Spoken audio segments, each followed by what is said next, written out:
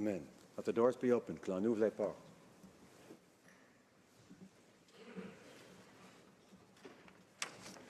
Tabling of documents, the Honourable Parliamentary Secretary to the Government House Leader. Yes, Mr. Speaker, pursuant to Standing Order 36(8), I have the honour to table in both official languages the government's response to 6 petitions. Dépôt de projet de loi émanant du gouvernement. Introduction of government bills. Délégation de ministres. Statements by ministers. Délégation parlementaire. Reports from interparliamentary delegations. Presenting reports from committees. The Honourable Member for Yukon. Mr. Speaker, I have the honour to table in both official languages the 30th report of the Standing Committee on Procedure and House Affairs, pursuant to Standing Order 91.12. The Subcommittee on Private Members' Business met to discuss the second reading of private members' bills presented to the Senate and recommended that the following items be designated non-votable and that they be examined by the House. The committee also reports that pursuant to Standing Order 91.12, the Subcommittee on Private Members' Business met to determine which items should be on the order of precedence as of Monday, April 10th, 2017, and recommended that the following matters not be designated as non-votable and that they be examined by the House. To Standing Order 91.12, the report is deemed adopted. Dépôt de projet de loi émanant des Introduction of private members' bills. First reading of Senate public bills. Motions. Présentation de pétitions. Presenting petitions. Member for South Okanagan, West Kootenay. Thank you, Mr. Speaker. I rise today to present another petition from Canadian citizens who call to Parliament's attention the British home children that thousands were brought to Canada over decades and taken from their families in Britain, as many simply because they were poor, and brought to Canada where they were put in many times in inappropriate personal living circumstances, used as cheap labor. And these petitioners call on Parliament to offer an unequivocal, sincere and public apology here to those home children and their descendants. Thank you. The Honourable Member for Saanich Gulf Islands. Thank you, Mr. Speaker. I rise in the House today to present petitions from members of my riding, and as well, in this petition, a number of residents from Winnipeg, calling for the government to adopt a national AIDS strategy based on the proven principle of treatment as prevention. The second petition, Mr. Speaker, is again from many of my own constituents, as well as from some from Kirkland Lake, Ontario, calling for this House to pass legislation to ensure that consumers know what they're purchasing and have ingredient labels that specifically list genetically modified organisms. Consumers have a right to know when they're purchasing GMO products. Thank you, Mr. Speaker. Presenting petitions, présentation de pétitions, questions inscrites au feuilleton. Questions on the order paper. Thank you, Mr. Speaker. I would ask that all questions be allowed to stand at this time, please. Is it agreed? Agreed and so ordered. Orders of the day. Ordre émanant du gouvernement, projet de loi émanant du gouvernement commune, resuming consideration at second reading of Bill C-44, the Budget Implementation Act 2017, number 1, et sur l'amendement de Monsieur Deltel. In the name of Mr. Deltel.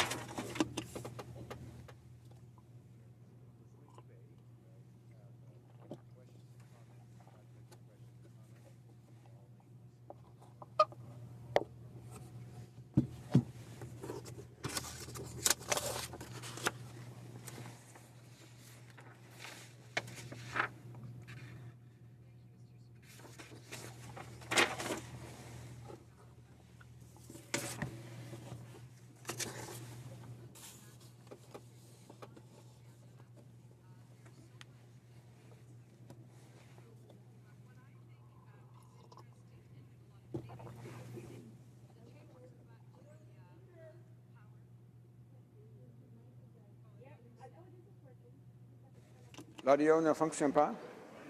The audio is working? Translation? Translation working now? Okay. The l'honorable leader d'opposition. Okay, we'll try that again. Thank you, Mr. Speaker. The mic's back on. As I was saying, there's so much in this Budget Implementation Act that is not good for Canadians, especially for the economy, and not good in terms of what it does for for jobs, the so-called infrastructure bank that is really bad for rural communities that are looking for infrastructure money.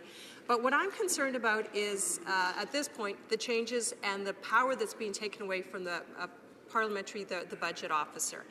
This is an office that, certainly when we were in government, sometimes the office, the parliamentary budget officer would talk about things that they disagreed with, that he disagreed with, his office disagreed with. He would talk about things that we were doing. And you know what? That was what his job is. And now this government is taking away the power of the parliamentary budget officer to do his job. It's very concerning, and especially for a government that's supposed to be open, that's supposed to be transparent, that is supposed to be more available for scrutiny and for accountability. So I'm wondering if my honourable colleague could comment on where the benefit is to Canadians and to democracy by neutralising and almost neutering the parliamentary budget officer. The Honourable Parliamentary Secretary to the Minister of Canadian Heritage. Thank you, Mr. Speaker, and I thank the member opposite for her question. So, at the outset, I'll provide two responses. In terms of what this government and what this budget is doing for jobs and for infrastructure, what we are doing, Mr. Speaker, is making historic investments that are actually having results for Canadians right around the country. Canadians elected us on a platform to invest in the economy, and that is exactly what we were doing. We are doing that, and the results are already starting to be shown, Mr. Speaker, in terms of the jobless rate. The unemployment rate in this country has gone from 7.1% to 6.7% under our watch, and that will continue to decline. In terms of transparency and accountability, this is a very valid point raised by the member opposite. It's an important point. It's a point that our government believes in. That's why we've made efforts to render more accountability both in this chamber, at committees, and for parliamentarians across the board. In terms of the parliamentary budget officer, we believe in a robust role for that office, because that kind of accountability is exactly the kind of accountability that needs to be exercised over any government, whether it's this government or any other government of a different stripe. Thank you very much, Mr. Speaker. Yeah, I think we have time for one more question. The Honourable Member for Essex. Thank you, Mr. Speaker, and I thank my colleague for his speech. And the question that I have for him, he speaks about jobs and how there will be jobs in the budget. Does the member understand that the 2% excise tax that they're putting onto wine in Canada will kill Canadian wineries, will kill Canadian wine jobs? I have over 18 wineries in my region, Mr. Speaker. They're thriving. They have a complete supply chain where they go from growing the product to retailing the product. They have tourism. They have restaurants. They are providing jobs in many regions in our country. Can the member speak as to why his government has chosen to target wineries and Canadian wine, in particular because we've just signed CETA, a trade agreement that will hurt them? Why are we costing jobs in our wine region? The Honourable Parliamentary Secretary. I thank the member from Essex for a question and for advocacy in this chamber. In terms of the winery economy, the vintners of Canada are an important aspect of our economy, as are all of our alcohol producers and alcohol distributors. The actual tax that is proposed in this budget will amount to a tax, what I understand to be 1 cent per bottle. That tax, while it may be significant, is not overall disproportionate to the amount of economic generation that will be created through that revenue generation, through that Excise Act change. There are also other Excise Act, and let's continue with the CTA. The efforts that we are making with the Canada Trade Agreement to reduce interprovincial trade barriers will have an impact across the country, including on alcohol and wine distribution throughout the country.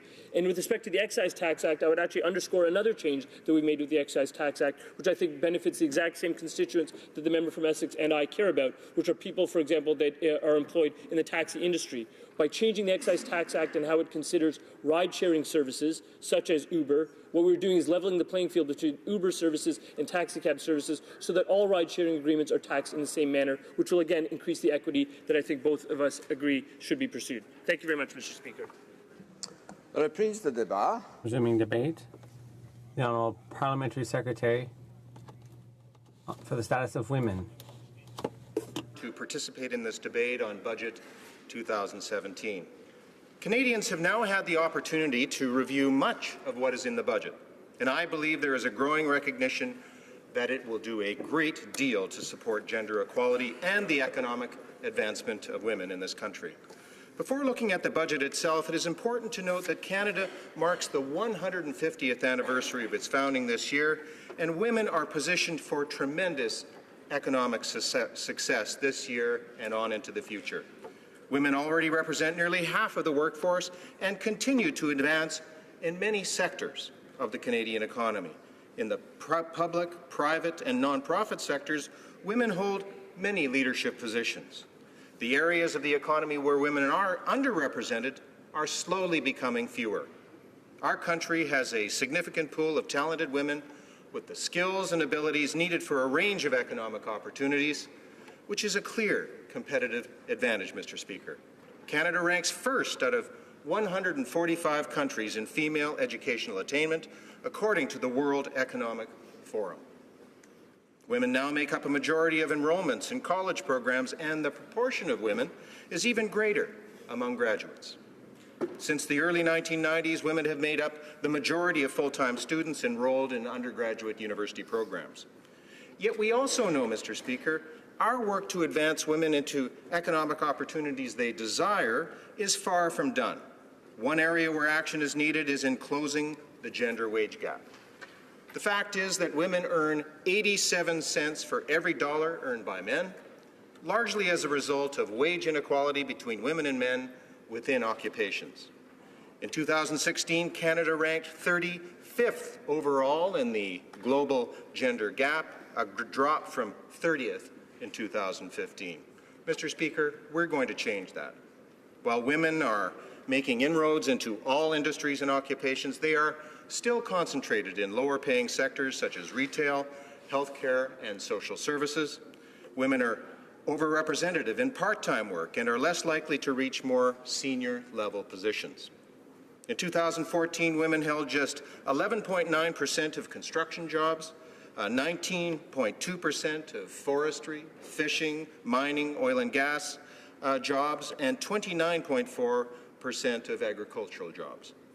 And let's not forget that the most recent statistics from the Canadian Board Diversity Council's 2016 report card. They indicate that women hold just 21.5% of the Financial Post 500 board seats, which is a competitive disadvantage for the corporate sector and the economy, Mr. Speaker. There are also some things we don't know yet about the gender wage gap. Many studies suggest that more than half of the gender wage gap is due to unexplained factors that we either have not yet learned how to measure or are the result of issues such as patriarchy and the systemic bias and discriminatory practices towards women in the workplace. Given the challenge presented by the gender wage gap in Canada, the federal government is determined to play a leadership role in closing it. This includes a number of commitments made as part of Budget 2017, which build on important steps taken in Budget 2016 and additional actions by this government over the past year. Allow me to briefly describe some of these, Mr. Speaker. Budget 2017 includes a major commitment over the next 11 years for new investments of $7 billion in early learning and childcare and over $11.2 billion in a national housing strategy.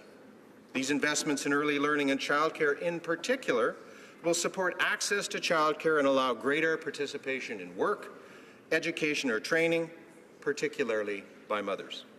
A new unemployment insurance caregiving benefit will allow more caregivers, the majority of whom are women, to balance their work and family responsibilities. The government will create more flexible work arrangements for federally regulated employees, including flexible start and finish times, and the ability to work from home and new unpaid leaves to help manage family responsibilities. Mr. Speaker, these actions as part of Budget 2017 represent tremendous opportunities to support women and girls reaching their full potential and help close the gender wage gap in Canada. We also can't ignore the tremendous step forward that Budget 2017 represents for openness and transparency by including a groundbreaking gender statement, not as an annex, Mr. Speaker, but a full chapter in the budget itself. The gender statement raises the bar in our understanding of how public policies affect women and men differently. Let me also remind Canadians about some of the measures announced prior to the budget, which support economic opportunities for women and help us close the gender wage gap.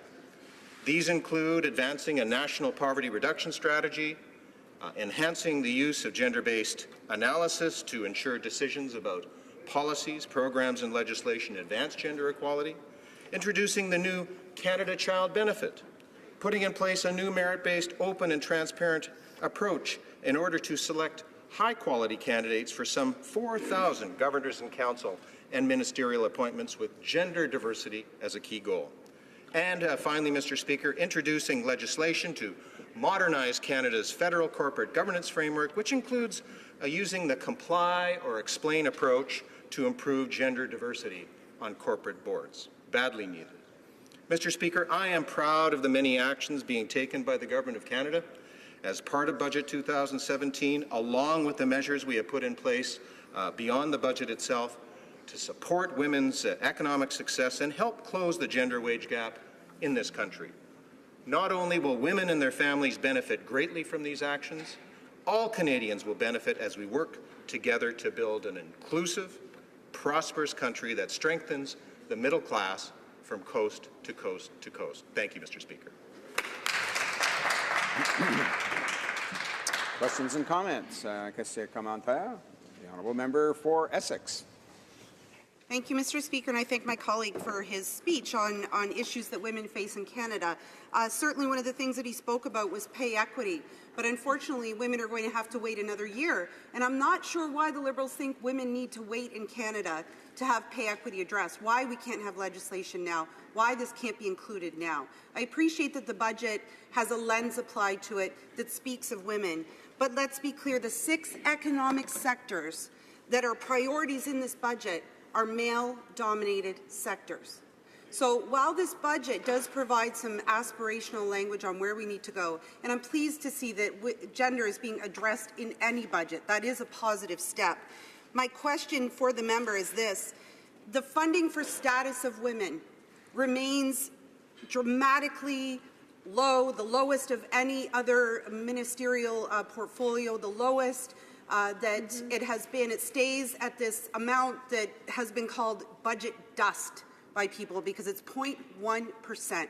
Why was there not an increase in a budget with a gender focus to the Status of Women Ministry? Honourable Parliamentary Secretary for the Status of Women. Well, thank you, Mr. Speaker. I want to thank the honourable member for the question. And indeed, Mr. Speaker, just reflecting on the last 10 years, the Status of Women Canada was cut rather dramatically by the previous government, and we have restored funding to Status of Women Canada. We have opened regional offices, Mr. Speaker. Winnipeg is now a centre for Status of Women Canada, admittedly on a part-time basis. But just to address the member's question on pay equity, Mr. Speaker, we have made a solid commitment in our platform, and it's been referenced many times in this House. We will be bringing forward proactive pay equity legislation in 2018. As my mother would say, Mr. Speaker, if something is worth doing, it's worth doing right, so we will take the time to do it right, to do right by Canadian women. Questions and comments. The honourable member for Saanich, Gulf Islands. Thank you, Mr. Speaker. And I have two comments to my honourable colleague and hopefully a response to the second. The first comment, and I feel honor-bound to say that when the Harper administration brought in the tax credit for use of buses, I opposed it, the Green Party opposed it, because it didn't put a single additional bus on the road. What it did was give people who were taking public transit anyway and who were already in an income bracket to benefit from a tax credit. It gave them that benefit, which was very valuable to many people, but did not contribute to reducing greenhouse gases. And an analysis of that bus tax credit was that the cost per ton in reductions of greenhouse gases was so inefficient that it cost $1,000 per ton. So I can't now attack this administration for removing something that I criticized the previous government for bringing in. I do think that the public transit issue, though, merits more examination in this budget. So my second point is, $20 billion has been promised for public transit, but only $1 billion of it, somewhat less than $1 billion, will be available before the year 2019. And I ask my honourable colleague, Parliamentary Secretary, why we're not taking climate crisis more seriously and spending the money sooner to help people find it more convenient to take public transit. Honourable Parliamentary Secretary. Well, thank you, Mr. Speaker, and I want to thank my honourable friend from Saanich Gulf Islands for the question and for her advocacy on climate change.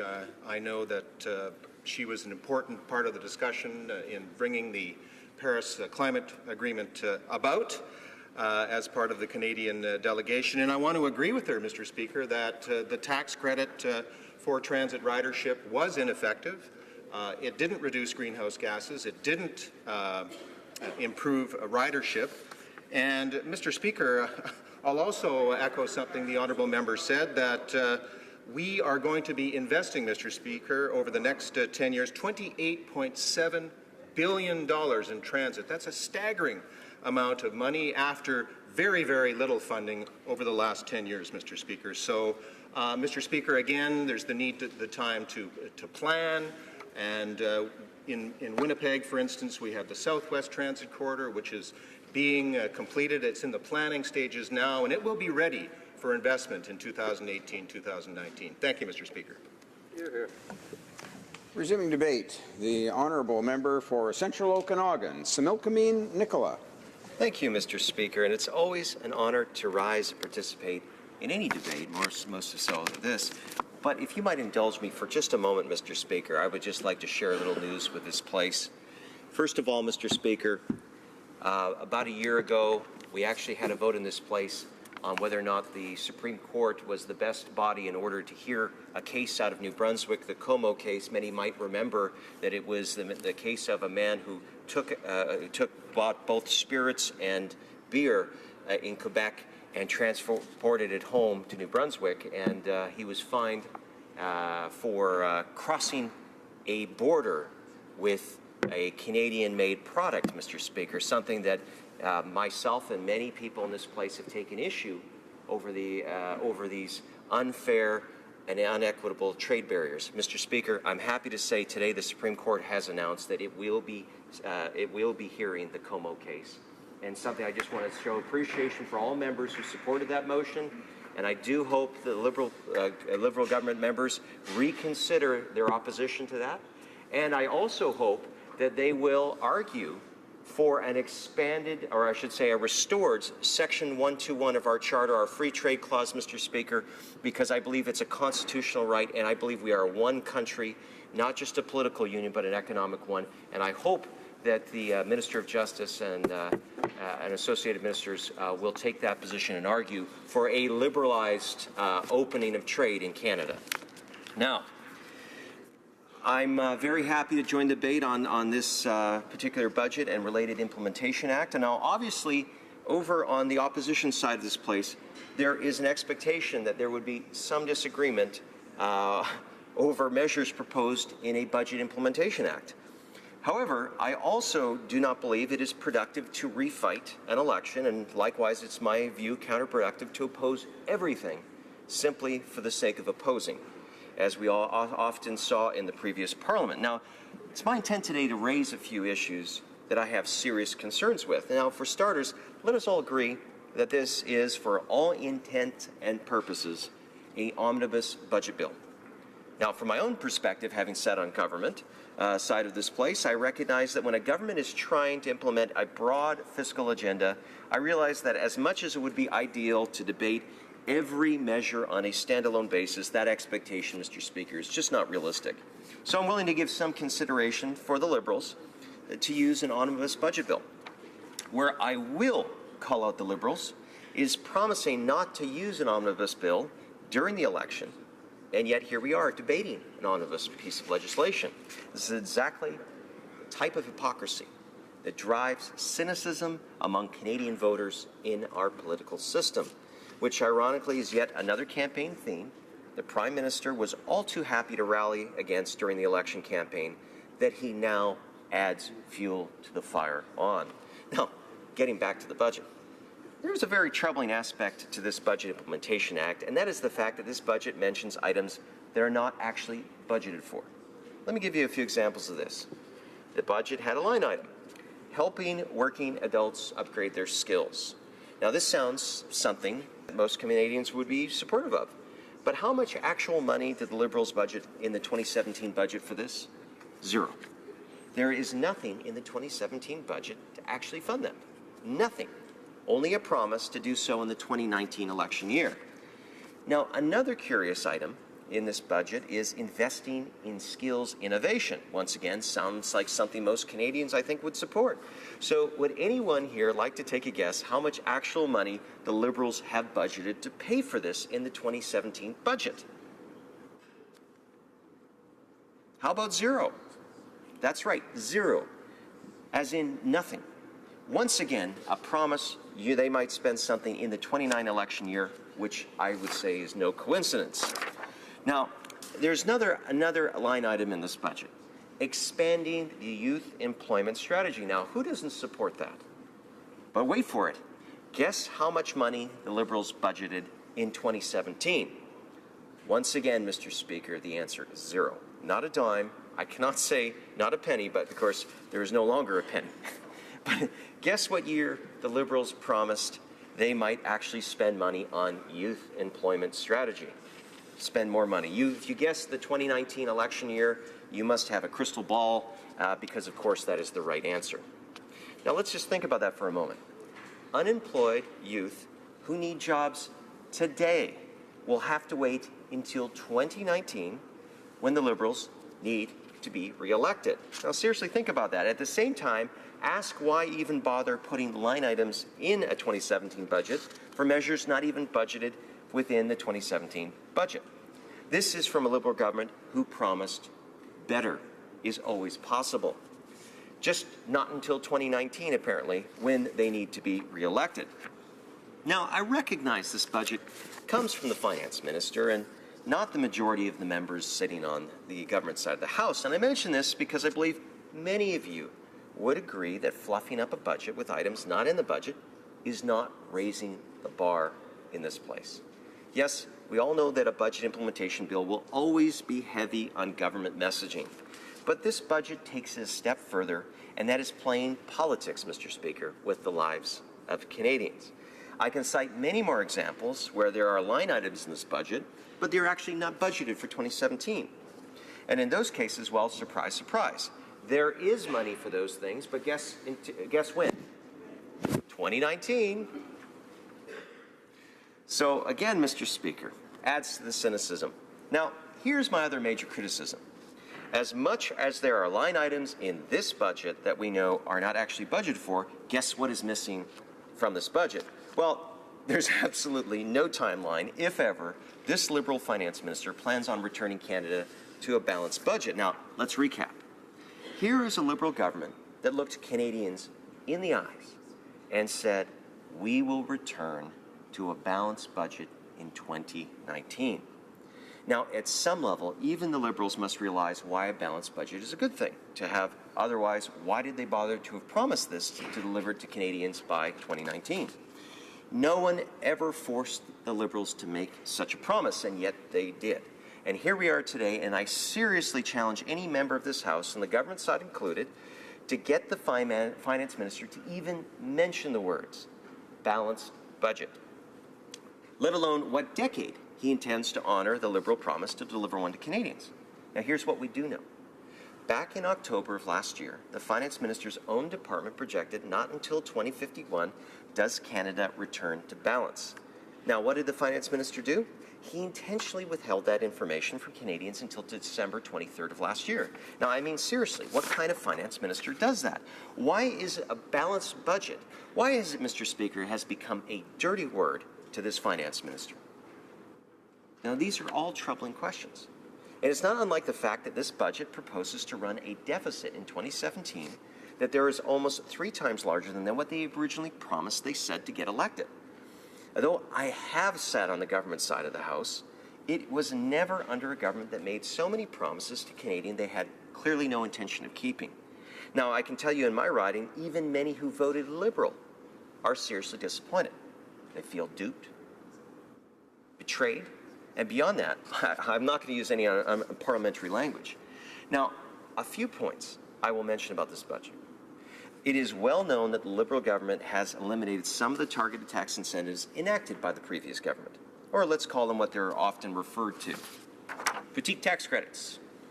Curiously, this Liberal government eliminates a tax credit that helped family with kids in fitness activities, also killed a tax credit that helped to make public transit more affordable, and then turns around, introduces a tax credit that helps teachers to pay for school supplies. Now, it would be one thing to eliminate all targeted tax credits equally, but essentially, what this Liberal government is doing is sending a message that targeted tax credits are wrong if enacted by a Conservative government, but okay if enacted by a Liberal one. And that is just partisan politics at its worst.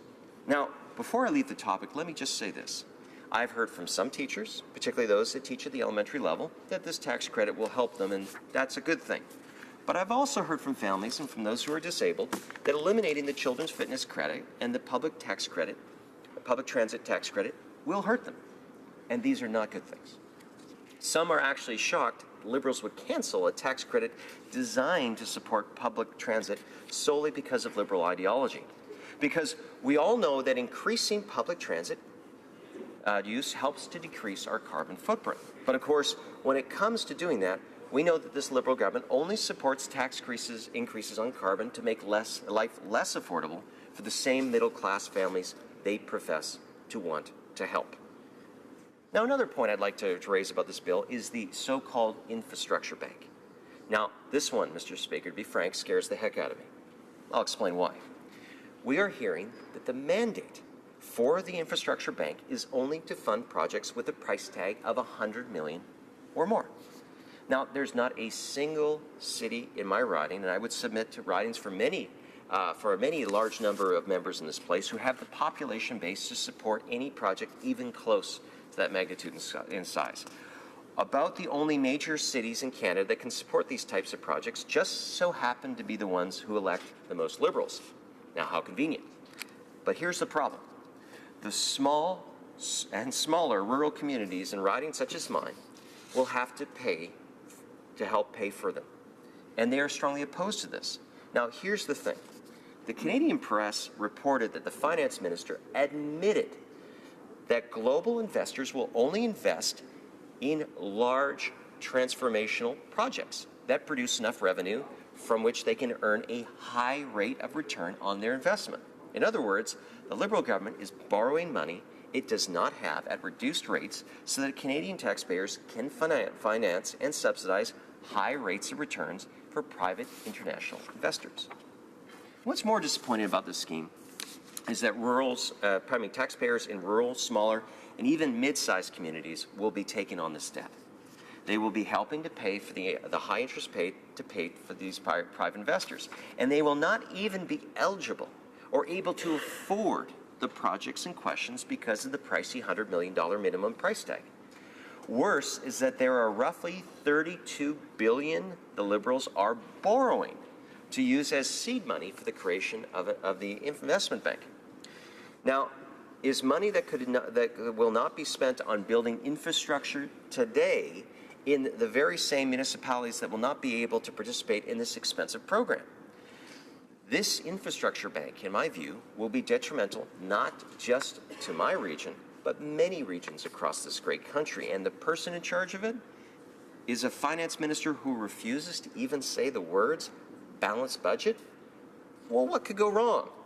Article after article I have read has come out as opposed to the scheme. Now, comments range from not needed to a disaster waiting to happen. But of course, the Liberal attitude of we know best prevails. I would be very curious to know how many Liberal MPs who come from smaller, rural areas think that this infrastructure bank is a great idea, because the citizens they represent will pay for it, but will not benefit from it. And as one senior citizen in my riding pointed out, the federal government used to sell Canada savings bonds to raise capital for things like building infrastructure. and paid the interest to Canadians so those returns stayed in Canada. Well, not anymore.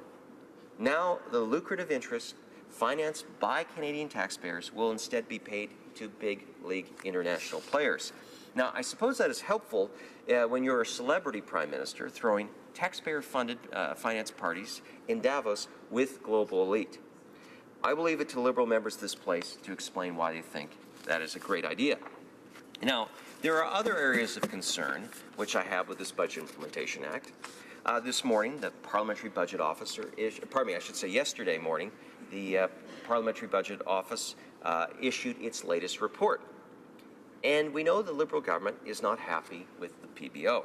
After all, it was the PBO who caught and exposed Liberals for trying to hide the fact that they did indeed inherit a balanced budget from the previous government. And let us not forget, it was also a recent PBO report that revealed that the Liberals' promised infrastructure spending to date has largely been smoke and mirrors. So, what are the Liberals doing? Well, in the words of the PBO, the Liberals are limiting the PBO's ability to initiate reports and members' ability to request cost estimates of certain proposals. Basically, this so-called transparent Liberal government is going to restrict what the PBO can and cannot investigate. There is no secret that the PBO has been a thorn in the side of government since the Conservatives created this critically important office. Yet, the former government had battles with the PBO, but unlike this government, never changed the rules to muzzle it. Now, a government is free to disagree with the PBO as much as the former government did, and was justifiably scrutinized and held to account for doing so. However, we know the Liberals realize the optics of battling with the PBO are not sunny enough. They're not sunny ways, Mr. Speaker. So the Liberals are instead muzzling them and limiting the scope of what can be scrutinized and who can authorize said scrutinizing. This Liberal government increasingly has become known for saying one thing, typically in flowery language, but quietly doing the opposite. Now, it's a sad state of affairs to see the Liberals so sensitive to criticism and scrutiny, they resort to muzzling and manipulation. And it was quite a thing to recently see a former leader of the opposition pointed out that the former Prime Minister gave answers to questions without using platitudes and non-answers as our current Prime Minister does. And the muzzling of the PBO will only further destroy transparency and credibility. Again, fueling the cynicism people have about our political system, something this government had promised to do differently.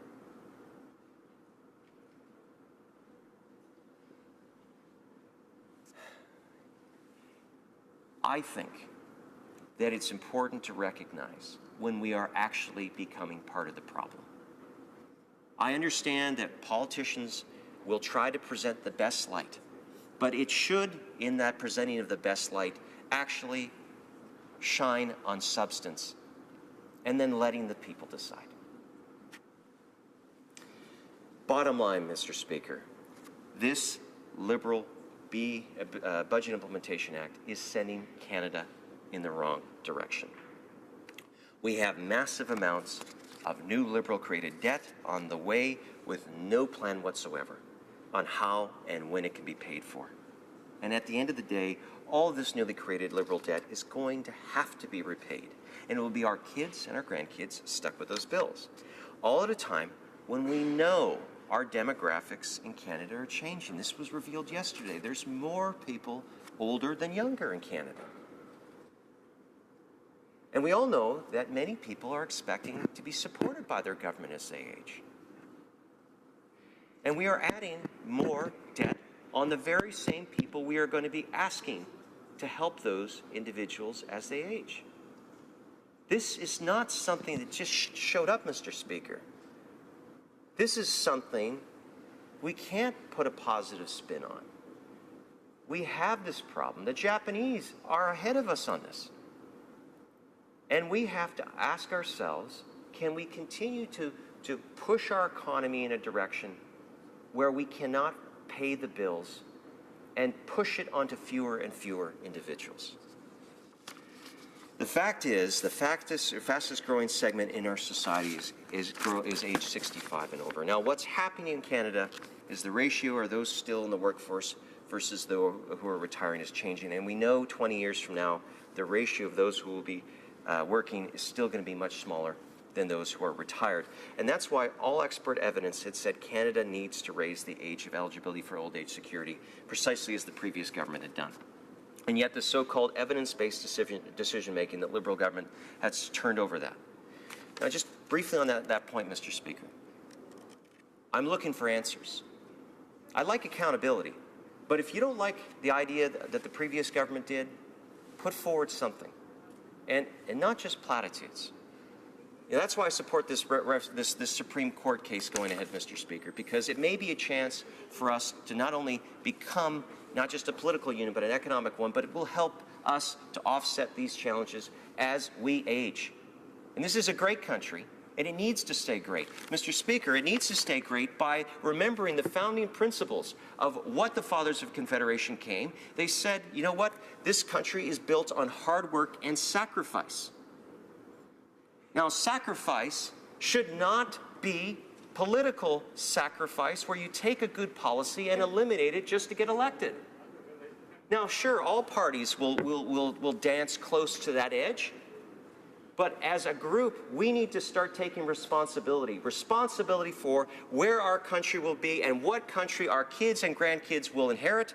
I will be part of the solution, but I need to also have other members of Parliament working with us together, proposing those solutions. I will not just simply oppose, Mr. Speaker. There's lots to oppose in here. There is also some good things. But we're going to have to do it in a way that actually, at the end of the day, will give us that solid footing to move forward. This government has yet to show it wants to take that step. It's in many ways taken us back. Thank you, Mr. Speaker. Questions and comments. The Honourable Parliamentary Secretary to the Minister of Public Services and Procurement. Merci, Monsieur le Président. Thank you, Mr. Speaker, and I'd like to thank my friend, my former colleague from the Finance Committee from British Columbia, for his speech. Now, let's look at what the member across the way said. Let's take it at face value. He represents a party that in 9 years in government, which inherited a great financial situation from Mr. Martin's government, a budget surplus, a situation where we were paying back Canada's debt, and they immediately turned it, and before the financial crisis, into deficits. Deficits year after year after year after year. So let's take what he says for what it really means, and let's say that this member and his party now want to allow Canadians to have a budgetary surplus. We on this side, we believe that we were elected with a mandate to renew our country, to give a middle-class tax cut, and yes, increase, and he talked about sacrifices, yes, increase taxes on the wealthiest 1%. And what the member didn't do is list in a detailed way the tax increases or the cuts that his party will do if they come back to government and want to eliminate the deficit. So I would ask for details from my colleague. Thank you. The Honourable Member for Central Okanagan, Similkameen Nicola. So first of all, Mr. Speaker, I think it's important to differentiate two things. First of all, when the government decided to go into deficit, it was very transparent on it. The G20 was all involved with it. But there was a commitment in 2011 that we would return back to balance. And we did that by initiating a deficit reduction action plan. And what we did is we looked at what things that we were doing and how we could improve upon them or no longer do them in a way that did not harm the Canadians that did on it. Unlike the Liberals in the 90s that cut health care and provincial transfers, we maintained those while bringing ourselves back into balance. Now, Mr. Speaker, when we made the commitment in 2011 that we would return back to balance, we did. And that is something that this government cannot say. They are embarking on large deficit spending without giving any clear certainty to anyone. And that member was there on those pre-budget consultations. We heard that this finance minister needed to show that it was a credibility budget.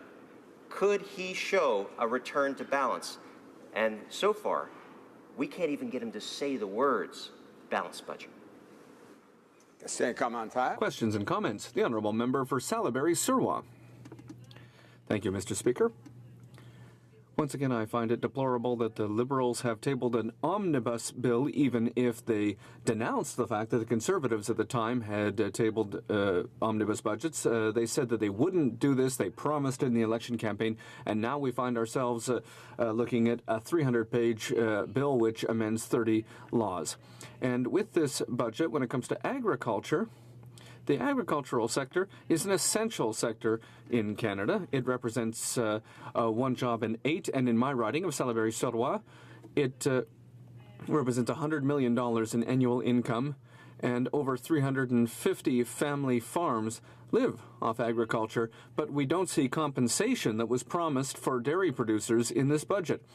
We know that in the current context with Mr. Trump in the United States,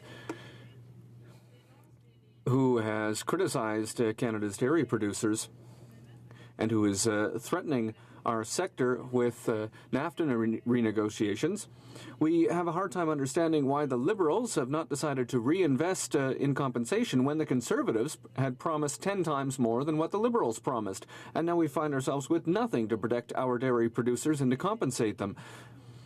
And to show that they're important for us, I'd like to ask my colleague what he thinks of that. For Central Okanagan, Similkameen Nicola. Well, I think it goes back to, Mr. Speaker, is that, yes, the previous government had faults. All governments have faults. No one is perfect, and a government is made up of people. But I would also suggest that the people in the previous government made commitments to the people and followed them through. And I think what's creating more cynicism than anything else is when a government promises it's going to do things differently and continually breaks its word. You know what? Why make promises at all, Mr. Speaker, if you're not going to keep them? And again, I think that's a big contrast between the Liberals and the Conservatives. Now, the New Democrats have always been very good at opposing and calling things out, and I would hope that we would continue to do that because something the government always says, that better is always possible. I agree in many of these cases, particularly what the member has said, better is possible, and they need to consider how to do that. Questions and comments? The Honourable Member for Longueuil, Saint-Hubert. Merci beaucoup. Thank you very much, Mr. Speaker. And I think that he's right to say that everyone makes mistakes, and they made a big mistake this time. I'd like to go back to the omnibus nature of the bill that my colleague from Valleyfield, Salaberry-Surwa, mentioned. And in this omnibus bill, it deals with the Parliamentary Budget Officer, who is going to be under the influence of the Speaker and the Liberal government. This is shameful, and we're very concerned that the Parliamentary Budget Officer is going to say, well, you know, there's really a big difference between what this government promised, and here I have, for example, the Liberal plan on page 16. When you look at their paragraph in the Infrastructure Bank, it says we're going to put in place a Canada Infrastructure Bank, which will offer new funding at low interest rates. The government can use its good credit rating to ensure that municipalities have easier access to cash for the projects that they need. So what we're seeing now with their plan for the Infrastructure Bank is that they're going to have to give a high rate of return to private interests. So I'd like to ask my colleague, does he not think that it's an incredible error to take away the public transit tax credit? Because in Longueuil, for most users, that represents a loss of $250 a year. $250 a year, that's a lot of cash for most Canadians. So given that this government is good at communicating, did they not make the mistake? Was this a mistake, or was this something that they wanted to do to hurt those who use public transit. Okanagan, Similkameen, Nicola. Thank you, Mr. Speaker. And certainly in many of the smaller areas that I'm from, we do not have the large infrastructure projects that would be able to take advantage of the infrastructure bank as it's written. And so oftentimes the only support they get beyond maybe a grant for, an addition, of a new line of transit, et cetera, because most of it's bus, is that they would get some money back for using that system. And again, that publicly funded system needs to have users. And so the interesting thing is that they're canceling that, as well as taking more of those tax dollars from rural areas and basically transferring them for these large projects to not only the urban areas. Now, some people might say that's just the way things are. The big people take advantage of the small people. But worse than that, Mr. Speaker, is that the one who's going to be charging prohibitively high interest rates so that they can get the return is going to be these high finance, international financiers that will be seeking that. So again, Mr. Speaker, I think we all lose in that kind of scenario, and that's something I think government members really need to consider and speak to the Minister of Finance with their concerns. Questions and comments? Essay commentaire. The honourable member for Saanich Gulf Islands. Thank you, Mr. Speaker, and I thank my friend from Central Okanagan, Similkameen, Nicola, particularly for his advocacy that we examine on behalf of those really agricultural operations, farmers who happen to grow grapes or hops. The local growth in wineries and craft breweries are now being hit by a 2% excise tax that's set with a built-in escalator to continue to grow over time. It poses a real threat to those businesses. I do want to make a quick parenthetical comment that the previous administration under Stephen Harper broke plenty of promises. Stephen Harper's 2006 campaign platform included a pledge to shorten wait times in our healthcare system and never to tax income trusts. I could go on, but it is a very difficult thing to have a good memory and remember. Another one of Mr. Harper's famous promises, Canada would never ship bitumen to countries that had lower environmental standards for refining, and he forgot about that when he started pushing the exports to China. But comments on the excise tax would be great. Thank you, Mr. Speaker. The honourable member for Central Okanagan, Similkameen, Nicola. So I certainly want to comment on a few things. First of all, as you know, in 2006, there was obviously a period of minority governments. And so no one party in here could promise and then follow through with everything that was in it. I will say, though, in 2011, we were elected with a majority mandate. There was about 108 different promises, and I think the final tally was over 104 of them were consistently done. Now, I'm a big believer on things like income trusts. If you get elected under a certain knowledge and you come into power and you say, okay, we need to revisit things, you need to explain yourself.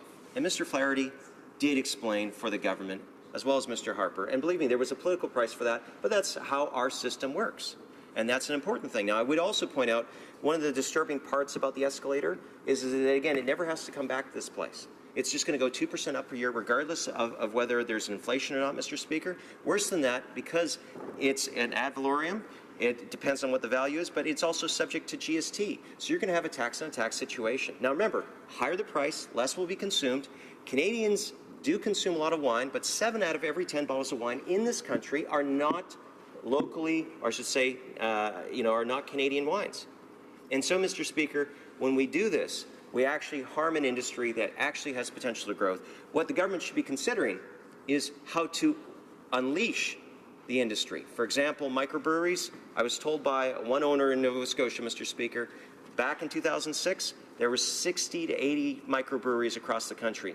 Now there is over 800. Why? Because the excise change act, the excise changes that were done in 2007. That shows leadership.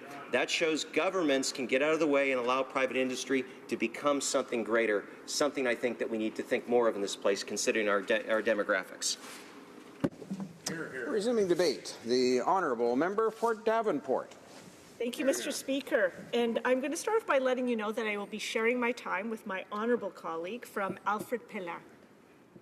So, Mr. Speaker, it is such a pleasure for me to rise in the House to speak on behalf of the residents of my riding of Davenport on Budget 2017, which was released on March 22nd. I think it's a good budget. I think there's a lot of positive benefit for the people in my riding. It's not a big spend budget like Budget 2016 was, but I think it's a responsible budget. I think it's a targeted budget, and I think it's the next step in the government's ambitious plan to make smart investments that will create jobs, grow our economy, and provide more support for the middle class and those working hard to join it. And I'm going to be targeting my comments very specifically in a few key areas: jobs and economy, transit, affordable housing, and healthcare, because I think those are the key areas that are of great interest to the people of Davenport. Now, I've been blessed over the last couple of months to hold a number of community pop-up offices around the riding, and so I've heard very loud and clear from the residents of Davenport that their top issue is jobs and economy. People are worried about being able to afford a decent living, both today and moving forward. Some have part-time work and want full-time work. Some have full-time work, but they feel that they might have there's some changes that are happening within their industry and they might be losing their jobs. Some are on contract. But for all of them, they're worried about their jobs, they want better paying jobs, and they want more predictable pay.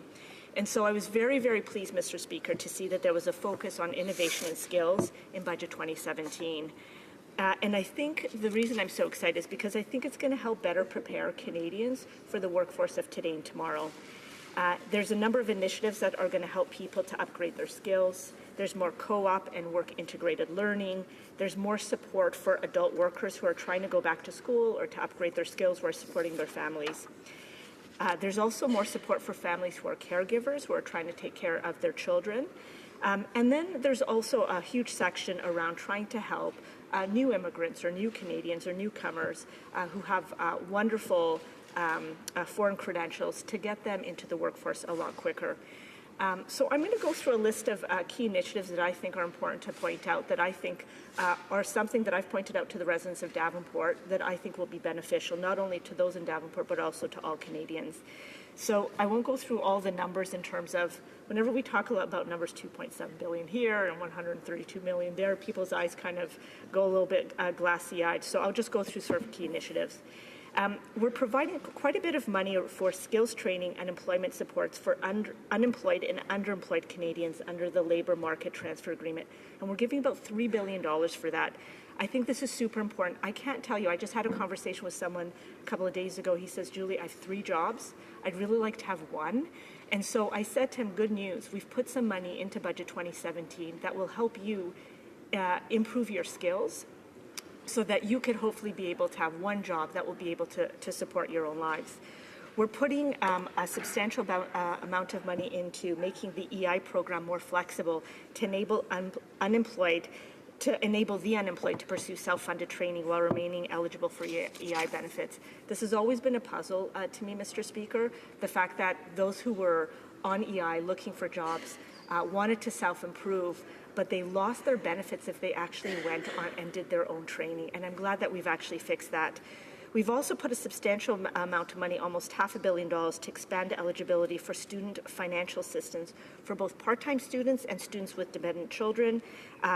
And what we want to do is to make it easier for adult learners to qualify for student financial assistance. There are so many people who say, Julie, I have got to be able to support my family. How is it that I can improve my skills while I do that? And this actually will help to support them to do that. So it helps them to access financial support for them to go back to school on a part-time basis, upgrade their skills, and move into a profession that either pays more or a profession that gives them more happiness. There's also a number of supports that we provide that will help families to take care of their families. So we have a new EI caregiving benefit that will provide a substantial amount of money for adult care and for child care. We've also made adjustments to provide EI parental benefits for up to 18 months. We've also put some money in to allow expectant moms to claim EI for up to 12 months prior to their due date. And the last thing I've put in here that I think is very relevant, we've also put a substantial amount of money, $7 billion, to create a number of more spaces for high quality, affordable childcare. And the last thing I'll mention, Mr. Speaker, is that, I had a wonderful woman who's a young doctor from Mexico City see me last Saturday at my last pop-up, and she said to me, Julie, I'm a doctor, and I'd love to be a doctor in Canada. I've just come here. I've married a Canadian. I'm now a permanent resident. How is it that I can actually use my skills to contribute to serving the Canadian population? And so we've put $30 million over 5 years to be able to help those with foreign credentials, like doctors, be recognized, to help them get Canadian experience, and to help them to get started working in the Canadian economy as soon as possible. So, Mr. Speaker, that's just the first part. I also think that we've put a tremendous amount of money into transit. I could tell you that as a downtown west riding, so an urban riding in Toronto, one of the biggest irritants for the residents of my riding is transit. They want to be able to have reliable transit, they want to be accessible, and they want it to be affordable. And that's what they're looking for. They're also very big supporters of active transportation, so bike lanes, so basically cutting across traffic, going through bike paths and lanes, Ontario Hydro routes, so that it allows them to cross the city in a more expedited way. And so, as an environmentalist, I love more dollars in transit because it's less pollution, less CO2 emissions, and also there's a huge economic benefit. It moves both people and goods around seamlessly. So, Budget 2017 has announced $20.1 billion over 11 years, 4 more dollars to team up with the provinces and territories to build new urban transit networks and service extensions.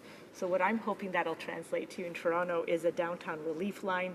We desperately need additional ways to move people across the downtown core and also to finish up the work around the Eglinton LRT. And in addition to this $20 billion investment, we are also putting $5 billion of additional dollars into transit from Canada's Infrastructure Bank.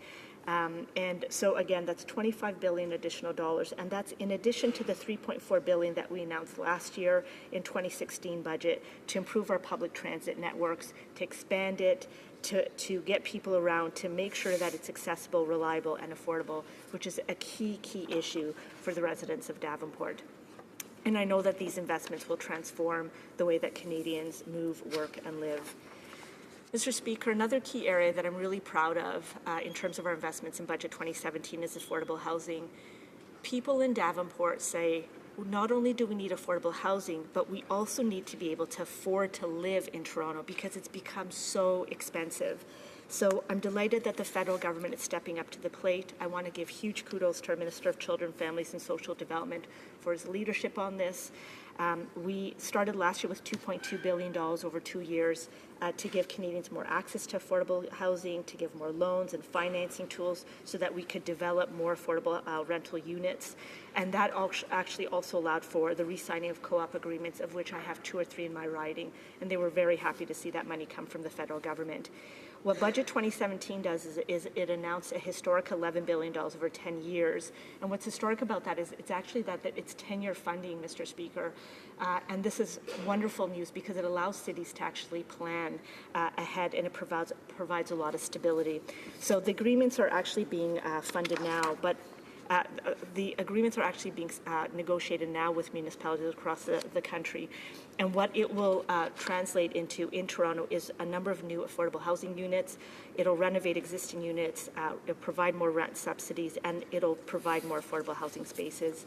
And the last thing I'll mention, Mr. Speaker, because I know I've run out of time, is that there's additional dollars for mental health and home care, $11 billion over 10 years. That translates in Ontario for $4.2 billion over the next decade. So that's $2.3 billion for home care and $1.9 billion for mental health supports. Extraordinarily important that it's been a long time coming in terms of additional dollars and additional focus on mental health. I'm looking for more dollars that will support the ethnic communities and help them to get the support and the resources that they need. And for home care, more people want to be taken care at home. And I'm very delighted with this investment at the national level. So, Mr. Speaker, thank you for this opportunity to speak on Budget 2017. This is a good budget for Canadians. It's a good budget for the residents of Davenport, and I very much look forward to the questions. Thank you, Mr. Speaker. Questions and comments? Question commentaire. The honourable member for Essex. Thank you, Mr. Speaker, and I thank my colleague for her speech and certainly looking for the good inside of this omnibus bill, bringing to light some of the things that she sees as benefits. One of the things that has been swept under the carpet in this bill, though, is something that's the elephant in the room, and that's the infrastructure bank that's going to be created in this budget. And it's something that Liberals certainly didn't campaign on, really aren't speaking about in this House in their speeches, although it will change and have a serious impact on Canadians, Mr. Speaker, on their lives. The member spoke about affordability, the importance of working people and families to get a break, to be able to afford their lives and make them better for themselves. Mr. Speaker, Bill C-44 establishes the Canada Infrastructure Bank. And can the member explain to us what Canadians have to gain from this bank, other than privatization of infrastructure that they paid for with their taxes, and potentially the new user fees that they will pay? The honourable member for Davenport. Thank you, Mr. Speaker, and I want to thank the honourable colleague for her question. First, I don't agree with the premise that this budget bill is an omnibus bill. I don't believe that that is so. I believe that everything in the budget is about the budget, and so I personally don't support omnibus bills, and so I don't agree that this is the case. The second thing I'd like to mention, Mr. Speaker, is in terms of the infrastructure bank, I believe that we are now up to about $180 billion over 12 years in terms of investment in infrastructure in this country. What we're trying to do is invest not only in public transit, but also to build up the infrastructure that will allow us to have the backbone for a strong economy both today and in the future, Mr. Speaker. And so what I would say is the infrastructure bank is all about how is it that we can create, that we can tap in to some private sector dollars that will actually help us to further leverage the $180 billion that we're actually putting into infrastructure investment in this country. Thanks so much, Mr. Speaker. Good. Questions and comments. The honourable member for Edmonton Riverbend. Great. Thank you, Mr. Speaker. Do just want to thank the member for her speech, but also bring up some of the factors that we're facing in Alberta. We're in the midst of a jobs crisis there. It's despite what the government is saying, it's not getting any better. We still have hundreds of thousands of people out of jobs. But then we have an infrastructure minister that comes and keeps making announcement after announcement in my hometown of Edmonton. For example, he made one announcement that actually doesn't even start construction until 2023. You could promise anything under that auspice. So this budget also goes through a number of different promises on the infrastructure side of things, and I'm curious as what the member thinks as to why would we not start the construction now as opposed to waiting 10, sometimes 15 years down the road? The honourable member for Davenport. Thank you so much, Mr. Speaker, and I want to thank the honourable member for his excellent question. I have a little bit of a confession to make. In my riding of Davenport, there's a number of people that are not very big supporters of pipeline approval. And what I've explained to them is that I fully support the approval of pipelines. I believe that we have to support the economy of Canada. We have to support we are a resource-based economy, and so it is our responsibility always to think about the best interests of Canadians. We have, there's already 2 new pipelines that are bringing resources to Tidewater. Those will create both today and tomorrow thousands of new jobs, and I think that that'll benefit not only Alberta, but BC and a number of other provinces. Thank you, Mr. Speaker. I think we have time for one more short question. The honourable member for Saanich Gulf Islands. Thank you, Mr. Speaker. The honourable member for Toronto Davenport has just, I'm sure, said something she believes to be true, but is she aware that the National Energy Board refused to hear evidence from Unifor that building Kinder Morgan would cost Canadian jobs by shipping out raw product and likely leading to the closing of the Chevron refinery in Burnaby? The honourable member for Davenport. Pardon? Not all. Thank you. So, Mr. Speaker, I want to thank the honourable member for her question.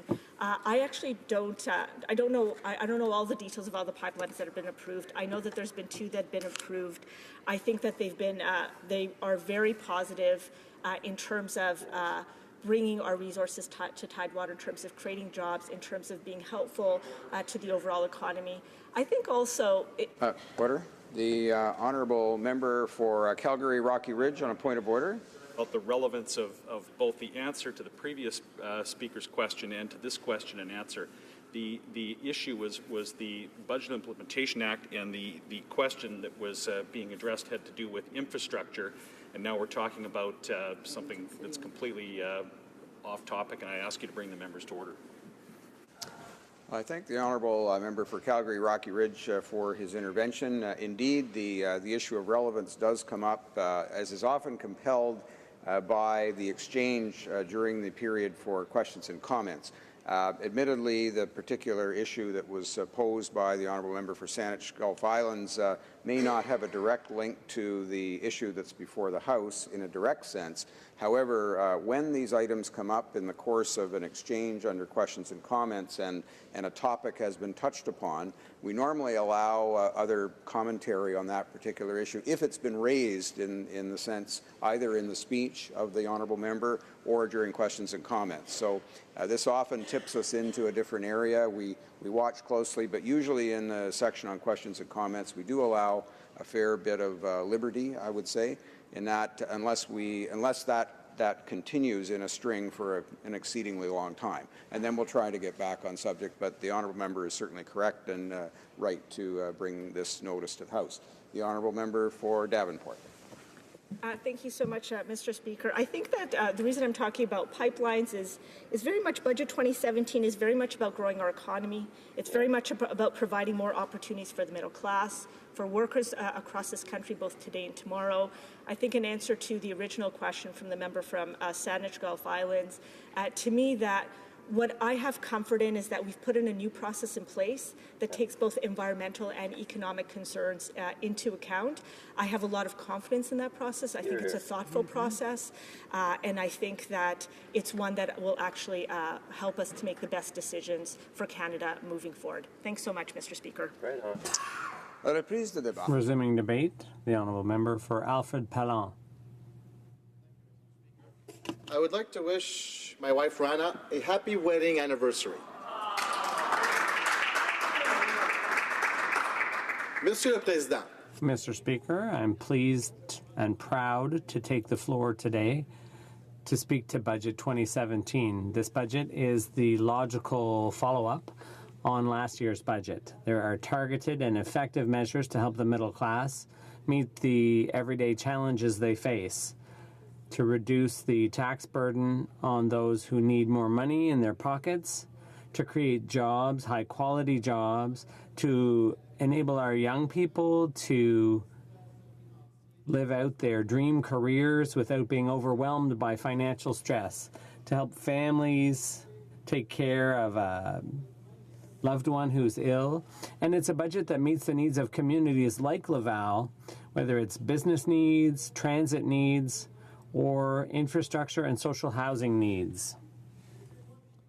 Let me begin by talking about the challenges the middle class faces. There's the everyday working grind.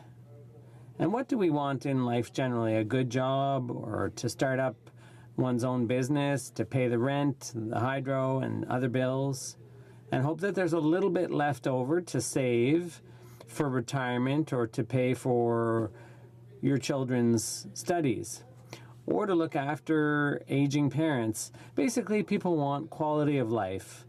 And for myself and for my colleagues and the Prime Minister, that quality of life for our constituents is very important. That's why we've eased the tax burden for the middle class and increased the tax burden on the wealthiest 1% to create both a society and a tax system that are more fair. We've created a non-taxable income-based Canada Child Benefit. And in this way, families will be able to take full advantage of the money they earn or the benefits they receive. We've brought the retirement age back down to 65 and beefed up the Canada pension system in order to provide for deserved dignified retirement for more seniors, people who've dedicated their lives to working and contributing to our economy. Dear to my heart. We help the caregivers by establishing a unique and simpler tax credit for those who take care of our loved one suffering from a serious illness. I have been a caregiver for my mother for several years. I know the level of commitment and compassion it requires, and having to deal with different sorts of tax credits to fit with our specific situation can be confusing and stressful. And in a time when we want to put all our efforts on caring and loving a person who needs us, we should not be stressed about our financial situation. The caregivers deserve a break, and the help we propose will do exactly that. The new Canada Caregiver Credit will simplify and improve the existing system. It will apply to caregivers whether or not they live with the family member and raise the income threshold for eligibility. We also create a new EI caregiving benefit. It will give up to 15 weeks of EI to a person that has to be away from work in order to support and care for an ill loved one. In addition to caregivers, we continue to help families with new measures for children. When it comes to children, of course, there are a number of concerns. You need to be able to find a trusted person or establishment to take care of them, and you need to pay for their studies. Those are just two examples. It's essential for our government that all Canadians have access to high-quality and affordable daycare spots. Quebec is, of course, a model in this respect, but there is a lack of subsidized spots, which is a problem for people in my riding. That's why the Canada Social Transfer amount given to Quebec will be $79 million higher than last year. This is a total of $3 billion that will be transferred to Quebec to help support post-secondary education, social assistance, and daycare services. We've also improved the Canada Grants and Loans program to make it more accessible and to strengthen the amounts for particular programs that meet the needs of different students. Quebec will be entitled to these amounts and will be able to invest them in its own grants and loans system. Since I'm a member of the Committee on Transport and Infrastructure, I'm interested in the investments done in transport. It is a challenge to have an efficient, safe, and green transportation system. It also has to support trade. This is why we put in place a National Trade Corridor Fund to build stronger, more efficient transportation corridors to international markets. It will help our businesses grow, and create more jobs. The fund will target investments for congestion and inefficiencies at marine ports such as Montreal, which is critical to the success of Canada's trade agreement with the European Union. J'aimerais maintenant me concentrer. I'd now like to talk about the region that I represent, Alfred Pellan, in Laval. Laval is a diverse, dynamic, and innovative city. I'm proud to be one of its representatives. And I'm even more proud that the measures announced in terms of innovation will help Laval continue to be a leader in digital technology, agri-food, and sciences. I'm also very pleased to announce that there was recently an investment of more than $8 million made in the Collège Montmorency in Laval. This will allow for the construction of a new pavilion that will be dedicated to research and technological transfers. This is a concrete step that we've taken to support science and technology. Workers in Laval will also be able to take advantage of our initiatives. We will be supporting up to 10,000 new on-the-job training opportunities per year. This will allow companies to train the workforce that will meet the needs of tomorrow. This is a need that many people, particularly business people in my riding, spoke to me about. Laval will be participating in the Smart City Challenge, trying to find funding for its new technology initiatives. For example, the Laval Transit Authorities has a new project that will be using applications that increase the efficiency of their transit system and improve customer service. Also, on the subject of public transit, we will be supporting several phases of public transit projects by investing more than $20 billion. This will allow us to improve the supply of services and green our technology. I am committed to supporting our local public transit through these projects. In addition to this, we are also making investments in infrastructure. Laval has already benefited from various programs to improve the quality of its drinking water, and it will continue to be able to count on this money for other infrastructure projects. Alfred Pellan also has a lack of affordable housing, which is why we are developing a national strategy for affordable housing, and we're investing $11 billion into it. In order to help single moms, people who live alone, and helping seniors have access to a safe and affordable housing, we will be investing these amounts in Laval for the people who need it the most. I'd like to conclude by reiterating my support for my constituents. Local politicians, companies, and particularly citizens are people that I get to meet, and I'm very lucky to do so. I meet people of all backgrounds. I get to talk to them about the issues that concern them, to celebrate their successes, and to support them in their plans. These are the people that our government and myself are working for, with targeted measures to help families and to help innovation, efficiency, and infrastructure.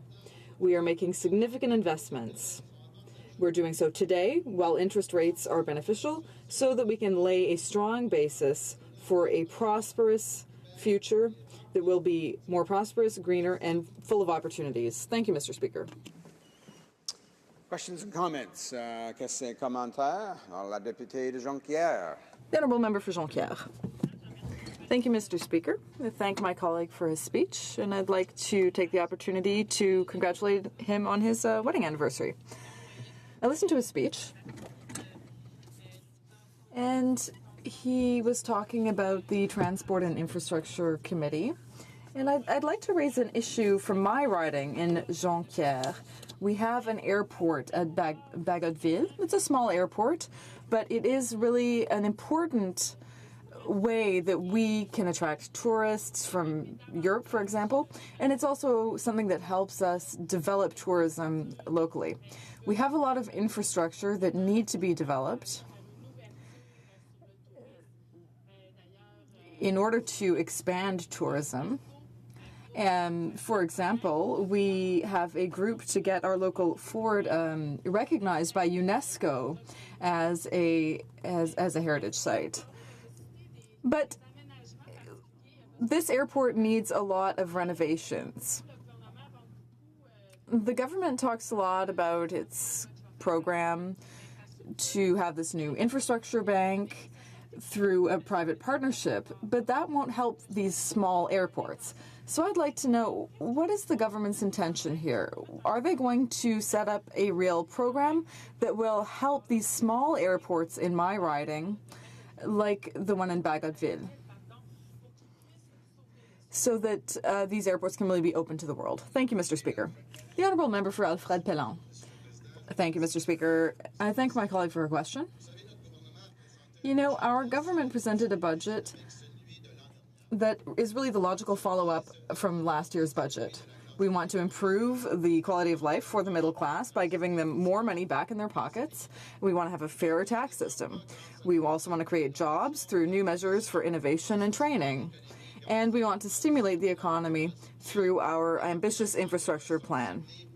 We also want to target health services, daycare services, affordable housing, services to families, and much more. So certainly this is something that will be looked at once the infrastructure bank will be properly planned. I think at that point there may be a measure that might benefit some of these small airports. Now, as far as infrastructure is concerned, there are a lot of improvements to be made, and I'm sure they will be made in the future. Questions and comments? Qu'est-ce que comment faire? La députée. The Honourable Member for Salaberry-sur-Roi. Thank you, Mr. Speaker. So I was listening to my colleague speaking, and he said that he had received or benefited from many investments in his riding. That's great. I'm happy for him. I would have enjoyed receiving all that money for my constituents in my riding. The Liberals say that in their budget, they're trying to ensure that the middle class can flourish and all the rest. They talk a lot about high-speed internet, which has become an essential tool for getting an education, paying one's bills, and so on. And yet, this the program plugged into innovation is going to expire soon, and the budget for it hasn't been renewed. And we know that in many rural, far-flung ridings like mine, we simply don't have good high-speed internet. In Soulanges, for example, there is a local cooperative that wants to be able to help people get connected, but they haven't been able to. There's somebody who's had to fill out 16 different forms just to get through the application process, and there are many municipalities that aren't even affected by this internet broadband program either. So it's very complex, and there really hasn't been much investment made in this. So how is it that all of these people in rural areas are not able to get high-speed internet in 2017 in Canada? The Honourable Member for Alfred Pelin. Thank you, Mr. Speaker. I also would like to thank my colleague for her question. Well, our infrastructure program is very modern and ambitious. We created programs to help public transit, for northern and rural communities, for social infrastructure, and for much more. There are also targeted programs for trade and transport infrastructure, which is a very important issue for Canada. And we've also looked at regions. Thank you very much, Mr. Speaker. The Honourable Member for Langley Aldergrove. Well, thank you, Mr. Speaker. I'm honored to be in your presence, and thank you for being the Speaker in this House. I'm also honored to split my time with the member from Abbotsford, and he will remain in our thoughts and prayers as he continues to recover and face other medical interventions in the coming weeks and months. So we pray for his full recovery. Mr. Speaker, as we're here to debate the budget, and I've looked carefully at this budget, and the reality is Canadians are waking up to a nightmare of out-of-control spending, no accountability. The government knows what to say, but what they say and what they do are two totally different things. The media has critiqued the budget. John Iveson said that much in the budget appears to be bureaucratic tinkering. A number of Canadian innovation programs are to be streamlined into a super-sounding strategic innovation fund, but it's simply merging the automobile and aerospace funds and giving them a new name. It's not cutting-edge innovation, just tinkering. Andrew Coyne says, no money, no ideas, but a wealth of bafflegab and buzzwords from the Liberals. Went on to say, but of course, it isn't just that they've run out of money, they've run out of ideas, or at least any good ideas. So it's a nightmare that Canadians have woken up to, that here the Liberal government, halfway through their term, and they have not kept their promises, and they've created a huge mess for Canadians. Now, I'm going to focus on the mess that they've created for Canadians that are Canadian seniors, Mr. Speaker. And since this Parliament began, in the previous Parliament, we had a Minister for Seniors. I have been saying, in fact, as experts, the senior advocates in our country, NGOs, they've all said, and we've told this government, that right now in Canada, 1 in 6 Canadians is a senior.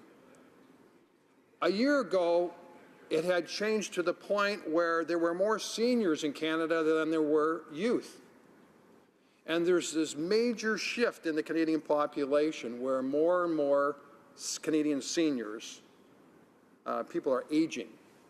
And so we need to prepare for that. And so we ask the government, please appoint a minister for seniors and begin work on a national senior strategy. And to this point, halfway through their term, nothing. And they've actually refused to appoint a minister for seniors. So it is not surprising to see a budget that continues to ignore seniors because there is nobody standing up and speaking out within that Liberal cabinet saying, wait a minute, we're not properly taking care of seniors. What happened in this budget was, again, little baffle-gab, and every once in a while they would mention the word senior, but there's nothing new for seniors, and that's not quite correct. What they did was, and there's a lot of seniors on fixed income ride on public transit, and they had a credit where they would pay for 12 months and get 2 months credit, so they would only cost them 10 months. Now the Liberal government has taken that away, and the cost for seniors now in Canada has gone up dramatically because they've lost that bus pass tax credit. Why is the government refusing to appoint a minister for seniors? Why are they refusing to listen to seniors and the unique needs in seniors? Why are they refusing to prepare for the aging population? It was a year and a half ago, Mr. Speaker, that I introduced at HUMA Committee a call for a study on a national senior strategy, and they refused to do that, the committee. Everything's under the direction of the Prime Minister. Controls everything. And so we were told, no, we can't study that now. And so we've continued in the committee, my NDP colleagues and friends, the Conservative MPs, we continue to ask for a study on a national senior strategy so we can get ready to take care of the aging population. Now, in 5.5 years, right now it's 1 in 6 Canadians is a senior. In 5.5 years, it'll be 1 in 5.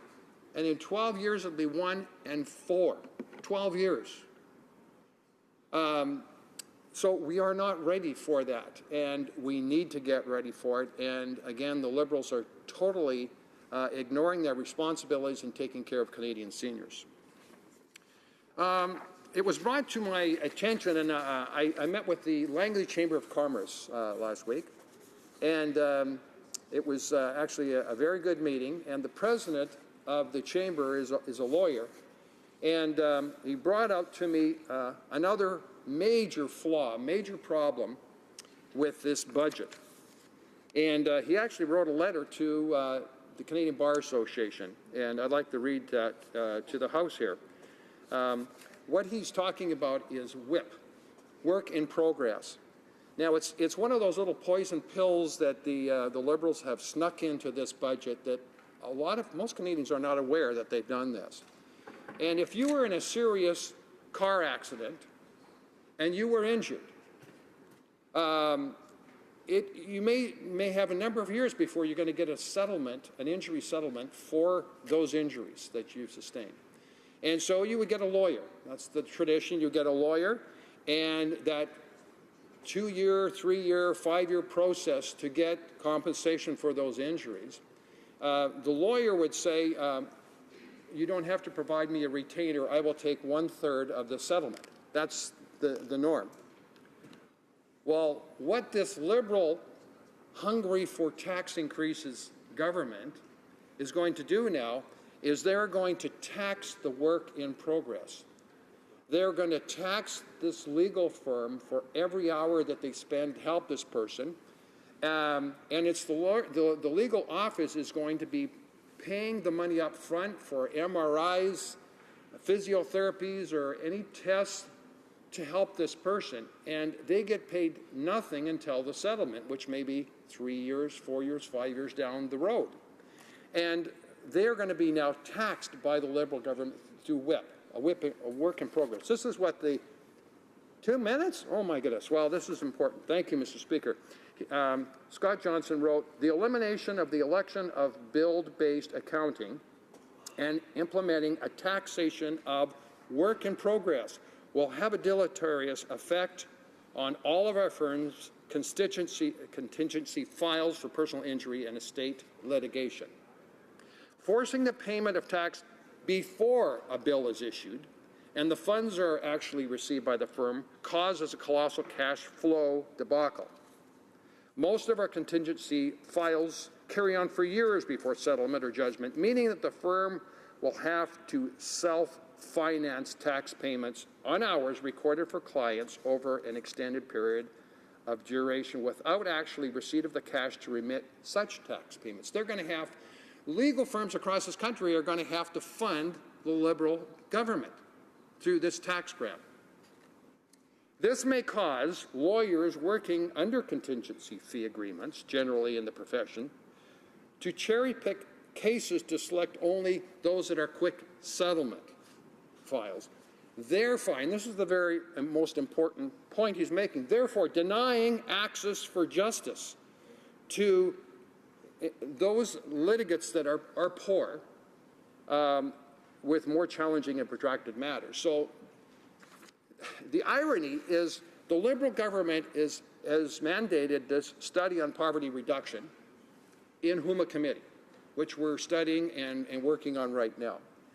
At the same time, they're saying anybody that needs the help of a lawyer to help them out of those poverty situations, particularly if it's a litigation, estate litigation or vehicle crashes, and you're impoverished, you're in a difficult situation, you need help, and you need a lawyer to help you.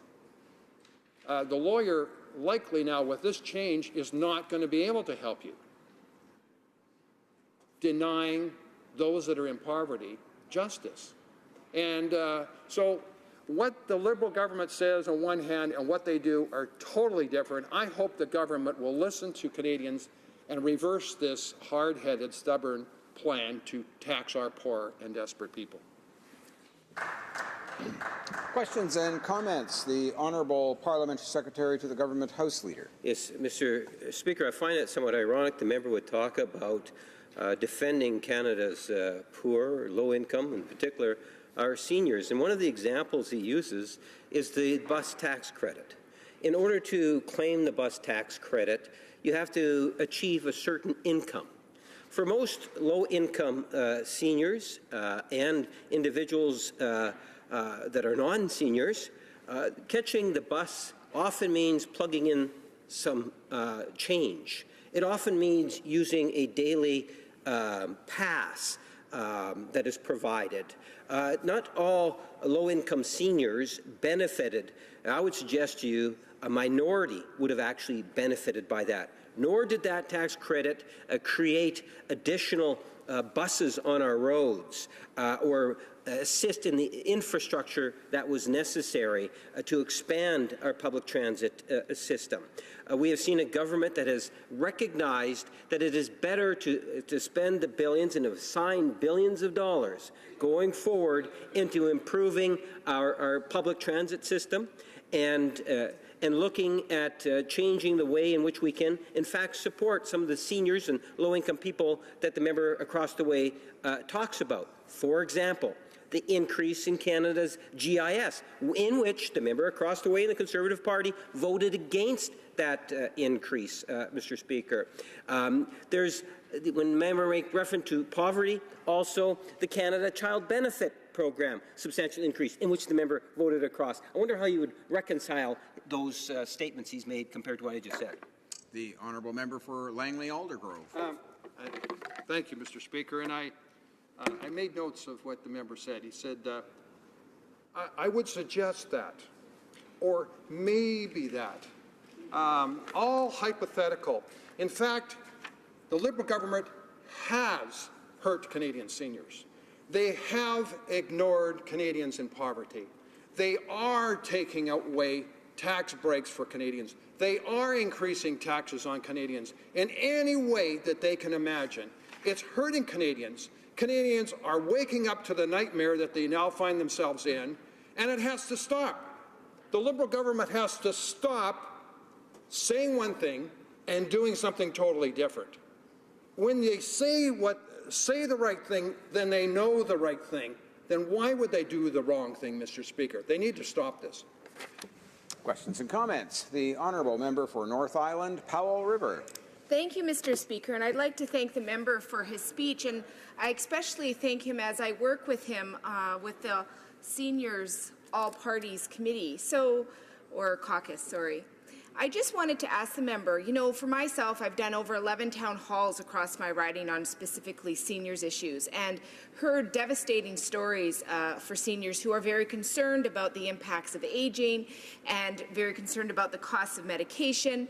And they really support the idea of having a national senior strategy that will start to address these issues so that they can feel comforted that in their future they will have a positive future, one where they aren't at risk of losing their homes, where they're not making decisions between housing and medication.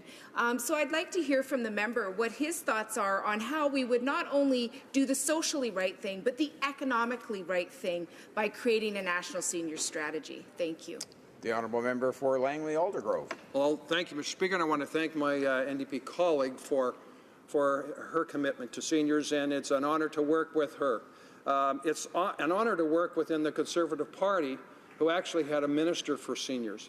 And if we do not have someone leading the needs, leading the discussion on meeting those needs, Mr. Speaker, it doesn't happen. If you don't have a target to hit, you don't hit it. And so I appreciate her encouragement. Another major problem that Canadian seniors, in fact, it's all Canadians, are facing is, and it's not a misspeak, it's a falsehood, where the Prime Minister would say the carbon tax is revenue neutral federally. We now know that that is not the case. In fact, there's a report from the Library of Parliament that shows that millions of new dollars are coming out of the pockets of Canadian seniors, of Canadian families, of the middle class, those that are struggling, because the government is going to charge a tax, a GST, on top of that mandated price on carbon, Mr. Speaker. Resuming debate, the honourable member for Abbotsford. Well, thank you, Mr. Speaker, and I want to thank my colleague from Langley Aldergrove for his good work. He and I served on City Council together in Abbotsford. He knows budgets, and I'm so pleased that he pointed out the gaping holes in the Liberals' 2017 budget. As the Member of Parliament for Abbotsford, I've made it my priority to bring the concerns of my constituents to Ottawa and to hold this Liberal government accountable for its actions. Since the election of the Liberal government in 2015, our Conservative caucus has fought hard to maintain balanced budgets, avoid deficits, lower taxes on Canadians, and support our small businesses. These are the bedrocks of a strong and growing economy. Sadly, the recent budget does none of these things. In fact, the Liberals have thoroughly disappointed Canadians by littering their path with reckless spending and broken promise after broken promise. For the second year in a row, the Liberals have blown past their pledge to limit the deficit to $10 billion per year, running huge deficits of $30 billion and driving our country further and further into debt. Shame. And who has to repay that debt, Mr. Speaker? It's our children and our grandchildren. That's who. Effectively, what we're doing is spending recklessly on ourselves today and letting future generations pick up the tab. As for balanced budgets, good luck with that promise. Remember the Prime Minister promising to balance the budget by 2019? Well, now the Department of Finance predicts that we won't see balanced budgets until, wait for it, the year 2055. For 40 years, no balanced budgets. That is a disgraceful performance. Let's not forget that our Conservative government under Stephen Harper left the Liberals with a balanced budget in 2015, having carefully shepherded Canada's economy through the worst global economic recession since the Great Depression. Which leads me to the obvious question. How can the Liberal government afford all this spending? The answer is higher taxes, of course. That is, after all, what tax and spend Liberals do. And they've also completely abandoned our small businesses, who are the key drivers of our economy and create the majority of jobs in Canada. Budget 2017 does absolutely nothing to help those businesses. In fact, the Liberal budget mentions small business only 6 times. Now let's contrast that with the last Conservative budget, in which small businesses were mentioned almost 200 times, and in which we laid out concrete steps the government would take to support their growth and their success, including lowering the small business tax rate to 9%. So it's surprising, Mr. Speaker, just how quickly this Liberal government has made a mess of our tax system and the supports that we implemented for small businesses. Now, just this week, in fact, I met with the Canadian Federation of Independent Business, which is still demanding that the Liberals make good on their promise to cut the small tax rate to 9%. With new payroll taxes on the horizon, CPP taxes on the horizon, small businesses are worried that many of the policies implemented by our former Conservative government will be reversed. So why is this significant? Well, Canadian businesses don't just compete locally. They compete in a North American and increasingly global marketplace. I know that. I'm the former Minister of International Trade. I've traveled all around the world. I've seen how Canadians are working hard to try to compete within a global marketplace. The Liberals are undermining that effort. Liberal tax and economic policies are chasing away investors and undermining our competitive advantage in the North American marketplace. And the election of President Trump has really thrown a spanner into the works. The new president has announced that he is reducing the U.S. corporate tax rate from 35% down to 15% and re-energizing the coal industry to deliver cheaper electricity to manufacturers. In Canada, we're going the opposite direction, increasing taxes on our businesses and foisting astronomically expensive electricity costs on our job creators in places like Ontario. Now, Kevin Libin, writing in the National Post last week, commented that, quote, as our G7 competitors have trimmed away at corporate tax rates, Canada's average rates only grew, moving us from one of the most attractive to one of the least attractive in just a few years. Trump's tax plan will make us look much, much worse, he said. That's disgraceful, Mr. Speaker, to take a country that was a leader in competitiveness when it comes to taxes and losing that competitive advantage. Mr. Speaker, this does not end well. The Canadian Chamber of Commerce implored the federal government to reduce business costs and improve Canada's economic competitiveness. In fact, CEO Perrin Beatty had this to say, investment crosses borders like light through glass. If we continue to allow a growing gap between what it costs to do business in Canada and the costs our competitors face, businesses will be forced to locate their activities elsewhere, end quote. Let me repeat, they will locate their activities elsewhere. One organization that reached out to my office is the recently formed Ontario Coalition of Concerned Manufacturers. They include the Canadian Federation of Independent Business, the Baking Association, Food and Beverage Ontario, and a host of mostly mid-sized manufacturers across this province of Ontario. Their founder, Jocelyn Bamford, had this to say about the direction of the federal government. Quote, we're standing on a beach with a tidal wave called cap and trade barreling down at us, and our government still doesn't realize that this tsunami will destroy manufacturing and small businesses in Ontario, end quote. She goes on to say that, quote, businesses are terrified of what the federal government is doing. The government is supposed to help us, but its policies are causing us to consider moving our growth to other jurisdictions, end quote. Let me repeat, moving our growth to other jurisdictions. That means to other countries. In the last 10 years, her company has experienced more than a doubling of its energy costs, undermining her company's ability to do business. In her words, and I quote, we don't worry about our competition anymore. We fear the government. That's the Liberal government they're talking about. For so many manufacturers across Canada, the high costs of energy and the impact of carbon taxes are enough for them to look south to more favourable jurisdictions in which to do business and grow. That is shocking. Mr. Speaker, what the Prime Minister is doing is to dramatically tilt the playing field against Canadians. This is about competitiveness and about the ability of our businesses to compete on a level playing field within North America and within the global marketplace. And the Liberal government is failing on every account. So, is the Prime Minister listening? Mr. Speaker, Canadian businesses can't afford reckless policies that drive capital and small businesses out of our country. Will the government reverse its decision to impose a massive carbon tax on Canadians? Will the Prime Minister fulfill his election promise to reduce taxes on our small businesses? Hard-working middle-class Canadians and their families, and don't forget those working hard to join it, are also suffering. That's right. The Liberals have piled on by raising taxes on everything from public transit to Uber to beer and wine sales, and they're even taking away the children's fitness tax credit. Why do they hate you? Unbelievable. Why do they hate you? Not only that, the Prime Minister is significantly increasing the fees that Canadians pay for a wide variety of federal services, including things such as campsites. Can you imagine that? Fishing licenses, imagine that. We want to take our grandchildren out to go fishing, and they're jacking up the fees on that to make it less likely Canadian families get a chance to go fishing. They're also jacking up fees on passport applications. Can you believe that? And here's another little dirty Liberal secret.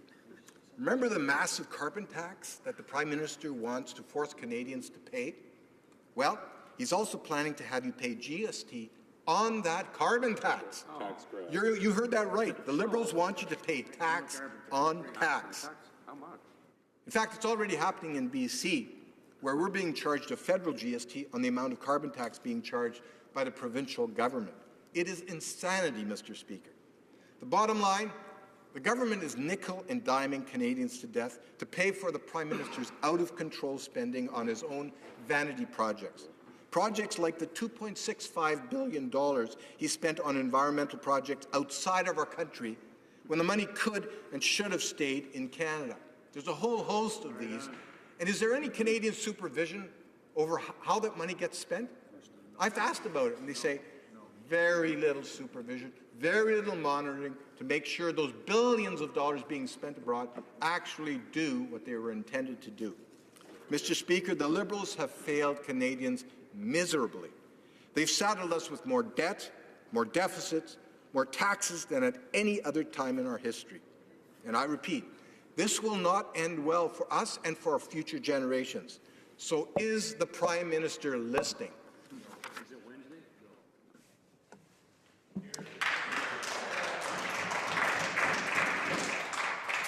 Questions and comments. The Honourable Parliamentary Secretary to the Government House Leader. Yes, thank you, Mr. Speaker. I think the member across the way has demonstrated that, and quite well, that the Conservative Party really and truly has lost touch with Canadians.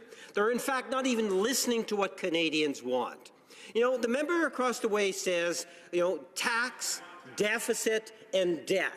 Well, Madam Speaker, when this government, when the Minister of Finance came up with the largest decrease in income tax for Canada's middle class, 9 million Canadians benefit, hundreds of millions of dollars put in the pockets of Canadians, what did the Conservative Party do? They voted against it, Mr. Speaker.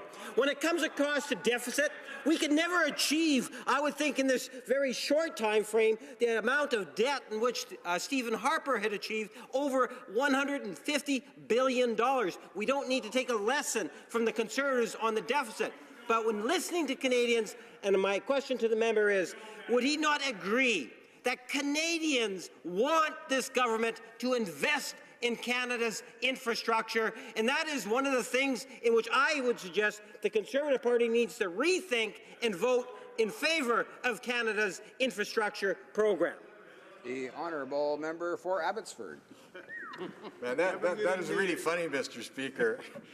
This is a government that promised they were going to invest $120 billion in infrastructure. You remember that promise? You know what they did in their budget? They pushed virtually all of that spending off 10 years to the end of the 10-year cycle. You know why? Because they really don't want to spend that money. When we were in government, every single penny we promised to spend on infrastructure was spent on critical infrastructure, including our gateways, the Asia-Pacific Gateway. We're talking about the continental gateways, the inland ports. We invested heavily to make sure that Canada maintained its effectiveness. You know what the Liberals are doing? They're investing in make-work projects, and they've pushed off all of their infrastructure spending commitments 10 years down the road so they won't have to live by them. I mean, it's shameful, this record. All Canadians have to do is check this budget and check what they're spending on infrastructure. It's there, boldly standing out as a failed policy of the Liberal government. Broken promise. Questions and comments. The honourable member for Salaberry-Sirois. Thank you, Mr. Speaker. I'd like to thank my colleague for his speech. He talked about competitiveness for businesses in the economy. We don't always agree on this subject, but we've seen that recently the Liberals in their budget increased the excise tax on wine and winemakers by 2%. That's going to affect the competitiveness of our wineries. And that opens the door under our free trade agreements to more wine coming in from outside. Our winemakers are saying that this is unfair to them and that they're going to be losing a fair bit of money. So I wonder if my colleague feels that the Liberals should be doing a better job of protecting our winemakers and taking away this tax increase, that it's an error to add this tax. Member for Abbotsford. Well, the simple answer, Mr. Speaker, is no. We as Canadians, we believe in fair competition, we believe in free trade, and I would remind the member that back when the Canada-U.S. Free Trade Agreement was being negotiated, you remember that? Remember how our wine growers were saying, this is the end of our industry because you're not going to protect us against California wine anymore. It is over for our industry. Well, you know what happened? The Canada-U.S. Free Trade Agreement and then NAFTA, they came into force. And our wine industry was forced to adapt and get better and invest in itself. Today, our wine industry is a world leader. And you know how I know that, Mr. Speaker? This past weekend, I was in the Okanagan Valley doing wine tasting, going to the different wineries. Researching. Yes, that's what I was doing, Mr. Speaker. It was great research to do. But I can tell you, the quality of our Canadian wines is the best in the world. That's what we as Canadians do when we can compete fairly. Resuming debate, the honourable member for Oakville. Thank you, Mr. Speaker, and I'll be sharing my time with the member from Scarborough-Rouge Park. I'm proud to speak today on behalf of Budget 2017, the next step in our government's ambitious plan to create jobs, grow our economy, and provide more opportunities for Canadians.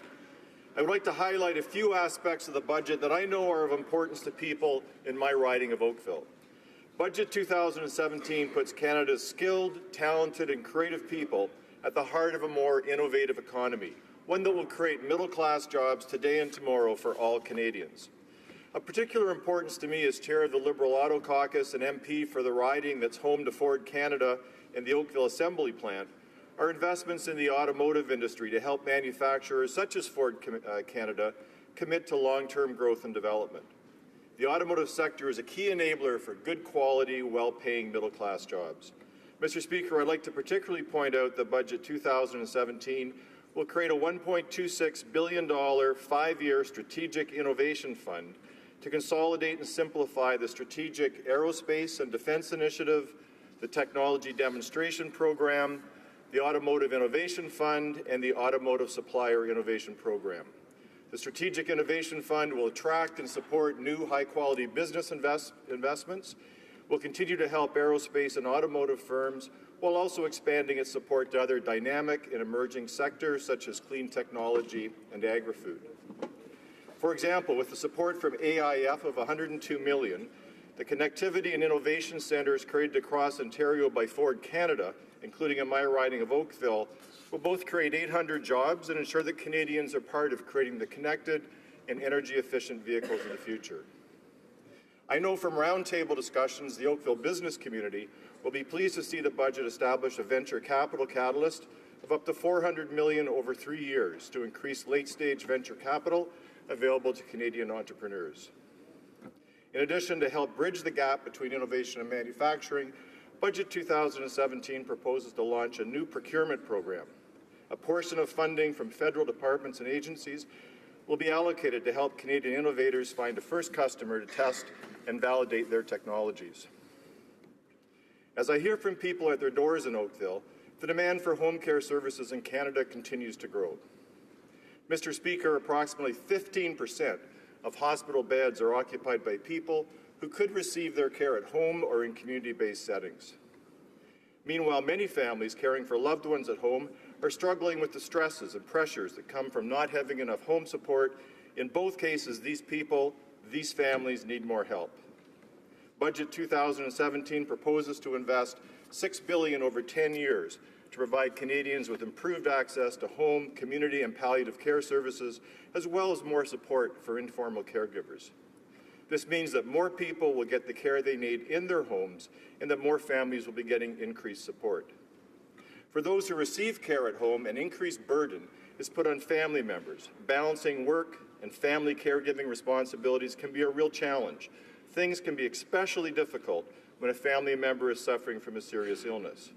To give eligible caregivers a well-deserved break, Budget 2017 proposes to create a new employment insurance caregiving benefit, which will give eligible caregivers up to 15 weeks of EI benefits while they are temporarily away from work to support or care for a critically ill or injured family member. Budget 2017 recognizes that people make enormous sacrifices to care for loved ones and helps ease that burden by giving people time to be caregivers. Mr. Speaker, an overwhelming number of Canadian families are affected by mental illness at some point in their lives. In any given year, 1 in 5 people in Canada experience a mental health problem or illness. While great strides have been made to improve our understanding of mental illness and its impact on people's lives, wait times to see a mental health specialist in certain regions of our country can range up to 18 months. In Oakville, I have heard from residents about the challenges of accessing mental health services in our community. Our government recognizes that this is not good enough, and that is why the budget proposes to invest $5 billion over 10 years to support mental health services. It will also help approximately 500,000 young Canadians who are currently unable to receive even the most basic mental health care. Clinical evidence has shown that it is absolutely essential for those struggling with mental illness to have access to timely and appropriate mental health services. Improved access to mental health supports will result in improved health outcomes and shorter wait times for hundreds of thousands of Canadians. Canada's opioid crisis has led to devastating consequences for individuals, families, and communities. The effect of this crisis is being felt in my riding of Oakville.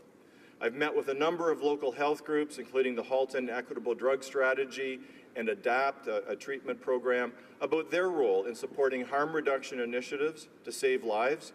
And I've heard about the challenges some residents are facing trying to access the treatment and support they need. The budget supports the Canadian Drug and Substances Strategy with a total of $100 million over 5 years for Health Canada, the Public Health Agency of Canada, and the Canadian Institutes of Health Research. I want the residents of my riding of Oakville and all Canadians to be protected from the opioid crisis and illicit fentanyl distribution. This plan will provide invaluable resources for treatment, prevention, and enforcement measures. Mr. Speaker, Oakville is a commuter town, and I know just how important it is for residents to have reliable and safe public transit. After a long day spent working hard, we should expect clean, efficient public transit to get us home on time. To support the next phase of public transit projects, our government is investing $20.1 billion to support urban public transit networks and service extensions. This investment will make it possible for Canadian communities like Oakville to build new urban transit networks and service extensions that will transform the way we live, move, and work.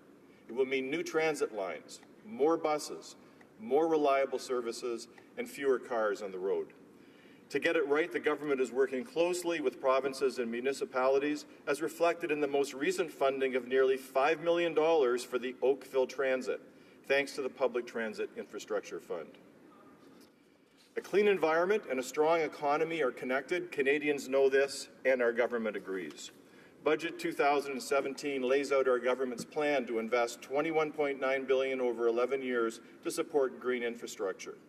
This investment prioritizes projects that reduce our greenhouse gas emissions, help deliver clean air and safe water systems, and promote renewable sources of power. Oakville clean tech companies have already received over $7 million from our government, underlying the potential for innovation we have in my community and across Canada. Through these investments, Canada has positioned itself as a global leader in clean growth, illustrating to the world that a clean environment and a strong economy can go hand in hand. Mr. Speaker, Canada's vast expanses of protected natural areas, our magnificent natural scenery, and our wealth of wildlife are a point of pride for all Canadians, and I know the residents of Oakville enjoy their close connection to nature. The natural and cultural heritage we enjoy as Canadians enriches our communities and creates jobs by spurring economic growth through tourism. There is perhaps no better example of Canada's natural beauty than our national parks. Recognized around the world and loved by those who visit and work in them, our 47 national parks and 4 national marine conservation areas are a source of real pride for Canadians. Our national parks are part of our Canadian identity. They allow more Canadians to learn about the environment and connect directly with nature. To ensure we're able to enjoy our national parks for years to come, Budget 2017 provides up to $364 million to the Parks Canada Agency to protect and preserve our national parks. And to make it more affordable for more Canadian families to visit and appreciate the outdoors in Canada's 150th year, admission to all national parks, national marine conservation areas, and national historic sites will be free for all of 2017, and I'm looking forward to using my pass to visit some of these parks with my family. With a strong focus on innovation, skills, partnerships, and health, Budget 2017 takes the next steps in securing a more prosperous future for all Canadians. Our government's plan is focused on ensuring immediate help to those who need it most and providing everyone a real and fair chance of success. Mr. Speaker, Budget 2017 has some great news for Canadians and some great news for the people in my riding of Oakville, and I'll be supporting it. Thank you very much. Questions and comments? The honourable member for Saanich Gulf Islands. Thank you, Mr. Speaker, and I thank my friend from Oakville for his speech. But one of the things that I find throughout this budget, which is distressing, the words are in the right direction. Goodness knows, after 9 years of Harper budgets where the word climate change couldn't be found in the budget, it's encouraging to hear about climate change. But what I find concerning, and this is true if you look at mental health dollars, it's true if you look at child care space dollars, it's true if you look at help for the homelessness dollars, infrastructure dollars. For instance, on public transit, there's $20 billion pledged, but only $1 billion, a bit less than $1 billion, will be spent before the 2019 election. Yes. And that's the case for all the categories I just mentioned. Large amounts are promised, but spending is postponed. And I would ask the honourable member for Oakville if he can explain how, and I find it actually counter to the job we do as parliamentarians, where we are responsible for the public purse. We should look at an annual budget and know what money is being spent this year, not review something that doesn't really happen until after the next election. The honourable member for Oakville. Thank you, Mr. Speaker, and I thank the honourable member for her question. Mr. Speaker, it's a balancing act. Just as we believe that you can improve the economy while at the same time protecting the environment, it's a balancing act that governments have to work through. I believe that the right investments are being made. People in community and provincial levels will see where funds are being targeted, and the investments that we need to create jobs, to give Canadians confidence in this economy, and to get growth happening again in Canada is happening through this budget. And I think we're going to see tremendous growth coming in Canada thanks to the work of Budget 2017.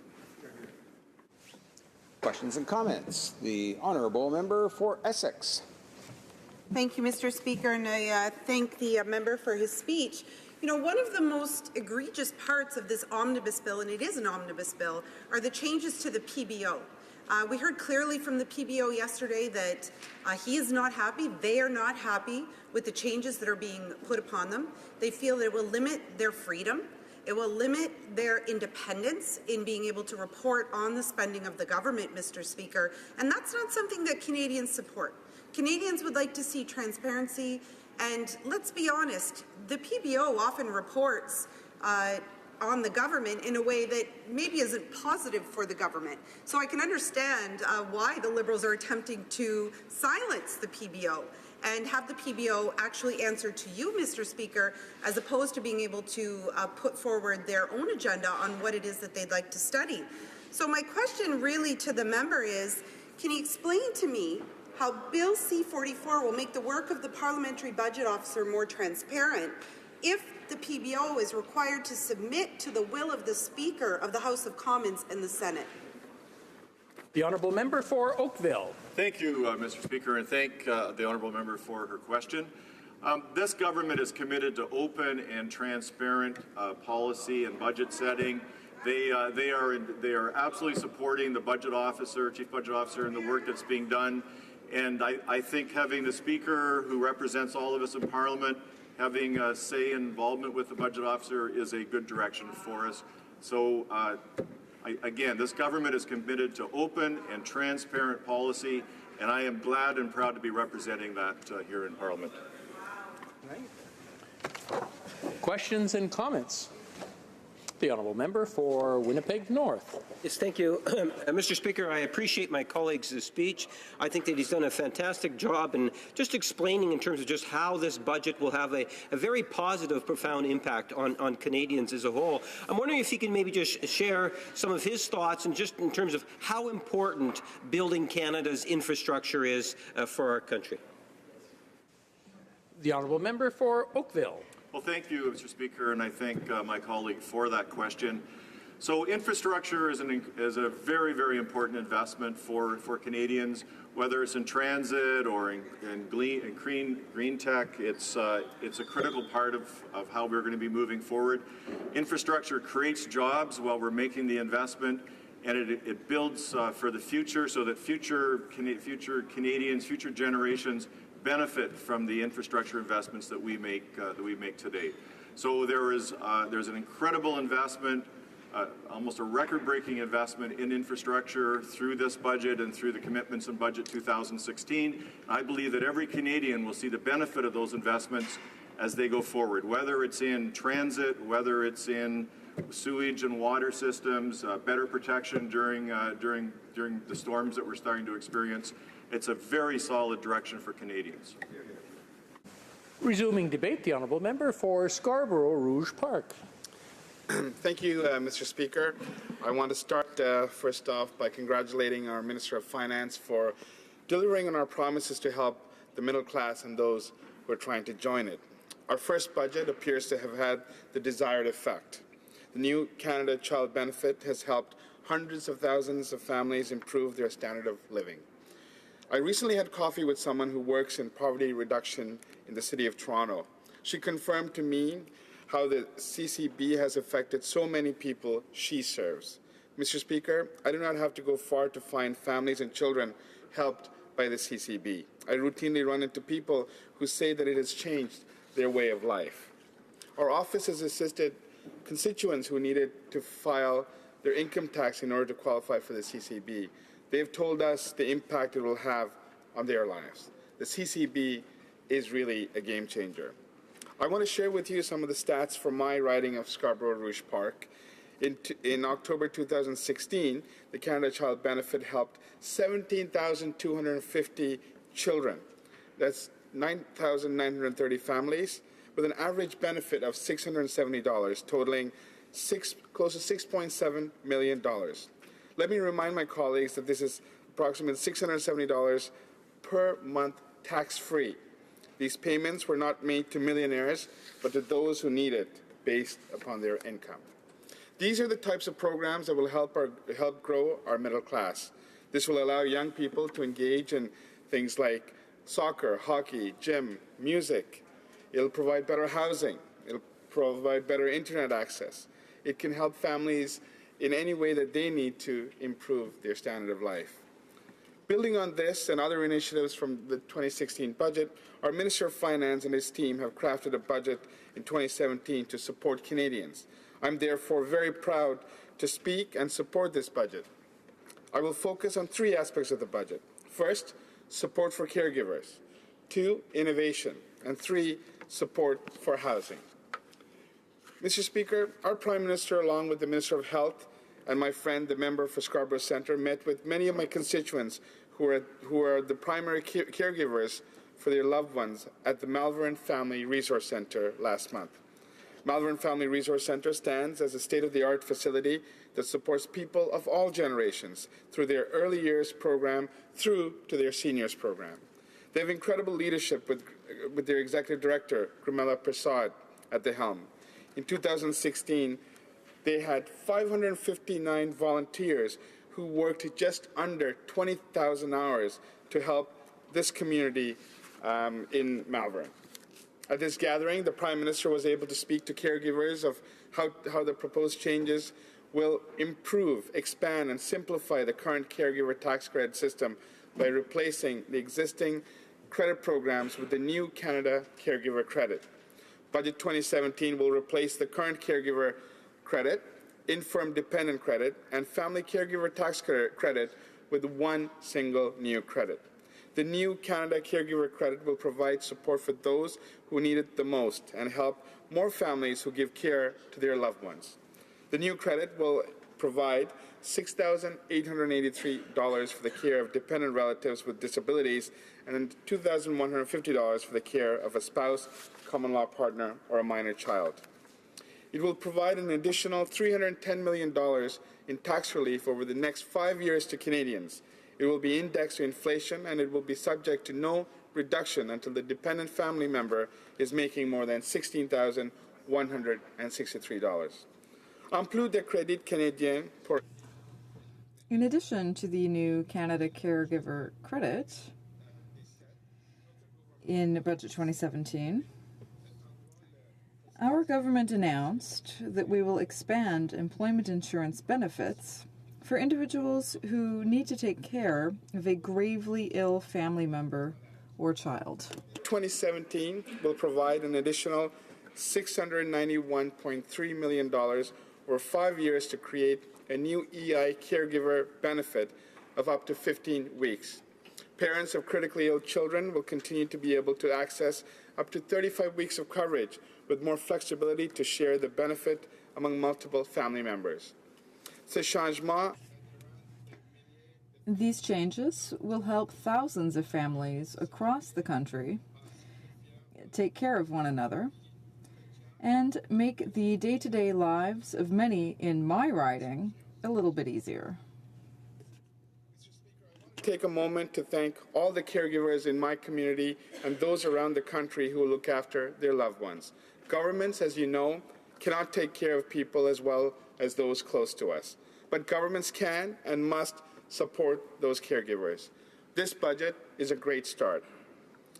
Innovation is very important to our government, Mr. Speaker. We have many innovators in my riding of Scarborough Rouge Park. We have great examples of businesses that focus on innovation. The University of Toronto Scarborough campus, we have a program called the Hub, which acts as an incubator of new ideas and businesses.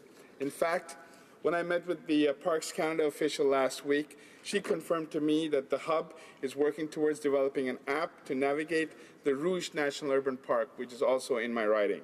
We have many more innovators who continue to build an innovation-based economy. For example, last year's Google Demo Days award winner, Knowledge Hook, is from Scarborough Rouge Park. This company, started by Travis Rutnam and his team, continues to grow and will be the companies of the future, will contribute to the economy of the future. It is in this context that I'm very excited that Budget 2017 will serve as a foundation of our future growth. It is focused on one thing, that's to help people succeed. This budget is a visionary step towards building the economy of the future. And here are some elements.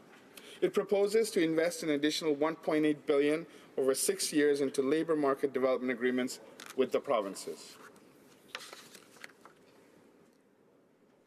For the average Canadian, this means more opportunities to upgrade their skills, receive career counseling, start their own business, and gain experience.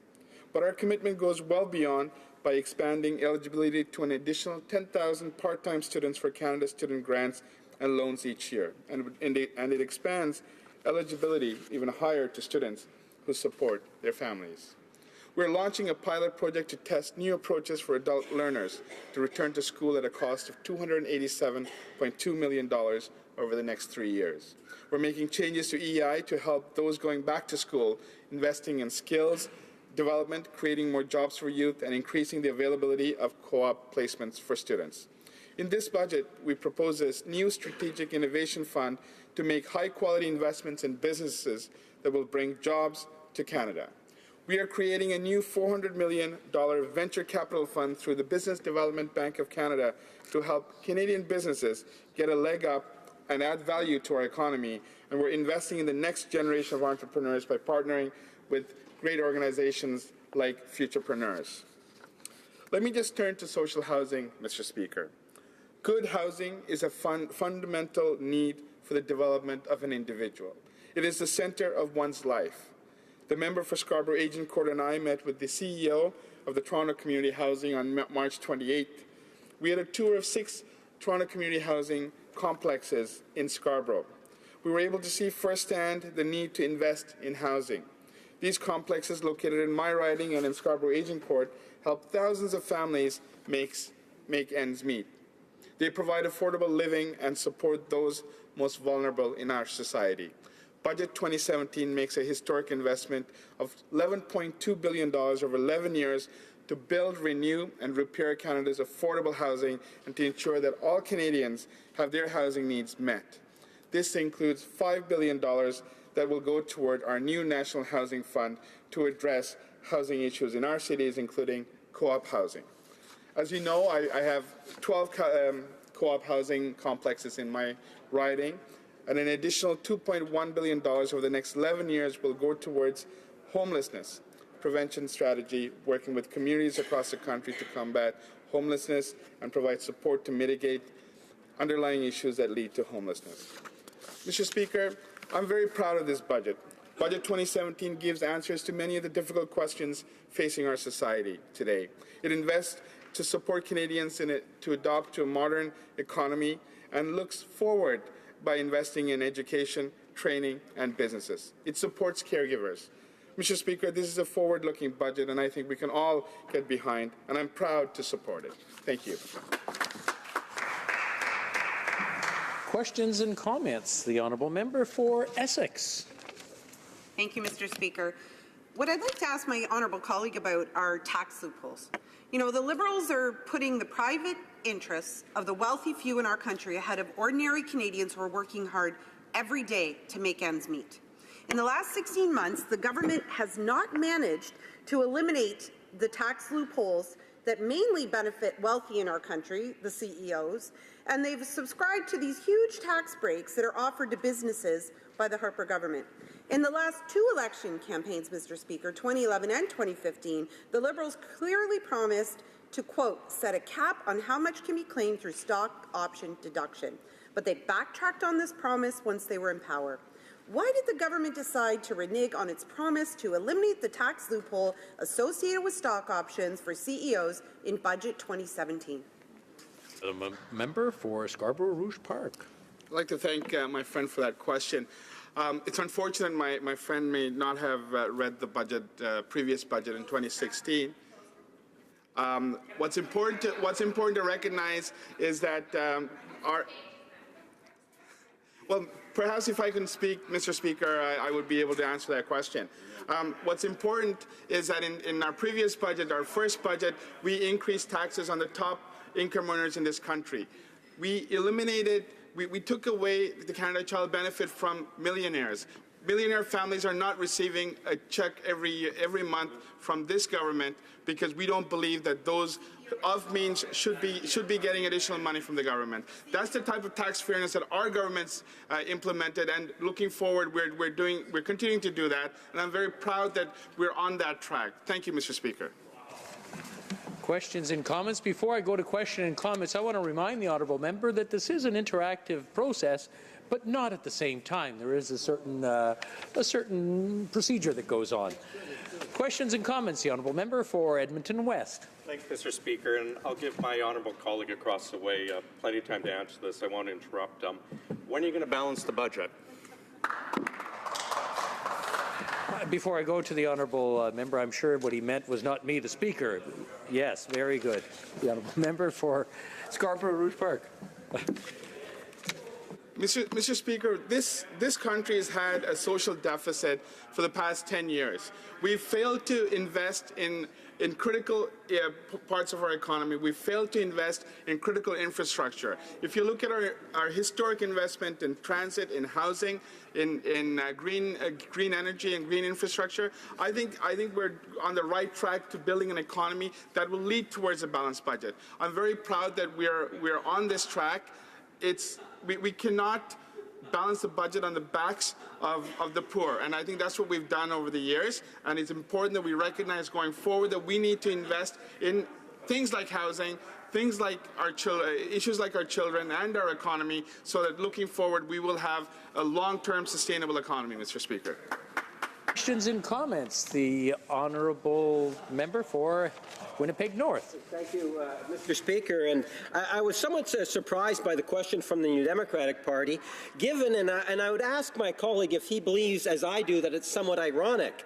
When the NDP had the opportunity to vote in favour of putting a special tax on Canada's 1% wealthiest, the NDP actually voted against that, Mr. Speaker. Now, if you listen to the question that our colleague put across the way, one would have thought that she would have voted in favour of having that special tax on Canada's wealthiest. Like me, does the member, my colleague, find that it's somewhat ironic that the NDP would vote against putting a tax on Canada's wealthiest 1%? Member for Scarborough Rouge Park. Completely agree with my friend.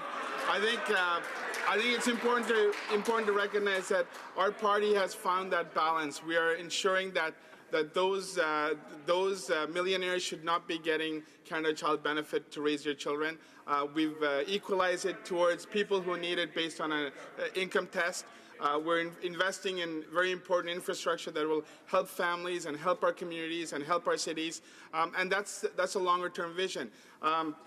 We can balance the budget, but we cannot balance it on the backs of those who don't have housing, who are the poor, and who don't have money to buy food on the table. Resuming debate, the honourable member for St. Albert, Edmonton. Thank you, Mr. Speaker. Budget 2017 can be called a lot of things. Visionless, empty. Mr. Speaker, I would say what it is it's a budget of broken promises. Because, Mr. Speaker, the Prime Minister during the last election promised that in 2017 the budget deficit would be no more than $10 billion. Well, it turns out that $10 billion deficit is actually a $30 billion deficit, 3 times larger than what the Prime Minister promised. The Prime Minister promised that the budget would be balanced in 2019. Well, it turns out that in 2019, instead of delivering a balanced budget, the Liberals are on track to deliver a deficit of $23.4 billion. But, Mr. Speaker, it gets worse because, according to the Department of Finance, based upon the current Liberal plan, the budget not only will not be balanced in 2019, it won't be balanced in 2029 or 2039 or 2049, not until 2055, Mr. Speaker. That means, Mr. Speaker, that for someone who was born today or this year or last year is going to be nearly 40 years old before the Liberals get around to balancing the budget. Mr. Speaker, the Prime Minister promised to invest in infrastructure for things like roads and bridges. Mr. Speaker, he hasn't. Mr. Speaker, the Prime Minister promised to not increase taxes for middle-class Canadians. Again, promise broken. Mr. Speaker, Budget 2017 increases taxes on hard-working middle-class Canadians by nickel and diming middle-class Canadians. Nickel and diming middle-class Canadians by eliminating the public transit tax credit. Nickel and diming middle-class Canadians by increasing the price of beer and wine. nickel and diming middle-class Canadians by taxing ride-sharing services like Uber. You name it, Mr. Speaker, and the Liberals are nickel and diming middle-class Canadians. And so not only is this budget a budget that is a broken promises budget, it is also the budget that nickels and dimes middle-class Canadians. Mr. Speaker, what is the government's commitment when it comes to jobs and growth? And I guess before I do that, I should mention that I'm splitting my time with the honourable member for Brantford Brant. But I know, I wish I had another 10 minutes, but unfortunately. But I know my colleague will give a very eloquent speech in saying why this budget is a bad deal for Canadians. But Mr. Speaker, what is the government's plan for jobs and growth? Well, Mr. Speaker, it seems like the government's plan is to increase taxes on job creators, on small business owners. Mr. Speaker, small businesses account for 90% of the companies in Canada. 70% of the private sector is employed in small businesses, and this government is punishing small businesses. Last year, we saw the government punish small businesses by canceling a small business tax cut. They further punished small businesses when they eliminated a hiring tax credit that would allow small businesses to hire new employees and create jobs. This year, the government is punishing small businesses by increasing CPP and EI premiums. And Mr. Speaker, it couldn't come at a worse time. It couldn't come at a worse time because right now the U.S. administration is cutting taxes and rolling back red tape. You know, the United States is not only Canada's biggest trading partner, it's also our largest competitor. Increasing taxes on job creators undermines Canada's competitiveness, which in turn undermines Canada's long-term jobs, growth, and prosperity. Mr. Speaker, but you know what? The Liberals, they just can't help themselves. They can't help themselves because they're wedded to a tax and spend agenda. You know, we've seen in the last year and a half that the Liberals have been in office, discretionary spending increased by 12%. That's unheard of. That's unprecedented for non-recessionary times, Mr. Speaker. You know, one might say the Liberals are spending like drunken sailors. But you know, as President Reagan would say, that would be unfair to drunken sailors. Mr. Speaker, in my home province of Alberta, this Liberal government, while 100,000 Albertans are out of work, has virtually turned its back on Alberta. This government has turned its back on Alberta by killing pipelines, by attacking the energy sector. The latest attack on Alberta came in Budget 2017 when the government eliminated a tax credit for the exploration of new wells. Talk about kicking Albertans when we're down, Mr. Speaker. You know, for all the spending, for all the deficits, for all the debt, what do the Liberals have to show for it? What they have to show for it is fewer jobs created than projected, less economic growth than projected. The government talks a good game about infrastructure, but what have we seen in infrastructure in terms of new infrastructure funding for things like roads and bridges and airports and ports and railways? Mr. Speaker, you know how much new funding was provided for in Budget 2016? A big fat zero, only to be repeated by a big fat zero for new infrastructure investment in Budget 2017. Mr. Speaker, the government talks about investing in affordable housing. Investing in housing, $11 billion over 11 years. Mr. Speaker, $11 billion over 11 years. That number is significant because the vast majority of the money doesn't start flowing until 2022, 5 years from now, and 3 years after the next federal election. Talk about an empty promise. Mr. Speaker, in terms of a defense budget, we know that during the last election, the Liberals talked so much about ensuring that the men and women of the Canadian Armed Forces have the tools and equipment that they need to keep Canadians safe. But, Mr. Speaker, when it comes to delivering for the men and women of the Canadian Armed Forces, this government has come out short. In fact, while they're spending more and taxing more and blowing the budget and spending like drunken sailors, they've managed to cut $12 billion out of the defense budget. So, Mr. Speaker, it seems like the return of the decade of darkness is upon us, except the good news is they won't have a decade to shortchange our Canadian Armed Forces because we're going to be back in 2019. Now, Mr. Speaker, in closing, let me just say, broken promises, wasteful spending, higher taxes, massive deficits, massive debt, and a failure to fund priority areas, that pretty much sums up Budget 2017. It is a failed budget, and it deserves to be defeated out of hand. Thank you, Mr. Speaker. Questions and comments? The honourable member for Winnipeg North. Yes, thank you, Mr. Speaker. And you know, we've had a number of Conservatives try to rewrite the history book, and I think at times they need to have a reality check. It's important that we recognize that when Stephen Harper had assumed office, he actually inherited a multi-billion-dollar surplus in terms of the financial picture of Canada.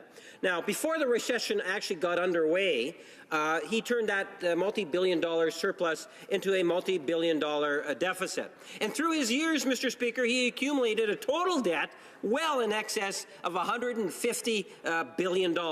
Given the Conservative member after member will stand up and want to try to give this government advice on deficits, my question to the member is, why would the Liberal government seek any advice from a party that has done so poorly in terms of deficits? Why would we want to get advice from the Conservatives on that particular point? Because they have not been able to achieve a balanced budget. Stephen Harper, in fact, had in excess of $150 billion to Canada's debt.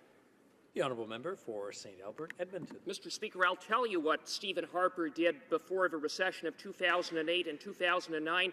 He paid down $38 billion in debt, which constituted one of the largest debt repayments in Canadian history. And then, during the 2008-2009 recession, which I would remind the honourable member was the worst recession since the Great Depression, our Conservative government made short-term stimulus investments to turn around the Canadian economy. And guess what?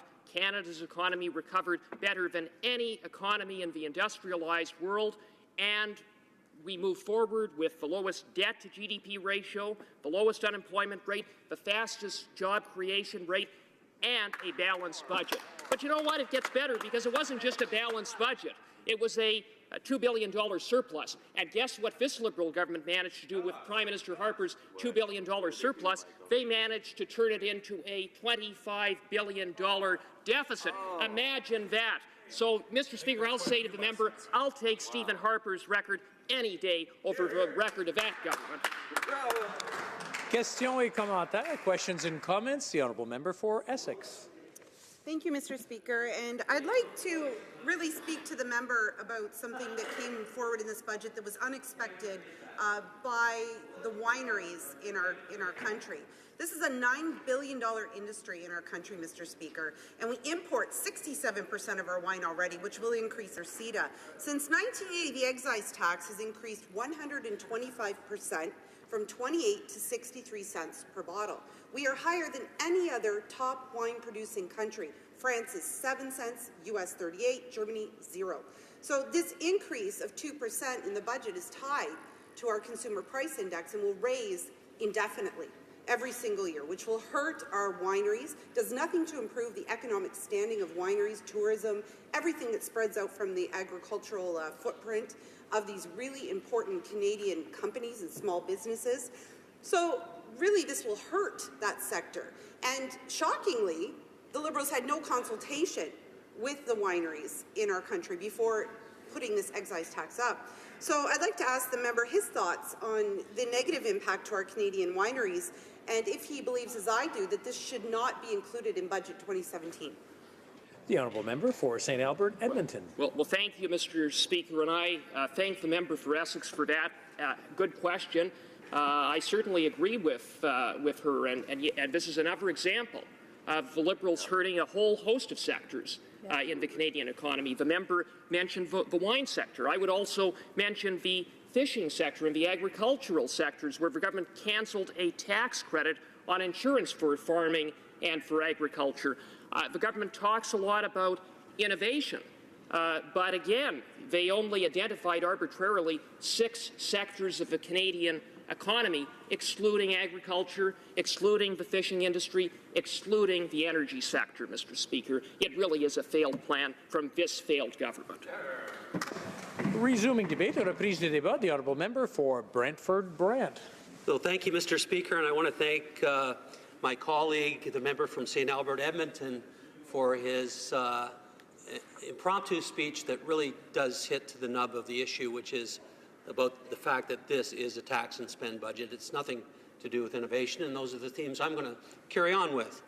Like all members, I've had the opportunity to speak with many of my constituents, and I must say, Mr. Speaker, that the government side will not be happy with what my constituents had to say. The Liberals are fond of calling this the innovation budget. Well, Mr. Speaker, there's really nothing innovative about this budget. It's just good old-fashioned Liberal tax and spend. There continues to be no plan for job creation, and there continues to be no plan to balance the budget. In fact, Mr. Speaker, the innovation budget, just as my colleague said, and I'll underscore, nickels and dimes Canadians, recklessly spending billions that the government does not have, and saddles future generations, my grandchildren, with that debt. This budget hikes taxes on the working poor using public transit. It hikes it on the young entrepreneur when they want to use ride-sharing. It hikes it on hardworking construction workers simply because they want to enjoy a cold beer at the end of the day. It hikes it on struggling parents using childcare.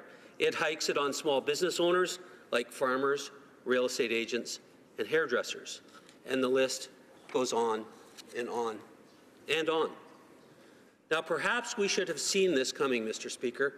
After all, the Prime Minister's first budget was the exact same approach. First, he blew up his election promise to run only a modest deficit, a small deficit, and to balance the budget by 2019. Those were election promises. Next, he hiked taxes on gasoline and home heating fuel, on savings accounts, on paychecks. He even hiked taxes on kids' soccer and piano lessons, Mr. Speaker. Well, another year, another Liberal tax hike, and another lost opportunity to deliver for Canadian families. This budget fails to be innovative, and it fails to deliver for families. Families need a job plan, and instead they got higher taxes, more debt, and, as I said, will have to be paid off by future generations. The Liberals aren't growing the middle class, they're growing government, and Canadian families are going to foot this bill.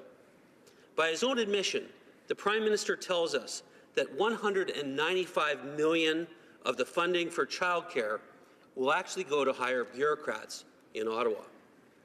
What the Prime Minister can't tell us is how many childcare spaces they are actually going to create. They hope, quote, hope, it's 40,000, but it doesn't have an actual plan. They hope to balance the budget, but don't have an actual plan. The pattern has developed and continues to develop, Mr. Speaker, and I can tell you, our previous Conservative government took a much different approach. We focused on supporting families, and we had a plan. That is why we implemented initiatives like the Universal Child Care Benefit, the Children's Fitness Tax Credit, the Children's Art Tax Credit, tax credits for post-secondary education and textbooks, and income splitting for families. Unfortunately, since taking office, the Liberals have eliminated these initiatives one by one, with the public transit tax credit being the latest to get the axe. When in government, the Conservative Party understood that in order to keep up in this global economy and create jobs, we needed to push a real innovation agenda. That's why we created a more efficient and effective national digital research infrastructure system by investing in Canary, Canada's world-class high-speed research and education network. We extended Canada's participation in the International Space Station mission to 2024 to build on Canada's strong legacy of supporting space exploration. We developed the next generation of innovation leaders by supporting graduate-level research and development internships through MyTax. We made a landmark investment in post-secondary education by creating the Canada First Research Excellence Fund with $1.5 billion over the next decade. This investment helped to secure Canada's international leadership in science and innovation. We provided $49 million to the Canadian Youth Business Foundation to help young entrepreneurs grow their firms. We fostered world-leading research by investing $222 million in the Triumph Physics Laboratory to support leading research and launch cutting-edge spin-off companies. We provided $1.5 billion to support those private sector research and development and to strengthen the competitiveness of Canada's aerospace sector through the Strategic Aerospace and Defence Initiative. We launched the Venture Capital Action Plan to increase private sector investments in early-stage risk capital and to support the creation of large-scale venture capital funds. We supported technology innovation by investing $15 million in support of the Institute of Quantum Computing for research and commercialization of quantum technologies and $3 million to support the creation of the Open Data Institute. We stood up for the automotive industry by investing $500 million in the Automotive Innovation Fund to support significant new projects in Canada. And we provided over $800 million to support cutting-edge post-secondary research infrastructure through the Canada Foundation for Innovation. These are real, tangible support for ideas, for entrepreneurs that make innovation happen, Mr. Speaker. Real, tangible support also for Canadian families. That's what's missing from this budget, Mr. Speaker. There are no plans. There are platitudes. There are promises, promises after promise after promise that continue to get broken from the previous budget through this budget. There's nothing innovative about it. Thank you, Mr. Speaker. It's just good old-fashioned Liberal tax and spend, and it reminds me, Mr. Speaker, of the area of the country I come from, which is Ontario. And I have watched the deterioration of my province, sadly to be a have-not province, through years of Liberal budget mismanagement. The current Kathleen Wynne government presents in the last budget to our province more of the same.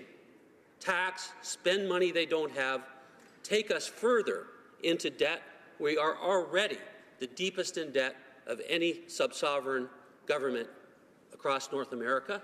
And here we go again with the federal Liberals taking a page from the Kathleen Wynne playbook with the very individuals who were the architects now being the architects of what happens in the Prime Minister's office in terms of budget and policy creation. Mr. Speaker, it is absolutely disastrous and will be disastrous if we don't have a plan to balance our budget, because you cannot, as Canadians know, cannot continue to spend money you don't have and continue to pile it on the debt for future generations to have to deal with. This government should know that well. Predecessor Liberal governments had to deal with it in the 1990s. They had to cut health care by some 30-odd% as a result of trying to get us back to a reasonable fiscal balance in this country. And that's the direction this Trudeau government is taking us. Sorry, Mr. Speaker, I mean I didn't mean to use that term, and I apologize for using the name of our Prime Minister. This is exactly where the Liberals are taking us again. This has been done before, experimented before. We're watching the results in Ontario. We're watching the fact that company after company after company in my constituency are considering the question of moving to a lesser priced jurisdiction. I can think of 2 specific meetings I've had with companies that employ well over 400 people that are actually right now entertaining the idea of somewhere in the upper U.S., either in the New York, Michigan, or Ohio areas, to relocate their business. Why? Because the taxes, the ongoing expenses of operating their business are making them uncompetitive. These are international companies in the sense that they have international customers and they must compete on a global basis, and they're having a hard time now finding the resources within their operations to be able to cut their costs to be competitive. And in fact, their costs are skyrocketing as a result of policy, mismanagement and policy at the provincial level. That's what we're seeing here. We're seeing more of the same, tax and spend. Canadians know that all too well. There's no plan for job creation, no plan for balancing the budget for Canadians, no hope that we will see the light at the end of the tunnel fiscally in this country. My constituents and many, many other Canadians have been underwhelmed and uninspired by this budget, and that's why I will be voting against it. Thank you, Mr. Speaker.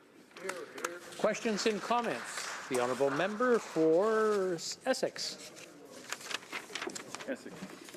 Thank you, Mr. Speaker. And I thank the member for his speech, the member from Brantford-Brant. And something that I'm very concerned about in this budget, and I'm certain that he's heard about as well, he mentioned his constituents, is the lack of transparency from this government. And when we talk about the changes to the PBO that will happen under this omnibus budget bill, they're quite concerning, Mr. Speaker, because these changes are not only to how things will be brought to the House. They will have to now go through the Speaker. The work plan will have to be approved. They also impact the way that we receive information from the PBO. The government will now have 1 day to look at this before it's released to the public. So again, they'll have a 1 day to spin this in any way before the public sees it. And another thing is that parliamentarians will not be able to request the PBO to conduct a study anymore. It will have to go through a committee. These types of changes do not reflect transparency, freedom, and the ability of the PBO to basically look at what the government is doing and provide Canadians with a snapshot of whether that spending is justified or not, and to have that true independent accounting. So I would ask the member through you, Mr. Speaker, if he's as concerned as I am about our lack of ability as parliamentarians to bring things to the PBO now and the lack of transparency that Canadians will receive. The honourable member for Brantford-Brant. Thank my colleague for that question and her observation. Listen, Mr. Speaker, let's make no mistake about the way the Liberals govern. And this is, again, something that Canadians recognize over and over again. They say one thing and they do another. In my world of small business, it reminds me of operators who present a smoke and mirror image. They present an image of this is what we profess to be, and then they turn out to be something absolutely different. So when it comes to transparency and putting the brakes and putting more barriers and in fact muzzling what they would have accused other governments of doing, muzzling the PBO, muzzling other objective observers of the process through bringing in legislation. It started really, the tone of this started with Motion 6, with the House Leader bringing Motion 6 and taking away the rights of the opposition to be able to open things up for open discussion. No, can't do that anymore. We have to limit that. They're doing it now with standing orders. This is all a smoke and mirrors game, Mr. Speaker, to put more control in the PMO, more control on this government having the rules that facilitate them and do not care about this particular spot that the sacred spot we're standing in, which is the Parliament of Canada, which should be open and transparent to all things. Questions and comments? The honourable member for Aurora, Newmarket, Aurora. Thank you, Mr. Speaker. I want to thank the member for Brantford Brant for his intervention today on budget on Bill C-44. I also want to draw to his attention, perhaps, the comments of his own Chamber of Commerce, who said the skills, innovation, investment in this budget was very welcome, and that we're doing great things to get adults back to school and investing in education and retraining. And it's important to invest, Mr. Speaker, as I'm sure you'll agree, in the retraining and training, and this is indeed an innovation budget. And the Speaker from Brantford Brant, Mr. Speaker, mentioned that he's concerned that his grandchildren will have to pay for these investments. But in fact, his grandchildren will be the benefits of these investments. When there's jobs, Mr. Speaker, there's a study that shows children who are born this year, 65% of them work in jobs that don't even exist today. Those are the investments we make. After the member from Brantford Brant and I are long gone from this planet, our children and grandchildren will thrive because of these investments. We'll have jobs that support the future, and will keep Canada and Canadians strong forever, Mr. Speaker. And it's because of these investments today that his grandchildren and my children and grandchildren will flourish, Mr. Speaker. And I just want his comment on that. The honourable member for Brantford Brant. Well, he's going to enjoy my comment on this one. Yeah, they will also have a debt so large that health care will have to be cut again by 30%, as the Liberals did in the 1990s. That's what happens when you get too far in debt. You can't carry a mortgage that you can't pay. And so, you know, the reality is, as far as innovation goes and supporting people with retraining and education and all the things I mentioned, that's nothing innovative about that. Governments have been doing that for decades. You're just carrying on the same work as previous governments. So don't talk to me about you bringing forth innovative ideas. These are ideas that have been around forever. We funded them. Governments before us funded them. So again, don't try the smoke and mirrors thing here. It just doesn't work. I assure the member of Parliament for the member for Coleman, Brantford Brant, that I won't be trying anything on him. The honourable member for Surrey Centre, please. Thank you, Mr. Speaker and honourable members of the House. I'll be sharing my time with the member from Scarborough North. Mr. Speaker, I'm pleased to rise today in support of Budget 2017, entitled Building a Strong Middle Class. Today I'll be highlighting new budget measures that are important to Canadians, British Columbians, and to those that make their home in Surrey Centre. These past few weeks have been busy ones, and I've had the opportunity to speak with many residents of Surrey Centre, where we were able to talk about the real impacts of Budget 2017. It's going to have on their lives, positioning them and their families to succeed in not only tomorrow's economy, but today's. Our government's commitment to innovation, infrastructure, housing, and protecting our oceans and waterways is what makes this budget and this government's agenda so transformational. It is with great pride that I can say that these decisions the government is taking, along with the policies that we are putting forward, are having a positive impact on the lives of Canadians. This past weekend, alone at an event in Surrey, I was speaking with Ted Singh, a constituent from Surrey Centre, who I had the good fortune of meeting for the very first time, a constituent whose two children will firsthand see the investment of post-secondary education in Surrey. Late last year, the Prime Minister was in Surrey Centre to personally share the good news of a $45 million investment in Simon Fraser University's Surrey campus, an investment that will not only have an impact today, but tomorrow and for the rest and for future generations, for people that call Surrey home. This investment will provide supports, resources, and the means for world-class institutions such as Simon Fraser, for people of Surrey who have aspirations for contributing to making our community and this country a better place. My constituents are concerned about the ailing infrastructure that surrounds our cities, such as the Patolo Bridge. I am therefore pleased to see the formation of the Infrastructure Bank, which will help cities and provinces fund great projects and help the constituents of Surrey Centre get to and from work faster, can spend more time with their families, and have more money to do the things they like and enjoy.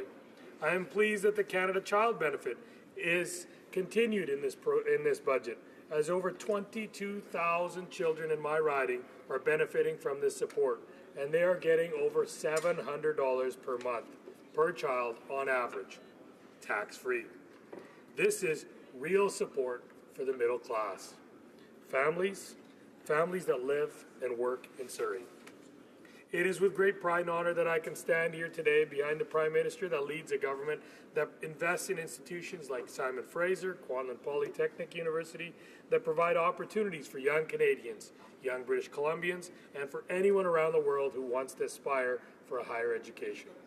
Education and post-secondary institutions are not only the place that this government is committed to investing in. Infrastructure is another important area, and under the leadership of the Minister of Infrastructure, I am proud to say that under Budget 2017, the planning of Surrey Light Rapid Transit will continue. These investments in infrastructure were characterized as a game changer by the Metro Vancouver mayors. Approximately $2.2 billion will go towards building rapid transit projects in Metro Vancouver. The chair of Metro Vancouver said that Budget 2017 was, quote, today's historical federal investment in transit and transportation is a game changer for our region and the largest in Metro Vancouver in over 20 years. Mr. Speaker, we are working with our municipal and provincial partners to deliver the projects that they are asking for. Because our government understands that municipalities should decide the best projects for where they are, and only through collaboration and respect we will have success. We can see the product of collaboration and investment right in Surrey. Recently, I had the opportunity to announce a $25 million project that will expand the capacity of Surrey Central SkyTrain station and make it more accessible for residents and people who use the station to commute on a daily basis. I'd be remiss, Mr. Speaker, if I didn't highlight the important investments in innovation that Budget 2017 lays out. Something that I'm really proud of was that in the days following the release of 2017's budget, the Minister of Finance visited Surrey Centre, specifically Innovation Boulevard, a partnership between the City of Surrey and Simon Fraser University.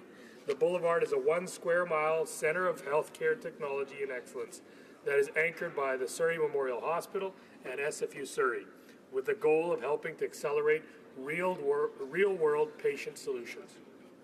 Surrey's Innovation Boulevard is a product of one of Canada's greatest strengths, our skilled, hard-working, creative, and diverse workforce, and under Budget 2017, we'll see initiatives like that will grow and prosper.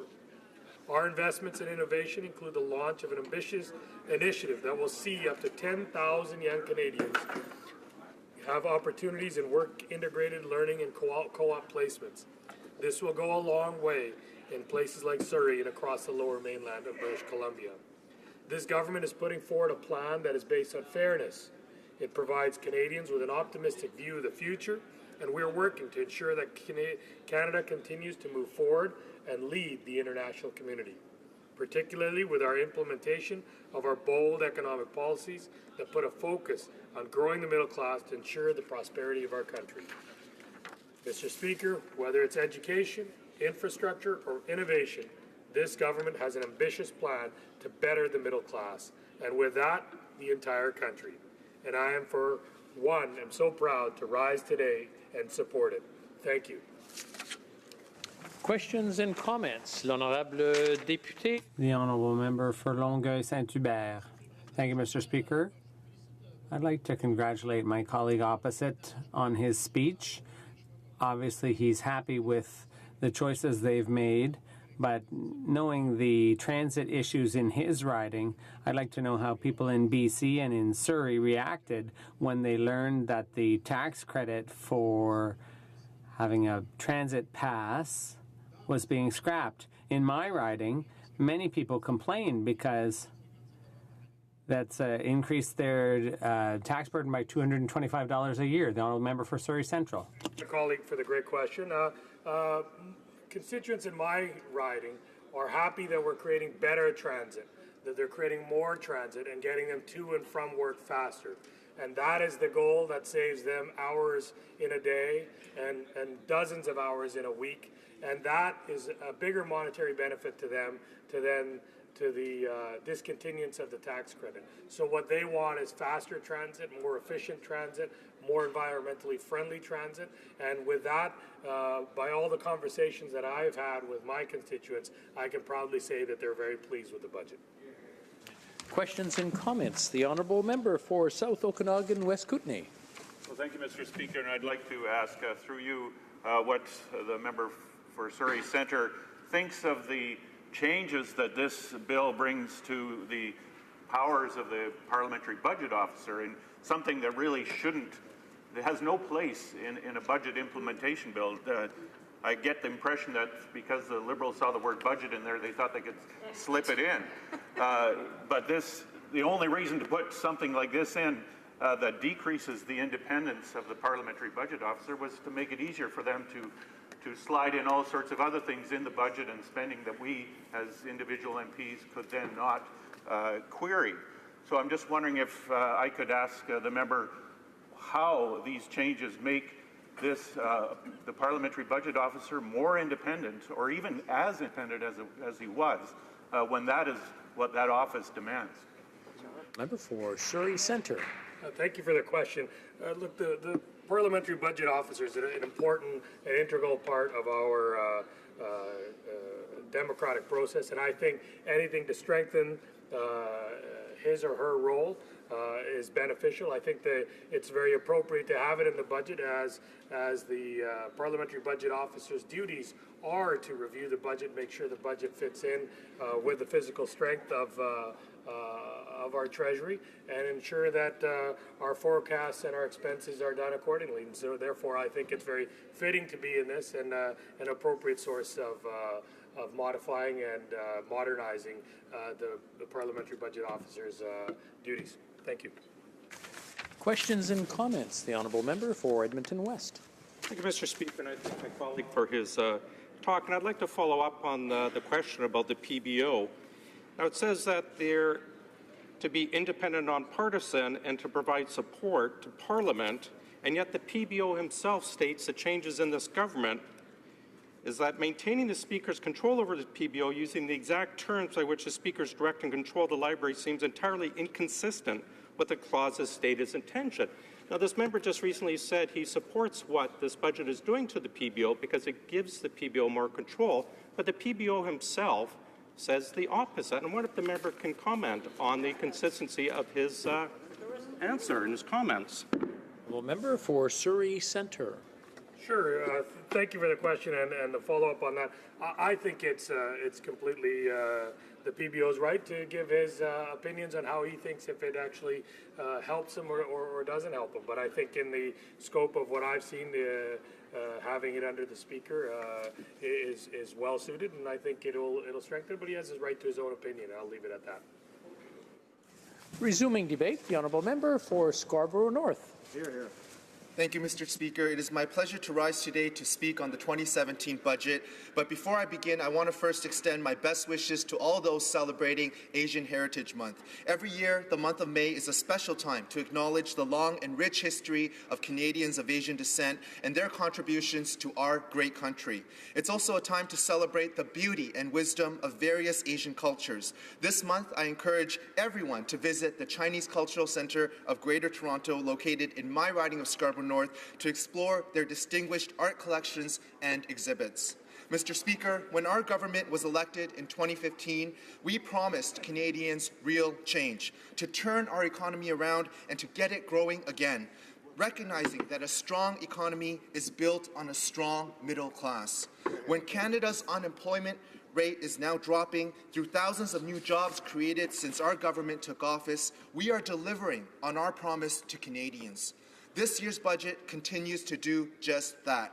Through investments that strengthen the middle class, we will grow our economy over the long term and build on real change we have seen over the past year and a half. Mr. Speaker, I'm honored and humbled to represent the people of the multicultural riding of Scarborough North. During the last election, I too promised real change to my constituents, to provide them with hope and opportunities for a better future. I'm proud to say that this budget continues to deliver on that promise. When I meet with residents and speak to them about the issues that affect them the most, public transit is an issue that almost always comes up. Public transit is the lifeblood of a thriving city. Whether it is commuting back home to Scarborough North after a long day of work in downtown Toronto, or getting to class on time at the University of Toronto's Scarborough campus, fast, efficient, and reliable public transit is essential. And that is why this budget is so important, because it provides an investment of $20.1 billion for public transit projects over the next 11 years.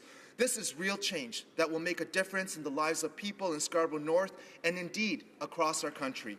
Mr. Speaker, I now turn to another issue that is dear and dear to our hearts, and that is affordable housing. Last August, I had the honor to participate in Habitat for Humanity's ribbon-cutting ceremony for its historic home build at 140 Pinery Trail.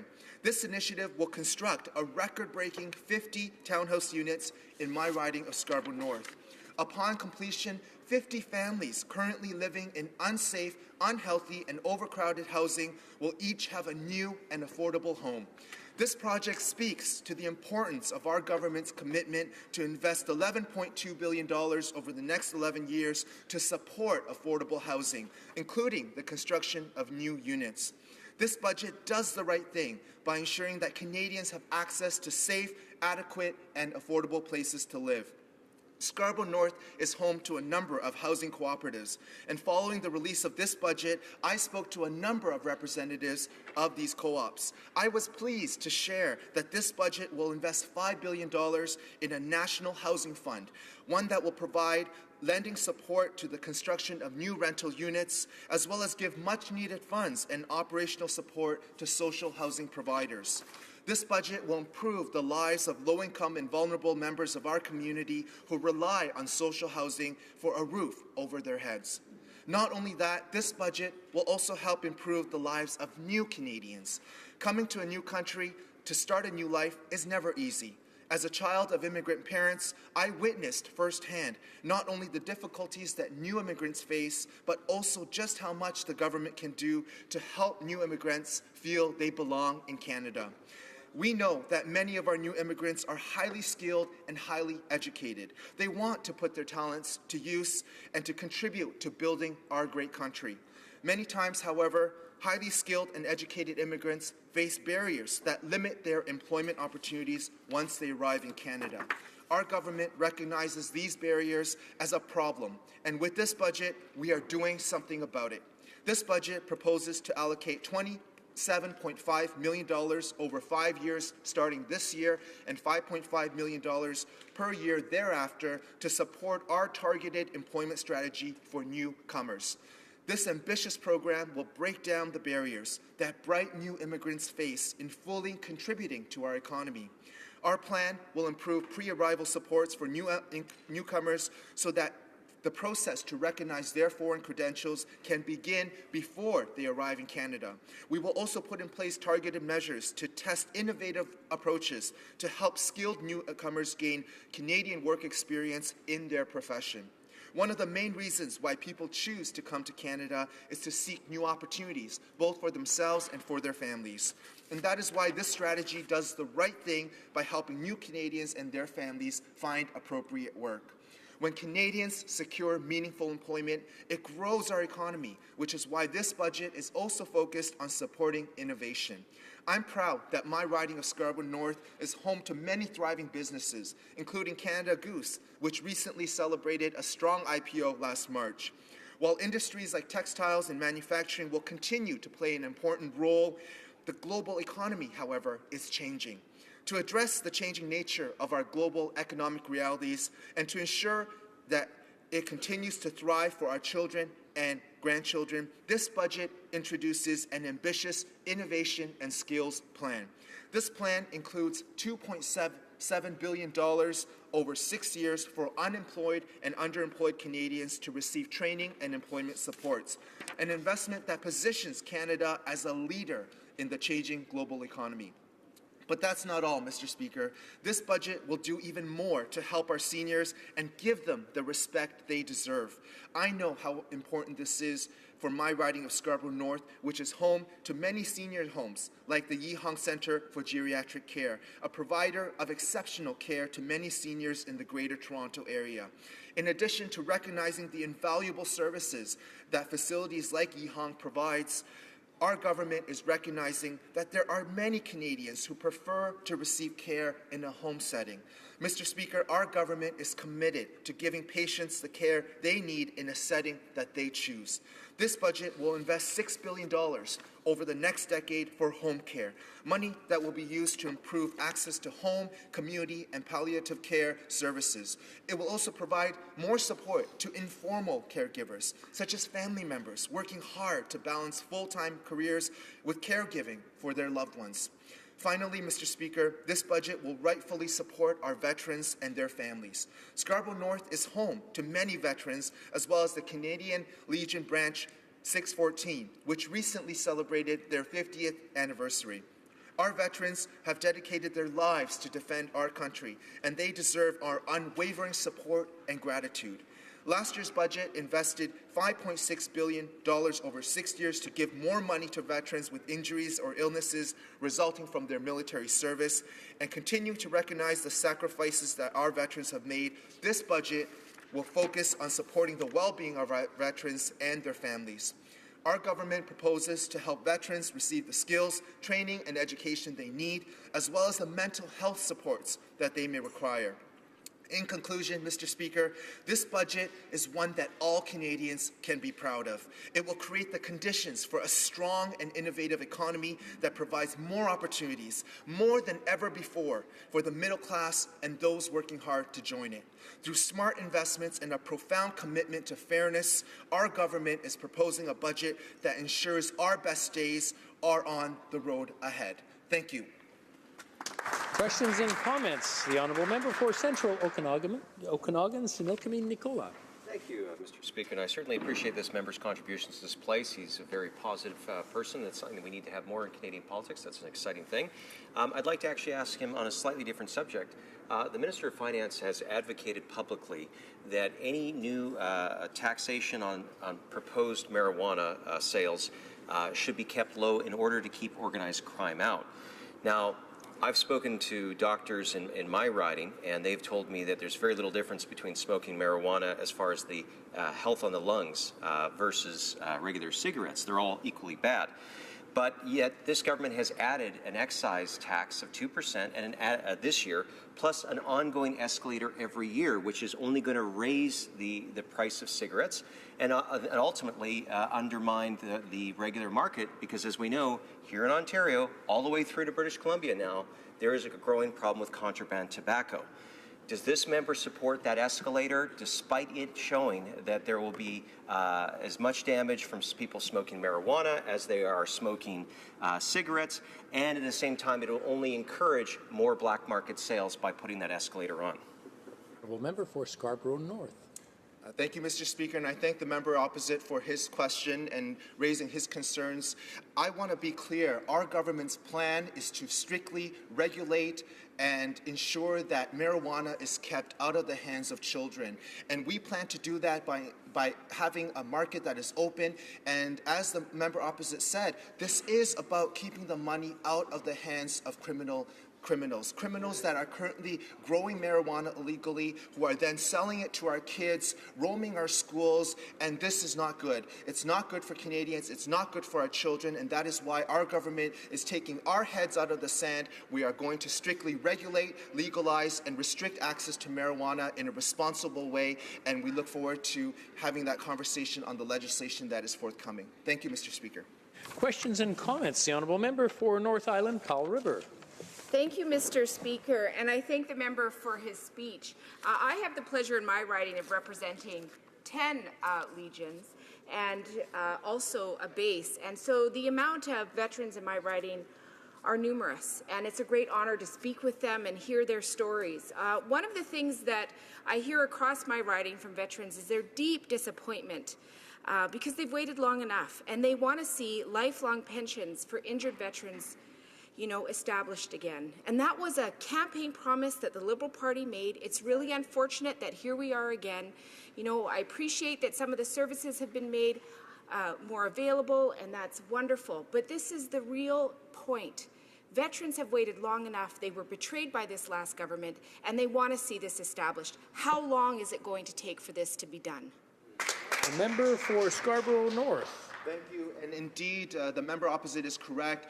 Veterans were betrayed by the previous government, but they won't be betrayed by this government. And what we plan to do is to ensure that our veterans deserve the support and the resources that they need. That is why this budget takes further action than what we've previously committed to ensure that veterans receive skills, training, and education that they need to succeed. We're going to better support the families of veterans who have been injured during their military service. And we're going to invest in mental health because so many of our veterans are suffering from post-traumatic stress disorder. We want to make sure that we tackle those mental health issues and provide the best care for our veterans and their families. We have time for a very, very short question. The honourable member. No, it's not possible. Okay, then we'll go on to the next one. Resuming debate. Oh. A 30-second question, the honourable member for Edmonton Riverbend. Yes, thank you, Mr. Speaker. I'll make it as short as I can here. We have a member over there who talks about a lot of things that he thinks are great in the budget. However, there's an infrastructure component to it where he has failed to neglect that this infrastructure component isn't going to be invested into until years 2023, 2025. His thoughts on why even put that in the budget at this point in time. Member for Scarborough North in 30 seconds or less. Thank you, Mr. Speaker. As I mentioned in my speech, we're making significant investments into infrastructure, into areas like public transit and affordable housing. And not only that, Mr. Speaker, we're putting money into the pockets of Canadians right now through our Canada Child Benefit, which is lifting hundreds of thousands of children out of poverty. Not only that, we have increased taxes on the wealthiest 1% so that we can cut taxes for the middle class. And these investments are putting money into the pockets of Canadians today while we continue to develop an infrastructure plan that will make a meaningful difference to grow our economy and provide a better future for Canadians today and for future generations. Resuming debate, the reprise du débat, the honourable member for North Island, Powell River. Thank you, Mr. Speaker. Mr. Speaker, I will be splitting my time with the member from South Okanagan, West Kootenay. I look forward to his impressive speech. Today I rise to speak on Bill C-44, the Budget Implementation Act. This bill is deeply flawed, in my opinion. By the end of my speech, I think it will be very clear why I won't be supporting this bill. In its 290 pages, it amends over 30 separate acts. Despite all of this, it does very little for the middle and the working class. Once again, the Liberals have put the interest of their friends ahead of those of the vast majority of Canadians. On the one hand, they are eliminating the public transit tax credit, and on the other, they are facilitating the purchase of public infrastructure by private investors. You know, Mr. Speaker, last week I had the honour of having a conversation at a small business in my riding called Townsite Brewing. It's a great microbrewery in Powell River. Their innovation, dedication to the community, and obviously the great beers they make have been a real builder in their local economy. But sadly, the 2017 budget is not working for them. They asked me to raise this important issue, and I hope that the minister will hear their calls. The federal budget will raise the excess tax for beer, wine, and liquor by 2%. And then it will tie it to the Consumer Price Index. This means that the price will rise for the consumer every single year after that. That is simply not good for business. There are a number of really good reasons for the government to stop this. There are hundreds of small brewing companies in communities across Canada, employing people, using local ingredients, innovating with new styles of beer, and investing in their business to sell great beer and participate in a very competitive market. This is truly amazing when you look at the history of beer monopolies of the past. Consumers now have more choice. This industry creates great local jobs. For Townsite Brewing, it creates 16 meaningful positions in the community. Across Canada, small communities have worked very hard to diversify their economies, and this hits these communities particularly hard. Brewing is one of the few remaining industries that is domestic. 85% of the beer sold in Canada is made right here in Canada. Not too many food industries can make this claim like the beer industry can. Shouldn't this government support the growth of this share to 90 or 100% rather than discouraging growth by imposing higher and higher taxes on these products? The entire brewing community and their customers are united in wanting to see the government make the decision to repeal this tax before it becomes law by the end of June. In my riding of North Island Powell River, this tax will impact as well the wine and liquor industries that I have. As I mentioned earlier, this bill amends more than 30 pieces of legislation. I found it very interesting when a member across the way said, I don't support omnibus bills, while supporting this omnibus bill. Almost 1/3 of the changes are nowhere to be found in the budget. During the last election campaign, the Liberals promised to abolish the use of omnibus bills because the practice is undemocratic. The omnibus bill should have been split to allow Parliament to conduct in-depth reviews of the changes affecting the Parliamentary Budget Officer and the creation of the Canadian Infrastructure Bank. This bill clearly shows that the Liberals put the interests of their friends ahead of those of the vast majority of Canadians. On the one hand, they are totally forgetting that people across this country desperately need infrastructure in their community. So when they created the Infrastructure Bank, the government is giving a green light for privatization of our public infrastructure.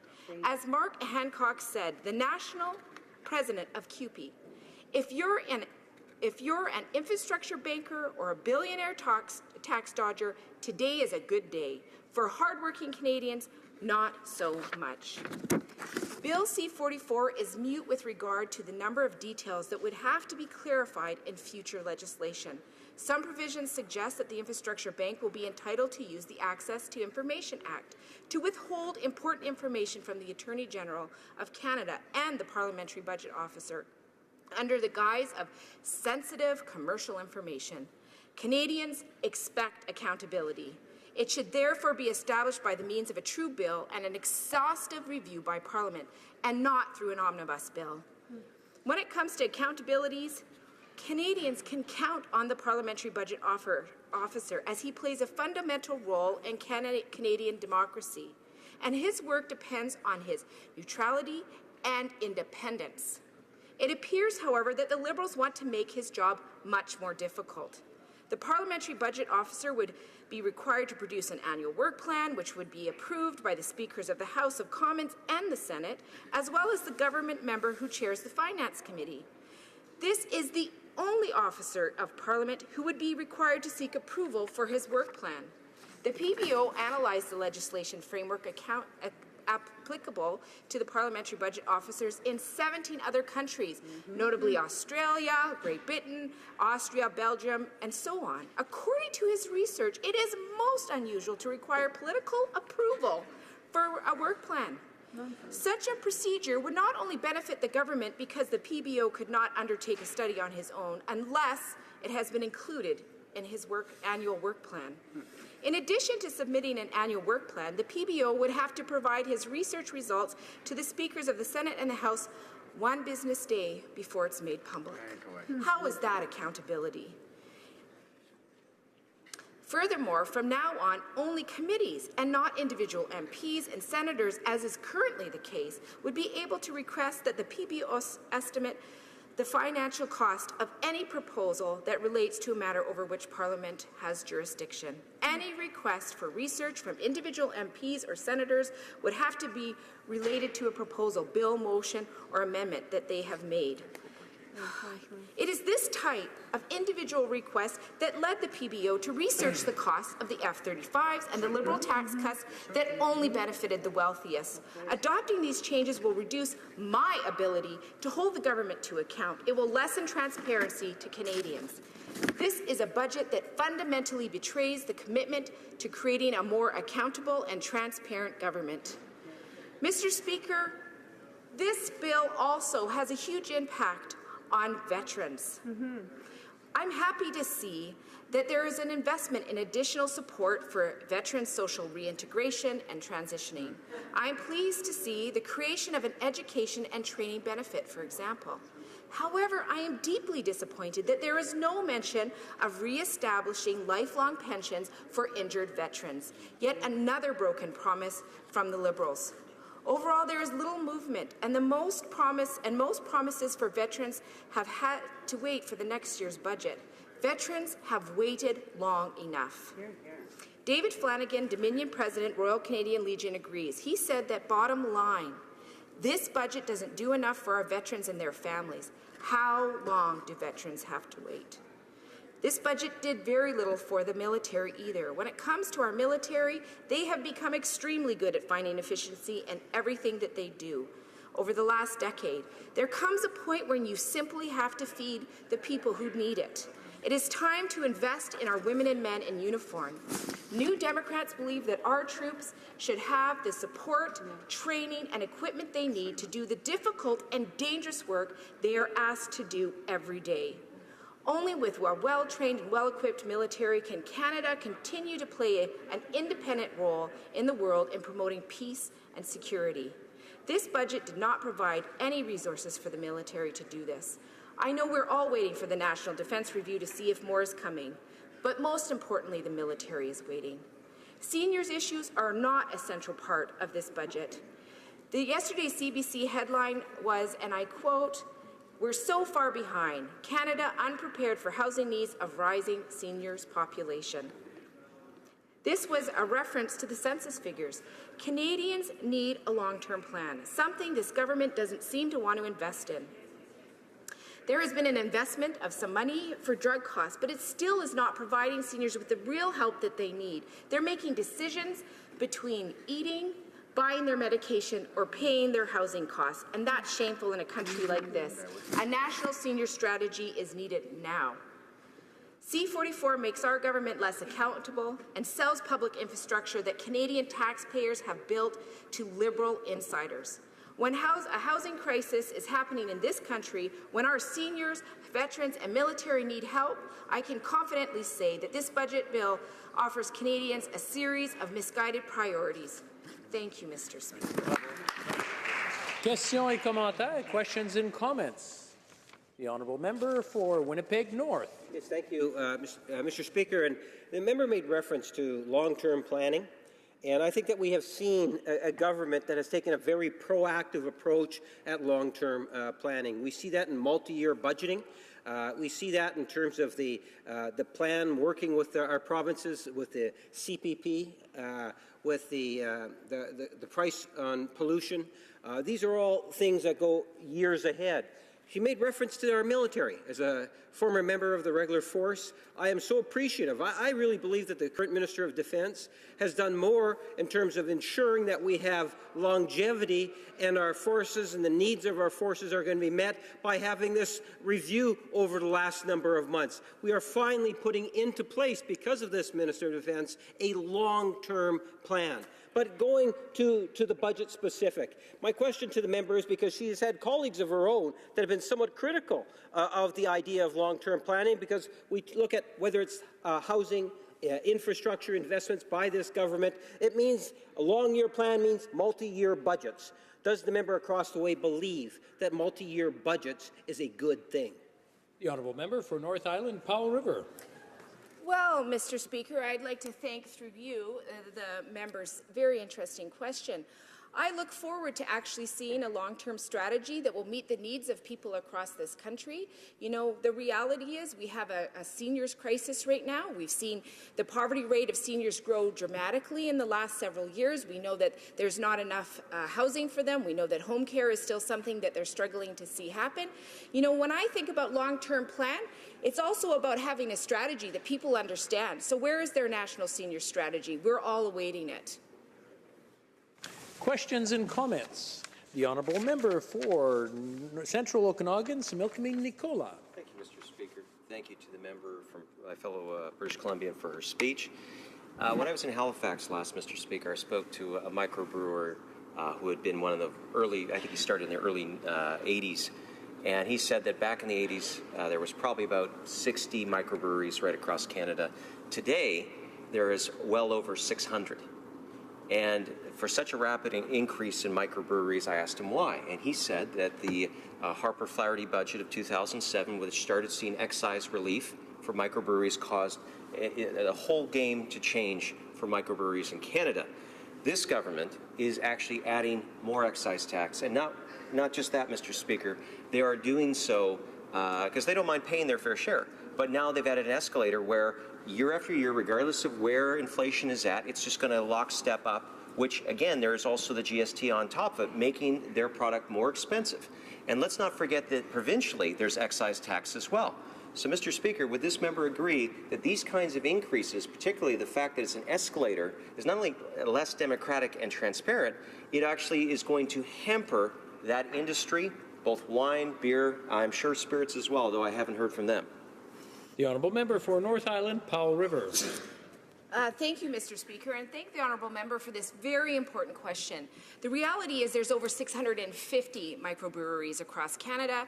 It's a growing and prosperous industry, and I think it's really important. If you look at the reality of so many very rural ridings, like mine of North Island Powell River, where we had a very strong industry, usually in logging and mining, forestry, and whenever those boom and bust cycles happen, it's had a huge impact. So you see these wonderful industries coming in, and they're building the economy. They have good paying jobs. They just want to keep succeeding. Like I said, in the community that I serve of Powell River, 16 meaningful jobs. That may not seem like a lot to the Liberal government, but to the small communities of Canada, those are meaningful jobs that mean that people get to live and prosper in those communities. I think it's shameful that there was absolutely no discussion. There was no moving forward. And I think this comes from a government that also backed away from its promise to give less federal tax on small businesses. Where's that 2% cut? So, you know, small businesses are doing their best in our communities. It would be nice to have a government that actually consulted with them. I hope that they change their mind. It's just the right thing to do. Resuming debate, the honourable member for South Okanagan, West Kootenay. Well, thank you, Mr. Speaker, and I appreciate the opportunity today to rise to debate Bill C-44, the Budget 2017 Implementation Bill. You know, back in the days when I taught zoology at UBC and I taught comparative anatomy labs at Memorial University, we talked a lot about form and function. And so today I'd like to begin by talking about the form of this bill and then move on to its function, you know, its contents and what that means to, in regards to government priorities. As others have commented, the most obvious thing about this bill is its sheer size. It's almost 300 pages long. It amends more than 30 separate acts and even incorporates Bill C-43 within it, which was already on the order paper. Many of these components have nothing to do with the implementation of the budget. And for instance, it includes major changes to the powers of the Parliamentary Budget Officer, and I'll talk more about that later. This bill is the very definition of an omnibus bill. And many Canadians will remember quite clearly what the Liberals said about omnibus bills in the previous Parliament. They and the NDP pointed out that omnibus bills were clearly designed to pass disparate pieces of legislation without providing opportunity for proper debate or committee study. The Liberals loudly complained that one of the conservative budget bills was 175 pages long. That's a micro bill compared to this. The Liberals were so outraged by omnibus bills of the Conservative government that they put clear promises in their 2015 election platform saying, "We will not resort to legislative tricks to avoid scrutiny, and we will change the House of Commons standing orders to bring an end to this undemocratic practice." And yet they couldn't resist doing the same thing with Budget 2017, and in a very egregious way. The Liberals have broken a growing number of election promises, but this broken promise, one that puts them in the same camp as the Conservatives, when it comes to eroding Canadian democracy, must be one of the most disappointing acts for many of their supporters. And now I'd like to move from form to function and some of the consequences of Bill C-44. You know, one of the main themes of the last federal election was the struggle to reduce income inequality in Canada, inequality that has been steadily increasing for the past 20 years or more. The NDP has led this battle for years, and in the last election, the Liberals agreed with us in principle and would, as we've heard so often since, support the middle class and those trying to join it. In the last budget, they disappointed most Canadians in the middle class by doing absolutely nothing for those making less than $45,000 a year, instead bringing in income tax changes that gave tax relief primarily to those making $150,000 to $200,000 a year. The Liberals promised that they would plug the loopholes that allowed CEOs to pay taxes at half the rates of middle-class Canadians, but did nothing in last year's budget. And I'm sorry to say, did nothing in this budget as well. Bill C-44 has no provisions to close this loophole, which costs the government almost $800 million each year, and leaves that money in the pockets of the wealthy Canadians who need it the least. So who do they choose to squeeze money out of instead? Well, for instance, transit riders. Yes, the middle class and those seeking to join the middle class who take buses and trains to work every day. Under Bill C-44, they'll lose their public transit tax credit, so the government can pocket $225 million in savings. So wealthy CEOs get to keep $800 million, while bus riders have to cough up $225 million. Budgets are about choices, and this is the unfortunate choice the Liberals have made. On top of that, we in the NDP were hoping that the Liberal government would take concrete steps to shut down offshore tax havens, where the wealthiest of Canadians and corporations that have pocketed billions of dollars in tax cuts move their profits to avoid paying their fair share of taxes. But neither Bill C-44 nor any other legislation before us address this critical step in reducing income inequality in Canada. As I mentioned at the start, one of the features of Bill C-44 is a section that changes the role and powers of the Parliamentary Budget Officer. This has no place in a budget implementation bill. Now, maybe the Liberals thought they could slip it in because of the word budget in the title of this important office. The Parliamentary Budget Officer must be independent and neutral, but Bill C-44 degrades that independence in several ways. First, it requires the Parliamentary Budget Office to submit an annual work plan to both the Speaker of the House and the Speaker of the Senate. And this requirement could only benefit the government, as the PBO would not be able to undertake any study unless it had been approved in the annual work plan. Secondly, only committees dominated by government MPs, would be allowed to request that the PBO estimate the cost of any proposal that relates to a matter over which Parliament has jurisdiction. At present, individual MPs can request the PBO to undertake these analyses, but if Bill C-44 becomes law, they could only request cost analyses on proposals that relate to a bill, a motion, or an amendment that they themselves had made. Again, this greatly restricts the independence of the PBO and restricts the abilities of individual MPs to study the cost of government proposals. And it was this type of independent initiative that exposed the true costs of the F-35 fighter jets to Canadians, and it was this independent action that showed that the so-called middle-class tax cuts of this Liberal government only benefited the wealthy in our country. Another point of disappointment in the budget is the change to index the excise duty on wine to the Consumer Price Index beginning in 2018. And my riding, I must admit, produces the best wine in Canada, and the wine industry plays a large role in the economy there and in other wine regions of the country.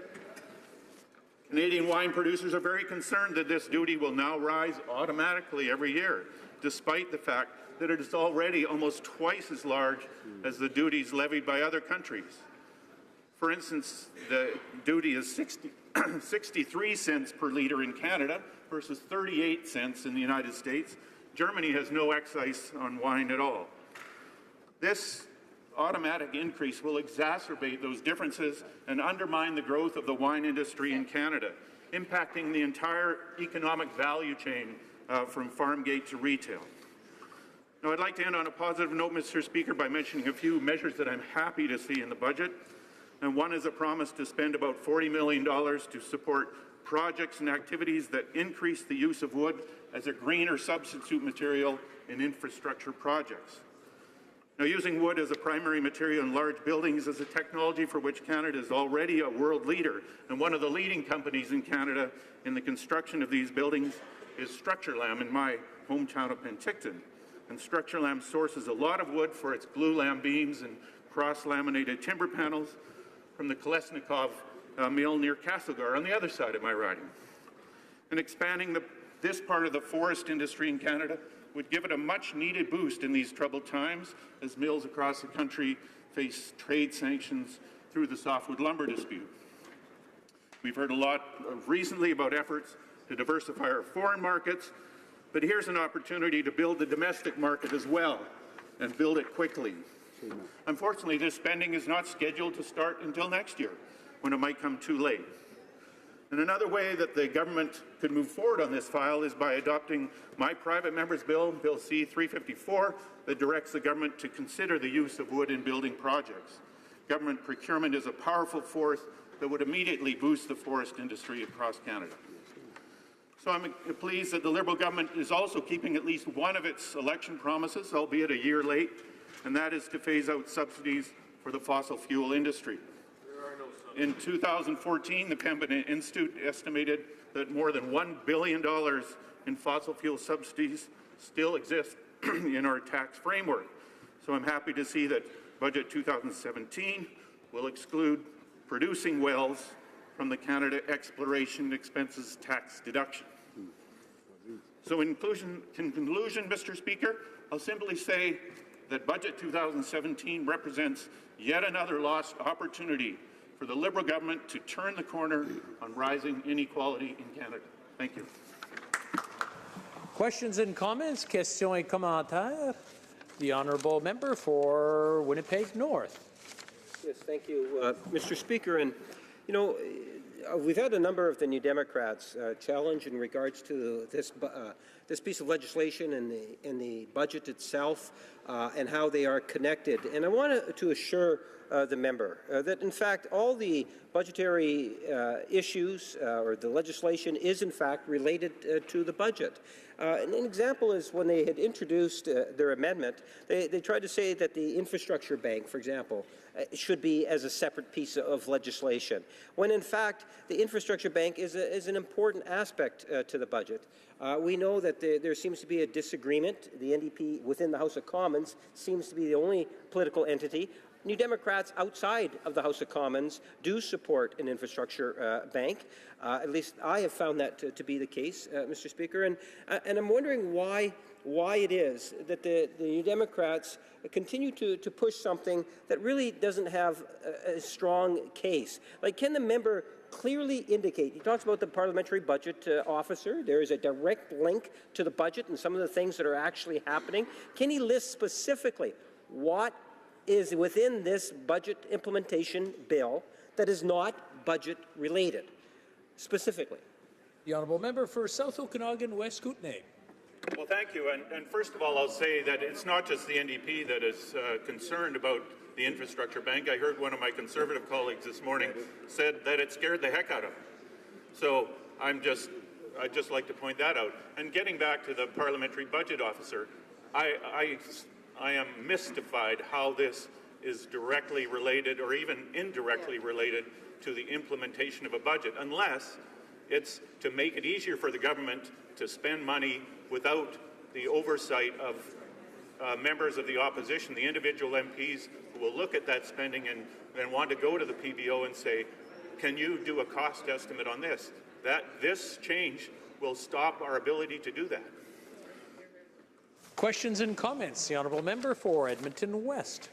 Mr. Speaker, I'd like to thank my colleague for his well-thought-out speech. He had me going right up until the attack on the energy industry, but apart from that, it was great.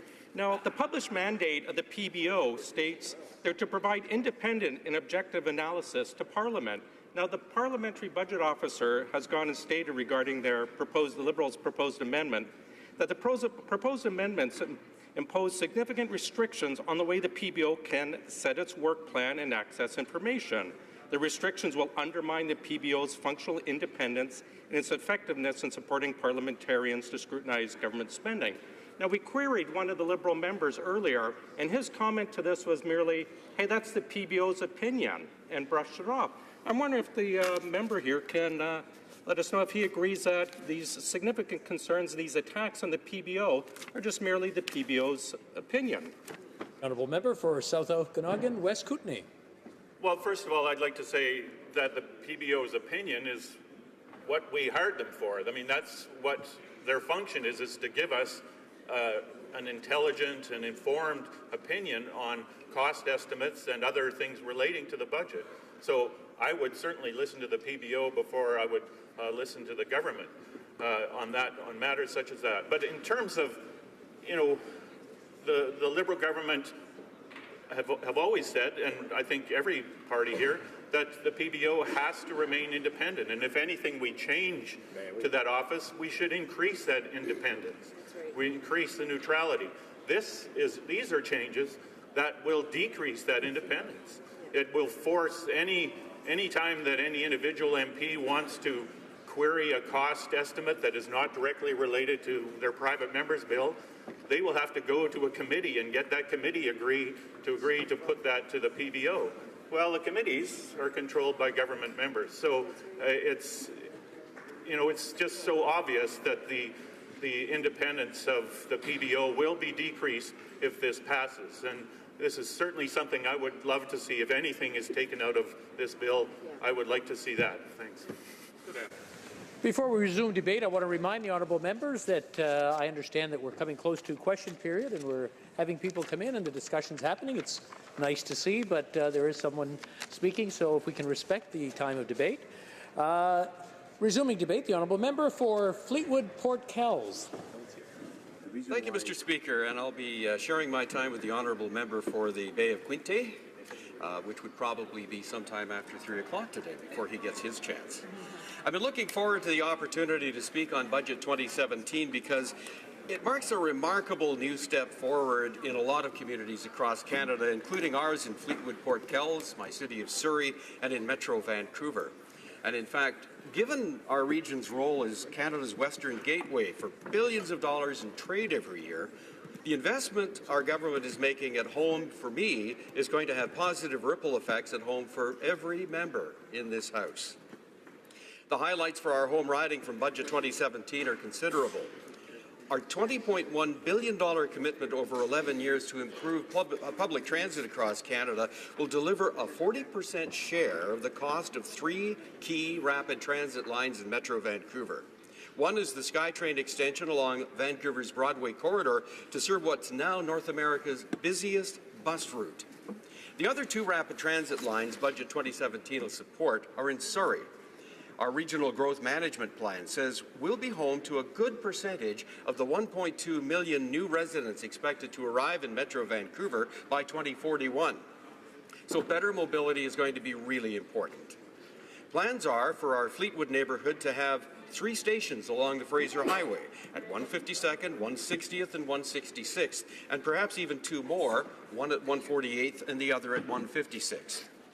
And the revitalization that will take place along the new line, and we've seen this sort of thing happen in the Canby corridor, along the Millennium line, etc. We expect this revitalization to truly reshape Fleetwood and bring to reality the hard work of many visionaries over the years, including, especially, our friend, the late Rick Hart. Budget 2017 will also make a huge difference in the lives of many Surrey families, particularly those people who've come to Canada with the professional skills we urgently need, but who face barriers because their credentials aren't recognized here. Every day, a doctor, a nurse, a teacher, or an engineer is underemployed. They lose, their families lose, and we lose. Budget 2017 will invest $27.5 million over 5 years, starting this year, to remove those barriers. We'll start the process even before the professionals arrive. And once they're here, we'll support their efforts to get Canadian accreditation with a loans program to help cover the costs. And finally, a targeted employment strategy will help them get that essential Canadian work experience so they can relaunch their careers. There are 3 more highlights from Budget 2017 I'd like to mention. I think we can get them in quickly here, Mr. Speaker. Each will make a difference in communities across Canada, including mine. As we all know, housing prices in Metro Vancouver, Toronto, and other cities have pushed home ownership out of reach for far too many families. Our decision to get the federal government back into a national housing strategy responds to the calls for help from the provinces, the municipalities, and neighbourhoods. In Surrey, the Guildford neighbourhood that I share with my colleague, the Honourable Member for Surrey Centre, is where you'll find our city's main stock of affordable housing. Budget 2017 will provide $11.2 billion over 11 years across Canada to design, build, renew and repair the homes for millions of Canadians working hard to join the middle class. Another $5 billion national housing fund will better support vulnerable Canadians, the elderly, our disabled, women seeking refuge from abuse. Housing costs are a major source of worry and insecurity in many cities across Canada. Our government listened. We heard this, and we made affordable housing a priority. Another acutely urgent issue in Metro Vancouver is the opioid crisis. No community or neighbourhood is immune from the tragedy of overdose deaths or the gang-related violence that accompanies the drug trade.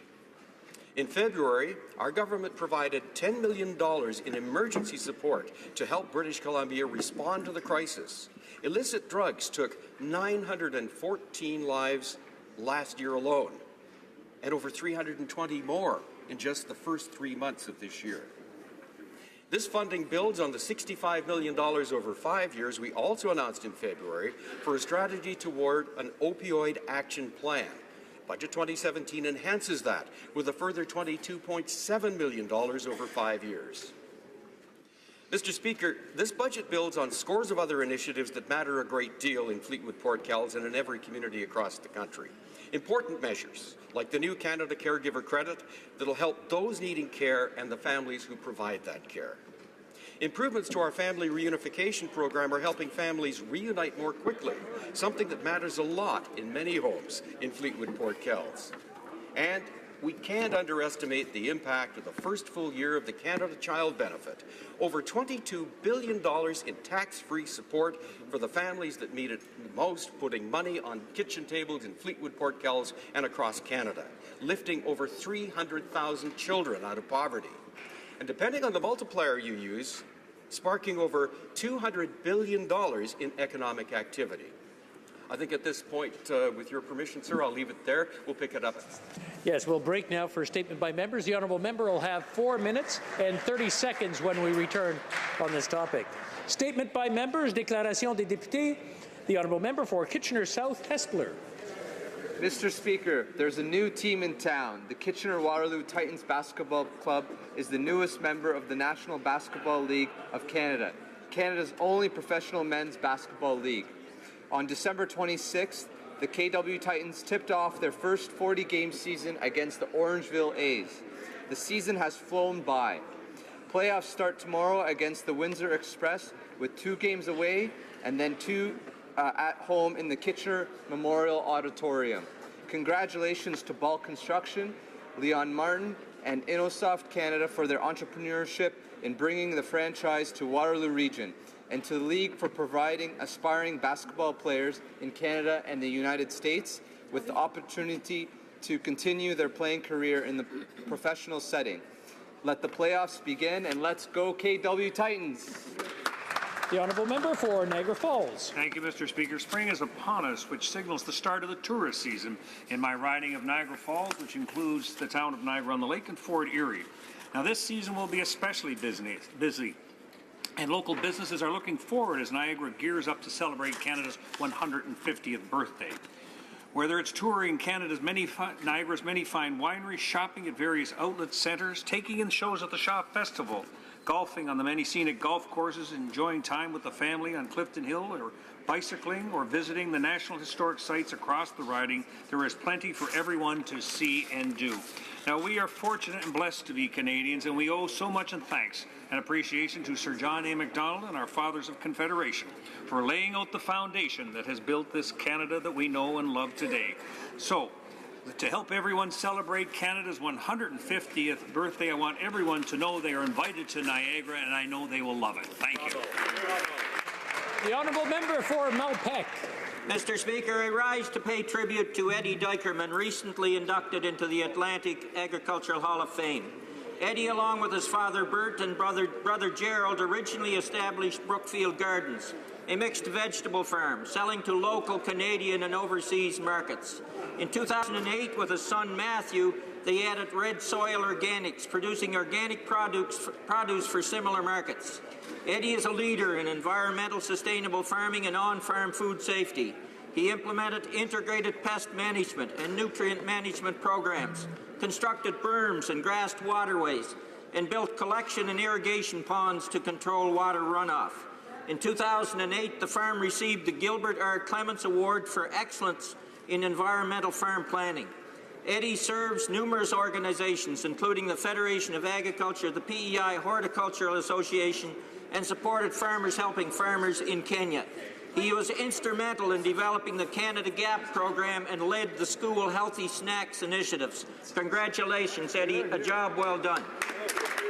The Honourable Member for Longueuil-Saint-Hubert. Mr. Speaker, on April 27th, I had the opportunity to observe firsthand the leadership demonstrated by our social economies hub. Yes, in Longueuil, we have an organization that coordinates, supports, and values the development of the social economy. The summit held in Longueuil made me particularly proud because it showed me once again how excited our community is about collective entrepreneurship. There's our local media, the Point Sud newspaper and FM 103.3 radio station, as well as organizations with an employment creation mission like Batifollerie and Certex. Not to mention our cultural players like the Théâtre de la Ville, the Longueuil Symphony Orchestra, and the Théâtre du 450, as well as our child care centres, of which Quebecers are so proud. Quebec is a world leader in the social economy, and I know the contributions of Longueuil and Saint-Hubert have something to do with it. To all those involved, thank you, because everything you do strengthens both our economy and our community in Longueuil and Saint-Hubert. Thank you, Mr. Speaker. The Honourable Member for Ottawa-Vanier. Mr. Speaker, I rise today to thank my distinguished colleagues from all parties for their welcome. I'm honoured to be the first woman elected in the riding of Ottawa-Vanier.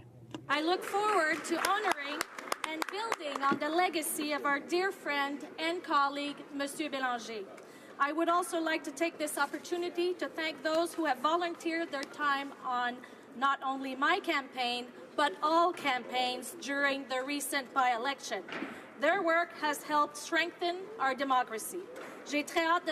I'm really looking forward to working for my constituents and would encourage them to share their ideas with me with a view to strengthening our diversified and dynamic community. The constituents of Ottawa-Vanier for putting their trust in me. Merci.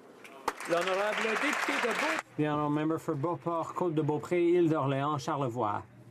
Mr. Speaker, today I'd like to pay tribute to a woman of exceptional courage and tenacity in her fight to help people with reduced mobility. Ms. Joanne Landry, who is here with us today. She has had MS for over 20 years and was stuck in a wheelchair for 17 of them, so she wasn't expecting much out of life. But life smiled back at her through a discovery made by her son, a ray of hope in the form of the Kyogo dermoskeleton and its many benefits. Today, with the help of her dermoskeleton, Ms. Landry is here, walking, exuding happiness and hope, enjoying life with her spouse, children, and grandchildren. She's asking the government to make dermoskeletons available for rehab to people like her, and to extend the same tax credits to these devices as are currently available for wheelchairs.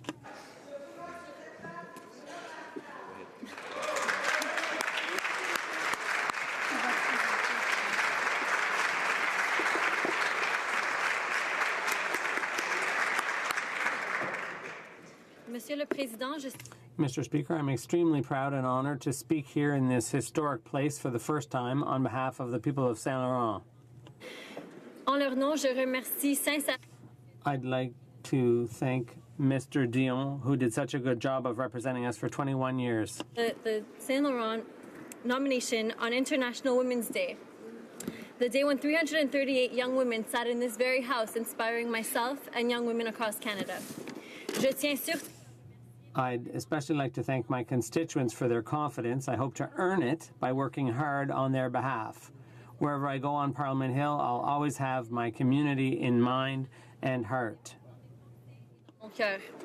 Mr. Speaker, I believe that Canada is the best country in the world, and I am very proud to stand here alongside my colleagues to represent Saint Laurent residents and all of Canada. Thank you.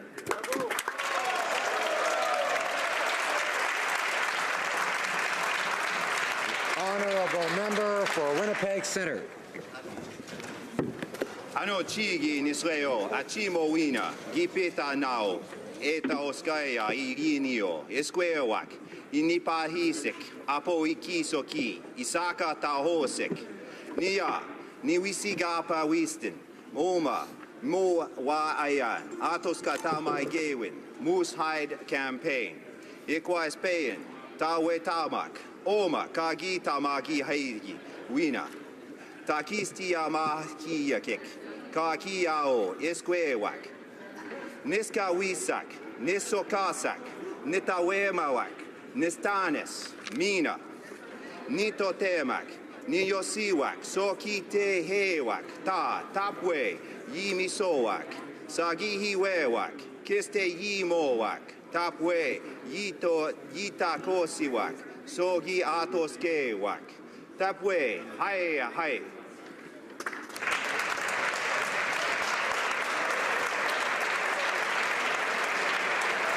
The honourable member for Flamborough-Glanbrook. Mr. Speaker, my hometown of Ancaster, the greater city of Hamilton, Ontario, Canada, and indeed the world lost an incredible force for good a couple of weeks ago with the passing of Ellie Vortman. Ellie had many accolades and community recognitions to her credit, and her reach was far beyond our community. The John and Ellie Vortman Charitable Foundation supported numerous projects and humanitarian causes from the inner city of Hamilton to the far corners of the globe. John and Ellie were successful in business and in life. She was John's strength and love. Together they founded Oak Run Farm Bakery and raised a beautiful, loving family, championship dogs, and lived every day to make the world around them a better place. It would take hours to describe the many causes they supported and honors bestowed. But, Mr. Speaker, the recognition didn't matter to Ellie. She generally eschewed the limelight. With humility, poise, and grace, she lived the words of her favorite quote from Theodore Roosevelt: "Do what you can, with what you have, where you are." Mr. Speaker, all I can say is that this is an extraordinary understatement describing the impact of Ellie Vortman. She'll be sorely missed by all. Thank you, Mr. Speaker. The honourable member for Markham Thornhill. Thank you, Mr. Speaker. It is with great pride that I rise before this House as the newest Member of Parliament for the dynamic and diverse riding of Markham Thornhill. I wish to thank John McCallum for his great service over many years to that community. For 30 days in March, I met with thousands of families who shared their ambitions and their goals with me. We spoke about finding good, well-paying jobs, saving for our children's education, saving for our retirement, and ensuring we have the resources to care for our aging family members. I am committed to fiercely serving the residents of Markham Thornhill and delivering on my promise to bring their ambitions and ideas to Ottawa. Thank you to those who have put their trust in me to represent them, and to the members of this House who have so warmly welcomed me. Thank you, Mr. Speaker.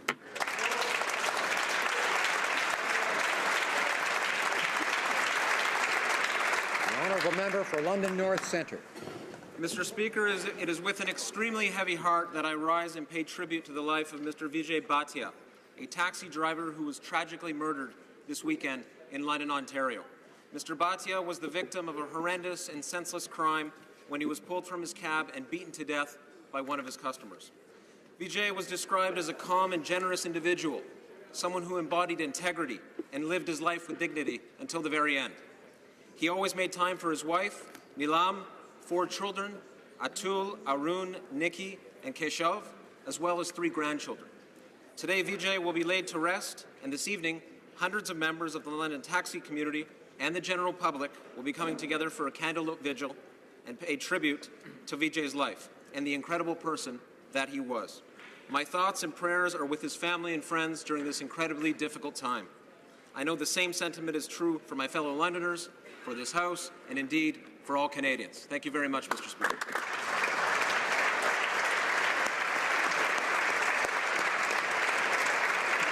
Honourable member for Kitchener-Conestoga. Mr. Speaker, this week Canada mourns the loss of a generous, selfless soldier who died in a training accident at Canadian Forces Base Wainwright, Sergeant Robert Denirowich of Kitchener. On Monday, I was privileged to attend the funeral service of Sergeant Denirowich, who served 2 tours in Afghanistan. The tributes given by his colleagues and family are a testament to Robert's dedication and commitment to Canada and to all Canadians. As we traveled from the funeral to the interment at Williamsburg Cemetery, children, parents, teachers, and workers lined the streets waving Canadian flags. As we stood in the pouring rain at the interment ceremony, I was reminded again of the sacrifices of our women and men in uniform as they serve in very dangerous and difficult settings. Then the Canadian flag, which draped the coffin, was carefully removed by Canadian Forces personnel and folded, each of them paying their respects to their fallen brother. As the ceremony concluded, I had the honor of speaking with Robert's widow, his parents, and his sister. I was able to thank them on behalf of all Canadians for the service which Robert had given and to assure them of our ongoing prayers, lest we forget.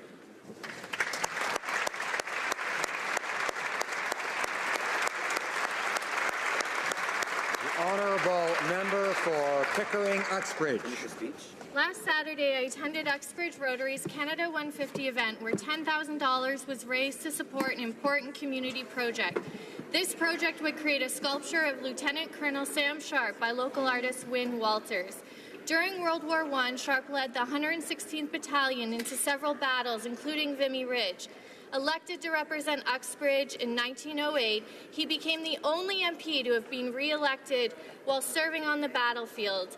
After he returned, Sharp suffered from shell shock, now known as PTSD. Faced with having to return home to the families of those who died by his side, he tragically took his own life. I want to thank the Ministers of Heritage and Veterans Affairs for supporting this project and securing $70,000 in funding to honor this Canadian hero in his hometown. Mr. Speaker, it's time we recognize Lieutenant Colonel Sharp's bravery and service here in this place as a symbol for those who have suffered from PTSD while in the line of duty.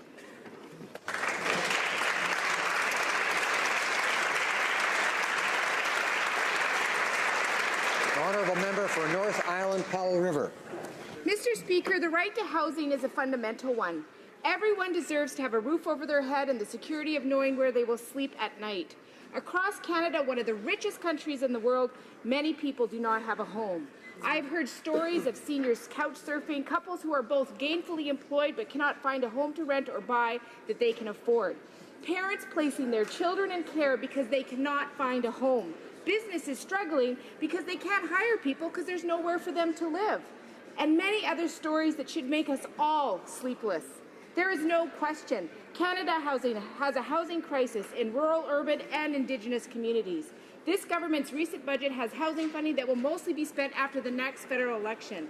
When will Canada recognize that housing is a right? I encourage all members of this House to support my private member's bill C-325 on the right to housing. Let's make it happen. The honourable member for Calgary-Mindapore.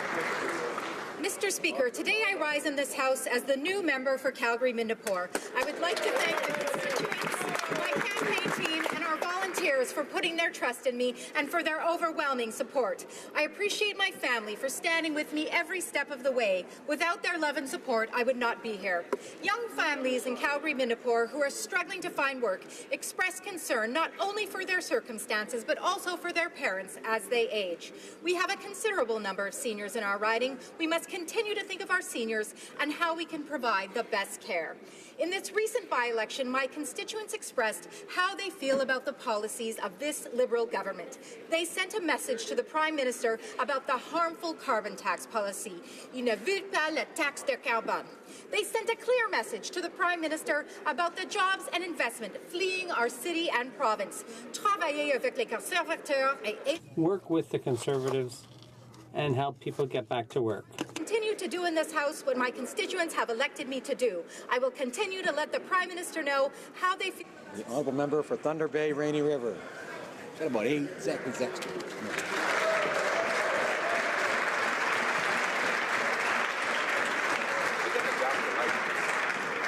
Mr. Speaker, it is my privilege to rise today in this House and welcome First Nation leadership from across Ontario to Parliament Hill. Chiefs and their delegates are here in Ottawa for their special Chiefs Assembly and will be spending the day meeting with members of Parliament and Cabinet. I'd like to thank all who gathered here today in the effort to build a new relationship, a positive relationship, a relationship future generations of Canadians can be proud of. As a First Nation member of Parliament, It is a pleasure to see this level of meaningful engagement towards reconciliation and making Canada a better place for us all. I'd ask all of you to join me in wishing these leaders a successful day and a warm welcome. Miigwech, merci, thank you.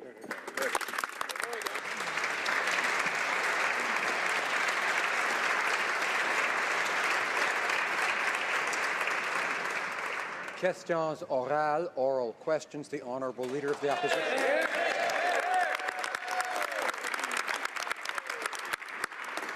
Monsieur le Président. Mr. Speaker, what the Minister of Defence did was not a mistake, and he can't simply brush it off. On at least 2 occasions, he exaggerated his service record, and he took credit for the work done by others. And he did this simply to score a few political points. This is inexcusable, particularly from someone from the armed forces. He simply can't remain in his role after what he did. Why are the Minister and Prime Minister incapable of putting an end to this? Mr. Speaker, since becoming Minister of National Defence, we took an extensive defence policy read to making sure that we look after the Canadian Armed Forces, and that's exactly what we've done. We spoke to Canadians all across this country. We've had MP consultations to making sure that we have a thorough analysis, to making sure that we have a model that's going to look after our Canadian Armed Forces, Mr. Speaker, and I look forward to presenting our new defence policy that's going to look after our troops long and into the future. Thank you, Mr. Speaker. Opposition House Leader. Opposition Leader. Mr. Speaker, the Minister of Defence may have apologized for embellishing his service record, but it's not enough. His claim of being the architect of Operation Medusa, a claim that he made at least twice when it wasn't true, was intended for one thing: to make him look good as a Liberal politician. This is a violation of the honour expected of our men and women in uniform. He's now lost their trust and their respect, and as a result, he simply can't continue in the job that he has. After what he's done, does he really think staying on is the best situation for the troops? Honourable Minister of National Defence. Mr. Speaker, I was focused on making sure that my responsibility, our government responsibilities, making sure that we look after our troops, making sure they have all the right appropriate tools, the equipment, and that's exactly what our defence policy is doing, Mr. Speaker, making sure that we have a fully funded, a rigorously costed policy that's going to look out into the next 20 years, a policy that's going to making sure they have all the right tools to making sure that when we send them out in missions, Mr. Speaker, they have everything that they need. Thank you. The Honourable Official Leader of the Opposition. Mr. Speaker, there's a saying that a soldier has the right to complain, but the Prime Minister and the Defence Minister are actively denying that right to our soldiers that were deployed in the fight against ISIS. The Defence Minister made a promise to give back the benefits that he took away from those troops. Now he's broken that promise and he's clamping down on those who dare speak out. Here we have yet another example of the Defence Minister breaking his word to our military. Can't he see why he's lost their confidence? Honourable Minister of National Defence. Mr. Speaker, we will make sure that our troops have all of the necessary benefits to carry out their duties. It's our government, Mr. Speaker, that dealt with the immediate inequity for the soldiers who lost the tax-free status and Operation Impact. And it is our government that is working hard to review the compensation rules and find the long-term solution needed to fix the mess we inherited to ensure a fair and equitable process for all. Thank you, Mr. Speaker. The Honourable Leader of the Opposition. Well, Mr. Speaker, this is unbelievable because he's actually misleading Canadians again and misleading this House again about this particular issue around compensation for the troops that are deployed fighting the fight against ISIS. Right here, I have this document because I looked at it before question period, signed by this minister himself that clearly states the exact opposite of what he just said. When is the minister going to stop misleading Canadians, misleading the House, and frankly, step aside? Honourable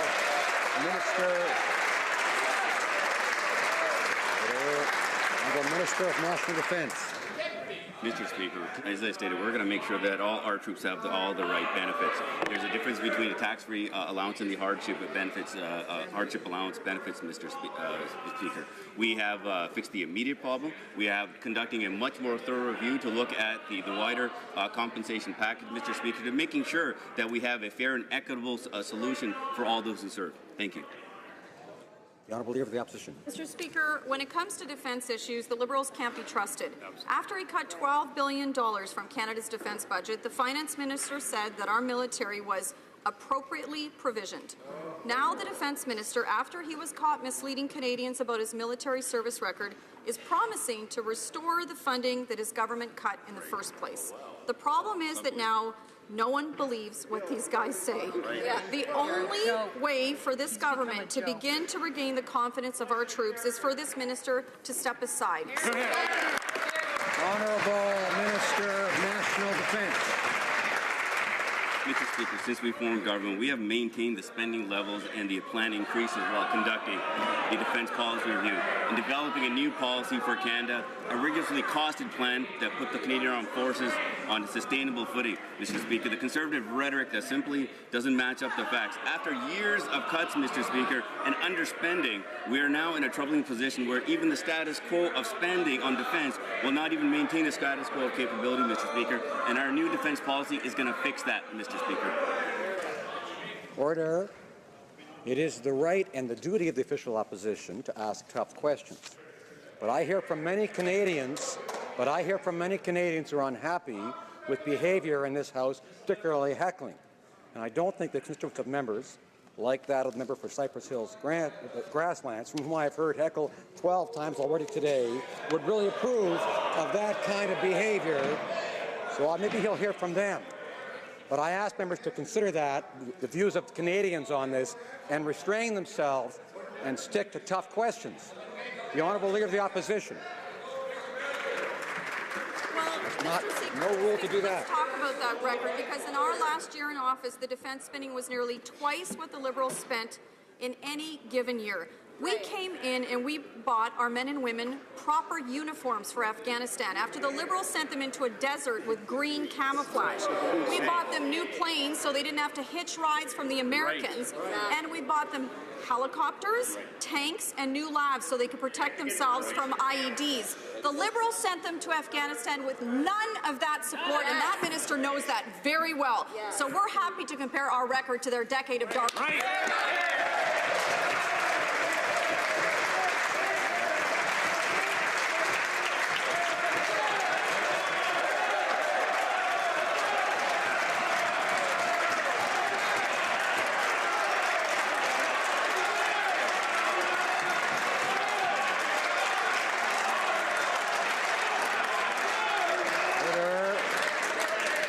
Minister of National Defence. Mr. Speaker, yesterday I gave a speech for the analysis of the Defence Policy Review, where we actually gave a nonpartisan analysis of making sure that we have a current state of affairs, where we talked about the cut. I thought the Leader of the Opposition would be happy to understand that we have a certain state of affairs, so we can actually now create a plan to move forward. And Mr. Speaker, and that's what the defence policy is actually going to do. And Mr. Speaker, we're going to make sure our men and women have all the right tools to look at. They need sustainable and predictable funding, Mr. Speaker, and that's exactly what we're going to do. Thank you. For Skeena-Bulkley Valley. Thank you, Mr. Speaker.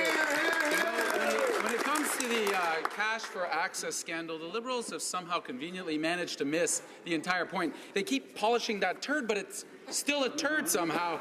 The same special access to the Prime Minister and his cabinet.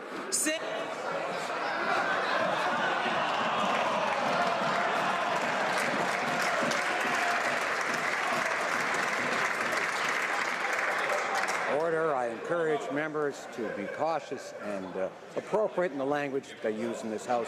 I know the other member for Skeena-Bulkley Valley, I'm sure would agree. All right, call him like you see him, Mr. Speaker. Special access to the...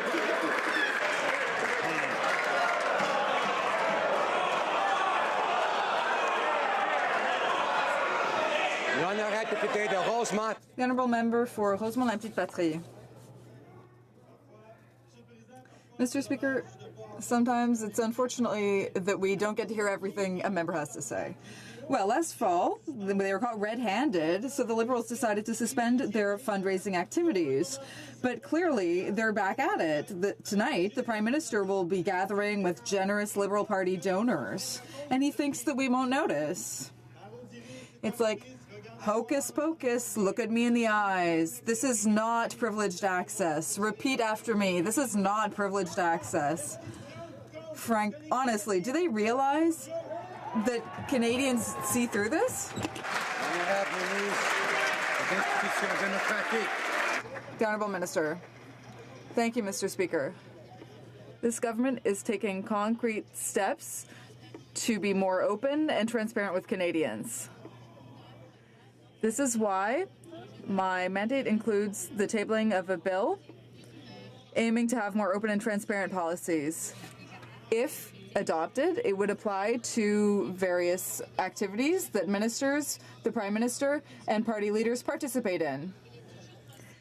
It's always possible to raise the bar, and we will continue to work hard to make the government more transparent. Thank you, Mr. Speaker. The Honourable Member for Rosemont-la-Petite-Patrie. Mr. Speaker, a few years ago, an opposition MP asked the Parliamentary Budget Officer to have a look at the real cost of buying F-35s, and we learned a lot from that. Who asked that question? Well, the current Minister of Fisheries. Unfortunately, with the changes that the government wants to make, he would no longer be able to ask such a question. He wants to stop us from having the same opportunities that he had himself. And there's more. He wants to prevent the Parliamentary Budget Officer from undertaking any study that was not already planned at the beginning of the year. Why are the Liberals trying to cage the watchdog on our public spending? The Honourable Government House Leader. Mr. Speaker, our government is determined to make the Parliamentary Budget Officer more independent. And that is what the recently tabled bill aims to do. Our government is open to suggestions about how to improve the bill, and we are open to amendments so that we can help make the Parliamentary Budget Officer more effective and independent. We appreciate the work that he does. Thank you, Mr. Speaker. The Honourable Member for Skeena Bulkley Valley. Let's try this again. Rose by any other name, Mr. Speaker. The answer we just heard is total nonsense. The PBO itself is saying that Liberals are restricting its ability to do its job. The Liberal Omnibus Bill will allow the government to shut down any PBO work if it's not to the government's liking. It will give the Senate veto over the Parliamentary Budget Officer's work and stop Canadians from getting the answers that they so rightly deserve. These changes are clearly not designed to help accountability. They're designed to help the Liberal Party in government. Why do the Liberals keep pursuing these unaccountable changes? When are they going to finally turn corner and do what they promised to do for Canadians? Honourable Government House Leader. Government is committed to providing greater independence to the Parliamentary Budget Officer, and this is the overriding intent of the legislation recently introduced in the House of Commons. Our government welcomes suggestions on how to improve the bill, and we are open to amendments to ensure we accomplish the objective of an effective and independent Parliamentary Budgetary Office. We appreciate the work that he does, and I look forward to working with the member opposite. Thank you, Mr. Speaker. Member for Selkirk, Interlake, Eastman. Mr. Speaker, soldiers deployed in the fight against ISIS are saying that they feel despair after the minister betrayed them by not fully restoring their danger pay. This is in addition to the defense minister's already established casual relationship with the truth that's demoralizing our troops. A 27-year veteran stated the defense minister cannot continue to lead the men and women of the Canadian Armed Forces, having lost their respect and trust in this way. Will the minister listen to the voices of those who have served, do the honourable thing, and resign? Honourable Minister of National Defence. Mr. Speaker, with respect to the service of every Canadian Armed Forces member and also any veteran, our government is focused on making sure that our troops have all the necessary benefits to look after their families and making sure that we have all the right capabilities, Mr. Speaker. And that's what we conducted last year. A thorough defense policy review that had a very good analysis, gave us a good area for us to work from, and making sure that we have a fully costed, fully funded defense policy that's going to look after the Canadian Armed Forces for the next 20 years. Thank you. One member for Selkirk, Interlake East. Mr. Speaker, the minister's misleading comments about a service record are a direct hit on our men and women in uniform. Yesterday, a parent of the Canadian Armed Forces wrote me saying the minister's stolen valor has directly affected the morale and confidence of Canada's front-line infantry soldiers. The feelings of our troops and veterans have gone from disappointment and outrage to distrust and dismay. Will the minister do the honourable thing and resign? The Honourable Minister of National Defence. Mr. Speaker, always honor the service of our men and women in the Canadian Armed Forces, the ones that haven't met, the ones that even have served as Minister of National Defence. My responsibility and our government's responsibility is to making sure our Canadian Armed Forces have all the right necessary tools, to have the right benefits, Mr. Speaker. We conduct an extremely thorough defence policy review that all members of Parliament had an opportunity to take part in, and this is exactly what this defence policy is going to do, Mr. Speaker, is set the Canadian Armed Forces on the right funded track for the next 20 years. Thank you.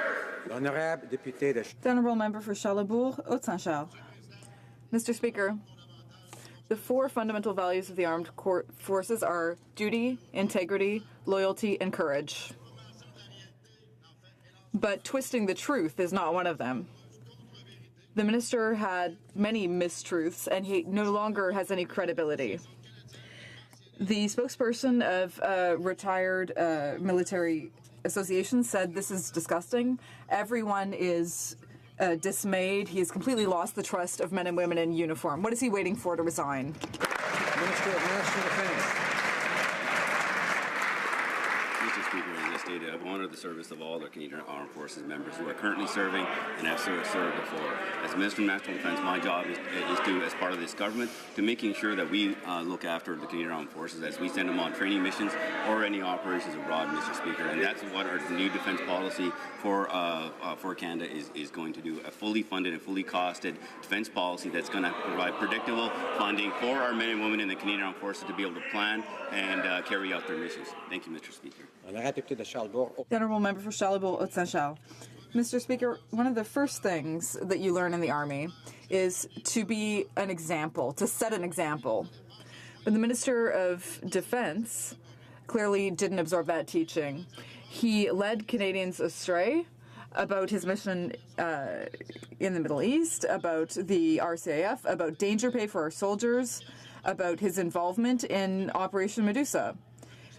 Nobody believes the minister anymore. Why doesn't he resign? Mr. Speaker, I to thank the member opposite for his service and making sure that when I visited Kuwait for the first time, I was able to actually learn about the tax-free exemption and to learn directly about this issue, which we've been able to immediately fix. But unfortunately, Mr. Speaker, there's a much more work that needs to be done, and that's what our government is doing right now, is reviewing all the compensation to making sure that we can actually have a long-term solution to this problem. Thank you, Mr. Speaker. The Honourable Member for Chilliwack Hope.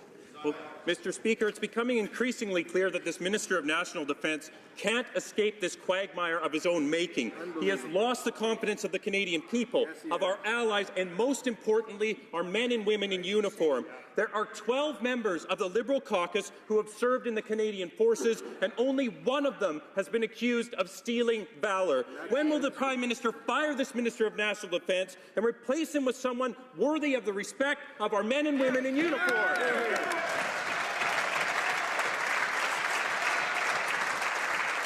The Minister of National Defence. Mr. Speaker, as Minister of National Defense, I will always making sure, as we as part of our government, making sure we have all the necessary tools. We have conducted an extremely thorough defense policy review to making sure that we look all the analysis, making sure where all the gaps are within our funding system, where all the cuts were, Mr. Speaker, so that we can have a sustainable, predictable funding model for our Canadian Armed Forces. They can actually plan to making sure that all the right benefits are there, the right equipment is there, and all the tools necessary for all the training and operational missions, Mr. Speaker. Member for Chilliwack Hope.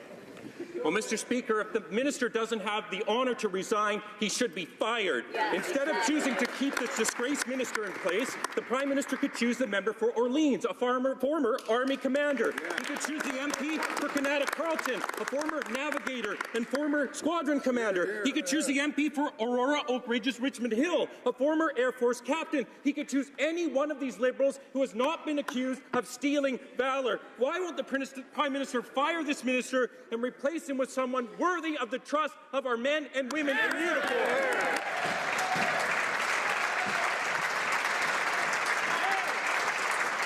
Honourable Minister of National Defence.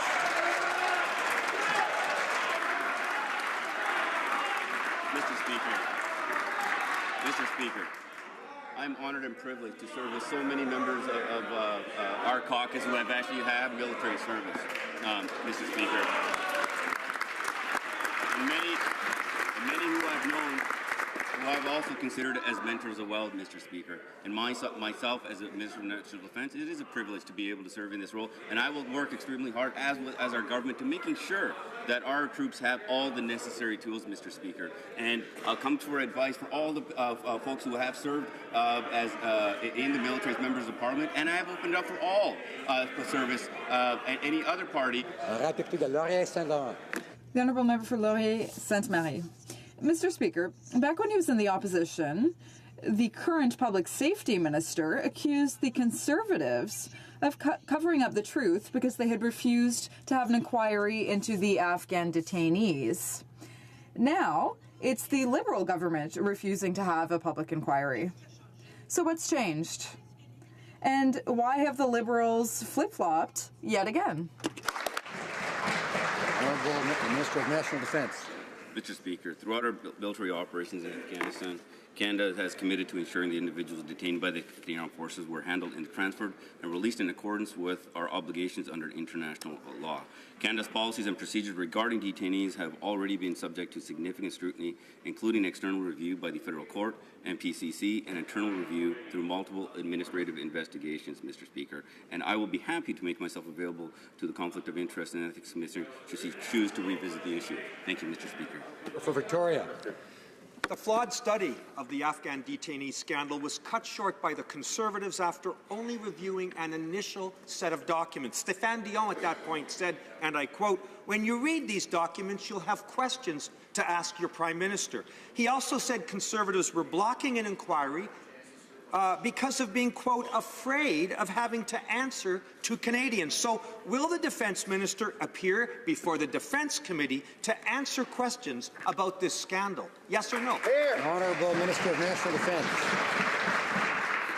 Mr. Speaker, as I stated, Canada's policies and procedures regarding detainees have already been subject to the scrutiny, and including an external review by the Federal Court, the MCC, and internal review through multiple administrative investigations. I'll be happy to make myself available to the Conflict of Interest and Ethics Commissioner, Mr. Speaker, if she chooses to revisit this issue. Thank you. The Honourable Member for Louis Saint Laurent. Thank you very much, Mr. Speaker. The Parliamentary Budget Officer is concerned, and for good reason, because with Bill C-44, the government wants to muzzle him. It's the PBO himself who said this. He said that this will harm his independence and his impartiality. Why? Because from now on, the Parliamentary Budget Officer will have to table his plan for the entire year in advance. And the government should not be interfering with the PBO's mandate. Why is the government stooping so low? The Honourable Government House Leader. Our plan is to strengthen the Parliamentary Budget Officer's mandate so that he can properly carry out his mandate and study the economic and financial consequences responses of issues submitted to him. As I said, our government is open to suggestions for ways to improve the bill, and we're open to amendments to help us meet our objective of making the PBO more effective and independent. And once again, we very much appreciate the work that he does. Thank you very much, Mr. Speaker. The Honourable Member for Louis Saint Laurent. Mr. Speaker, the 300-plus page omnibus bill has been signed by the finance minister, so this question is for him. How is it, Mr. Speaker, that this man, a man who is dignified and honourable, who was always very steadfast, how is it that today he has become the architect of the government's failure? The Honourable Government House Leader.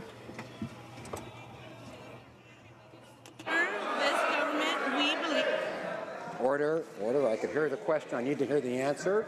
We need to know if the minister says something that's unparliamentary, after all, or inappropriate, or either side. But let's hear the Honourable Leader of the Government in the Senate. In the House, excuse me. Mr. Speaker, as I was just trying to say, we believe that when it comes to the important work that the Parliamentary Budget Officer does, the office should have its independence. It should have more effectiveness and more independence, and that's why we have introduced legislation to make this happen. We are open to amendments and we welcome them.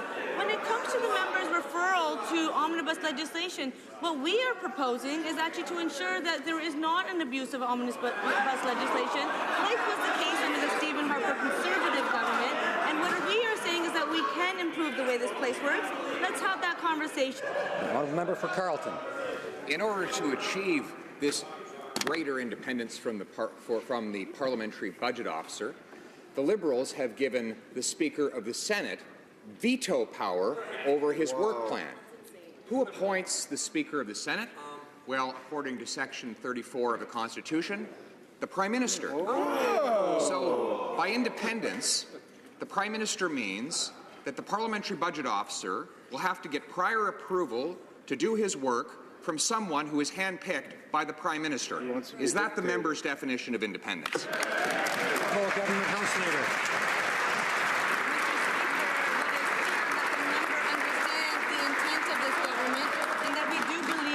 The Parliamentary Budget Officer should have its independence so that it can serve Parliament in its best way possible.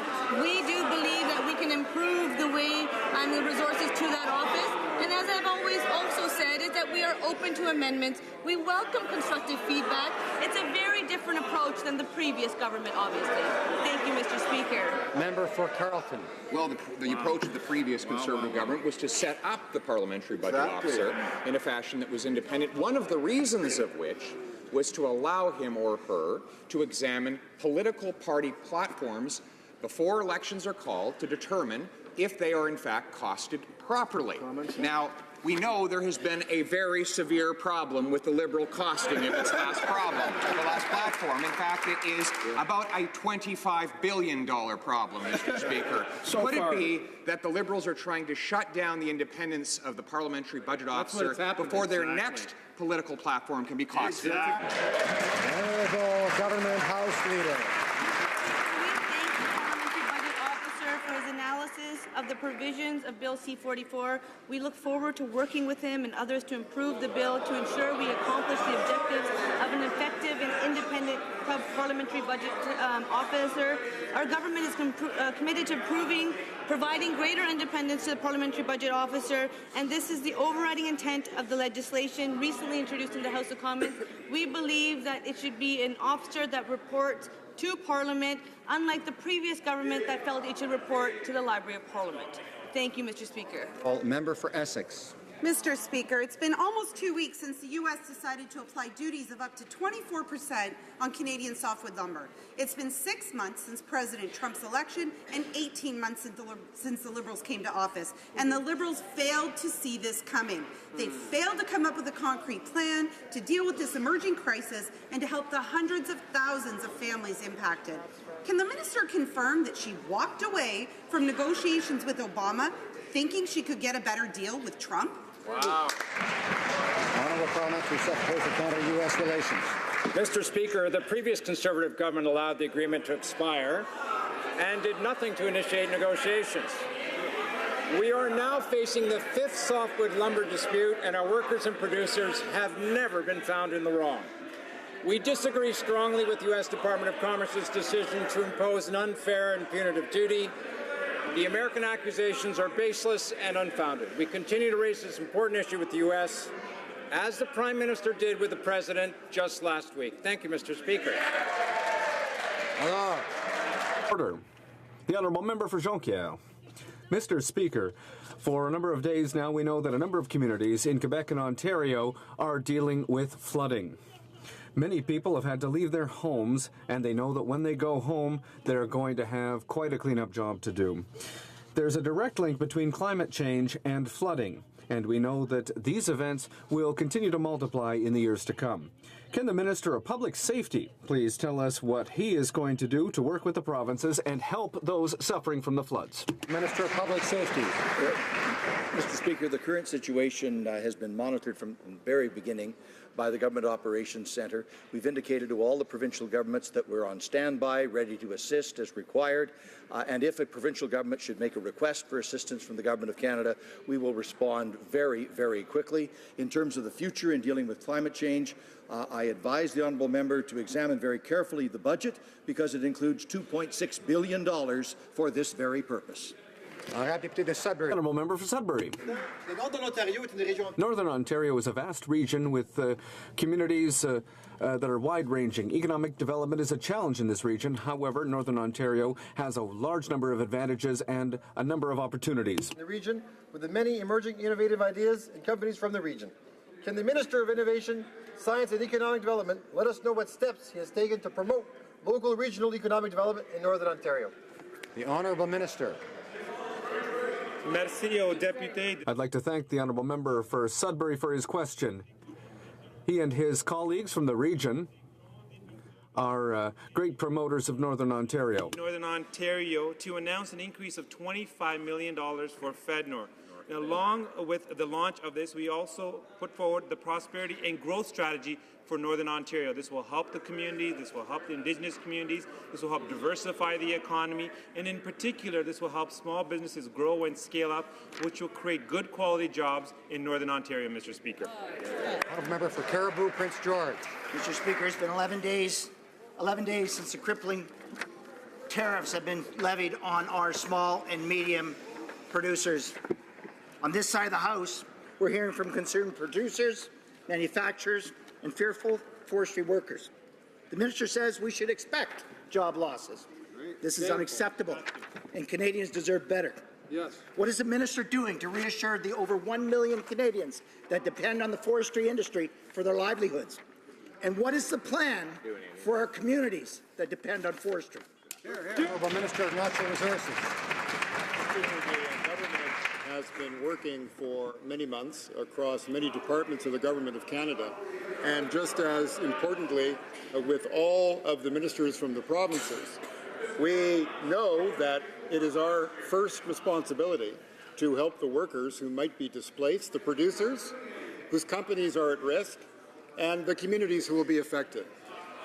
Not only is it important to look at the short term, but also the long term, and we're also very active on that front, Mr. Speaker, by an expansion of export markets and diversification. We are very focused on this issue. The Honourable Member from Montmagny, Lise-Lake, Kamouraska, Rivière-du-Loup. Mr. Speaker, the American Commerce Department is attacking our forestry producers with new tariffs on softwood lumber. We've learned from former American Trade Representative Michael Froman that the Liberal government had the opportunity to sign an agreement in the last year with an offer from the Obama administration, but they preferred to wait, thinking they'd get a better deal with the Trump administration.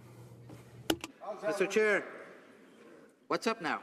The Honourable Prime Minister Secretary.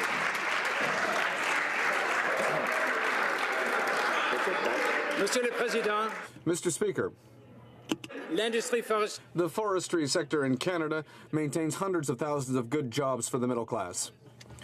We are firmly opposed to the American Commerce Department's decision to put an unjust and punitive tax on Canada's products. Their accusations are baseless and unfounded. We continue to work with the Americans the Coalition has never offered terms that would be acceptable to Canada, and we want a good agreement, not just any agreement. Thank you, Mr. Speaker. Mr. Speaker, Canadian manufacturers can compete with anyone in the world, provided they have a level playing field. Yet these same manufacturers are at a tipping point as their energy costs and taxes skyrocket, while under President Trump, their American competitors will pay lower taxes and electricity costs. But instead of helping businesses, the Liberals are increasing taxes and strangling them with red tape. Why is the Prime Minister chasing Canada's manufacturing jobs out of Canada with a massive carbon tax? Honourable Minister of Environment. Thank you, Mr. Speaker. We understand that we need to take action to tackle climate change, and we need to create good jobs, and that's exactly what we're doing. We're making polluters pay, at the same time attracting investment in our innovative industries. I was just in California, and I was very pleased to meet with venture capitalists, private equity firms, investors and innovators who are looking at Canada as a great place to invest. The party opposite may not care about creating jobs, but that's exactly what we're focused on. Order. The member for Brantford. Mr. Speaker, why is she... answer? Others should listen. The honourable member for Abbotsford. Say it again. Mr. Speaker, why is she in California when she should be in Calgary? That's right. Prime Minister should be listening to Jocelyn Bamford of the Coalition of Concerned Manufacturers. She said, "We're standing on a beach with a tidal wave called cap and trade barreling down upon us, and our government still doesn't realize that this tsunami will destroy manufacturing in Ontario. Businesses are terrified of what the federal government is doing. The government is supposed to help us, but its policies are causing us to consider moving our growth to other jurisdictions." What's up, Mr. Honourable Minister of Environment. Thank you, Mr. Speaker. I was actually very pleased to be in Calgary just a month ago talking to the Calgary Chamber of Commerce. 300 people were there to listen about how we are planning to create jobs, grow our economy, innovate. I'm in California because I also see I'm as much as a Minister of Economy as I am a Minister of Environment. I am attracting investment so that we can create good jobs for companies like Carbon Cure from Dartmouth, Nova Scotia, that has new processes that will take the carbon dioxide that we don't want, inject it in cement. The honourable member for Salaberry-Surwa. Today, the Prime Minister met with his Youth Council, 26 young people with impressive resumes, to discuss a very sensitive issue, reconciliation with Indigenous peoples. Will the Prime Minister share the thoughts of the committee, the council members? No, because he refuses to speak to media. Can these young people publish their work after the consultations? No, because they don't have the authorization of the Privy Council. Can they speak on Facebook Live? Well, only if they're accompanied by a chaperone. So much for transparency and trust. Can the government please tell me if there's any other Prime Minister Council that has so many limits imposed on it? The honourable member for North Island, Powell River. The honourable government house leader, excuse me. Mr. Speaker, we are proud to be a government that is actually engaging the next generation, to hear from youth and to have them at the table, to hear their constructive feedback and to ensure that they are supportive of the ideas for change, for the way this country works, is very important. And that's why the government took the initiative of having a youth council. Not only does he have a Prime Minister's Youth Council, he encourages every member in this place to also have a youth council to get ideas from their local constituencies to ensure that we are serving in the best interest of all Canadians, Canadians of today and Canadians of tomorrow. Thank you, Mr. Speaker. The honourable member for North Island, Powell River. Thank you, Mr. Speaker. Statistics Canada reports that now Canada's seniors outnumber its children for the first time in history. The accelerated pace of aging in the population carries profound implications. We need to prepare for proper housing, home care, and have a long-term plan. Given we've known about this trend for years, it's surprising to see how little is in this year's Liberal budget for our seniors. Will the government react to this news and finally implement a national seniors strategy? The Minister of Social Development. Thank you, Mr. Speaker. I'm very grateful to our colleague for this opportunity to express how proud we are in our record to help seniors. Last year, we put into place a measure which is taking 13,000 seniors out of poverty. 90% of them are women through an increase in the guaranteed income supplement of up to $1,000 per year. We also are investing significantly in housing, in healthcare, in support in communities to help our seniors live in a dignified and secure environment. Thank you. The honourable member for Thornhill. Mr. Speaker, a Canadian citizen, Kian Sun, has been imprisoned in Beijing for her belief in truth, compassion and tolerance. Canada's new ambassador to China refused to publicly protest this latest case of Chinese extrajudicial detention. But by muting content on the plight of dual citizens unjustly held in China or Iran or Turkey or any other undemocratic country, Canada is treating these citizens as second-class citizens. Mr. Speaker, why are the Liberals prioritizing trade and muting Canada's principled voice on the rule of law? Hear, hear. Honourable Parliamentary Secretary for Consular Affairs. Speaker, I want to thank the honourable member for his question. This is a very important matter for us. But I want to remind the honourable member of our Prime Minister's repeated confirmation that a Canadian is a Canadian is a Canadian. And unlike the previous government, we never shied away from defending our Canadian citizens abroad. Consular services have been provided to all citizens that are in need. We are seized by this particular matter that the honourable member has raised. We are providing assistance to his family, and we will continue to advocate for our citizens abroad. The honourable member for Sarnia-Lambton. Mr. Speaker, documents reveal that the Status of Women Minister spent more money renovating her offices than on supporting shelters for abused women. While the minister was spending over $1 million on her luxury accommodation, she spent less than $700,000 on emergency housing for battered women. How can the minister justify this blatant misuse of taxpayer funds while every night women in need are being turned away from emergency shelters across Canada because of the lack of funding? Honourable Minister for the Status of Women. Speaker, it's a great privilege to rise on this traditional territory and to acknowledge that the work of this feminist government is making a real impact in the lives of women and girls across the country. $100 million, Mr. Speaker, invested in a gender-based violence strategy, $11 billion invested in housing, a poverty reduction strategy, investments in women, supporting women entrepreneurs, investments in women in STEM, $90 million in a network of shelters across the country, $7 billion in childcare, flexible and more choice in EI and caregiving benefits. Mr. Speaker, I could go on. I hope the member opposite asks me again. Sarnia-Lambton. Well, Mr. Speaker, this self-proclaimed feminist prime minister sure talks a good talk, but has failed to do anything meaningful for women in need, like zip for pay equity.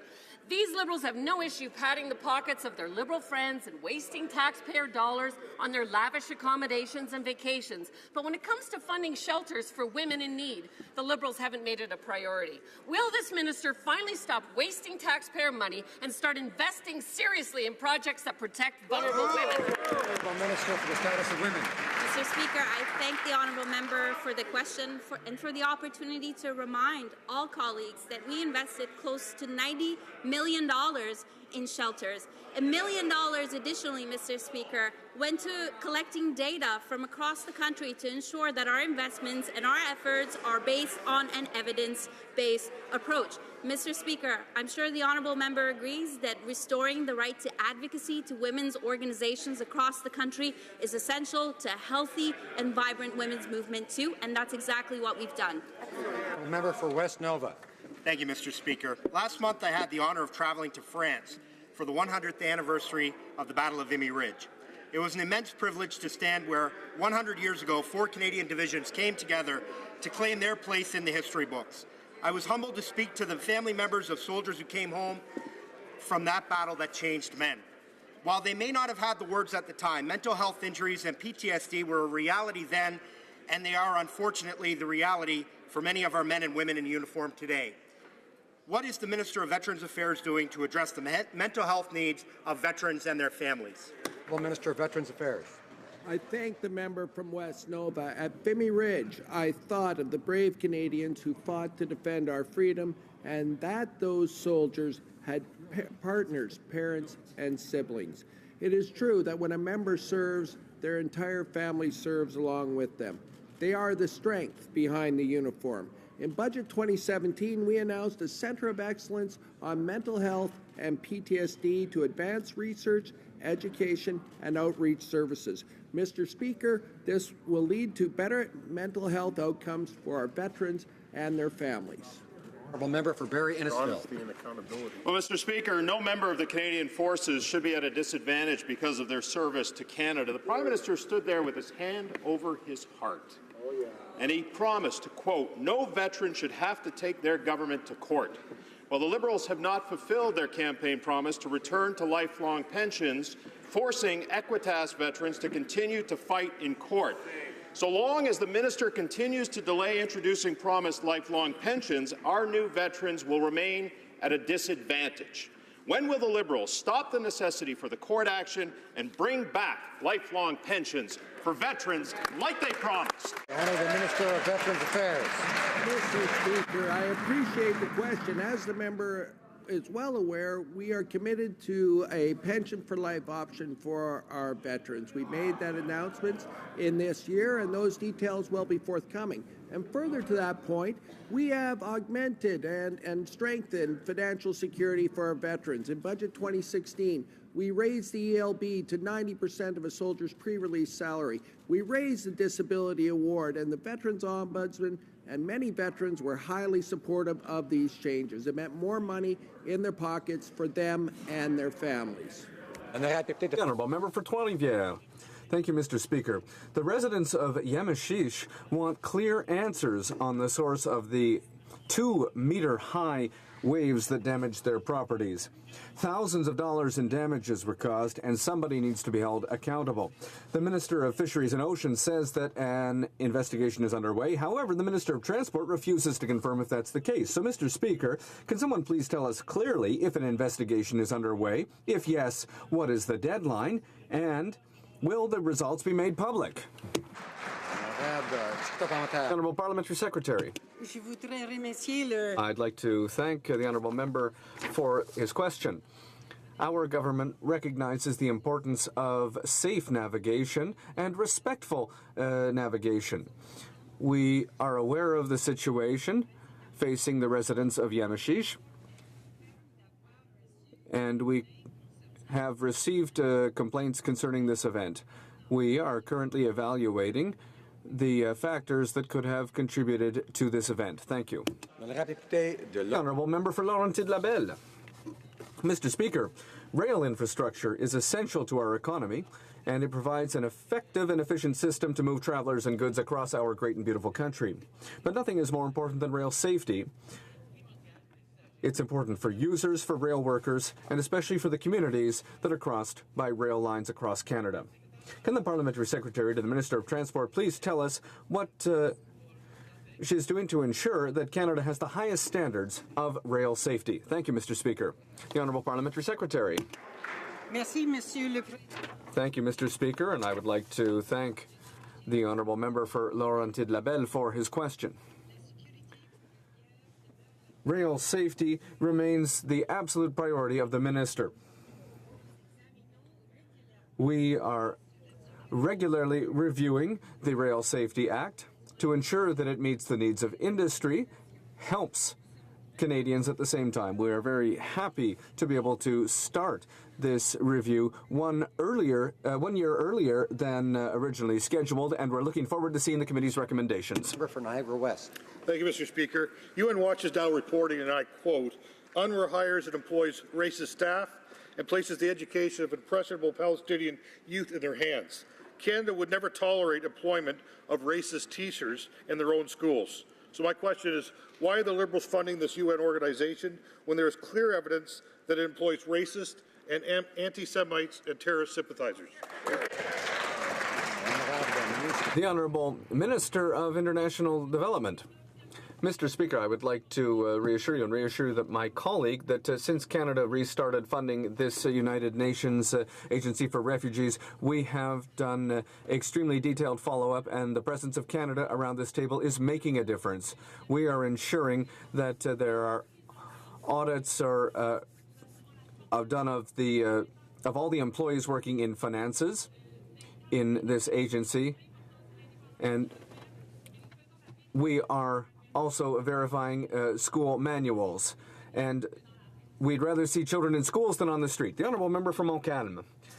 Mr. Speaker, when the Government of Quebec says that they need 14 new judges to avoid trials that take too long that lead to liberations under the Jordan decision. 14 judges, Mr. Speaker. What has the Justice Minister done? Well, she's appointed 4 judges. 4, Mr. Speaker. Does the Minister know that this could lead to the liberation of dangerous criminals, which will put the people of Quebec in danger and will continue to discredit our justice system? The Honourable Parliamentary Secretary. Thank you, Mr. Speaker. Our government has taken important measures to ensure that the judge appointment process is transparent and accountable and promotes diversity. To date, the Minister of Justice has appointed 55 judges and 22 additional judges, including 4 new judges in Quebec. Our government is very proud that 60% of the nominations are women, and that's 35% more than under the previous government. We are committed to continuing to strengthening our judicial system, and this is very good news for all members in this House. Thank you, Mr. Speaker. The Honourable Member from Repentigny. Mr. Speaker, Quebec's Justice Minister just had a brief comment in reaction to the appointment of 4 judges. We still need 10. To deal with the crisis brought on by the Jordan decision, Quebec appointed 14 new judges and hired 100 new legal professionals. We don't want to see any more criminals set free because their trials have been delayed too long. Quebec has acted and has appointed 18 judges. Ottawa, 4. That's a joke, Mr. Speaker. What is the minister waiting for to appoint the 10 missing judges? The Honourable Parliamentary Secretary. Thank you, Mr. Speaker. As I've said, and I'll say it again, our government has taken major steps to ensure that the judge appointment process is transparent, accountable, and that it promotes diversity. As I've said, that includes 4 new appointments in Quebec. Our government is very proud that 60% of our appointments are women. We are committed to continuing to strengthen our justice system, and this is very good news for all. Thank you, Mr. Speaker. The honourable member for Hamilton West, Ancaster Dundas, has a question, point of order arising from question period. The point of order I'd like to raise this afternoon is that I recognize, as we all do, that we're here to represent Canadians. And I say as a new member how impressed I am with how hard-working each and every MP in this room is. I appreciate the dedication, commitment. But, Mr. Speaker, over the last couple of days, I want to address the level of heckling and unparliamentary conduct that's taking place in this House. And it's unfortunate, Mr. Speaker, because we've welcomed 5 new members into this House. And so I thank you for your intervention today. I thank you for your intervention today. But I want to call on all my colleagues in this House, all of us, both sides of the House, to start conducting ourselves in ways that we can be proud of, because we are representing Canadians and we want to stand proud of the way that we conduct ourselves.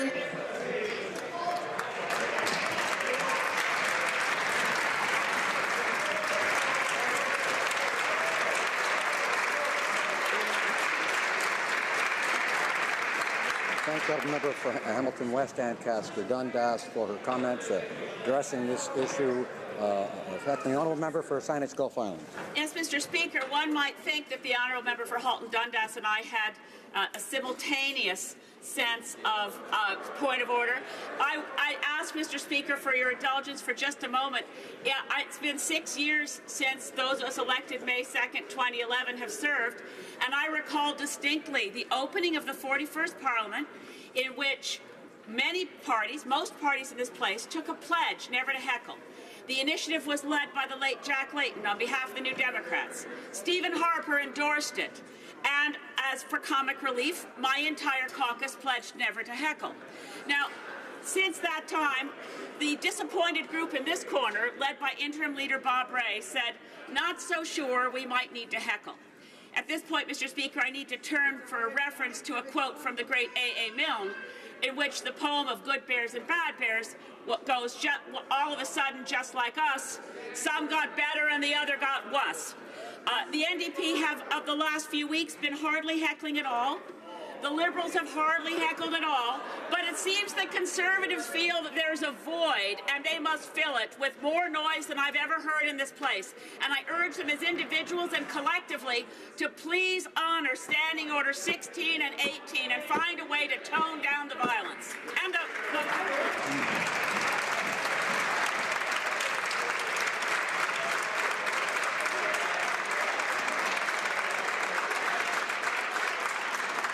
Order. These are points of order, and they address matters addressed in the standing orders. I see the honourable member for Calgary Nose Hill rising on the same point of order. Yes, Mr. Speaker. On this point of order, my colleague opposite has actually not cited a specific standing order, so I would beg that it is not a point of order. But since the matter of heckling has become relevant, I would ask... Fair that the honourable member is challenging the chair. I'm sure she wouldn't want to challenge the chair. I will let her continue her statement. Your direction in these matters. You do have the ability to, as you have on many occasions, censure different members or remind them of their behavior. But I would say this.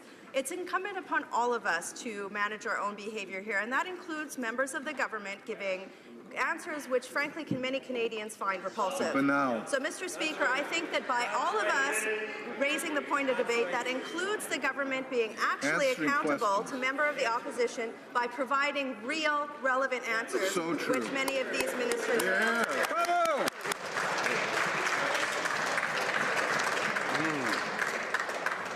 I have the honour. The honourable member for Provincia is rising on the same point of order. That'll be the last one, and then on a different point of order. Excuse me. Earlier today, during the member statements, we heard a beautifully orated speech in a language that 98% of us were unable to comprehend. And I'm wondering, as a matter of courtesy, if members choosing to do that, if they would provide prior translation to our translators so that we would be able to enjoy the content of their statement and also provide the appropriate support and response. Well said. Thank the honourable member for his comments, and the practice has been, and I encourage members, that if they're going to speak in a different language than the two official languages, that they do provide copies of translation of those statements to the interpreter so that we can all be aware of what they're saying. I have the honour to inform the House that a communication has been received which is as follows. Mr. Speaker, I have the honour to inform you that the Right Honourable David Johnston, Governor-General of Canada, signified royal assent by written declaration to the bills listed in the schedule to this letter on the 4th day of May, 2017 at 11:30 a.m. Yours sincerely, Stephen Wallace. Bills assented to: an act to prohibit and prevent genetic discrimination, Bill S-201, an act to amend the Controlled Drugs and Substances Act, Assistance Drug Overdose, Bill C-224. I have the honor to inform the House that a communication has been received, and the text is as follows. Mr. Speaker, I have the honor to advise you that the Right Honourable David Johnston, the Governor-General of Canada, has granted royal assent by a written declaration to the following bills on May 4th at 11:30. Mr. Speaker, my sincerest consideration, Stephen Wallace. An act seeking to prevent genetic discrimination S-201, an act to amend the Controlled Drugs and Substances Act. That's Bill C-224. I believe the opposition House Leader has the usual Thursday question. I do have the usual Thursday question, Mr. Speaker, and as you well know, I get up every Thursday and I ask the House Leader for what the agenda is for the government for the rest of the remaining week and the week following. And the House Leader tells us what the agenda is, and then we go and prepare, because that's the only thing that we have to do and to go on is what the House Leader tells us, and we are always responding to what the government is doing and to their agenda, but we do get one day a week where we have an opposition day. Well, it amounts to about one day a week. The last time I asked the House Leader this question, she told me and told this House what the schedule would be, and it included an opposition day, which was supposed to happen today. And there are extremely timely issues that are going on right now in the House of Commons. There's a huge degree of frustration here on this side of the House, but you know what, even more so, there's a lot going on in the Canadian military, and they're feeling a sense of betrayal and frustration. So when our opposition day is taken away, when it's changed around, when games are played with our opposition days so that we can't address these really very serious concerns, I think that also contributes to the level of frustration on this side of the House. So I'm going to ask the opposition House Leader if she would tell us what the business of the House is for this week and for next week, and if we could please stick to that plan, it would be very much appreciated. Thank you. House Leader. Mr. Speaker, Bill C-44, the Budget Act, is currently before the House.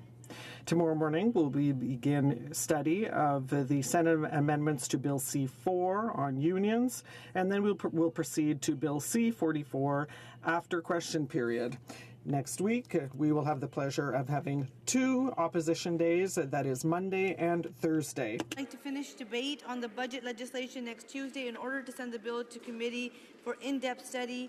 Bill C-4 will be considered on Wednesday with the hope of sending it back to the Senate that day. Mr. Speaker, I do my best to provide a calendar that is as accurate as possible so that all members can prepare. From time to time, things need to change. As you know, we've had some important conversations in this place. We will always ensure that members have the ability to have those important conversations, and that's why I would ask that we all continue working better together. Thank you, Mr. Speaker. J'ai reçu notice d'une question de privilège. There's a question of privilege from the Honourable Member from Montcalm. Mr. Speaker, you are the guardian of our rights, and therefore I address you today. For the past few weeks, and as late as yesterday, the government claimed that all members of Parliament can contribute fully to parliamentary reform, but nothing could be further from the truth. Parliamentary reform, as put forward by the government, and the way it is proceeding with this major issue, is violating the rights and privileges of members who are not sitting with recognized parties. Hundreds of thousands of voters are thus being muzzled. After checking, I would like to draw to your attention that the letter from the Government House Leader on the amendments to parliamentary reform was transmitted only to her counterparts from the recognized parties. Not only have we not been informed by letter like other parliamentarians were, but we have learned about the Leader's intentions. We had to learn about those intentions in the newspapers. In fact, we didn't get her letter until yesterday. But even worse, she has indicated in this letter that the government is going to resort even more to time allocation. Mr. Speaker, this will reduce our speaking time even further. This decision from the government will mean that our right to free speech will be limited and we will not be able to do our work properly. And that is why hundreds of thousands of Quebecers elected us to do that work. How can she address this issue without including all members without exception? The government is accountable not only to the parties that are recognized in this House, but also to all people, all elected officials. It is clearly indicated in the second edition of Procedure and Usage and Practice of the House of Commons. The privileges of the Commons are designed to safeguard the rights of each and every elector. Mr. Speaker, you know the speaking slots for members of the parties and unrecognized parties starts at number 34, and now they're going to be limited even further. If time allocation is imposed more often, it means that we will never get our turn, and that means muzzling small parties, minority parties, on a permanent basis. This is an attack on the freedom of speech, and such an attack is unacceptable. We're talking about this freedom of speech of the Bloc Québécois and Green Party members. Mr. Speaker, the House Procedure Committee will study in the coming weeks the parliamentary reform and the reform of its procedures and standing orders. And then you will have to establish rules that all members of Parliament will have to respect. May I draw to your attention that by defeating our motion, These changes will be debated and amended without us being able to participate fully in these deliberations because we are excluded from all committees. Mr. Speaker, this way of proceeding discriminates against unrecognized parties, and it is completely unfair. By discriminating against these unrecognized parties, these rules and procedures fly in the face of the principle that privileges should protect the rights of each and every voter. Mr. Speaker, we are calling on you to defend elected officials from minority parties so that they are not steamrolled over by majority parties. May I repeat, the privileges of the Commons are designed to safeguard the rights of each and every elector. In the Speaker's speech of December 3rd, 2015, you clearly indicated that there was a will to reform parliamentary procedure, and I quote, "I believe the Speaker should lead discussions about how to reform our procedures to achieve these things and to have measures that ensure that members are better able to focus on their work and carry out their duties." On page 89 of the House of Commons Procedure and Practices, second edition, it is stated, "By far, the most important right accorded to members of the House is the exercise of freedom of speech in parliamentary proceedings. It has been described as a fundamental right without which they would be hampered in performance of their duties.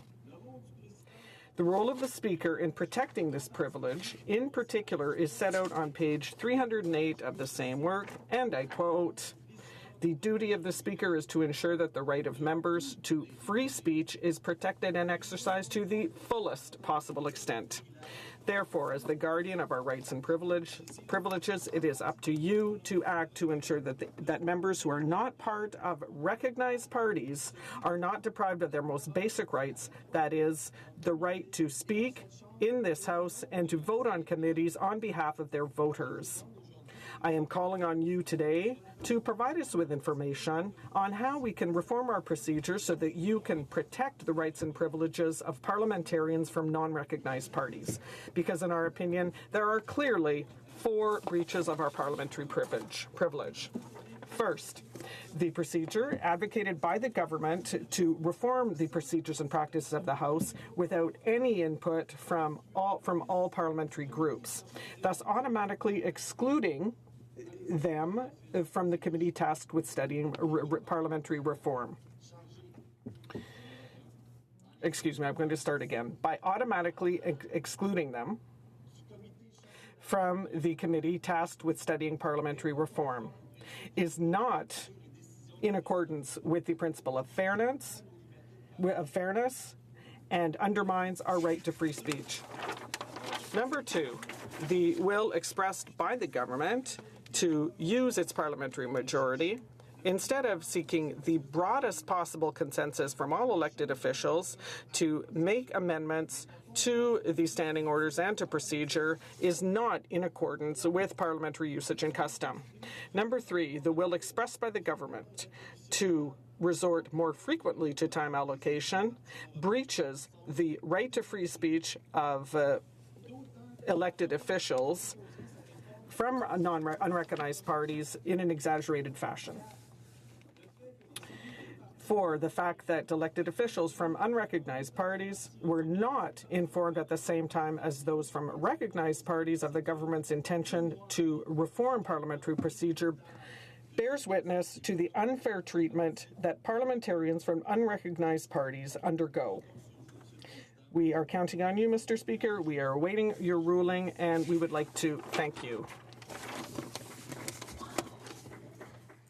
Thank you to the honourable member for Montcalm. Oui, Monsieur le Président, merci beaucoup à mon collègue, le député de Montcalm. Il a présenté une position et je suis absolument d'accord. I completely agree with my colleague. As members, we are all equal in this chamber.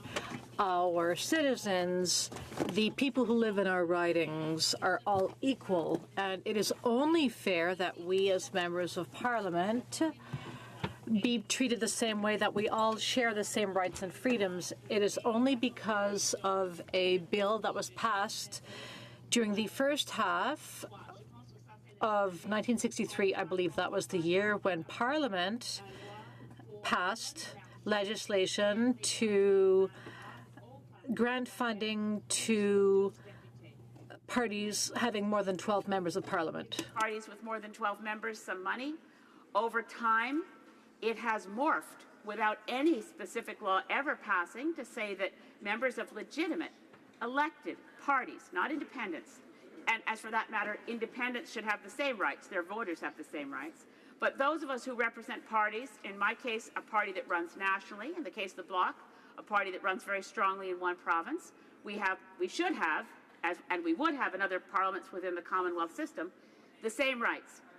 In this case, we don't have those rights because, as you know, Mr. Speaker, over the years, we've adopted traditions in which parties with more than 12 members have more rights.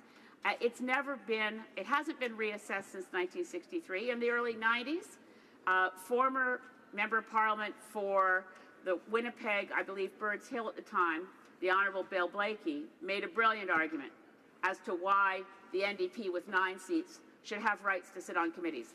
At the time, and with all due respect to my colleague from the Bloc, at the time that was objected to by the Bloc because they had more than 12 and they were mad because when they had less than 12, the NDP hadn't supported them. Enough. It would be wonderful, Mr. Speaker, to review what has happened by accretion without any actual decision ever rendered in this place, that we go back to the question of why should members of Parliament who happen to be in parties that have fewer than 12 members, why should we have fewer rights? I set aside the issue of money, but why should we have fewer rights than any other MP? Thank you, Mr. Speaker. The Honourable Parliament Secretary of the Government House Leader is rising on the same question privilege. Mr. Speaker, just given what has been said, we'd like to review Hansard, and we'll get back to you as the Speaker in a relatively short time span. Je remercie l'honorable député. Thank you to the honourable member for Montcalm and to the 2 other members. I will wait for the government's observations and will take everything under deliberation, after which I will report back to the House. Orders of the day. Ordre émanant du gouvernement, projet de loi émanant du gouvernement. Government orders, government bills. Team number 1 est sur l'amendement de M. Deltel. On the amendment of Mr. Deltel. Port Kells has 4.5 minutes left in his speech, I believe. Right. Honourable member for Fleetwood Port Kells. Thank you, Mr. Speaker. For those who may remember, we were talking about the budget and some significant investments that the federal government has been making to move a number of very important things forward. And it all contributes to economic activity, but I think it's important to realize that what the government has been doing so far, Budget 2016 and Budget 2017, is more than a stimulus program. The investments we're making in infrastructure, jobs training, innovation, early learning, and childcare are all about building a solid foundation for a prosperous economy, one that offers a fair share and a fair shake to all Canadians willing to step forward and invest some hope and hard work for a real change in their lives. Listening to Canadians and evidence-based decision-making are blazing a new path for the country in a fairly uncertain world right now. This recognizes that while the previous government's ideology may have been well-intentioned, it simply didn't deliver the results the majority of Canadians wanted. And speaking of results, I wanted to save some time, Mr. Speaker, to talk about the issue of deficits, because they keep coming up. The previous government sought to balance their last budget at all costs, this after racking up over $150 billion in accumulated deficits over 10 years. But what a cost it was, Mr. Speaker. If they did indeed balance the budget, it was thanks in part to service cuts and lapsed funding that fluffed up the bottom line as ministries and programs didn't actually spend the money the Conservatives committed.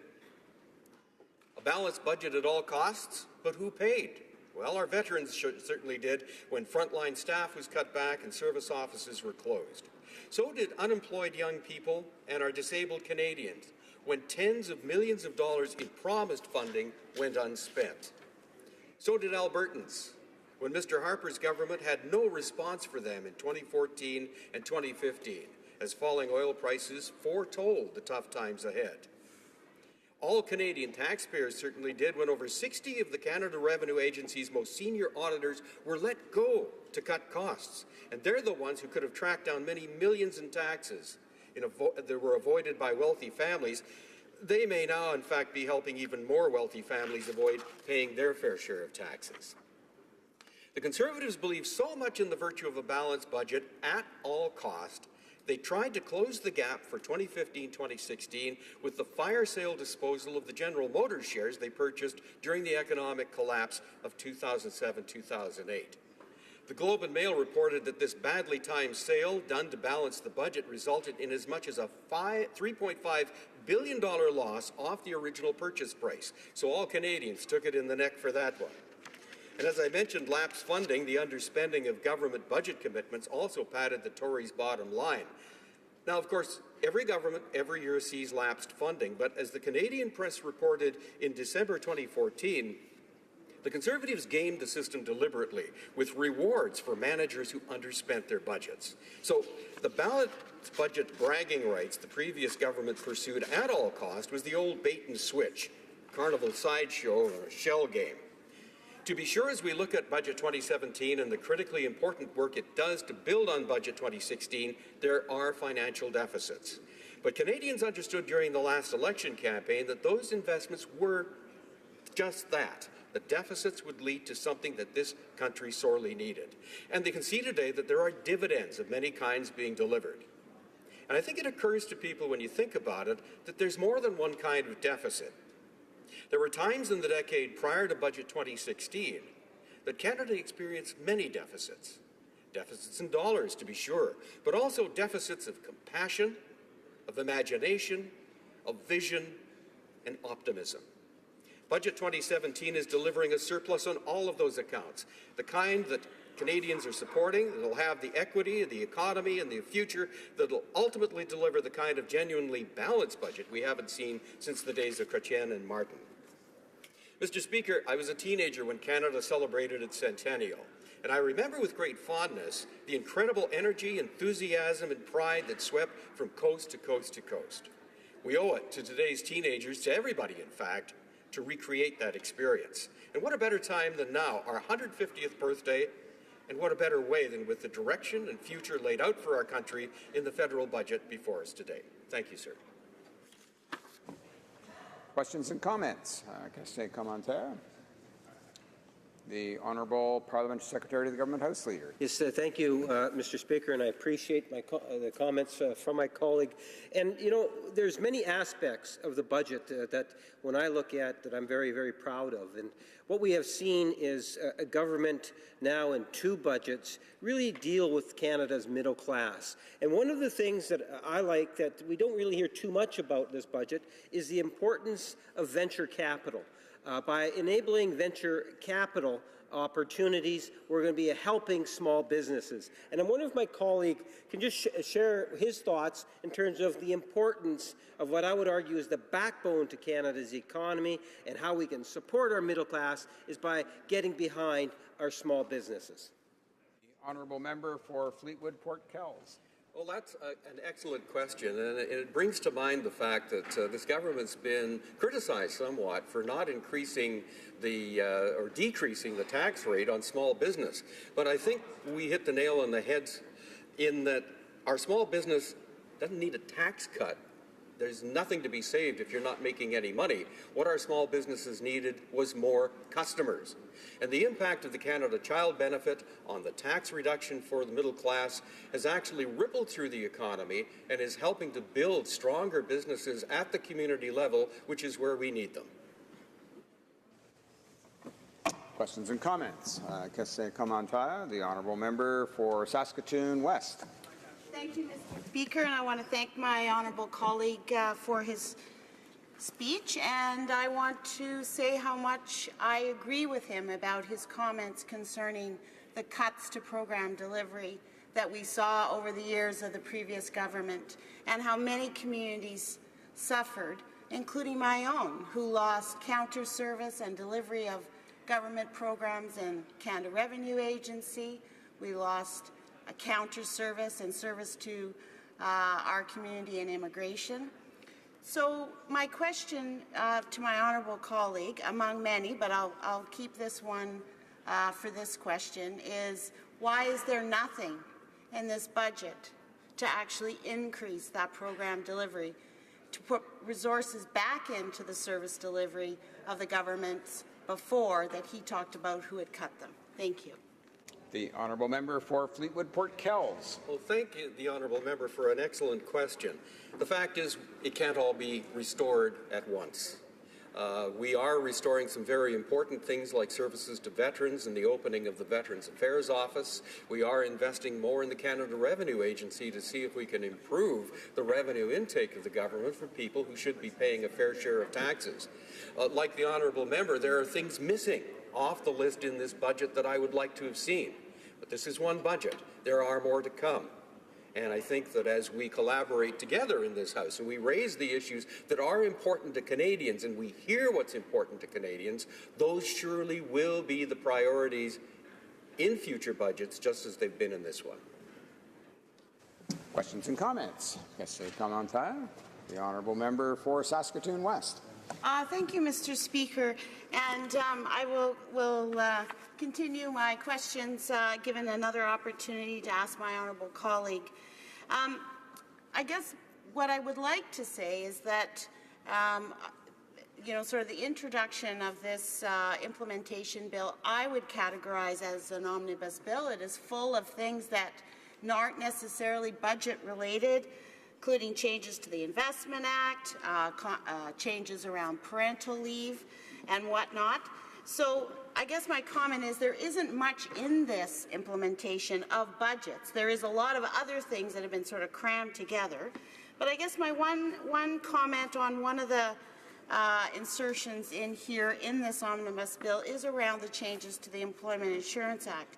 Here is an example of where the government really could help families, particularly in my riding, but instead of actually increasing the benefits, instead of actually making it easier for people to access the employment insurance program, which I need to remind people is funded by employers and employees. There is no government funding in that program. So instead of actually increasing and making a program better in this bill, they've just extended a low, what I would say, not very high level of benefits over a longer period of time. And in my riding, many people won't be able to access this extended parental leave because they just can't afford to live on that amount of money. Thank you. The honourable member for Fleetwood Port Kells. The honourable member may remember that we did, in fact, help to boost the unemployment benefits, particularly for the people who were very, very hard hit in Alberta. We are looking at a situation right now with the prospect of people right across the country being very hard hit as the result of the new sanctions, the new tariffs being brought in on our softwood lumber. I believe, and it's been quoted or commented on by a number of observers, that the government has had to keep its powder dry in some respects because we don't know the level of service or the level of support that's going to be required to help Canadians that are going to find themselves in potentially in very difficult situations simply because of what's been going on with our largest trading partner. It would be good that we could do it all. We're doing the most important things first. Thank you. Resuming debate, the honourable member for Bay of Quinte. Thank you, Mr. Speaker. It's a pleasure to rise today and speak on Bill C-44, the Budget Implementation Act. First of all, I'd like to thank my honourable member for sharing his time with me from Fleetwood Port Cal. And just want to mention, he was a teenager when Canada celebrated our 100th birthday. I was a day away from my 5th birthday. So although I can learn from my member and all that he's done for his great riding. It is Bill C-44, the Budget Implementation Act, and its unprecedented investments in infrastructure, which represents more than $180 billion over 12 years. Infrastructure, quite simply, is the provenance of the most basic and necessary foundations of all our lives. There's a direct correlation between the conditions of our travel, of our roads, our trade corridors, energy transmission, utility or public transit services, and our ability to thrive and excel and innovate. Budget 2016 sets the focus for the first phase of our government's plan to capitalize and modernization of our existing infrastructure assets. By keeping our foundational systems in the best possible repair, we are making it easier for Canadians to navigate their larger life ambitions, where that is to protect and study our country's diverse environments, to develop our key resources, to build, manage, or expand on existing services, or to connect with friends and family in this immense and beautiful country we live in. That is why I'm so proud that Budget 2017 ensures that our infrastructure as a national foundation for the diverse and vibrant lives that Canadians lead is strong. Budget 2016 initiated upgrades to long-neglected critical infrastructure. It also enabled us to sign bilateral agreements with all provinces and territories, as well as partner with Indigenous and municipal stakeholders to plan and deliver infrastructure projects. Phase 1 of Canada's new infrastructure plan included $11.9 billion over 5 years that started in 2016. Since November 2015, we have approved over 2,000 projects for a combined investment of over $21 billion. As part of the fall economic update, we are investing $81 billion over the next 11 years, starting in 2017-18. We have also proposed the creation of a Canadian Infrastructure Bank, an arm's-length Crown corporation, which would allow us to attract and mobilize private capital funding from world's leading institutional investors. Funds held by the bank would be released to our provincial, territorial, and municipal partners after successful and innovative financial negotiations in order to supplement our wider public investment towards infrastructure projects. In doing so, our government is encouraged in an innovative process of delivering key investments for most vital sectors, including $3.4 billion for public transit, $5 billion for investment in water, wastewater, and green infrastructure that supports a clean growth economy, and $3.4 billion for social infrastructure that promotes affordable housing. Public transit. We all know when it's easier to reach our destination, this increases our productivity in our workplaces and also our enjoyment of our leisure time. This is why Budget 2017 has enabled us to approve 744 public transit projects for federal funding. I'm thrilled that my local riding, the Bay of Quinte, has received over $1.4 million for transit in the City of Belleville, $169,000 for Quinte West, and $22,000 for Prince Edward County, respectively. And I'm proud to read in today's paper that our transit in the City of Belleville is up about 10% this year already. So it proves that these investments build our economy and create a better life for the people that live there. This federal funding was enabled upgrades and expansion for existing transit service across the Bay of Quinte region. These investments will generate feasibility studies on existing transit usage, modernization of vehicle storage facilities, creation of additional bus shelters, and expansion of coverage as well as the transit service offered. Across Canada, 132 transit systems will receive similar funding to help build and connect public transit across our communities.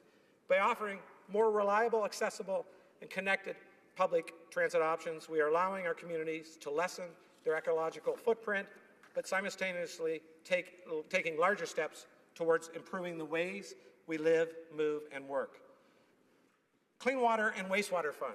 We all know that when we can trust our sources of water or the practices associated with processing all the residential, commercial, or industrial forms of waste that we make, we are able to rest easier, knowing that our health and safety are not in question. This is why Budget 2017 has set aside funding to expand 219 wastewater systems and to rehabilitate another 328. Few of us like to think on what exactly is hidden, treated, and recycled through these systems, but none of us can ignore the importance of these crucial arteries of infrastructure. Without proper sewer, air, and venting, the water intake mechanisms in place that are not in place, we are unable to deal practically or safely with the most basic aspects of human life.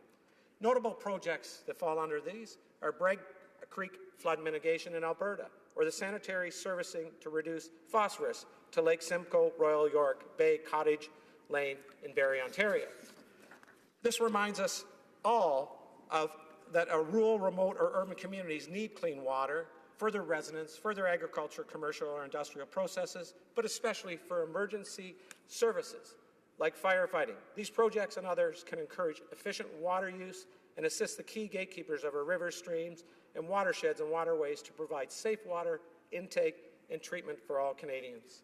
Green technologies. All across Canada, other projects that generate the use or development of clean and sustainable products or services have also received funding as part of our wider initiative to build safe, inclusive, and sustainable communities. With support of low-carbon, green economy, projects like upgrades to the Red Rock Waste System Treatment Plant in Red Rock, Ontario, illustrate the success of Budget 2017 in supporting the acceleration and adaptability of our communities, whether urban, rural, or remote. These projects are just a few of the strong examples of our plan to encourage intergovernmental stewardship of existing resources or energy's use of emerging technologies and draw from the multifaceted expertise of Canadians going forward. We know that in order to generate and share the very best practices and ideas and innovations in products, culture, or agriculture affair and connect with our fellow Canadians, whether locally or over long distances, we must ensure that our infrastructure is greenable, accessible, and technologically equipped to offer the highest levels of service to our citizens, residents, and visitors. We owe this as much to ourselves as we do to our future generations. The stronger our infrastructure is, the stronger our own capacity is to shape our future becomes. Thank you, Mr. Speaker. Questions and comments? Question commentaire? The Honourable Parliamentary Secretary to the Government House Leader. Thank you, Mr. Speaker. I thank my colleague for sharing his thoughts on the budget. And the budget is a very important document for any government. It establishes the priorities. And I believe that the priority one for this government has been Canada's middle class, ultimately believing that if we have a healthier middle class, we will have a healthier economy. We have seen, I believe, strong governance in terms of the many different departments that have had such a positive impact in many different ways. For me personally, one of the most significant things we saw in the past number of months was the agreement in the Healthcare Accord, where we now have virtually all provinces, except my own, unfortunately, the province of Manitoba, which we have this healthcare agreements put into place. So that's something that's important for me. And my question to my colleague is, when he reflects on the number of things that have taken place over the last while, what is one of the more important issues that he would say that outside of the, let's say, the budget and the details of the budget, but just something in principle? The Honourable Member for Bay of Quinte. And I thank my honourable colleague for that question. As some of us are aware in here, being a former mayor and of a small centre or small municipality, that it's important for us to have suitable funding and programs that our mayors can plan forward. And when we made the transit announcement in the city of Belleville, my mayor was so happy because this allowed him to update their transit system, not only in technology, but in bus shelters and technology and handheld devices that we can tell when the transit is more efficient. And this is going to increase not only ridership for people in my community, but it's important for my college. My riding is home of Loyalist College, and as we all well aware of students and the transportation needs they need, it's important to run an efficient transit system to our college, and also for an industrial park. And we all know that many industries in our industrial park need 7-day transit services, and this enables mayors to plan forward. So my mayors in my community are excited about infrastructure money that they can depend on, money that has been coming out, money that are making projects in their community to determine growth. And I thank the honourable member for that question. Questions and comments? Commentaire. The Honourable Member for Edmonton West. Thank Mr. Speaker, and I thank my colleague for his well-thought-out speech. Now, himself and a lot of the members of this government wax on about all the money put in for social housing.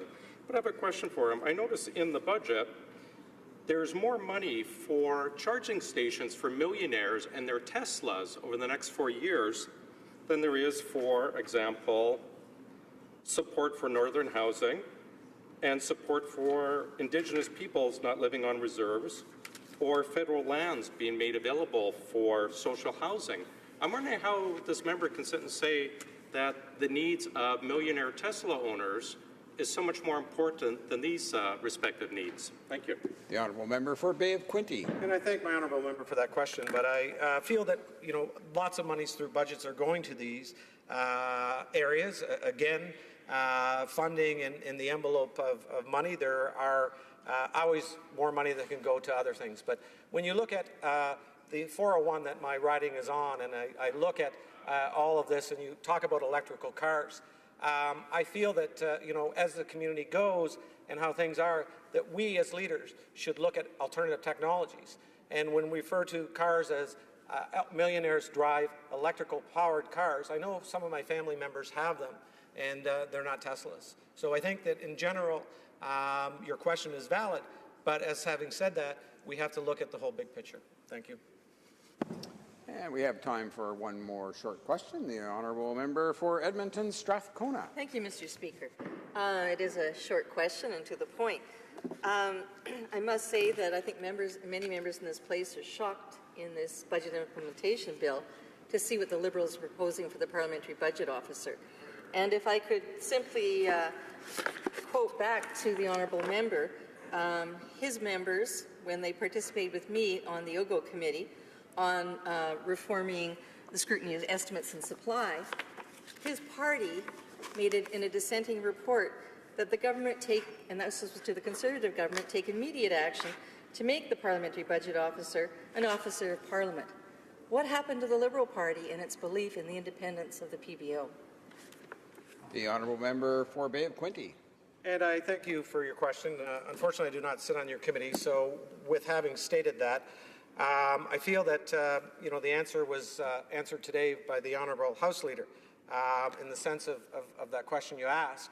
And I believe if we look at that answer, the answer was suggestions are coming forward, and we offer your suggestions on how we can make our policies and legislation better. And I think it's about how this House reacts. And, you know, when I sit here and I watch everybody is so negative on the budget, I know that is your role, but I would like to say that I like to look at positive things. And I think together, as leaders and as members of both parties, that we can cooperate more and make better public policy. Thank you.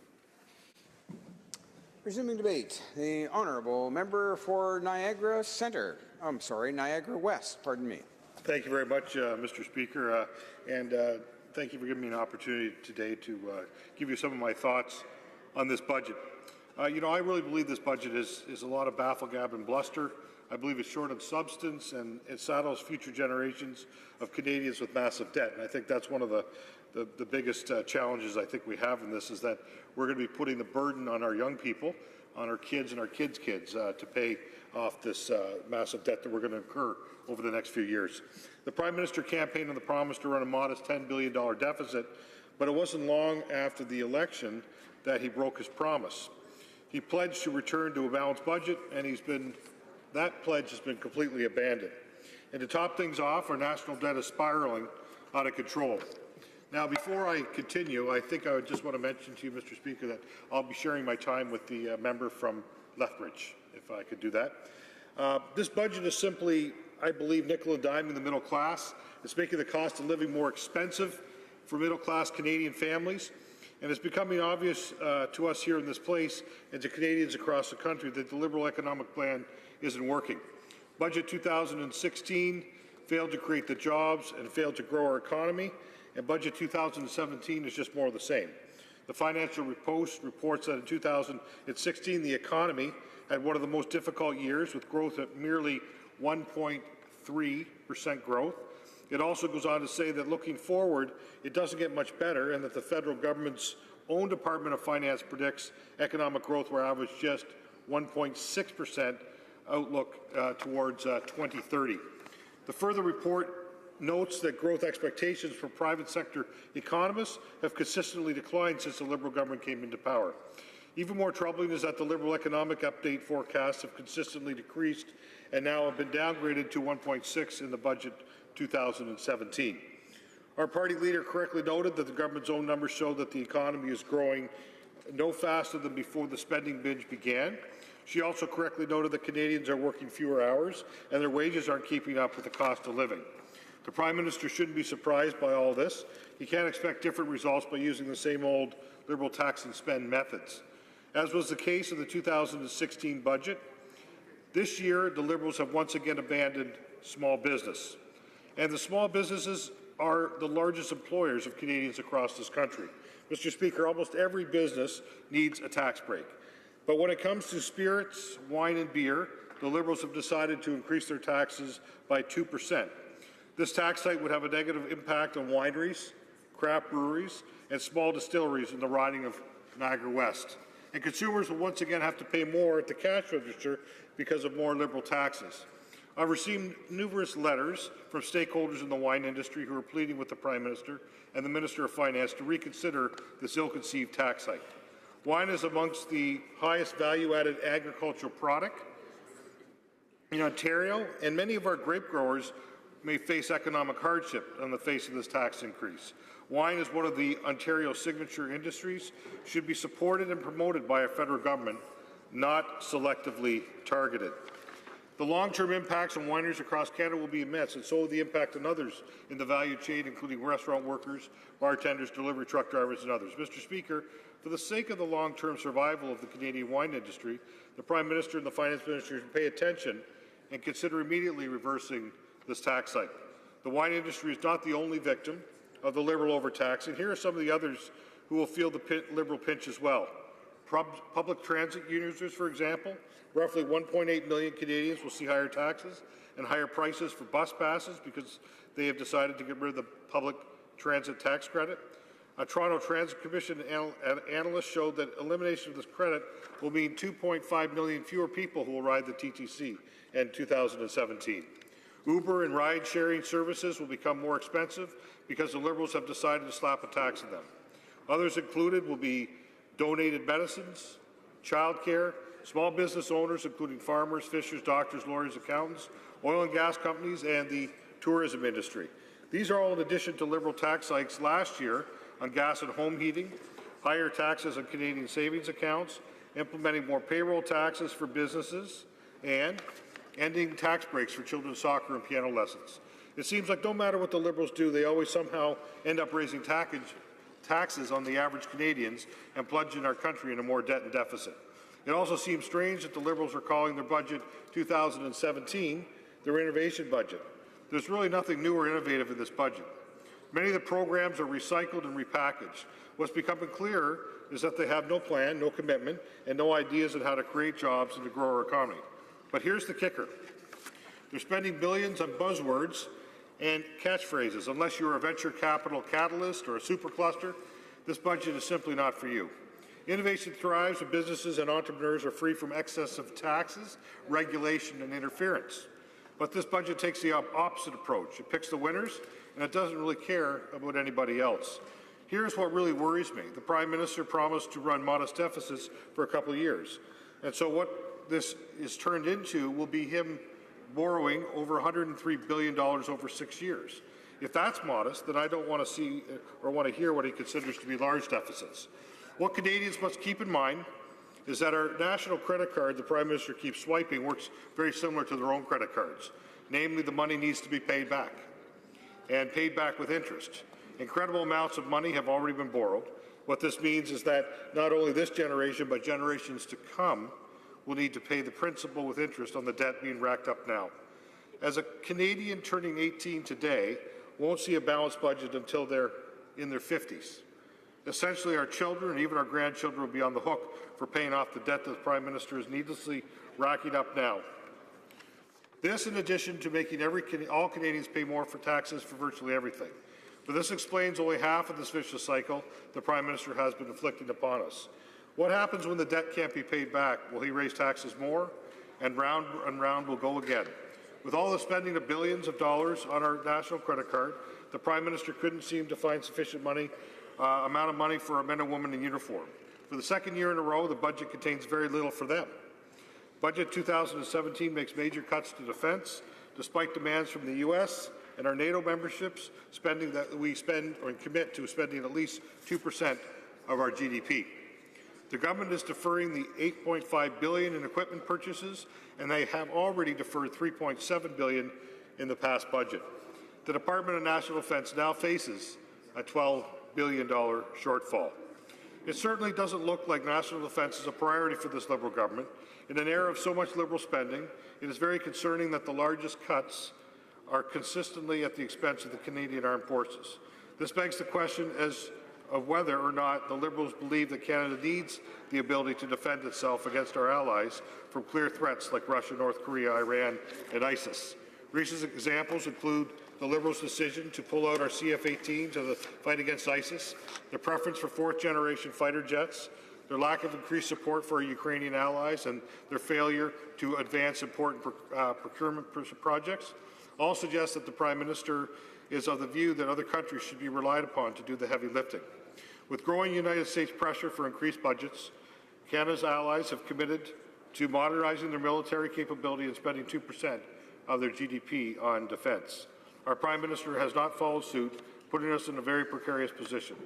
Considering the clear global threats to our security, we need the appropriate investments in Canada's national defence, and we need them now. But the Finance Minister doesn't seem to agree, stating that the government believes the military is appropriately provisioned. Mr. Speaker, we are living in dangerous times where our security as a nation should be regarded with the utmost importance. By not allocating the necessary funds to our armed forces, we're playing a dangerous game and putting our country at risk. It is simple. The Liberals are asking Canada's military to do more with less, and this cannot stand. Mr. Speaker, on this side of the aisle, we will continue to fight for resources that our Canadian armed forces deserve. If the Liberals won't listen to us here in this place, then I hope they'll listen to us, to the hard-working Canadians that this budget is directly affected. According to a Nanos poll reported in the Globe and Mail, most Canadians are giving the Liberals government's second budget a thumbs down. What this poll found is that Canadians are expressing a strong desire for the Liberals to lay out a plan for eliminating the deficit after the budget, but made no mention of where the federal books will be balanced. It's no surprise that only 5% of Canadians had a positive view of the budget. Nick Nanos himself said, and I quote, "I think the fact that only 1 out of 20 Canadians had an outright positive view of this federal budget should give the Liberals pause because it suggests that the budget, at least for a number of Canadians, was a disappointment." End quote. Mr. Speaker, when Canadians were asked if it's important to them that the federal budget has a plan in place to eliminate the deficit, 4 in 5 Canadians agreed that this plan should be in place. The reality is the Liberals have no plan. We as the official opposition and as Conservatives are the voice of the taxpayers and will hold the Liberals to account. We cannot stay silent when the Prime Minister nickel and dimes Canadians with no plan whatsoever to create jobs and grow our economy. Too much is at stake, and we hope he listens and understands so far that his ideas are not working. Thank you very much, Mr. Speaker. Questions and comments. Question commentaire, the Honourable Parliamentary Secretary to the Government House Leader. Yes, thank you, Mr. Speaker. And you know, the opposition often likes to raise the issue of small businesses, and I'd like to share with the member a very important industry in Canada, but to focus on Winnipeg, and that is our taxi industry. Our taxi industry provides many jobs, hundreds of jobs, to wonderful, hardworking people in Winnipeg. And there was a sense of unfairness that why it is that the taxi industry has to go through, for example, having to pay GST and so forth. One of the initiatives within this budget was to recognize that Uber does have a responsibility to pay a GST. Now, for whatever reasons, the Conservatives have really come out against that particular tax. Yet, small businesses in many different regions of Canada, especially where there is a healthy taxi industry, well, you'll find that they're very supportive of that particular initiative because at least it puts it a little bit more of a level playing field. My question to the member is, does he not believe that if you, in small businesses where you can, you should promote that level playing field, that if one pays the tax, the other should also pay the tax? The honourable member for Niagara West.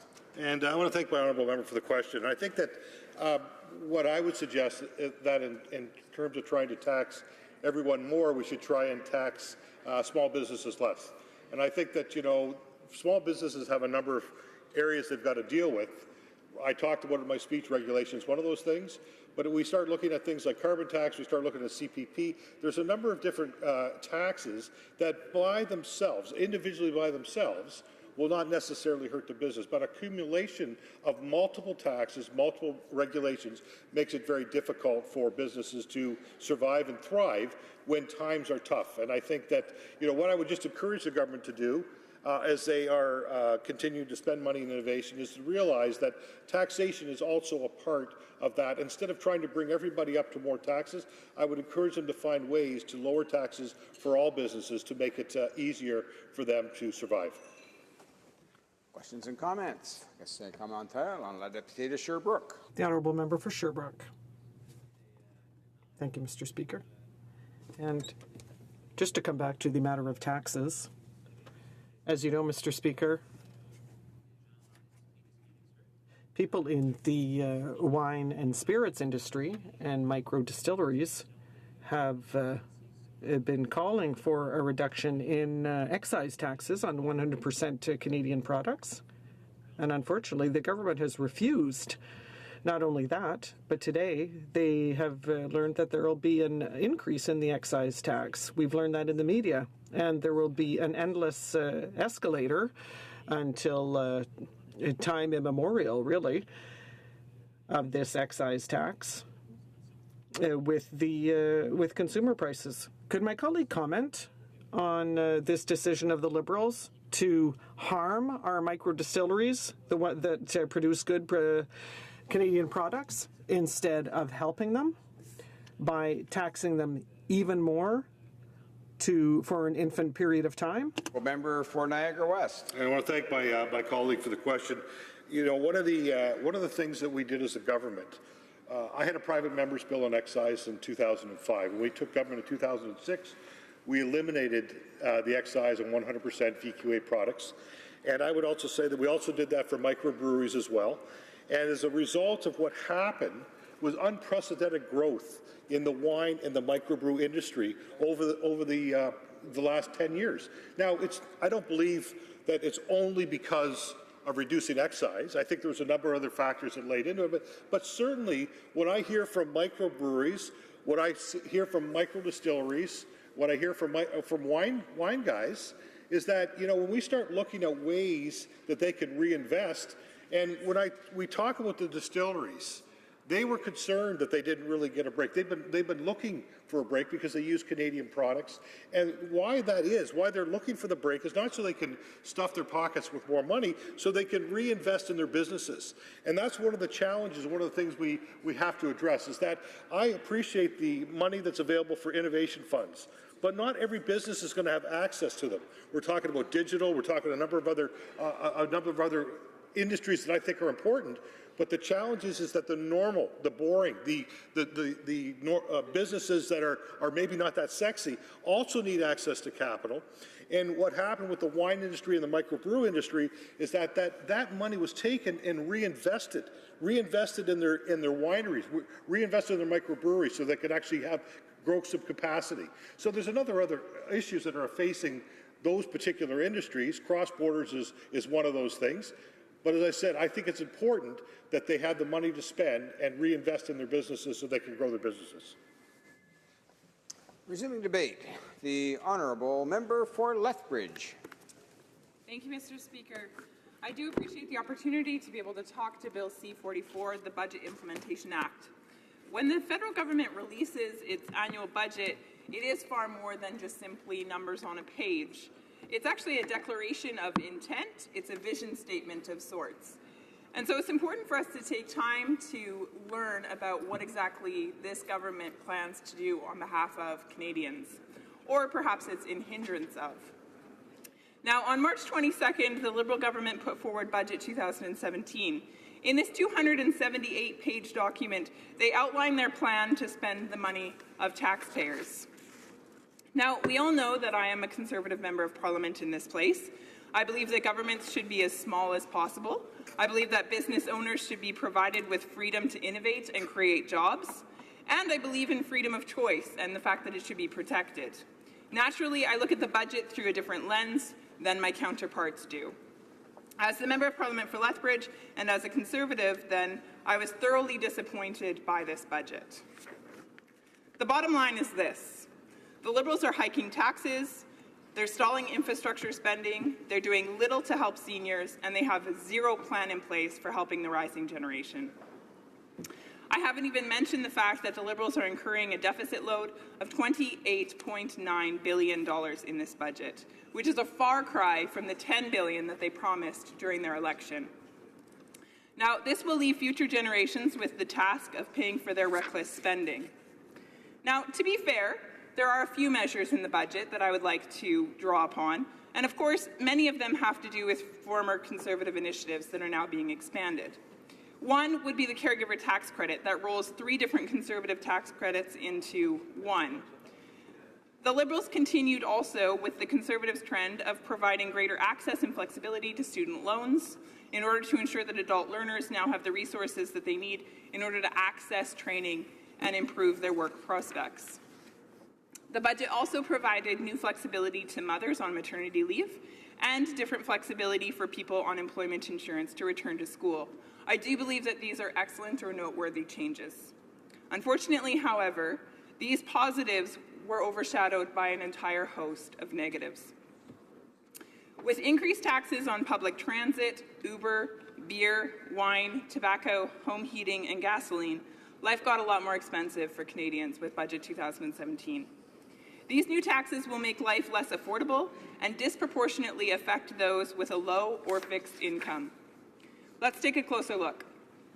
Budget 2017 eliminates the public transit tax credit, which many of my constituents have told me will have a negative impact on them.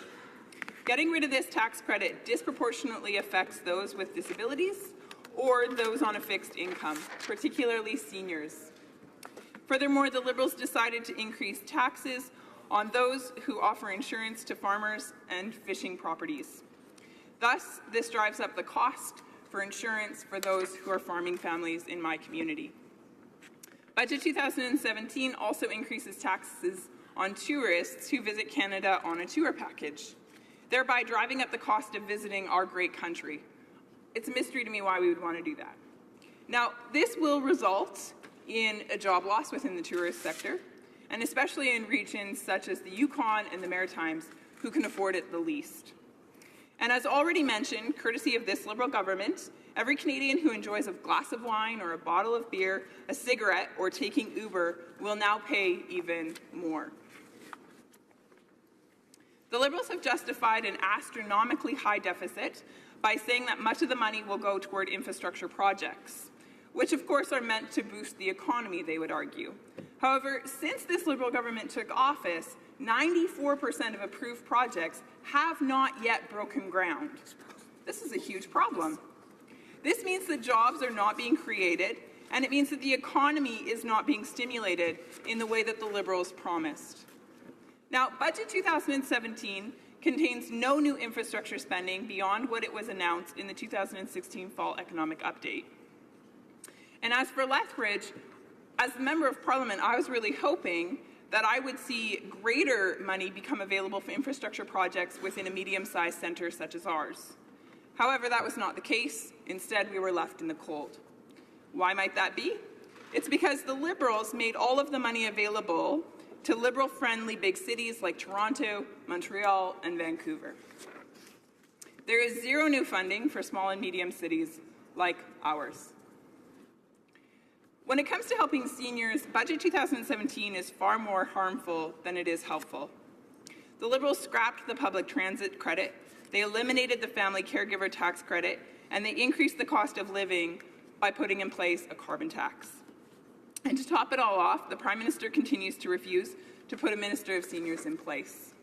Right now in Canada, 1 in 6 people are senior. They deserve more. But they're not the only ones. Canada's youth are put in a significant place of disadvantage with this budget. Instead of raising taxes, the Prime Minister really should have focused on job creation and policies that would help lend to that.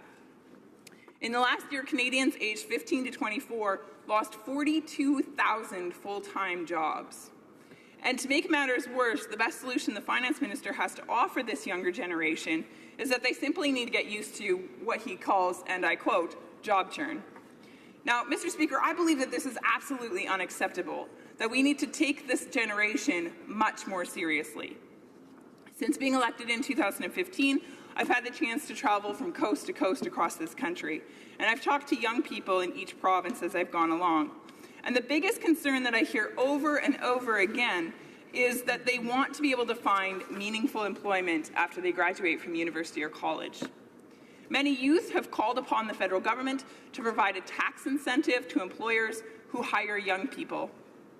Such an approach would allow the free market to reward job creation and, unlike government job programs, would result in a long-term, good-paying jobs for these young people. I believe that Budget 2017 was a missed opportunity to advocate for the rising generation. Sadly, with this budget, the Liberals are mortgaging the future of our great country, and it's our children who will ultimately have to foot the bill. It is extremely concerning to me that Budget 2017 puts Liberals on track to spend $100 billion more than they will collect through tax revenue in the life of this government. Now, this is like taking a $100 billion mortgage out that our children and our grandchildren will be responsible for paying back. Now, this is hard to justify when our children and our grandchildren will see little to no benefit for this money. In short, I will be voting against C-14, the Budget Implementation Act. I cannot, in good faith, look my constituents in the eye and tell them that this budget is in fact in their best interest, and neither can the party opposite. The truth is, the Liberals have a spending problem. When it comes to spending my constituents' money, they can't help themselves. They find that fun. And I'm not okay with that. I'm not okay with them raising taxes so that they can pay their corporate cronies who come begging for government bailouts.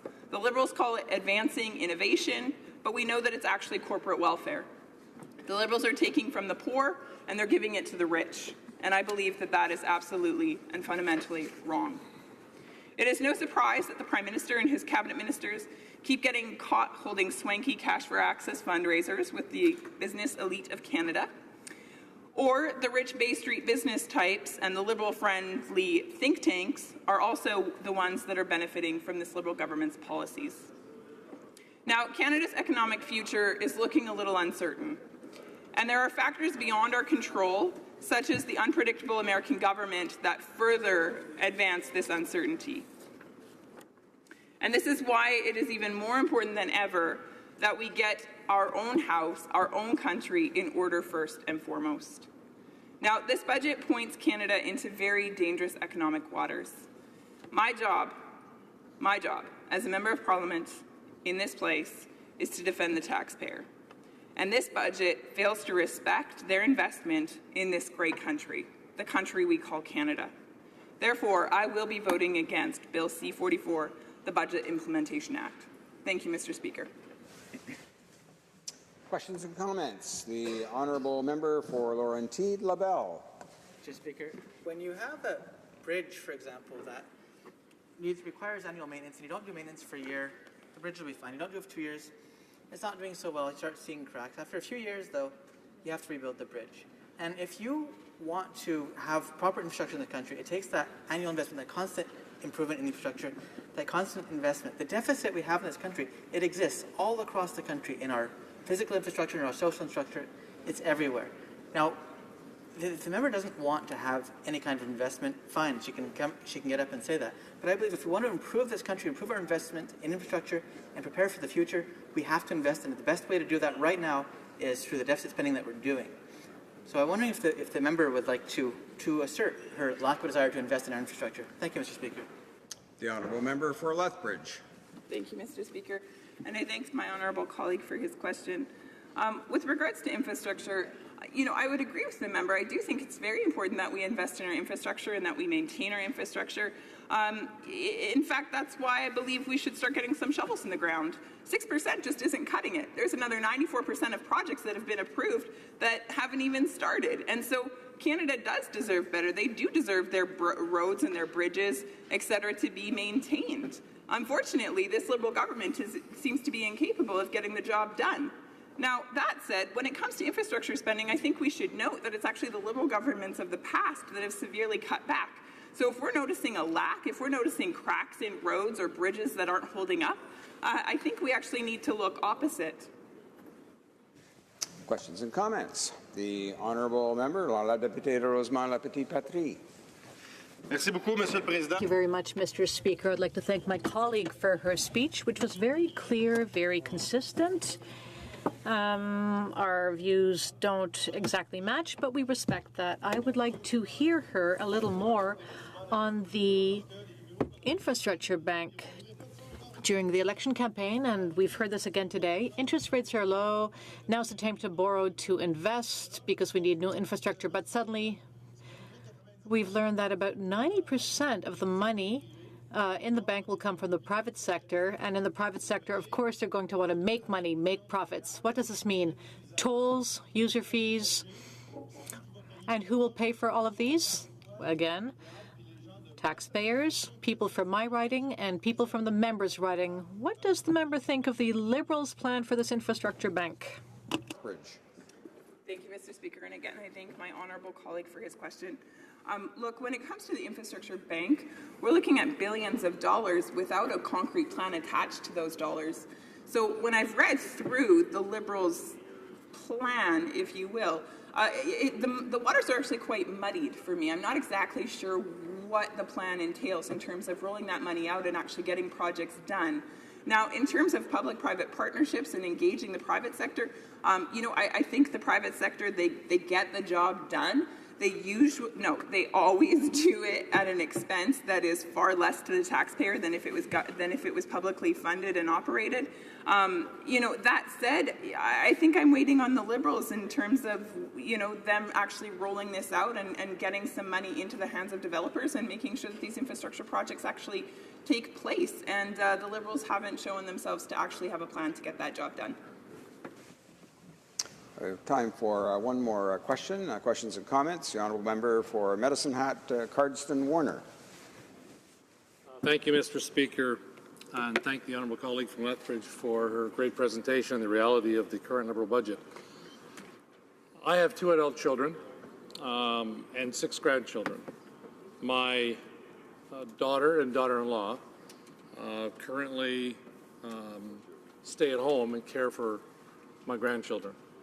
I'm curious to know how this 2017 Liberal budget is going to impact my family, given what we've heard and read in the budget. The honourable member for Lethbridge. Thank you. And once again, I do thank my honourable colleague for his question. He has 2 adult children. One of them is a stay-at-home mom. Now, one of the things that the former Conservative government did is they brought in something called income splitting, which would actually benefit her a lot, because it would mean that it would ultimately, at the end of the day, without going into it, it would save them a lot of money. And that measure was actually reversed by this government, by this Liberal government that's now in place. And so that's really unfortunate, and of course that's detrimental to my honourable colleague's daughter.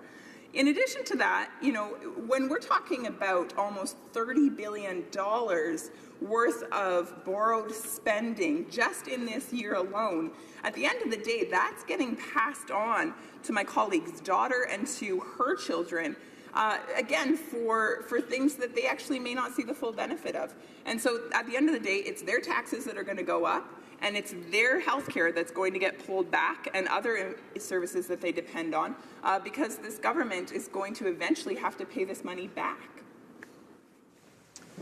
Before we go to resuming debate, I'd just like to inform honourable members we've surpassed the 5-hour time after the first round of speeches on this particular motion that's before the House, and so thereafter all speeches, interventions on this motion will be limited to 10 minutes for the members' remarks and 5 minutes for questions and comments.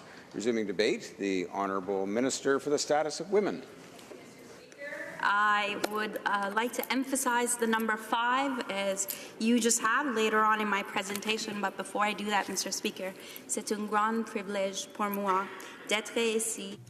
It's a tremendous honor for me to be here today on Algonquin traditional territory. To be the Member of Parliament for the incredible riding of Peterborough-Kawartha, and to have the opportunity to serve the people of Canada as their Minister of Status of Women. Mr. Speaker, I'm speaking to Budget 2017, which I believe is a budget of opportunity. Not just for the people of my riding, where we have a college and a university. We have one of the highest percentages of seniors who have chosen to spend their golden years in my riding, high rate of poverty and lack of access to affordable housing. Mr. Speaker, I believe Budget 2017 is a budget of opportunity for women and girls in Canada. I'm speaking in support of the budget, of course, and I'm thankful for the Prime Minister and for our Minister of Finance for introducing such a feminist budget. And in coming up with my remarks for this, I thought about what numbers I ought to talk about.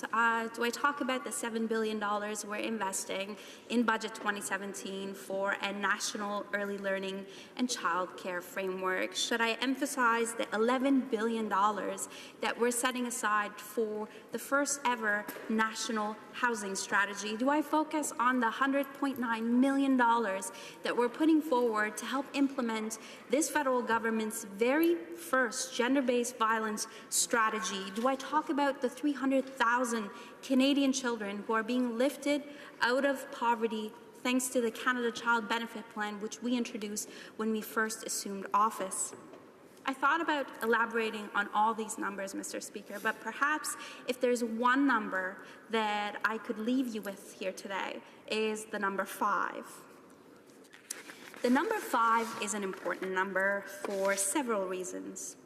The United Nations Sustainable Development Goal number 5 focuses on achieving gender equality and empowering all women and girls. It's a goal that several nations have signed on to, as has Canada, and it seeks to change the course of the 21st century by addressing key challenges such as poverty, inequality, and gender-based violence. We know that empowering women is a precondition to reaching this goal. This goal is an important one, Mr. Speaker, because there's a recognition worldwide that when we improve outcomes for women and girls, we've improved societies, we've improved countries, and we've enhanced stability and prosperity for people around the world. This is the evidence-based context that our government's feminist approach to governance can be understood in. Which brings me to Chapter 5 in Budget 2017. In Chapter 5, what we see is a first for the Government of Canada, a gender statement. This is the first time that there has been an acknowledgement in a federal budget that the decisions we make, how we tax, how we spend, how we focus our efforts in terms of programs and services and policies and legislation affect people of different genders and different backgrounds differently. This gender statement allows for a meaningful and for a transparent discussion around gender and intersecting identities, which will help us to better understand challenges faced by different communities across this great nation and make more informed decisions to advance fairness, gender equality, and prosperity for all. I'm going to talk about examples of 3 women where the importance of having a gender lens is highlighted. Let me tell you about a young immigrant woman from my riding who's attended Trent University. Her name is Andresa Lacerda. She is the Executive Vice President of Noble Gen, which is one of those clean tech companies that our Environment Minister is so proud of. They're solving real challenges globally through investments in evidence, in science, and clean technology. Andresa's company, Noble Gen, received a repayable loan of $600,000 through FedDev Ontario to help the company expand its marketing activities and sell its advanced bioproducts on a global scale, and is expected this $600,000 investment is to help leverage other funds and to create 22 decent jobs in my riding of Peterborough-Kawartha. This is in line with Budget 2017's Innovation and Skills Plan to make Canada a world-leading centre for innovation, for creating good, well-paying jobs, and strengthening and growing the middle class. It's why we're funding Futurepreneur with $14 million over the next 2 years to continue its important work of inspiring the next generation of entrepreneurs so that more of them can achieve the like of success that Andresa has. I'm going to talk to you about Sophia Fairweather, whom I met at the UN Global Compact Network in Toronto this past April. A startup by Sophia is an Edmonton-based organization creating innovative startup products in STEM to help educate, inspire, and provide leadership to other children in STEM. That's why in Budget 2017 we've put aside $11 million to offer young people, particularly girls, the opportunity to participate in activities that build engagement in STEM fields. Malala Yousafzai, Mr. Speaker, one of the newest Canadians that I know, spoke in this House not too long ago. And when I think of her, I think of courage, I think of determination and her passion, her dedication to human rights and women's rights, and her ways of elevating the voice of girls across the world is a lesson and a model to us all. And like her, Mr. Speaker, our government will not be silent about violence against women and girls. That's why in Budget 2017, $100.9 million was invested in implementing the first ever gender-based violence strategy that will focus on prevention, on support for survivors and their families, and a more responsive judicial system, Mr. Speaker. Chapter 5 in the budget is an important number because it begins the important work that we need to do to ensure that moving forward, all our decisions are considered through this gendered lens so that Canada can lead the world and work with other OECD countries to continue to improve outcomes for people of all genders. Lastly, Mr. Speaker, I'd like to speak to you about Famous Five. Their statue is one of the most meaningful, I believe, that I've come across in the precinct for a number of reasons. And as we get ready for October, when we celebrate the person's case, we recognize the work of these 5 courageous women and their allies who fought for personhood, who fought for recognition that women and girls in Canada have just as much to contribute as their counterparts do. They fought for personhood and they won, but they were also fighting for equal opportunity for all because, Mr. Speaker, when Canadian women are elevated and empowered and included, Canada as a whole prospers. Budget 2017 reflects the highest level of political commitment to advancing socioeconomic outcomes for women and girls and people of different genders in this country so that, Mr. Speaker, with the humility that our work is far from over, we work together as a federal government, working with our provincial and territorial counterparts to continue on the good work of those great 5 women. I urge all my colleagues to review Chapter 5 with great detail and to support Budget 2017. Thank you. Questions and comments. The Honourable Member for Lethbridge. Thank you, Mr. Speaker. Mr. Speaker, the Honourable Member across from me, she said this. She talked about women and violence committed against women and the fact that the government was committed to seeing that reduced. She said, and I quote, that we want to continue to improve outcomes, end quote, in developing nations. And so I find this curious because as of late, actually, this government just supported Saudi Arabia being on the Human Rights Commission or the Women's Commission within the UN. Now, Mr. Speaker, we know that Saudi Arabia doesn't exactly stand for women's rights. In fact, they don't stand for human rights in general, but particularly they are violent against women. And so I'm wondering how the honourable member across from me can defend this government's position with regards to supporting Saudi Arabia in this effort to portray violence against women. The Honourable Minister for the Status of Women. Mr. Speaker, I thank my honourable colleague for her question, but I would like to correct her that Canada did not support this particular piece. In fact, Canada does not have a seat at that table. That said, Mr. Speaker, my honourable colleague brings up the Commission on the Status of Women. In 2013, I had the great privilege of meeting the opposition leader who was at the time the Minister of Status of Women at the Commission at the Status of Women in New York City.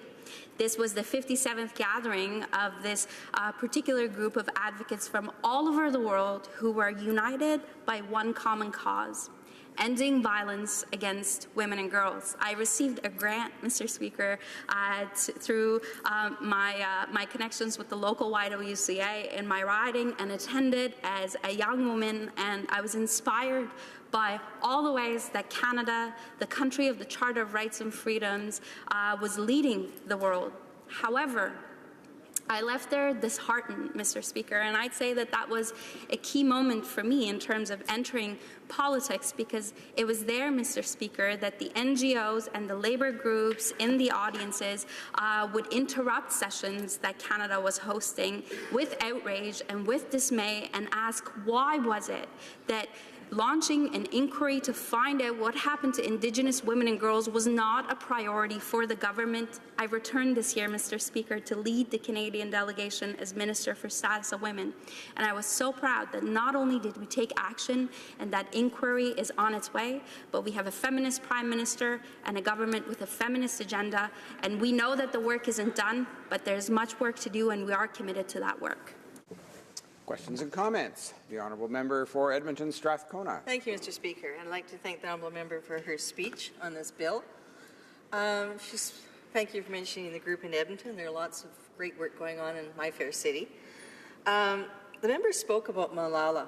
Of course, all of us in here admire the work of Malala. But I have to say, Mr. Speaker, there was one thing that occurred on the day of making Malala a citizen of Canada that did not happen, that disappointed me.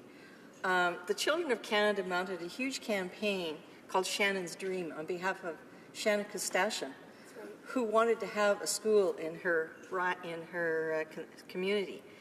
And Chelsea Jane Edwards has continued that campaign. I tweeted to her that day saying, Chelsea, I wish you could be here.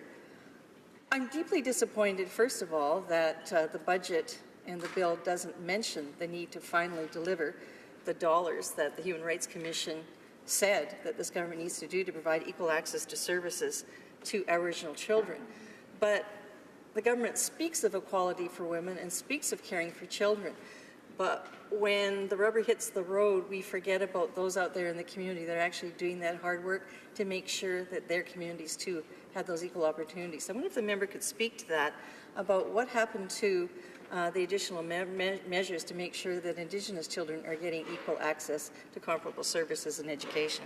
The Honourable Minister for the Status of Women. Mr. Speaker, I'd like to thank my honourable colleague for her hard work and her advocacy on behalf of various groups across Canada. It's work that I'm committed to as well. Mr. Speaker, I began my presentation with what I would call a clumsy French translation, acknowledging that we are on traditional territory because, like our Prime Minister, I believe that there's no relationship more important to us as a country than that of the relationship with the Indigenous peoples of this land. As an immigrant to this land, I recognize that I have been afforded opportunities that have brought me to this place, but that there are many Indigenous peoples who don't benefit yet from those same opportunities, and we need to change that. Mr. Speaker, in Budget 2016, we invested over $8 billion to begin the hard work of reconciliation through investment in infrastructure, in education, and cultural renewal. Budget 2017 built on that, and there's an additional investment of $3.4 billion over the next 5 years to improve outcomes for the First Peoples of this land. This, Mr. Speaker, I believe is one of the most important priorities that every single member of this House has. It's a sacred obligation that I know we will all work hard to address. Before we go to resuming debate, it's my duty pursuant to Standing Order 38 to inform the House that the questions to be raised tonight at the time of adjournment are as follows. The Honourable Member for Elgin Middlesex London in respect to taxation, and the Honourable Member for Kamloops Thompson Caribou in respect to Indigenous Affairs. Resuming debate, the Honourable Member for Calgary Shepherd. Thank you, Mr. Speaker. I'm very pleased to rise and join the debate thus far that's been had. I want to offer a much more lighthearted critique following the heavy substance that we had provided by actually the many members of the Conservative caucus especially. But I always start with a Yiddish proverb, Mr. Speaker. I have it, of course, I know. The heaviest thing in the world is an empty pocket. I think it very much applies to this budget, Mr. Speaker. It will indeed be empty pockets that most Canadians have. They're nickel and diming that you see in the budget, whether it's higher taxes on Uber and ride-sharing services like Lyft, or whether it's higher taxes on cigarettes, alcohol, transit passes. Canadians are seeing that their pockets will indeed be far emptier than they've ever been before, and their families will feel it far heavier than they've ever had before as well. There's been a lot of criticism in the media. Journalists, columnists, and stakeholder groups have, in a sustained way, criticized the budget for its lack of vision, its lack of ideas. There's actually lack of new ideas. There's nothing in this in terms of new things from the fall economic statement. What we have is simply a return to more 1970s public budgeting methods, which is extremely high deficits, structural deficits, a lot of new debt, a lot of program spending with very questionable results on the back end. In fact, what we have in the budget is the use of the term innovation 212 times. Small business is used 6 times. What I might suggest is the one thing missed in the budget that they could have spent on is perhaps the purchase of a new thesaurus, or en français, comme on dit, un bon Larousse. Or in French, as they say, a good dictionary, like a Larousse or a Becherel. As the 2016 census that was just put out on Tuesday, on the population and demographics numbers, that we have more seniors now in Canada than children. Actually, it says the working age population, 15 to 64, has declined to 66.5%. Over 65 is now 16.9% of the population. The under 15s are 16.6%. We have more seniors today than we've ever had before. And now it's actually inverted. We are now a country of grandparents, not children. And that was a favorite saying of former Premier of Alberta, Ed Stelmach, who used to say in Alberta, we are fast coming to the point where we have more grandparents than young children. And that's a fundamental change to the country, to the way the government should be delivering on programs. And all we see in the budget is simply runaway spending. Now the spending is going to seniors, but there is no attempt even to try and constrain some of the spending, redirect it, make it easier for seniors to access those services. And I have a lot of seniors in my riding who are having a very difficult time accessing GIS, OAS, Service Canada. It's not that they're not eligible for it, but it's the service delivery component which they find very difficult to access. Not all of them are up on the latest app. Not all of them are using the latest Apple device, and they're simply having difficulty accessing basic services. Now, on the program spending side, seniors' benefits will account by 2021 and 2022 $63.7 billion. That's more than double what we spend on. But we will be spending on children's benefits programs by then, much more. And this trend will continue, and this budget has too few super clusters of ideas to address the problem of aging demographics. Now, the nickel and diming budget, as I like to call it in my writing, includes, like I said, hikes on alcohol, cigarettes, public transit passes, ride-hailing services, and a lot more. It keeps going, especially on businesses. A lot of the promises they made during the election they haven't kept up with, like the reduction of the small business tax, which does have a material impact on how people plan their business. An analysis done by the CBC found that in this budget, there's only $1.3 billion of any new spending. So in a $300 billion operation that is the government of Canada, why did we need this budget when it's just a rehash of the fall economic statement? It's generally a rehash with a lot more buzzwords being used and to try and promote the government in a kind of a vain attempt to find those extra votes. In the Calgary speech that the Minister of Finance delivered after the budget, when he came there, I talked to the media afterwards, and I told this is a stock speech. It could have been delivered in any city, in any county, anywhere in Canada. It would have been exactly the same, and it fell flat with the business community in Calgary. There was very little interest. It was a quiet crowd, and they had very little to say afterwards. And I asked the minister the very simple question then, when will the budget balance itself? And obviously I didn't get an answer, because there is no answer. There's no answer in the budget either. The only answer that we find is in Department of Finance documents that were put out. We have to wait till after 2050 to ever see a balanced budget ever again. So like I say, that return to balanced budget is fictional. When I commented on the 2016 budget last year, I compared it, I thought that they should perhaps put the 2016 budget at the time up for the Giller Prize, the Scotiabank Giller Prize, as a work of fiction. And 2017 is a redux, it's a rehash. It's a lot more fiction, but it is a lot more science fiction in this one, Mr. Speaker, than there ever was before. Now, they're budgeting from the heart out, as the member for Foothills would say. It's vanilla flavored, as Maclean's has called it. Now, particularly worrying for me are changes to the tax laws that govern exploration of new wells. Companies will see their tax deductions reduced between 2019 and 2022. Now, this is going to extract out of Calgary, Edmonton, and the regions in Alberta, extract out of companies that are $145 million when they're hurting the most right now, and they're trying to keep employees on the payroll. So Liberals are giving Alberta $30 million of their own tax money to basically go towards orphan well cleanup, and they're taking away $145 million that would have gone for the exploration of new wells. So this is the government logic.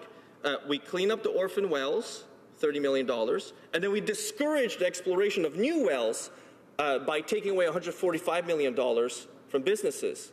That's the logic. At a time when Alberta is really hurting, no wonder that the member from Calgary Heritage and the member for Calgary Mindapore came back with over 75% support in their ridings. With that type of logic, of course you will see those types of numbers. There are 82,000 inactive oil and gas wells. A lot of them can be reclaimed, not for $30 million. And it's no surprise, Mr. Speaker, that this budget has also fallen flat with Canadians. So it's not just pundits, it's not just columnists, it's not just politicians. In a poll referenced by the Globe and Mail, Bill Curry, Canadians were not impressed by the federal budget survey. Only 5% of Canadians said they had a positive view of this budget. Interesting. Like I mentioned before, the soonest we'll see a balanced budget will be probably 2055, 2056. And this is Department of Finance numbers. These aren't my numbers in any way. And this is why you see so little confidence in the government, so little support for this budget, because it is a rehash. It is fiction. A lot of this money, I don't believe, will ever get spent.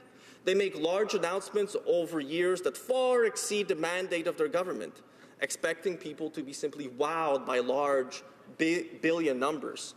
So like I said, there's a lot of money in the budget, supposedly, for science. So this year, it's science fiction, like I said. And I want to mention the Nebula Awards. So it is May 4th, so may the 4th be with all of you. And that's why I want to mention two science fiction prizes that I want to compare to. I really think the government has a chance here. They have two documents on the government side that they could introduce for a prize. They have both the budget speech and they have the budget itself. So the Nebula Awards, short story, less than 7,500 words, budget speech right there, Mr. Speaker. They have the option of a novelette, a novella, or a novel. They can even put Chapter 5 that the minister just mentioned beforehand and put it right in there for that novella. The eligibility requirements, though, might prove difficult, but perhaps they could negotiate with President Trump and have it included in NAFTA so that Canadians can also apply for this Nebula Award. It says that only works published first in English in the United States during the calendar year, it's pretty good right now, looking like it is eligible. in the genres of science fiction, fantasy, or related fiction genre are eligible for the Nebula Awards in their respective categories.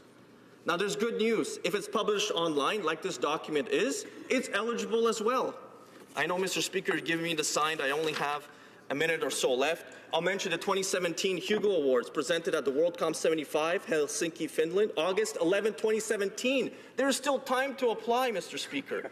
The best novel, best novella, best novelette. I mean, the best novel right now, one of the works that's up for the award, I think would be competitive. It's called The Nine Fox Gambit by Cixin Liu.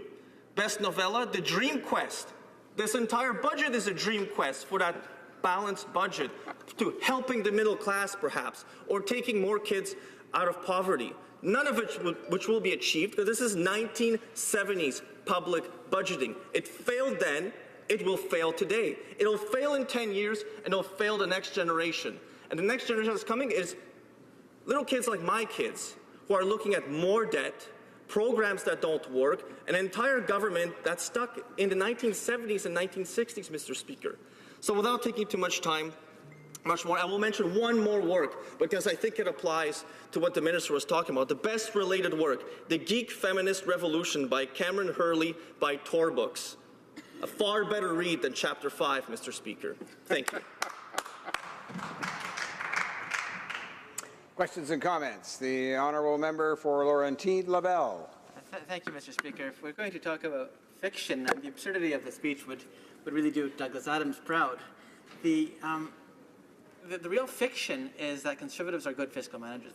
If we want to look for a time that Conservatives brought us from a deficit and brought us to a surplus, we'd have to go back to the late 19th century. In the early 20th century, they managed to balance a budget. It was inherited from a Liberal government and was in full deficit by 1913, ahead of the First World War. Stephen Harper managed to balance a budget inherited from good Liberal fiscal management for the previous decade. Now, there's one budget they claim to have been balanced. It's a spurious argument. They ended up selling a whole lot of house to pay off the mortgage. So I'm wondering, on what basis the Conservatives believe they have any capacity in fiscal management? Thank you, Mr. Speaker. The honourable member for Calgary-Shepherd. Thank you, Mr. Speaker. I'd like to thank the member for that question. Obviously, he has a love for Yiddish proverbs like I do, which is amazing. And we've spent some time in the House Procedures Committee, and he had to survive 8 hours of my straight speech on a lot of different various subjects that were still pertinent to the discussion then. But to answer his question, it's quite simple. The Department of Finance disagrees with him. The Parliamentary Budget Officer disagrees with him. Canadians disagree with him. It's all there right in the numbers. Conservatives are good stewards. Typically, we're elected when things are going really, really badly. We clean up the books, we lower taxes, we fix government programs, and sometimes we're defeated. And then the Liberals get back in, raise spending, raise the deficits, ramp up the debt, and then typically Canadians then go back to the Conservatives to fix it again. Thank you, Mr. Speaker. Questions and comments. Honourable Deputy to Sherbrooke. The honourable member for Sherbrooke. Thank you, Mr. Speaker.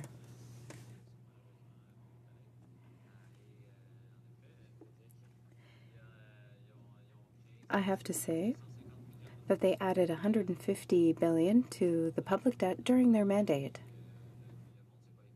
And the world did not collapse then. My question has to do with the government's choices. In an NDP notion, it was accepted that there should be a limit on shares purchased by CEOs, but this disappeared from the budget. C-44, the Budget Implementation Act, was the opportunity to implement that promise, or rather that commitment that was taken on when our motion was passed on March 8th, and yet on March 22nd there was no mention of it, and in C-44 today there is still no mention of that commitment. And yet there was a tax credit for public transit. In our ridings, the public transit tax credit is used. People come to me and tell me that they do use it. Often it's the only tax credit that they can use.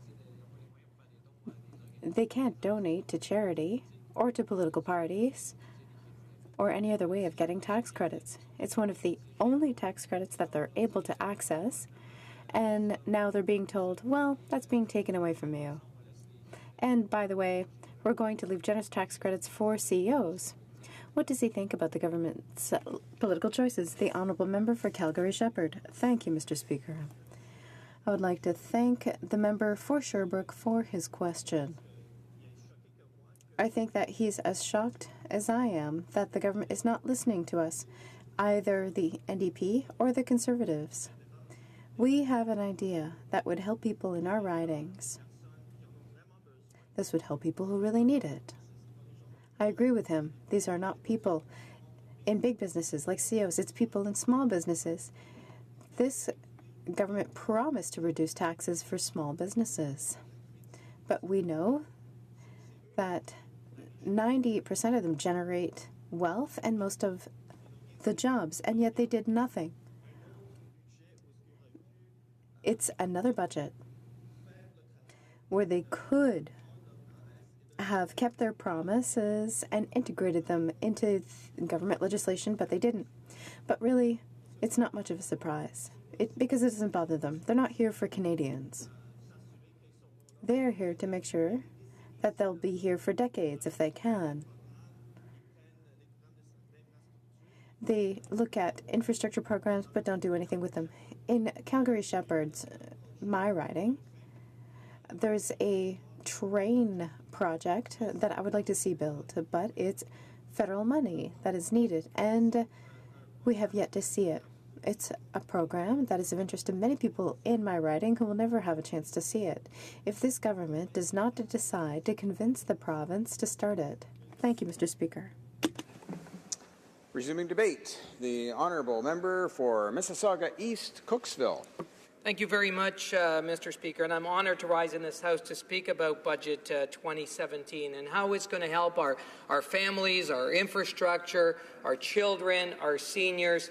I'm optimistic about this budget. It is a good budget, Mr. Speaker, but there's an aspect of this year's budget that is both unique and historic. Our government's being called Canada's first feminist government, and we're very proud of that distinction. But more importantly, we're determined to live up to it, so that the words that can become the real and tangible efforts that help all women succeed. The Budget 2017 gender statement represents the government's first comprehensive effort at reporting on gender-based analysis of budgetary measures. Gender-based analysis identifies the ways in which public policies affect women and men differently. Budget 2017 identified more than 60 measures as having differential gender impacts, but we can do more, Mr. Speaker. We have a real opportunity to show how we considered and prioritized outcomes for women.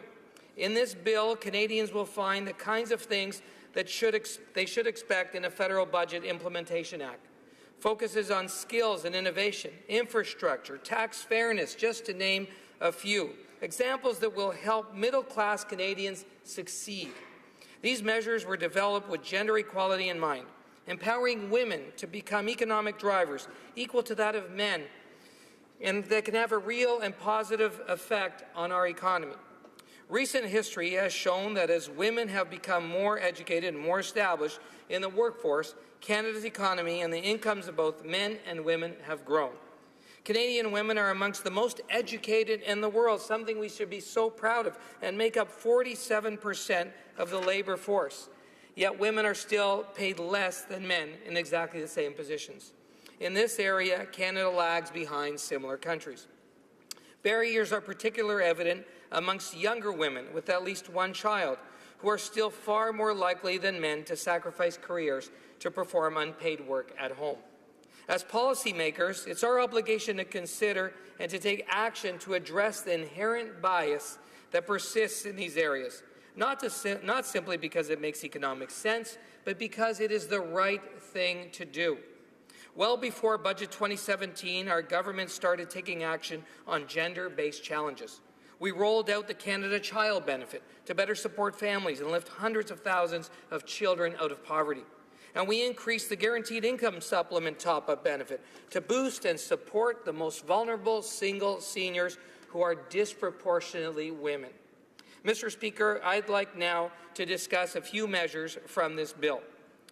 The Canada Caregiver Credit. Through this bill, our government is taking steps to help improve the current caregiver credit system that applies to Canadians who are caring for their loved ones. Budget 2017 simplifies the existing system by replacing the caregiver credit, the infirm dependent credit, and the family caregiver tax credit with a single new credit, the Canada Caregiver Credit. This new non-refundable credit will provide better support to those who need it most. It will apply to caregivers whether or not they live with their family member, and it will help families with caregiver responsibilities. Budget 2017 assessed proposed tax measures, including the Canada Caregiver Credit, to determine their gendered impacts. By applying a gendered lens, Budget 2017 will promote the fair and consistent treatment of women and men under the tax system. StatsCan estimates that more women than men are caregivers. However, we also know that slightly higher proportion of men claim the caregiver tax credits. Mr. Speaker, our government's also committed to meeting Canadians' demands for health care services.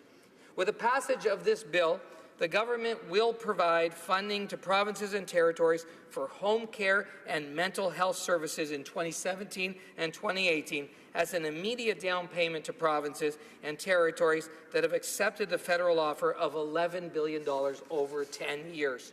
Clearly, the demand for home care services is growing with an aging population. Today, approximately 15% of hospital beds are still occupied by patients who could and would prefer to receive that care at home, Mr. Speaker, and who would be better off in a community-based setting. What's more, a majority of those Canadians who have taken on the responsibility to care for their loved ones are still in the workforce. They're sandwiched. The men and women, they're likely to spend a significant amount of time in those caregiving activities.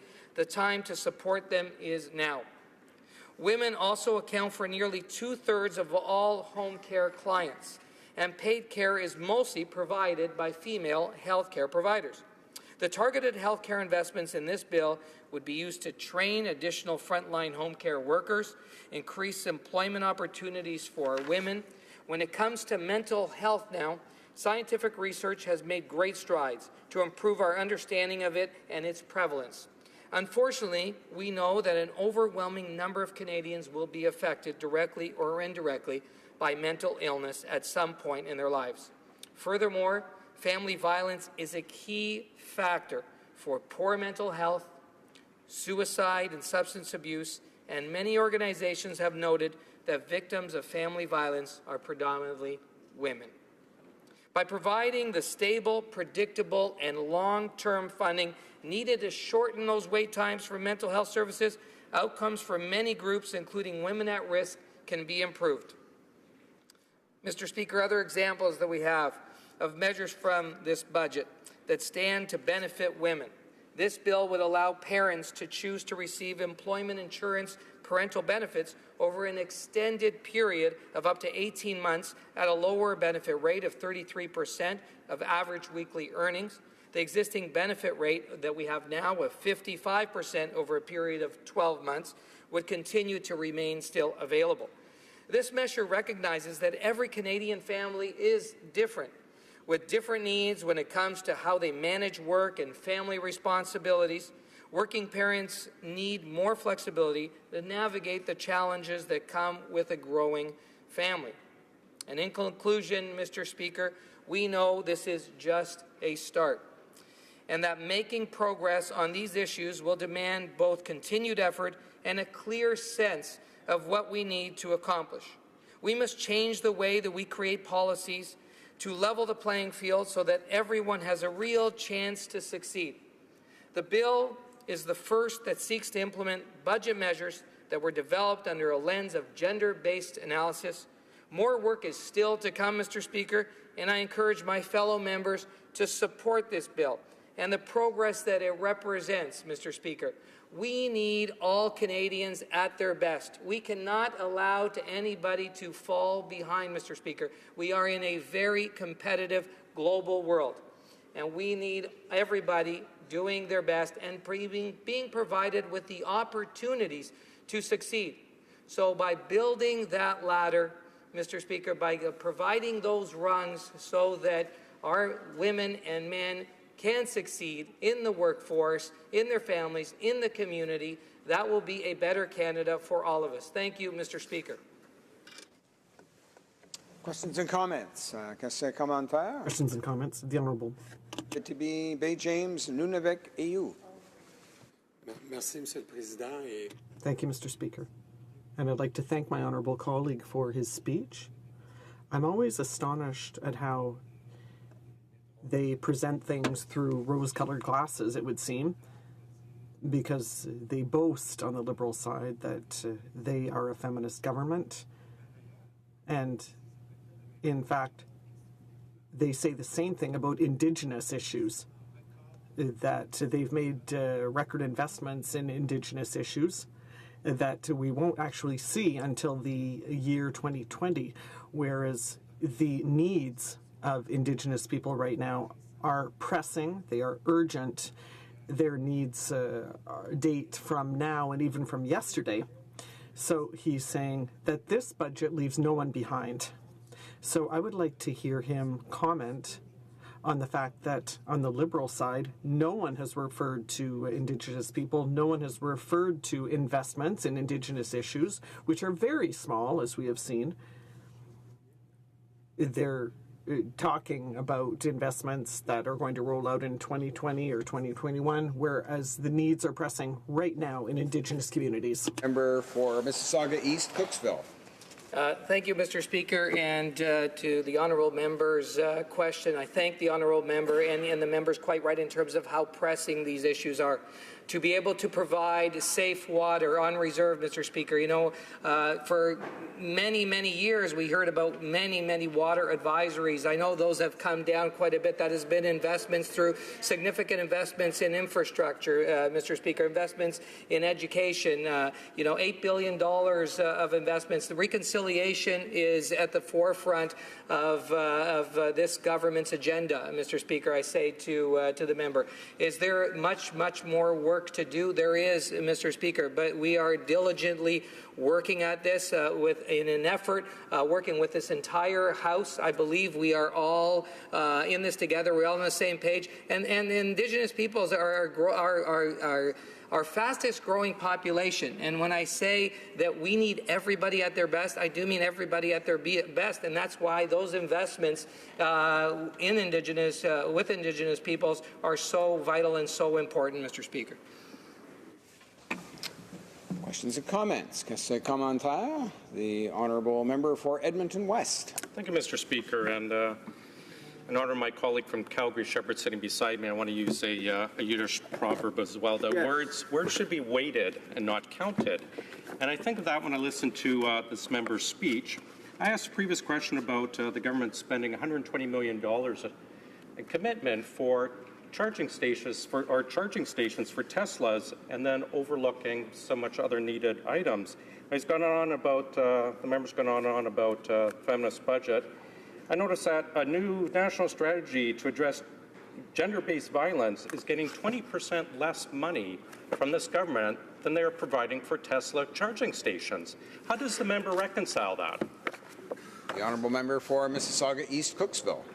Mr. Speaker, I listened to the member from across the floor, and the member should think back a number of years where there was an egregious amount of spending, Mr. Speaker, when it came to the former government's advertising, just a carpet bombing of ads during the NHL playoffs, during the Super Bowl, Mr. Speaker, and then they were sandwiched with political ads, tens of millions, hundreds of millions, $750 million in just partisan advertising on television, Mr. Speaker.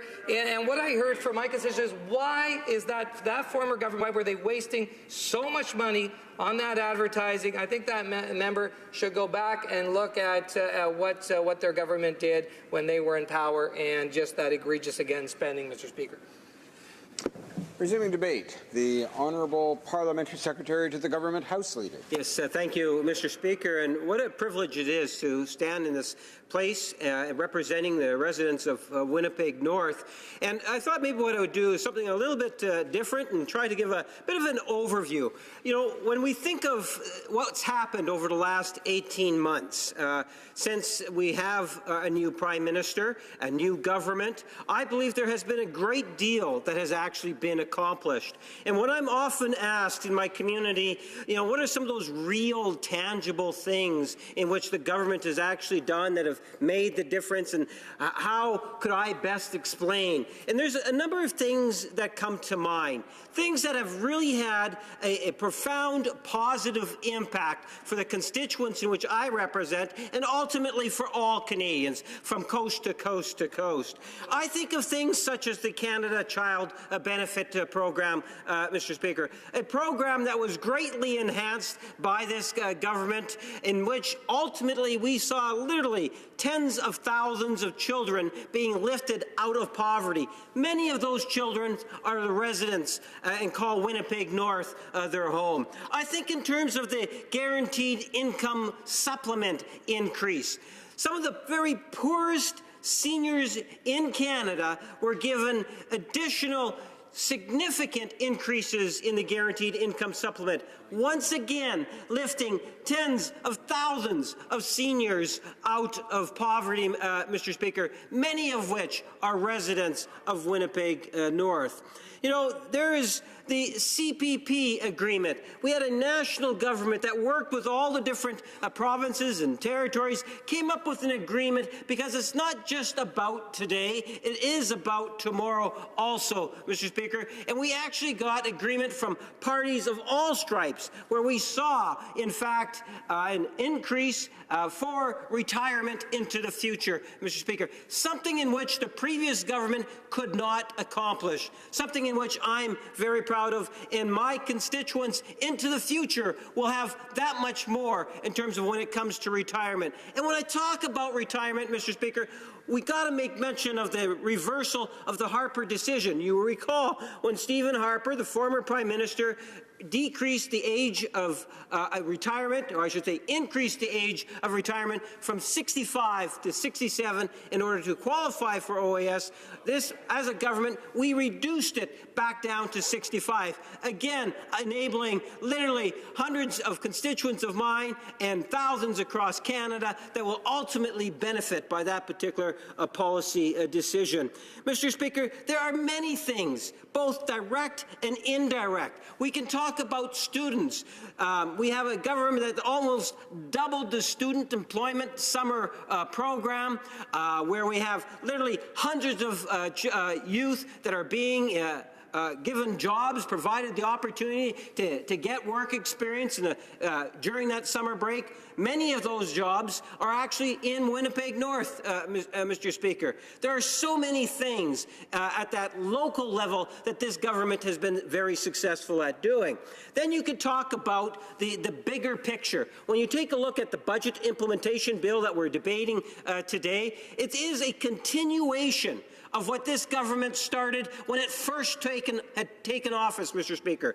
The Prime Minister made it very clear. Canada's middle class and those that are aspiring to be a part of it is the first priority of this government, and the initiatives that have been taken have been enabled to support that primary objective, Mr. Speaker. So, for example, we saw a special tax on Canada's wealthiest, the 1% wealthiest, where there was an increase in taxes. We saw a decrease in Canada's middle class. Millions of Canadian families benefited by that, obviously, in every region of our country, Mr. Speaker. There is so much more in terms of just addressing the middle class issue. When you take a look at this budget, it's about investing in infrastructure. Once again, we have record high amounts of money that is being invested in Canada's infrastructure. Every region of our country will benefit by this, Mr. Speaker, including the residents of Winnipeg North, or my constituency which I represent, where we will see these dollars ultimately coming in that will help improve the quality, whether it's streets, capital infrastructure, whether it's facilities dealing with public transit, to green projects, Mr. Speaker, because we believe that we need to invest in Canada. These infrastructure is absolutely critical in terms of our further development as a country. Mr. Speaker, I believe that what we have also seen is the government take a very proactive approach on issues that we know are so very important and top of mind to constituents. One of those being, and we hear a lot of criticism coming from the Conservative Party, and that is the price on carbon pollution, Mr. Speaker. If you talk to young people, no matter what region you are in the country, in fact, it even goes beyond young people, but I'm always encouraged by how young people get engaged on this particular issue, you will find that the Prime Minister has got it right. Where we went to Paris, we made some commitments in Paris. Governments around the world made commitments. This Prime Minister and this Minister of the Environment took those commitments and turned it into something tangible and real, Mr. Speaker. That is something in which, again, working with the provinces has really made a difference. And I would suggest that the only party, it seems, in Canada, with the exception of Brad Wall, that is in opposition to this is the local Conservative Party here in the House, Mr. Speaker. And that's something in which I believe demonstrates just how much out of touch the Conservative Party is with Canadians. That they're, you would have thought that they would have learned something from the past election, but they need to start listening to what people have to say. The Prime Minister often talks about how important it is that as members of Parliament that we represent the interests of our constituents here in Ottawa, as opposed to what it used to be, where MPs often would be representing Ottawa into their constituents. I, for one, believe it is absolutely essential that we take the thinking and the talk with our constituents, get the understanding of our communities, and bring that to Ottawa to help formulate policy that would really make a difference, Mr. Speaker. And it is starting to pay off. We have had some very encouraging trends that give us reason to be optimistic, Mr. Speaker, and I, for one, believe that we will continue to move forward because of many of the initiatives that this government has brought in and put in place in a relatively short time span. It's interesting, I heard some members across the way say, well, we're concerned about tourism. Tourism numbers are down. It's not true. In fact, we have record numbers of tourists coming to our country. I believe it's in excess of 30 million from last year, which is a substantial increase. It's almost a double-digit increase, 9 to 10% increase from the previous year. Mr. Speaker, when those sorts of things happen, that means there's going to be more jobs in the hospitality industry. Jobs are important. We recognize that as a government, Mr. Speaker. And that's why you'll see in this budget, we spend a lot of time talking about not only protecting the jobs of today, but looking at ways in which we can ensure that there's going to be jobs for tomorrow. That's one of the good reasons I would ultimately argue you'll see that we have a government that is very progressive in its thinking and proactive dealing with trade agreements. The CETA trade agreement is something in which we were able to get across the goal line, Mr. Speaker. We talked about the trade agreement with Ukraine, the negotiations that have benefited our farmers in the prairies related to canola. There's ample examples in terms of where this government and our government's approach has had a significant positive impact on our economy. I bring it back to what it is that we have talked a great deal about for the last 2 years plus, Mr. Speaker. 2 years meaning even before we were in government. This Prime Minister, this government is focused on Canada's middle class and those that are aspiring to be a part of it. And we are working hard every day to ensure that the types of policies that continue to evolve from the many different ministries do what they can to reinforce the importance of working hard and providing hope and ultimately believing that if we have a healthier middle class, that we will have a healthier economy, Mr. Speaker. I understand the benefits of the economy, and I believe in time Canadians will continue to support the types of government initiatives that we have witnessed over the last 18 months. And I would encourage all members of this House to get behind this legislation. It's a budget implementation bill. It's a good budget, Mr. Speaker. It's a continuation from the first budget we introduced, and Canadians will benefit if, in fact, opposition members will listen to what Canadians have to say. I suspect they will be inclined to vote for this budget. Thank you, Mr. Speaker.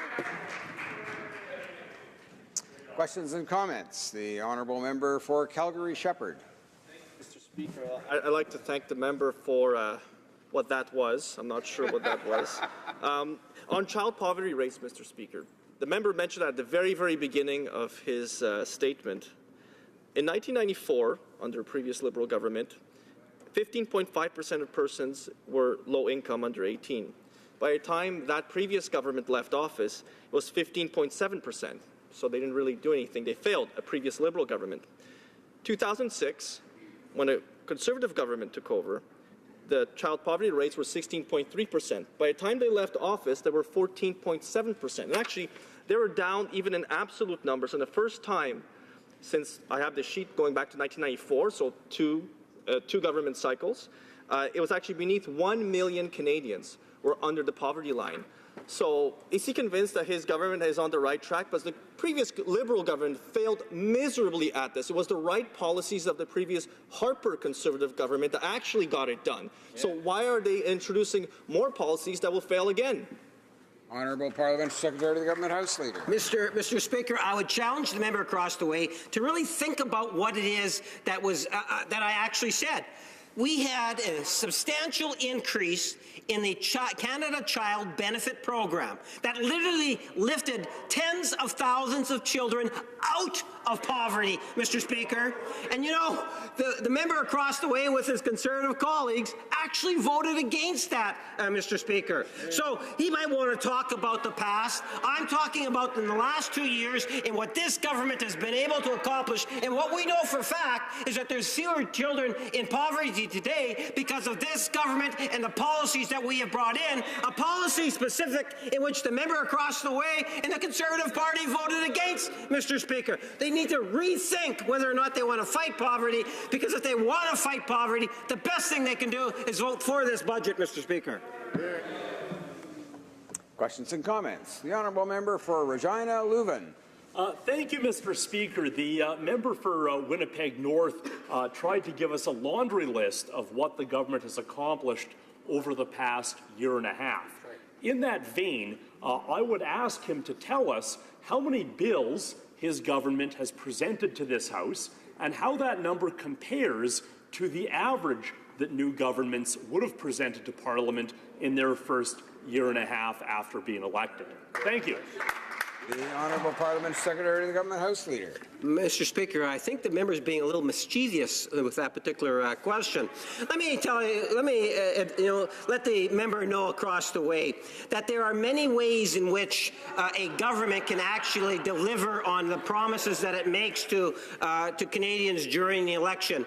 And within the budget, and I think what Canadians want to see first and foremost is issues within a budget that are actually going to deliver, that are going to make a difference. And I would suggest to you that we had, within these last two budgets, the most progressive government in dealing with sound, good policy that's literally taking people out of poverty, that's clearly demonstrated the ability to generate jobs for Canadians, that's giving more hope. We've seen tourism numbers going up. We've seen job numbers trending up, Mr. Speaker.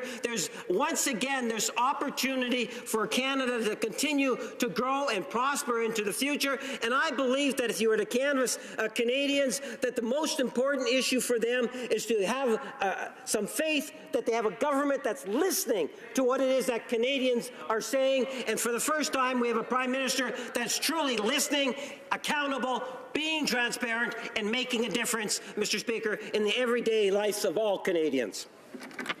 And we have time for one more short question and response. Questions and comments. The honourable member for Hamilton East Stony Creek. Thank you, Mr. Speaker. I'm glad that the mention has occurred of tourism, because we heard some statements from across the way that measures that we've taken will negatively impact on tourism. And yet I would argue that this may be the greatest year in the history of Canada for tourism in view of not only the tax measures that we've taken, the image that Canada has created for itself through our Prime Minister and other things, and, Mr. Speaker, the American dollar, come from away, 7 Tony Awards. I think people are going to be wanting to come to Canada, and I wonder if my friend would comment on the positive effects that tourism will see thanks to our measures. Parliamentary Secretary, a short response, please. Yes, Mr. Speaker, my colleague is so correct. Over 30 million people have come to Canada, and that kind of numbers is unprecedented. Even Stephen Harper could never achieve that, Mr. Speaker. We've done that within 2 years, and I think the opportunity to continue to see some positive trends is there. It's very real. Much of the information that we hear from across the way isn't necessarily full and complete. I can assure members that we are on the right track, and that's one of the reasons why I would challenge them to actually recognize it and vote with the government for a budget that's going to make a difference here in Canada. Before we go to resuming debate, I'll let the honourable member for Edmonton West know that there are only somewhat less than 5 minutes remaining in the time for government orders this afternoon, so I'll have to interrupt him partway through his usual 10 minutes remarks, but of course he'll have the remaining time when the House next gets back to business on the question. The honourable member for Edmonton West. Thank you, Mr. Speaker. I know my time's going to be short, so maybe I'll just make up for it by yelling like our friend across the way from Winnipeg North. That much more. Get through that way. I'd like to rise to speak to Bill C-44, Budget 2017, otherwise known as the Line of Credit Bill. Now, before I get to my reactions to the bill, I want to share with the House someone else's reaction to the bill. After the budget came out, I was at home on a Saturday, because I'm here on a Friday, and I was grousing about this huge deficit and debt that this government is adding for future Canadians to pay. And I was grousing to my wife about it, about the extra $100 billion.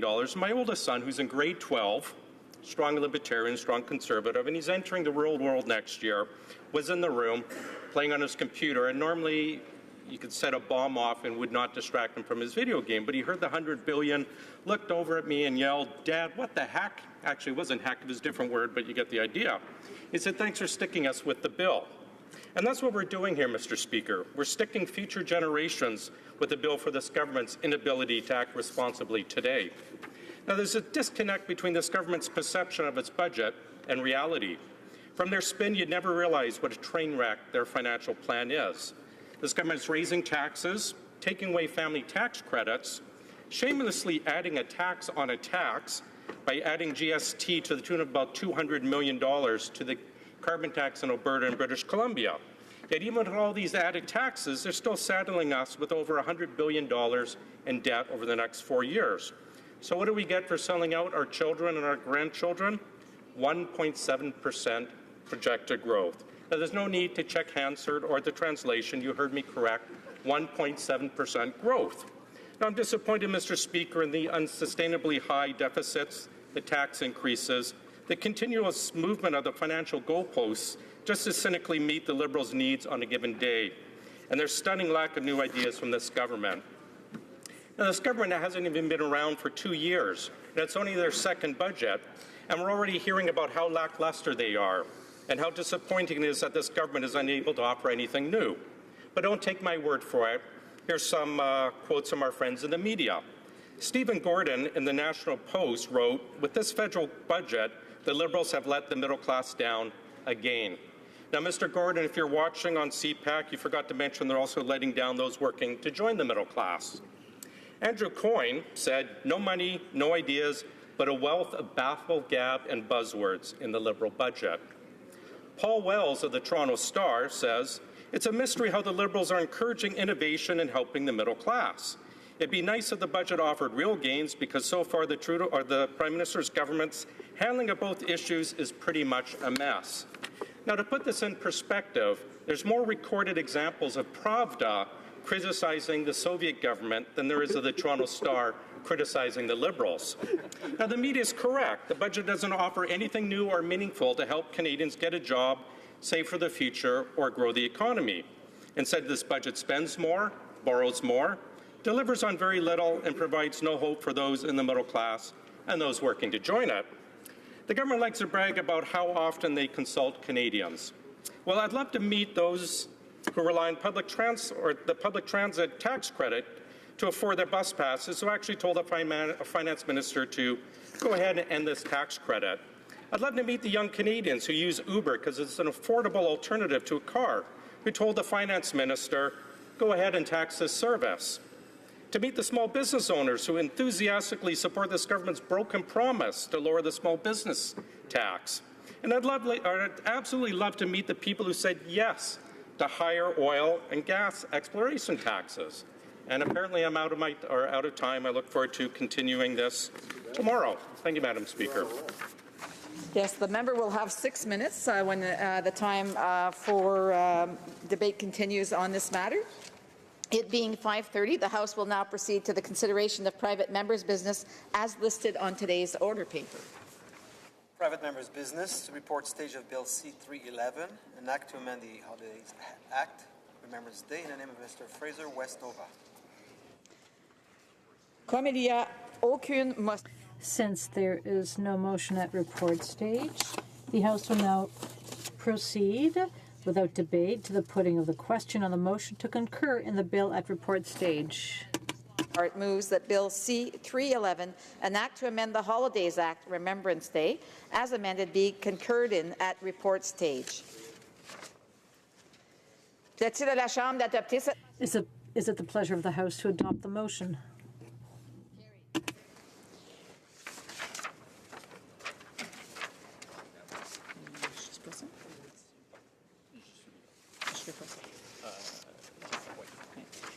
Je déclare la motion adoptée. I declare the motion adopted. A third time. Now? No. Not too often we do it right now, huh? Monsieur Fraser Nova. Mr. Fraser Westnova, seconded by Ms. Lockhart, moves that Bill C-311, an act to amend the Holidays Act, Remembrance Day, be now read a third time and do pass. Debate. The honourable member for Westnova. Thank you very much, Madam Speaker. It's certainly a pleasure to rise in the House this evening to speak to my private member's bill, C-311, an act to amend the Holidays Act, Remembrance Day. I want to sincerely thank the Standing Committee on Canadian Heritage for examining my bill, listening to witnesses, and making changes to the bill that I completely agree with, and in fact, at second reading mentioned that I would be suggesting those to the committee. And in fact, those changes were recommended by the committee. My bill changes the wording and status of Remembrance Day in the Holidays Act by making it a legal holiday, like Canada Day and Victoria Day. It is intended that this amendment will correct the Holidays Act that currently has different language regarding Remembrance Day than the language used for Canada Day and Victoria Day. I believe it is important to fix this inconsistency and properly recognize Remembrance Day in our federal legislation as a federal legal holiday.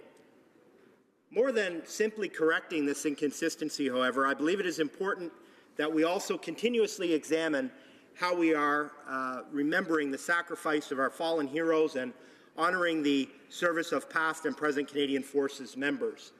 I hope my bill also will have the added ability of affirming Parliament's commitment to this important solemn day of remembrance right across Canada.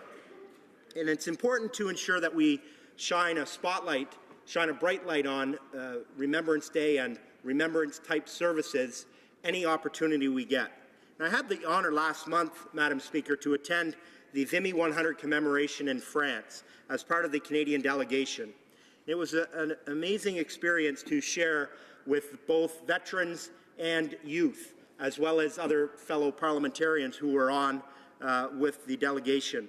We toured battlefield sites and cemeteries to remember our fallen, and the interaction between the youth and the veterans was an amazing thing. The youth, there was one from two from each province and territory in Canada, and to see how they worked together to honor the sacrifice of our brave soldiers who fell in duty in World War I at Vimy, but also how they were able to share stories or engage in conversation with veterans who were on the trip and who were also, in many cases, family members of those who had fought at Vimy Ridge was a wonderful experience and something that I think is important at every opportunity to celebrate in order to make sure that our history is remembered for generations to come. One of the interesting veterans who was on the trip was Ed Peck.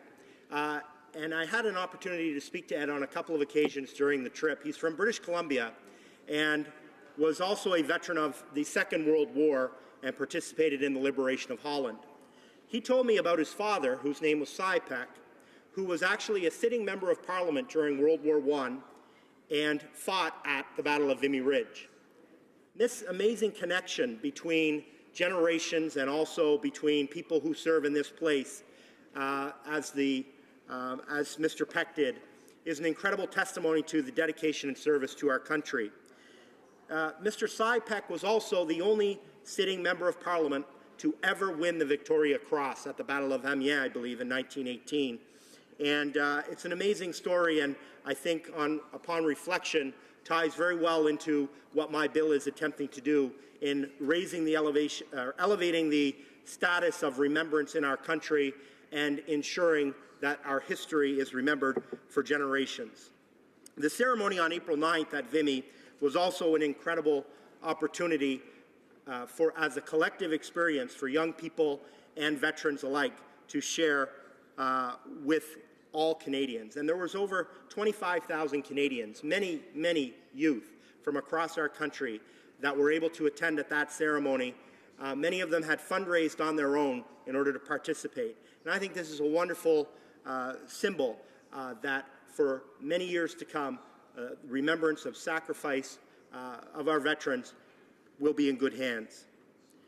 Whenever we as Canadians have an opportunity to raise the profile of Remembrance Day and shine a light on its significance for our country, then I believe it is worthwhile. Now, at the committee, the bill was sent to the Canadian Heritage Committee, who oversees the Holidays Act. There were a number of proponents who actually spoke in favor of the bill, of course, and some of them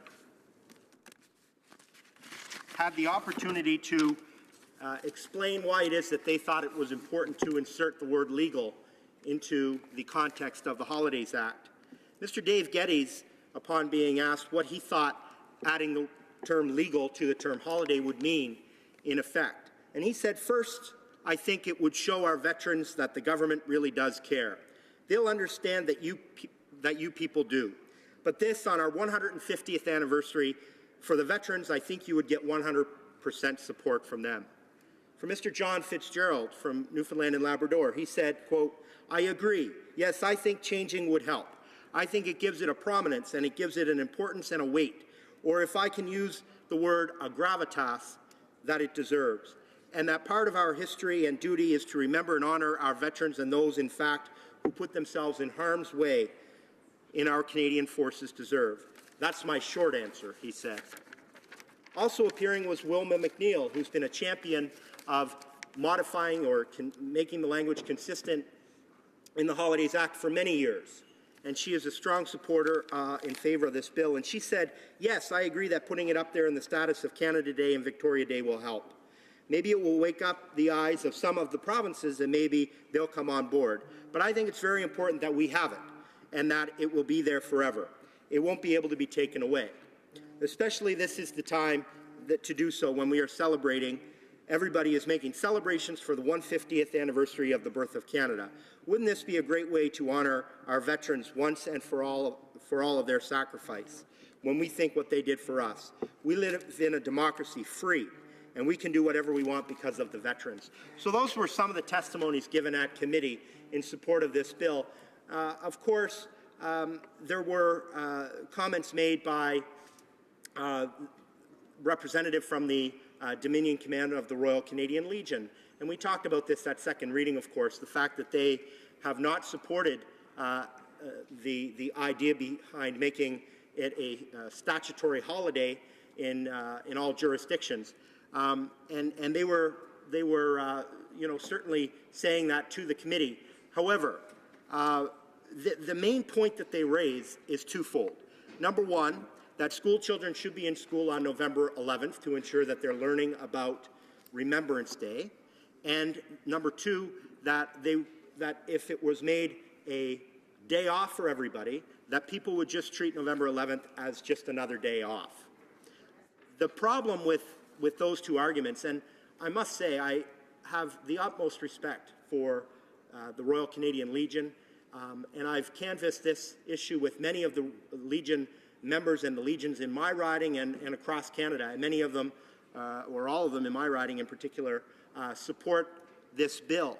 But the Royal Canadian Legion Dominion Command put forward these two reasons for not supporting my bill, and I believe it's in error, because this bill has nothing to do at all with giving people either the day off work or a day off school. It can't do that. It's not within the purview of Parliament to pronounce on such things or legislate on such things. That is up to the provinces. This bill does not encroach, and it cannot encroach on the jurisdiction of the provinces. So it is a moot point. However, if you take the arguments themselves on their merits in any event, I would say that we see that where in jurisdictions where it is a day off school for school children, it works very well. In Nova Scotia, I know that in Veterans Week and the week leading up to November 11th, many veterans are able to come into the schools and participate with school children and explain to them why remembrance is so important. And then children have the opportunity on November 11th to attend a cenotaph with family and with veterans, and again, share in that collective experience, like I mentioned a moment ago, that I saw the students and veterans participate in at Vimy on April 9th. Becoming just another day off is another argument, of course, that they use for people getting the time off work. Again, this bill has no ability to do that, and it has nothing to do with that. That is completely up to the provinces. This is simply modifying the language in the Federal Act to make it consistent with other days. But we are seeing increasing numbers at Remembrance Day services across Canada, most particularly in Nova Scotia, where, because of the Remembrance Day Act in that province, they have the ability to attend those services. So I would respond to the possibility that people would take it for granted and just treat it as another day off is incorrect. I believe that people are showing year after year a more reverence and more importance and emphasis being placed on Remembrance Day. And the more we can use education and ensure that children are being taught why remembrance is so important, the better off our country will be. This is a valued and important day of reflection for many Canadians, and I think that we have seen, because of increasing attendances, especially in jurisdictions where people do have the day off work, that is not a proper argument for not supporting this bill, especially since it doesn't do what is claimed it would do, which is give people the day off in any event. The other aspects to this bill that I'd like to highlight is that at committee it was asked to me by some members who did not support the bill at the committee stage, well, why wasn't this brought as a motion? Why wasn't this simply brought as a motion if all this is to do is to elevate the status and shine a light on it? Why wouldn't you bring it as a motion rather than a bill? And the reason for that is quite simple, because in addition to shining a light on this important day and ensuring that Canadians know that Parliament is affirming its commitment to honoring and commemorating this important day of November 11th, it actually does something tangible, which is it fixes an inconsistency, which may well have been a drafting error done many years ago in the Holidays Act, by leaving out the word legal. The word legal holiday is there for Canada Day and Victoria Day, and I would submit that it should be there for Remembrance Day as well. In conclusion, Madam Speaker,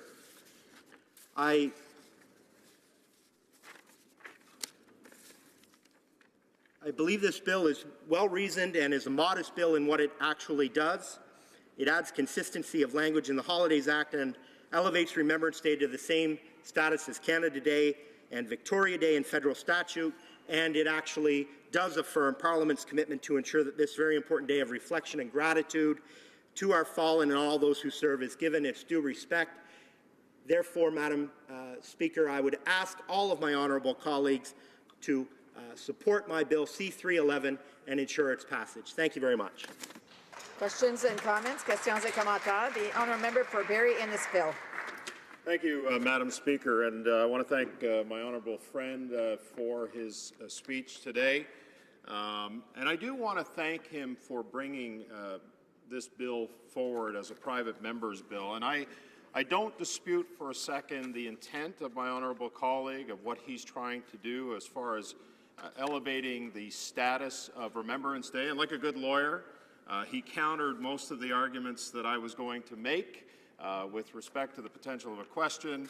But we did hear, Madam Speaker, from the Canadian Legion, who represents 275,000 members, that on 16 occasions, I believe it was 15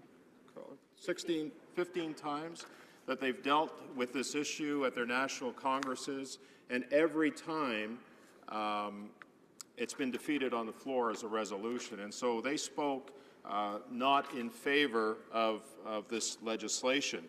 Now, I know that my honourable colleague mentioned why not a motion. I talked to him about this.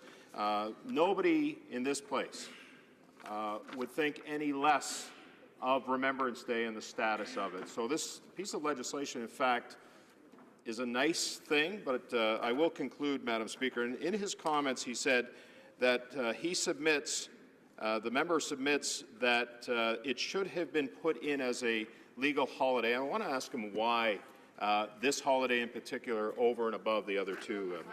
Questions and comments. We have to allow for others to ask questions. So an answer, the honourable member for West Nova, please. Thank you very much, Madam Speaker, and I thank my honourable friend, of course, and we serve on the Veterans Affairs Committee together, and so I know this is important for both of us.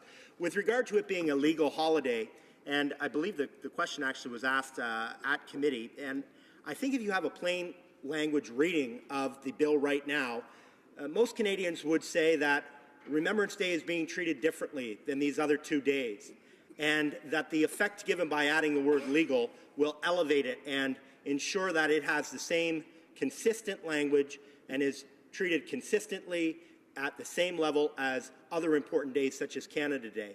So it adds that consistency to the language on a plain language reading of it, and I believe that we should correct that error, and we can do that at the same time shining a light on this important day, affirming Parliament's commitment to honouring the sacrifice and service of our brave veterans. Thank you. Questions and comments, questions et commentaires. The honourable member for,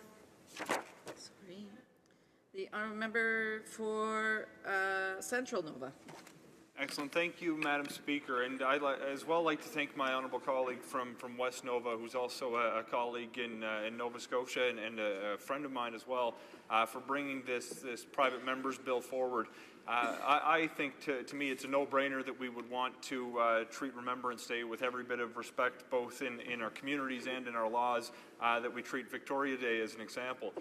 Through his comments, he mentioned the number of young people that he saw when he went to Vimy Ridge in its 100th anniversary year, and that this is our 150th anniversary year as a nation as well. One of my favorite things about attending Remembrance Day ceremonies in my community is seeing the intergenerational nature of those in attendance. Veterans who fought bravely for our country 2 generations ago, and cadets who stand on guard at the cenotaph or with the Canadian flag today. And it's amazing to see the Cadet Corps in my own riding, who's won the top Army Cadet Corps in Nova Scotia, traveling to Vimy this year. I'm wondering if he can elaborate on the importance of the intergenerational nature of the Remembrance Day ceremonies that his bill is going to draw attention to. Thank you. The honourable member for West Nova, a brief answer, please. Yes, thank you very much, Madam Speaker. Of course, I thank my friend from Central Nova for the excellent question and observation. No, it is very important that we ensure that intergenerational knowledge is there to commemorate these important days of remembrance and sacrifice, so that these stories can be shared and that we have young people not only participating in these acts of remembrance, but understanding what it means to serve your country and what it means to have sacrificed for your fellow citizens. So I think it is very important that we ensure that young people are involved in these types of wonderful ceremonies. Thank you, Madam Speaker. Resuming debate, reprise de débat, the honourable member for Barrie Springwater, Oro-Medonte. Thank you, Madam Speaker, and certainly it is an honour to stand today and to speak to C311 regarding the potential changes to Remembrance Day and how it's seen in terms of being a legal holiday. And I have nothing but the utmost respect for the member from West Nova, and certainly I reinforce the comments that have been made by the member for Barrie Innisfil in that respect. And we know that this private member's bill is coming from the right place, from a good place, and certainly is an issue that we all want to see. We all want to see participation and recognition of our veterans, of their service grow. We want to see more people at the parade each Remembrance Day or at any of the other days of the year where we recognize the contributions that have been made over many, many wars that unfortunately we've had to participate in, but our troops have fought so valiantly in. And, Madam Speaker, I think that as we started to look at this issue, you know, most members of the Conservative caucus voted for this, if not all, and wanted to see this to go to committee. And the reason we wanted it to go to committee is very simple, is we wanted to have committee really analyze this, have witnesses in, and understand what the potential ramifications and concerns were that were going to be brought forward by different veterans groups and organizations, and certainly there were those that were there supporting. So I wouldn't want to say that it was all from one side. But when we look, Madam Speaker, at the Legion and the Legion Dominion Command, that has been very, very clear over the years that they do not support a change in this respect. We have to listen to those stakeholders. We need to ensure that they are listened to in this process. After all, they are there to both provide a community for those who have served in their communities, but also to ensure that their voice is heard on a national or even provincial level when it's needed. And certainly this specific member's bill has both a provincial and a federal piece to it. So an organization that's representing over 275,000 members has come and said that we believe that the best way to recognize, to grow the participation in Remembrance Day is to ensure that these young people are in the classroom, to ensure that they are learning about the day on that specific day. And this is a very, very, very strong argument that is being brought forward, and one that personally I have heard in my riding, where I have two legions at this point, and one that I know is being communicated to most members of this House. You know, I could tell you, and I often speak about this because I like to draw on my experiences as a young person, and specifically a young person in politics. And I can tell you that had it not been for school having Remembrance Day services, there probably would have been many children in my school and in my area that wouldn't have had the ability to participate in a Remembrance Day ceremony. Those where I grew up as lower fiscal means, to be blunt, a very poor area, in government housing, and the reality is that there wasn't even an opportunity in some times, in some ways, to even get down to these Remembrance Day services because there just isn't even the means, let alone anything else. And so it's ultra important that those young people are able to see and feel and be part of these services that are taking place each and every year, recognizing the incredible contributions of our veterans, those who are with us still, who can show up in these schools and share their experiences and share their values as to why it was so important to fight for their country, or in many cases even fight for people in other countries. And this is so necessary for our young people, and we need to make sure that this is preserved going forward. And I recognize that it's a little bit different depending on where you go and what provinces you're in, but I can speak to the experiences that I've had in Ontario alone. Certainly, as we look forward, I know that the Dominion Legion Command will continue to be involved in this process. They themselves are doing an incredible amount of work to ensure that Remembrance Day is growing, is having more participation. And with the amount of work that I know that they do in our community, setting up our Remembrance Day ceremony, working with local media to ensure that people are able to come out and participate, I do feel that they are the experts on this subject. And anytime we have an opportunity to listen to the experts on a subject, I think we should do so, because they have a lot to contribute, and certainly they know this file better than almost any of us in this House could, save and except those who've served in our armed forces. Now, Madam Speaker, I know that there's been a lot of work put into this bill to date. The member from Barrie Innisfil, the member from Surrey Moose Mountain, and Yorkton Melville have all put a ton of time in, along with members from the other parties, to ensure that all sides and all stakeholders have been listened to and consulted on the subject.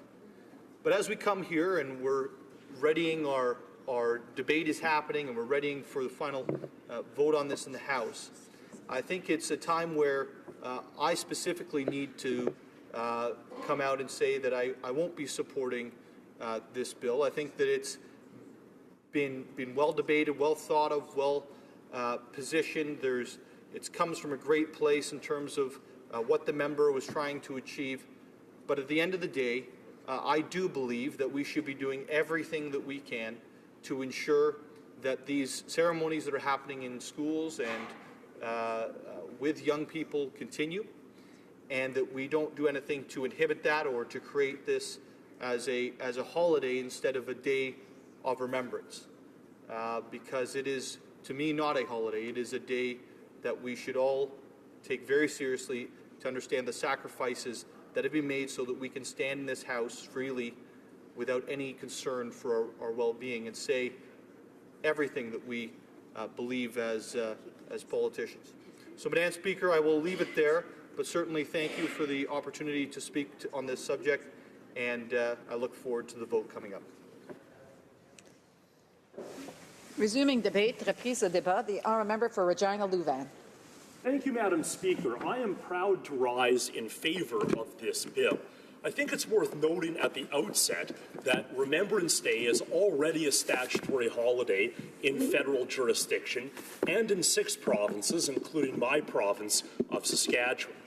This bill would amend the Holiday Act to define Remembrance Day as a legal holiday, which I hope would prompt the remaining provinces to consider designating it as a statutory holiday. There have been a number of previous attempts to make this change. In the last Parliament, the former New Democratic MP for Scarborough Southwest presented a nearly identical bill that made it to 3rd reading before dying on the order paper. It had support from all parties.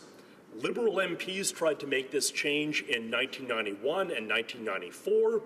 Conservative MPs tried in 2004 and 2006.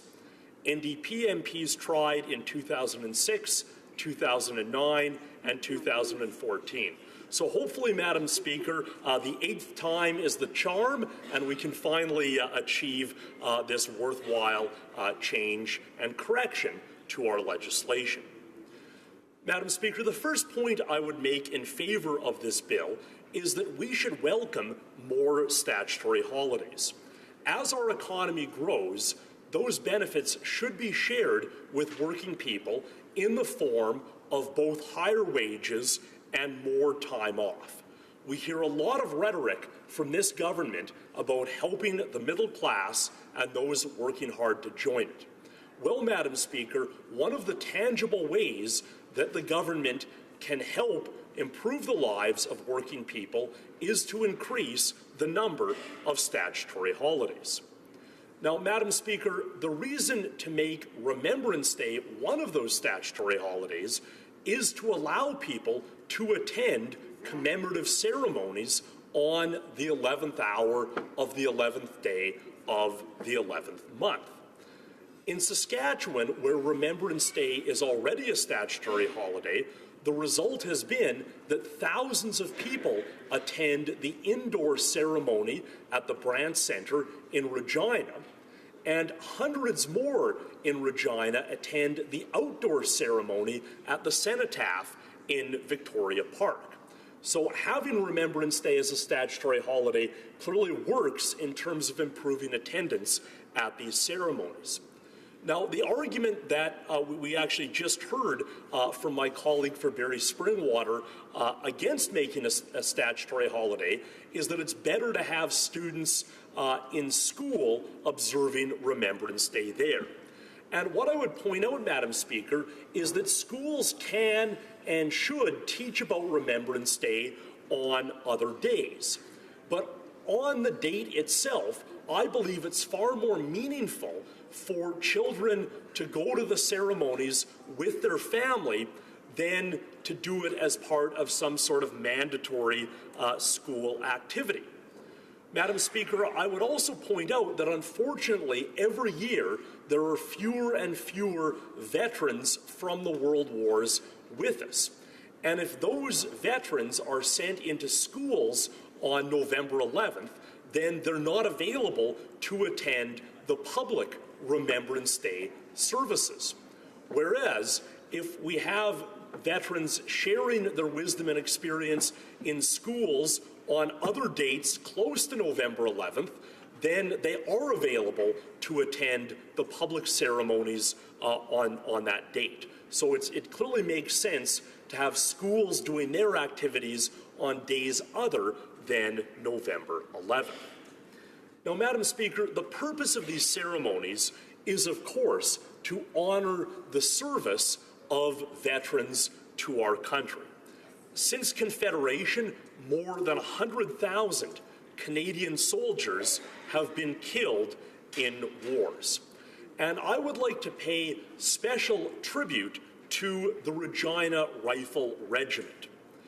It was one of the regiments that landed on the beaches of Normandy on D-Day, and it was the first Canadian regiment to secure a beachhead. Madam Speaker, I'd also like to say a few words about the role of the South Saskatchewan Regiment in the Second World War.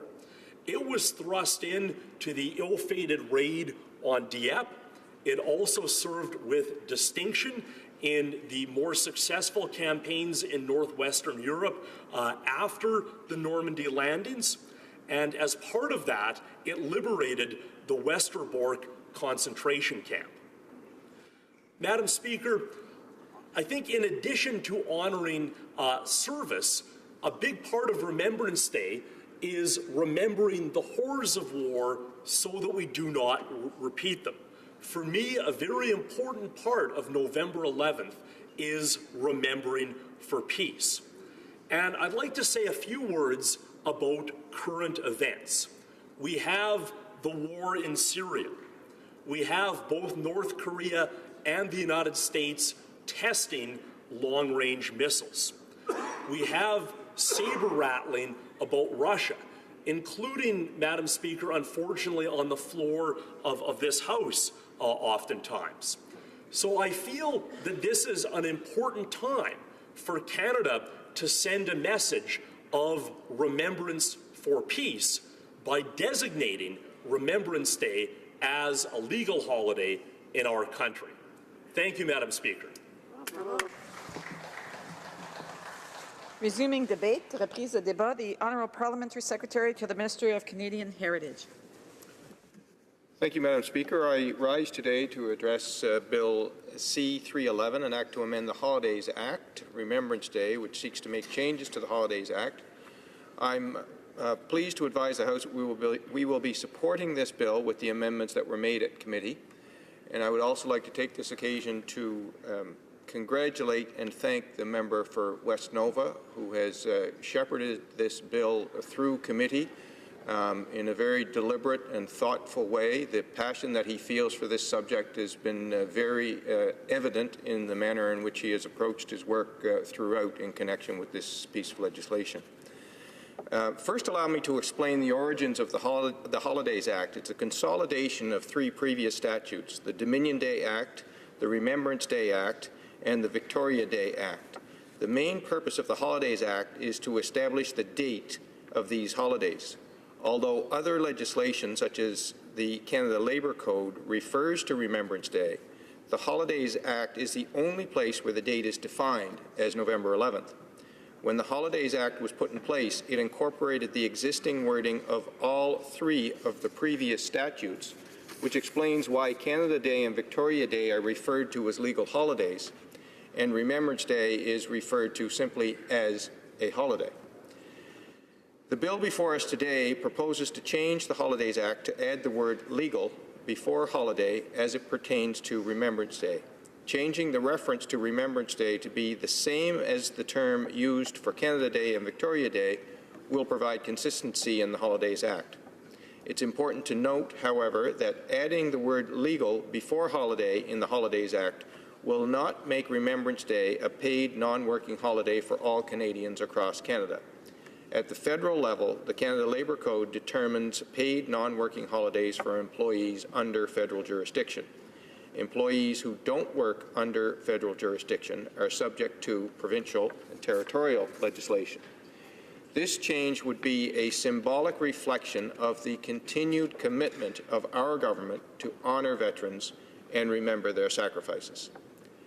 And it's fitting that these discussions about Bill C-311 are occurring in the year when we are commemorating significant anniversaries, including the 100th anniversary of the battles of Vimy Ridge and Passchendaele and the 75th anniversary of the Dieppe Raid.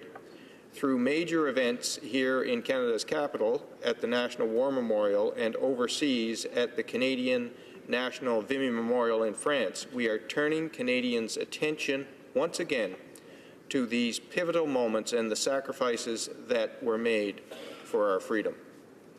Remembrance Day is more than just a date on the calendar. Observed on November 11th, the anniversary of the armistice that formally ended hostilities at the 11th hour of the 11th day of the 11th month in 1918. Remembrance Day is a national annual commemoration that keeps alive in our collective memory the hundreds of thousands of Canadians who served. They served in the air, they served on land, they served at sea, and millions more contributed on the home front. Le Canada rend hommage à nos héros. Canada pays tribute to our heroes.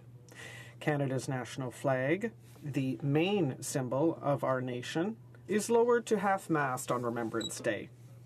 This constitutes a powerful demonstration of the shared sentiment of grief by all our citizens. The flag that flies on the Peace Tower is lowered to half-mast at 11 o'clock on Remembrance Day, that is, at the same time as the flag on Canada's War Memorial. Flags located elsewhere in the country are also put at half-mast. Each year, on the 11th hour of the 11th day of the 11th month, Canadians from across the country gather at the cenotaph, in commemorative parks, in community halls, at their workplaces, in schools, and in their homes, in order to observe a minute of silence and to pay tribute together to all of those who fell in battle while serving their country, and to underscore the work of soldiers who are currently serving. Value in pausing to remember and setting aside time to participate in remembrance activities. It's easy sometimes to take for granted the many freedoms we enjoy in Canada. The freedom of thought, of religion, of expression, and the right to equality, liberty, and security. These freedoms are enshrined in the Canadian Charter of Rights, and the Charter forms part of our Constitution. On April 17th of this year, we marked the 35th anniversary of the Charter.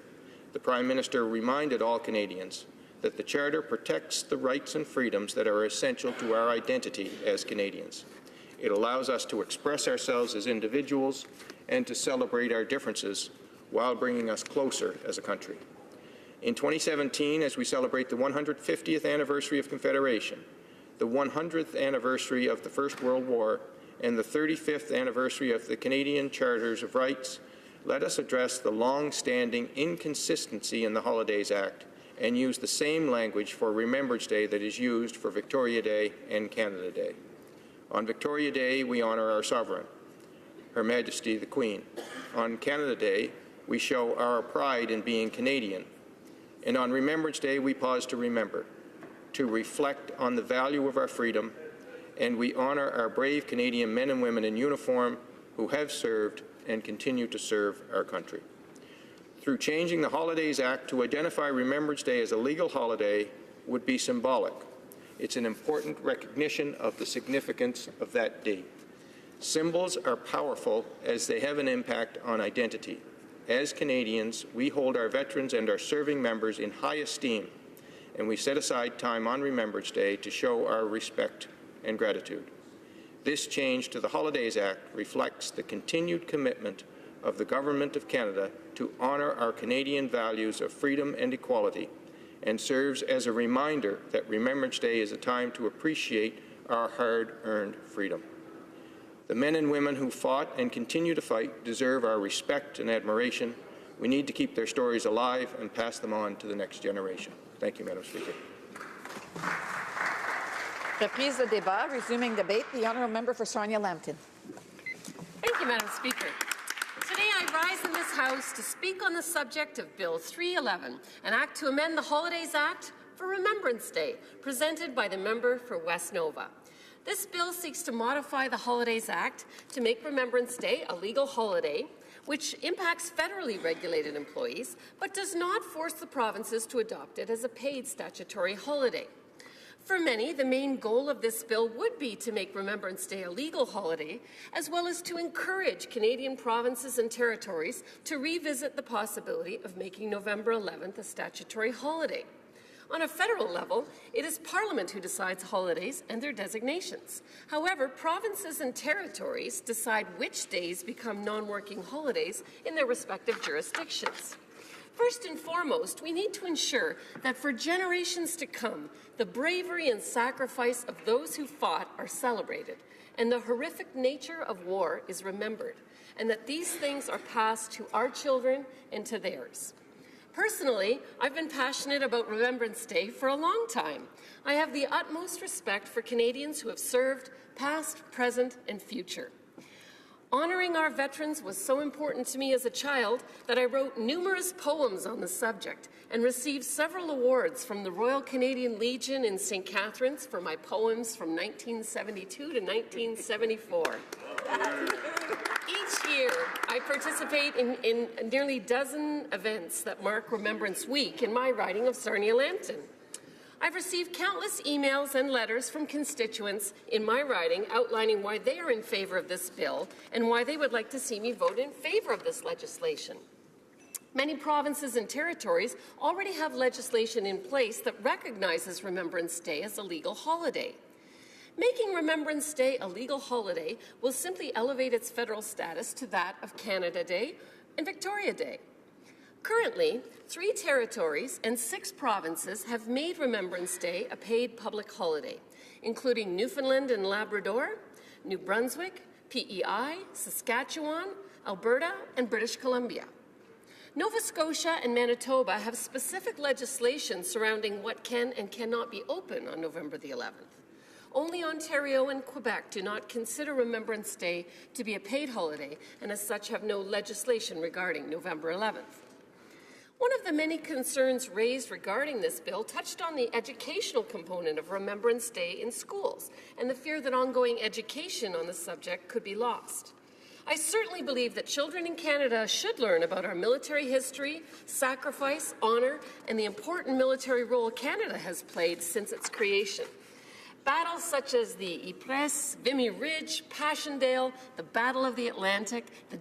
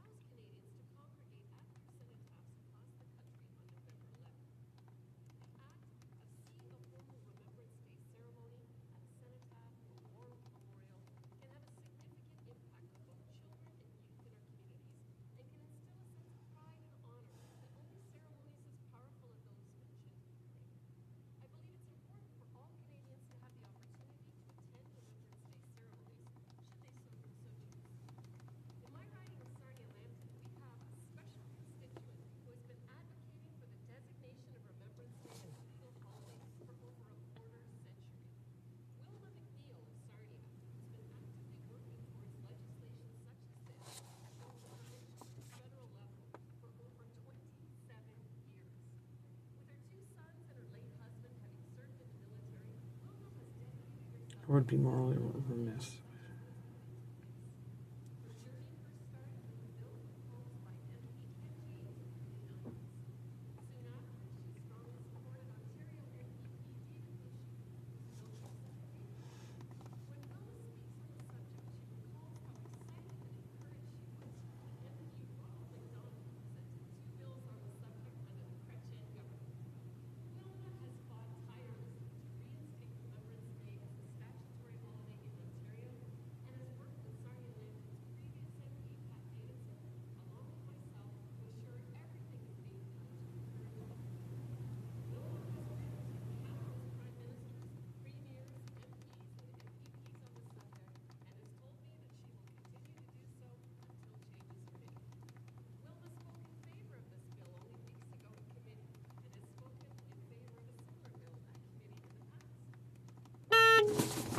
Legislation such as this passed in her lifetime, and I would like to both thank and commend Wilma for her years of dedication, her constant smile, and her countless pink outfits that bring joy and encouragement everywhere she brings her message. Now, not every person in my riding is in favour of this legislation. I have also heard from constituents who stand against this bill and would like to see it voted down. One of the primary concerns I heard centres around how a proposed day off, which is still up to the discretion of the provinces for the majority of Canadians, could be seen as a vacation and not a day of remembrance. Many constituents are concerned that Remembrance Day could turn into another long weekend or a day to sleep in and relax. However, I'd like to think that those of us who are committed to remembering our fallen heroes would encourage others to take the time and make the effort to pay our respects on November 11th and join our communities at the local cenotaph. Another concern raised was how Remembrance Day becoming a holiday could affect our children and youth in schools. Concerns were raised as to whether or not this legislation would alter, reduce, or eliminate any form of education of ceremonies on the subject of Remembrance Day. The The provinces where legislation already exists proves this is not the case, and the education and ceremony segments are simply scheduled earlier or later in the week, permitting students to attend community ceremonies with their families if they desire. Personally, in my role as MP, I can truthfully say that I attend at least 11 Remembrance Day ceremonies in the week leading up to November 11th.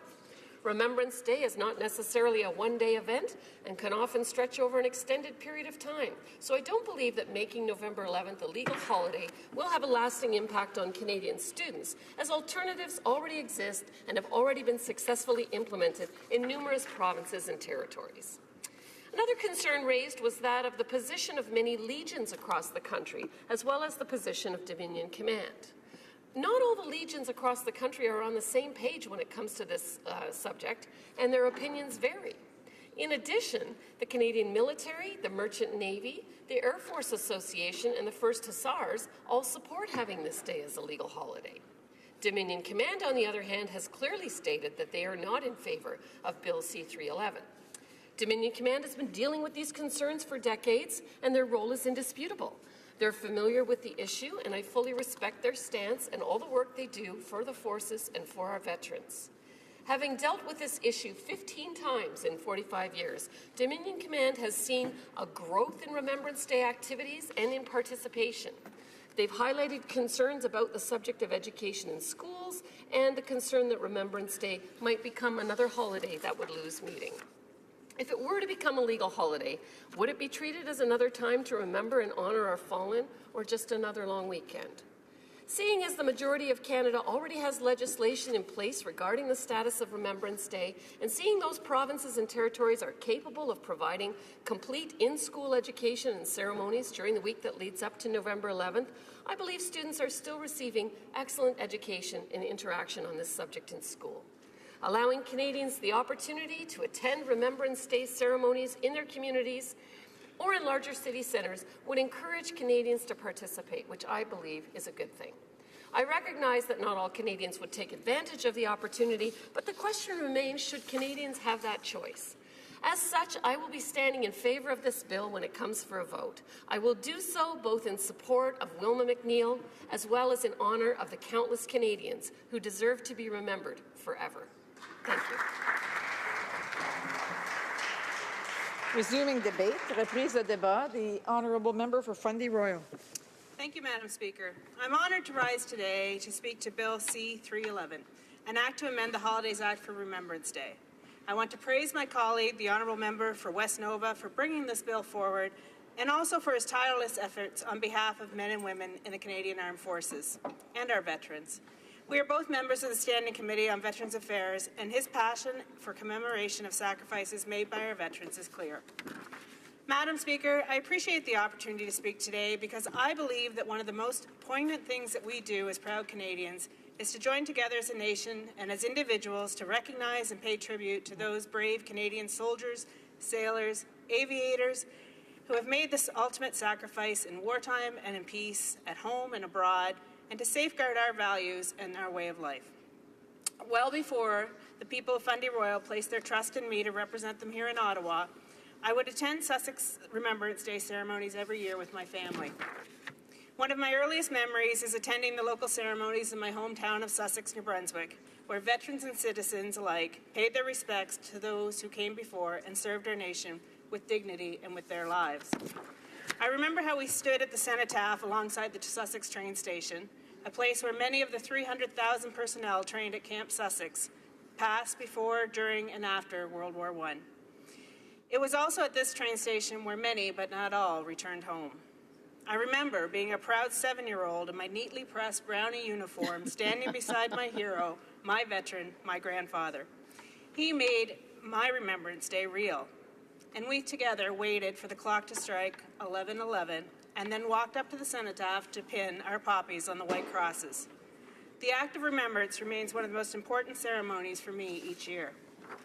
Since those days, I've had the opportunity to meet many heroes in many communities throughout Fundy Royal and New Brunswick because of the dedication of organizations including the Royal Canadian Legion, cadet units, municipality, and the 8th Canadian Hussars Association. I've witnessed each community's immense pride in their local heroes and contributions to the efforts of the Canadian Armed Forces. Madam Speaker, I'm sure every member of this House can relay their own story of the unique way their communities take pause for the act of remembrance. They do this at cenotaphs, memorials, community halls, auditoriums, hockey rinks, and public squares. As we celebrate Canada's 150th anniversary, we are looking to the future and thinking more than ever what the Canada of tomorrow looks like and the values that we hold dear. A year where we confirm that we are proud of this amazing land, its kind and welcoming people, and the example that we have set for the world. I would agree with my honourable colleague from West Nova that as proud as we are of Canada, we are just as proud of the women and men who have served our country with distinction and with their lives. Madam Speaker, Bill 311 will be another chapter in the progression of our efforts as Canadians to remember. What began as a response to the incredible losses of the First World War, where we lost almost 1 in 10 of the 620,000 men and women of the armed forces, it has evolved into a national tribute to all those who made the ultimate sacrifice and a consistent show of support for our Canadian forces. In 1919, as a response to calls for commemoration to mourn these deaths and pay tribute to those who were returning from the Great War, King George V urged people across the Commonwealth to observe 2 minutes of silence at 11 a.m. local time, and this became Armistice Day. From 1921 to 1930, Canada observed Armistice Day on the first Monday of the week, in which November 11th fell. It was the Canadian Legion who began lobbying Parliament to enshrine November 11th as Armistice Day. In fact, it was one of the original resolutions they had at their founding convention. And in 1931, the honourable member from Comox-Alberni introduced a bill to observe the date as November 11th. Passed by the House of Commons, the bill also changed the name to Remembrance Day, and it was first observed in 1931. Madam Speaker, the member for Central Nova has given us a timely and special opportunity to mark Canada's 150th anniversary by introducing Bill C-311 to change the definition of Remembrance Day in the Holidays Act from a holiday to a legal holiday. Not only will Bill 311 elevate the status of Remembrance Day to the same level as Canada Day and Victoria Day, it will reconfirm the commitment of this House to our veterans, their families, and those who are serving today, and will show our unwavering gratitude for their sacrifice and service. Madam Speaker, those who serve in uniform do it with bravery, honour, and dignity, protecting the values that we cherish the most, and in doing so with their lives. Let each day we enjoy our freedom be a day that we honour them in remembrance. Thank you. Great job, Alina. Resuming debate, reprise de débat, the honourable member for Saskatoon-Grasswood. Thank you very much, Madam Speaker. Let me start out by saying that I am a member of the Heritage Committee and have attended the meetings discussing C-311, and it has been abundantly clear to me that this aims to go to the back door to achieve a desired outcome at the front door. I am opposed to the legislation and the method that it has been proposed. First off, let's get some history. We've heard a lot of history here in the last 50 minutes or so, Madam Speaker, but the bill is described as a modest measure to add consistency to the language in the Federal Holidays Act to add the word legal, and to ensure that the same language that is used for Canada Day and Victoria Day is used for Remembrance Day. Madam Speaker, this bill has been introduced and reintroduced 9 times since 2004. Now, 7 of the 9 introductions never made it past the first reading. Does this not beg the question, then, is it worth spending more time debating a measure to add consistency to this Holiday Act? This inconsistency has been around, as you know, since 1931, and that's 86 years, so without any ramifications. No, as I said earlier, the desired outcome is a national statutory holiday coming out the front door. This is just gaining entry through the back door. This week leading up to, I should say, of course, Remembrance Day is the day dedicated to remembering those that have served and sacrificed, and we have an opportunity to thank those that have served in our world wars to do so. But my question is this, Madam Speaker, do we need a holiday just to do this?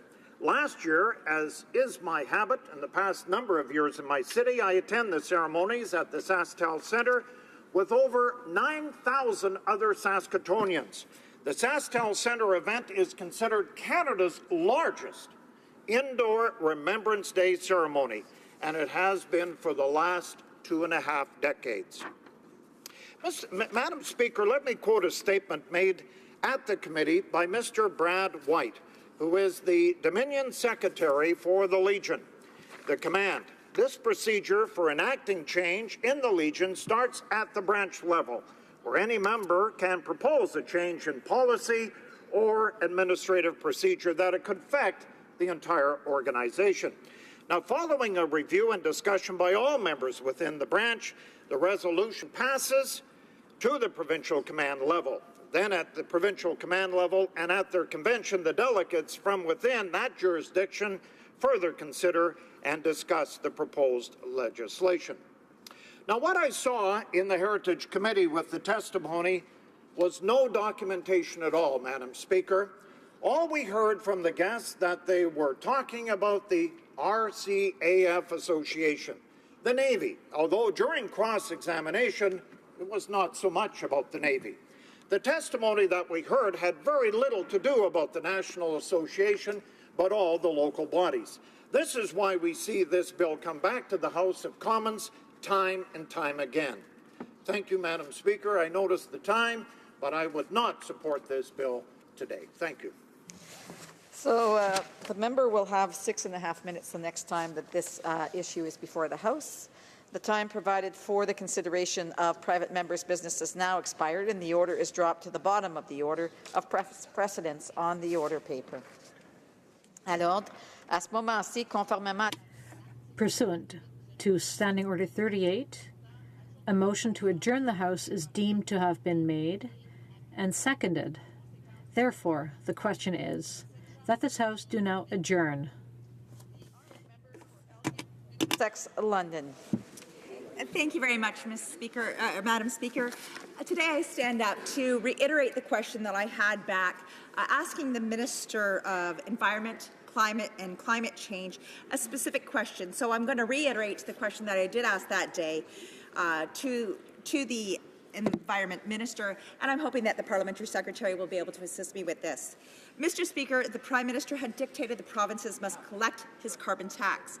In true Liberal fashion, Premier Wynne has secretly planned to apply HST to their new cap-and-trade plan and will hide the cap-and-trade tax in the delivery charge. Ontarians are now paying more for heat and hydro, and also tax on tax. When will the Prime Minister stand up for Ontarians and tell his Ontario Liberal friends to start helping the middle class instead of taxing them to death? Now, unfortunately, the response that I received that day is this, and for anyone who's watching, Mr. Speaker, 80% of Canadians live in a jurisdiction where there is already a price on pollution. The good news is that provinces stepped up with the previous government did not.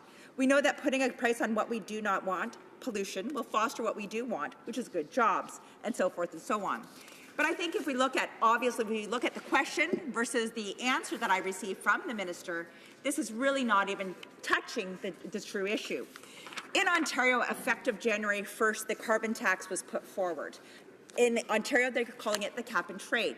Now, we initially, and this came forward because Jeff Yorick, who is the member of Provincial Parliament and also representing Elgin Middlesex London, brought it to the attention of the Ontario government that the HST was being applied to this tax.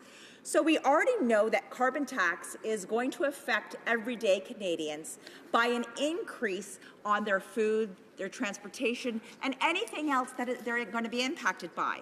In the province of Ontario, when you're looking at your Ontario Hydro bill, carbon tax is not noted there. So when picking up the phone and calling the Hydro One, we found out that it is put in there under the delivery charge. Now, following that, that is where you can find that the HST is applied. So when you're looking at this, we're talking about a tax on tax. So this is a really huge concern for us, because if somebody's already having difficulties paying for their food, their hydro, their homes, we're now not only applying a 3 to 4% carbon tax, but we're also applying a 13% tax on that. And so I think we have to bring it forward. Now, the Prime Minister and the Minister of Environment and Climate Change said that there would be no impact and that it would be revenue neutral.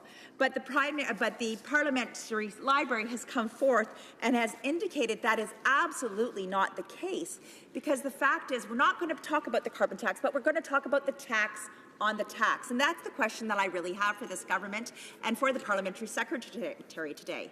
They have an opportunity to do what is right, so that if we're trying to do something truly for climate change, that we're not just picking our winners and losers, and we're not nickel and diming Canadians. According to the Library of Parliament and information that was received, in Alberta and BC alone, $280 million is going to be collected, and therefore we know that this is not revenue neutral. If all provinces are going to be doing the same, I am going to be asking this government, are they willing to reconsider not only the carbon tax, the cap and trade, but also the fact that you've now applied an additional 13% onto this. Canadians cannot afford this plan, and so I really want to ask the member, what are you going to do about the tax on tax? I'm the member to address the question to the chair and not to the individual member. The Honourable Parliamentary Secretary to the Minister of Natural Resources. Thank you, Madam Speaker, and no offence taken. Madam Speaker, after 10 years of Conservative inaction on climate change, it's time to put a price on what we don't want, pollution. This just really does make sense. Polluting shouldn't be free, and polluters should not get a free ride. When we put a price on pollution, we can invest the money into things we do want: more jobs, better transportation, healthier communities, and cleaner energy. Madam Speaker, the evidence clearly shows that pricing carbon pollution is the most effective way to reduce emissions and grow the economy.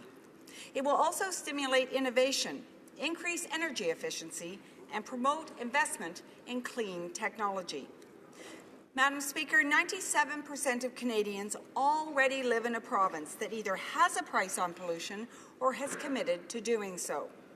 Under our approach, we have given provinces and territories the flexibility to design their own policies to meet the federal benchmark, including their own policies to price carbon pollution.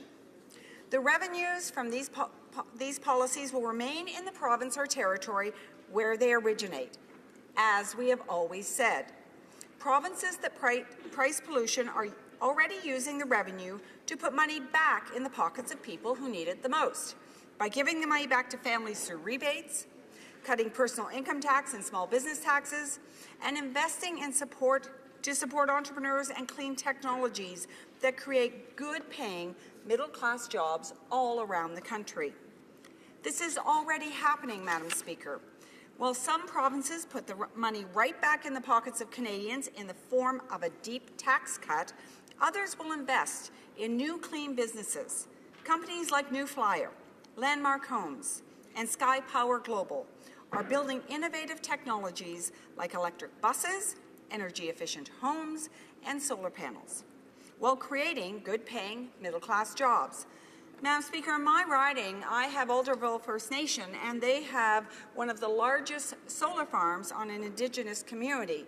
They now have a revenue stream, it's created jobs, and clean energy for communities. And also in my riding is a company called Tri-County Plastics in Brighton that has created a large shredder that is now able to recycle things that never have been able to be recycled before, and has created up to 20 new jobs in a town of about 3,000 people. This is why, Mr. Speaker, many leading Conservatives in Canada, including Preston Manning and Ontario Conservative leader Patrick Brown, all support carbon pricing. Madam Speaker, pricing carbon pollution is only one part of the climate plan that includes accelerating the phase-out of coal, developing a clean fuel standard, and taking action on short-lived climate pollutants. Canada's climate plan is one that economists, business leaders, and Canadians across the country have been calling for. It will allow us to meet our international obligations under the Paris Agreement on climate change and lay the foundation for the transition to a clean growth economy. It will also give us a competitive advantage in a market that Mark Carney, Governor of Bank of England, says is worth trillions of dollars. In 2015, over $300 billion was invested globally in renewable power. That's almost double the amount invested in fossil fuels. Unlike the party opposite, Madam Speaker, we recognize that in the modern age, economic development and environmental sustainability must go hand in hand. And unlike the party opposite, we know that strong environmental policies, including a price on carbon pollution, are crucial for generating the type of support that is required for major projects and ultimately the honourable member for the honourable member for Elgin Middlesex London. I appreciate all the words that the member said. I am not questioning the carbon tax. I am questioning the tax on tax. So I ask that we all put our speeches down and get down to what the real business is. This government has come out with a plan in which they're going to seek carbon pricing. Regardless of what we call it, I want to go on to step 2, where we see that provinces are having not only the carbon tax, but this federal government is going to be receiving GST into the federal coffers from Canadians that are already being nickeled and dimed to death. This isn't about solar panels. This is not about windmills. This is about the fact that a revenue neutral program that they've said that they've put forward is not revenue neutral. So I'd ask the member from the other side to put down the papers and tell me the answers to my question. Thank you. The Honourable Parliamentary Secretary to the Minister of Natural Resources. Thank you, Madam Speaker. And I will say again, unlike the Conservatives, we're focused on supporting middle-class Canadians and their families at every stage. I just want to remind the member that she had the opportunity to ask the question. She should take the opportunity to listen to the answer and provide respect. Order. Order. The Honourable Parliamentary Secretary to the Minister of Natural Resources. Thank you, Madam Speaker. Not only did the Conservatives vote against the Paris Agreement, but when it comes to middle-class Canadians, they opposed our government's reducing taxes for 9 million Canadians, a Canada Child Benefit that helps 9 out of 10 Canadian families and will help raise 300,000 children out of poverty, and enhancements to student loans which will help 250,000 Canadians. Madam Speaker, our government is focused on both protecting our environment and growing our economy while helping the middle class and those working hard to join it. Thank you, Madam Speaker. The Honourable Member for Kamloops Thompson Caribou. Thank you, Madam Speaker. It has now been 17 months since the Minister of Indigenous Affairs and Northern Affairs gutted the First Nations Transparency Act. 17 months and no action has been taken by this government, nor has the minister provided any details on what she plans to do. I hear from band members every week who are fighting to see the books in their own communities so they can see how federal funds are spent. They hear of plans for breakfast programs, improved water systems, and new homes, but somehow the money isn't getting through. I do think that I want to point out that the vast majority of bands do comply with the Transparency Act, even after the minister removed those valuable compliance measures. But, Madam Speaker, going from 95% down to 85, 84, and continuing to decrease just means that hundreds of thousands of band members are now increasingly left without the valuable information. So I do want to acknowledge that this is a small problem, but it is a growing problem, and it is an important problem because we do hear of stories, and unfortunately, like governments, like private business, there's sometimes things are not done the way they should be done. So I'm rising tonight to follow up on a question I asked the minister in question period on December 14th, a long time ago, and I had hoped I could just not have to ask this question again because we would have thought that something might have been done by now. But I did bring to the House's attention an article, CBC, by Charmaine Stick of Onion Lake Cree Nation, which was titled, "I Starved Myself for Financial Transparency." Charmaine is courageously standing up for financial transparency in her community. She stood before the House of Commons Committee on April 6th and sat in the gallery later that day. And I'd like to take the opportunity to read to you part of a very powerful letter that she wrote to us a few weeks later. She writes, "I have struggled for years to get answers from our leaders regarding the Onion Lake Cree Nation's finances. I've read the few documents provided by the band. I've read more detailed documents that have been leaked to me. That reading has raised more questions than answers. I have contacted officials at Indigenous and Northern Affairs, but they are unwilling or unable to provide me with answers. I've attended band meetings and asked questions of our leaders directly, but they too have failed to provide answers. I've gone on a 13-day hunger strike for transparency. I'm now partnering with the Canadian Taxpayers Federation to launch a court application to compel my chief and counsel to publicly provide transparency and comply with the Act. I know my experience is different from the stories that you often hear from our leaders. They say they provide documents when requested and answer questions in public meetings. But think about that in the context of the way things work in Ottawa. I watched question period in person for the first time after the committee meeting. It was entertaining, but it wouldn't be good if that was the only source of transparency. A few band meetings a year aren't enough for First Nations community. There needs to be clear requirements for transparency and strong standards for accountability. Grassroots people in First Nations community must have the basic tools of transparency. The federal government must provide these tools through the First Nations Financial Transparency Act. Give the grassroots the tools of transparency, and we will strengthen accountability from within First Nations community. The government is making it a priority to strengthen the nation-to-nation relationship between the Crown and First Nations, and it's important to remember that the First Nations are made up of people and they derive their power from the people. The Honourable Parliamentary Secretary to the Minister of Indigenous and Northern Affairs. Thank you, Madam Chair, and I'm pleased to rise and speak to the important question that has been raised by the member for Kamloops Thompson Caribou. Of course, I would like to acknowledge first that we are gathered on Algonquin traditional territory.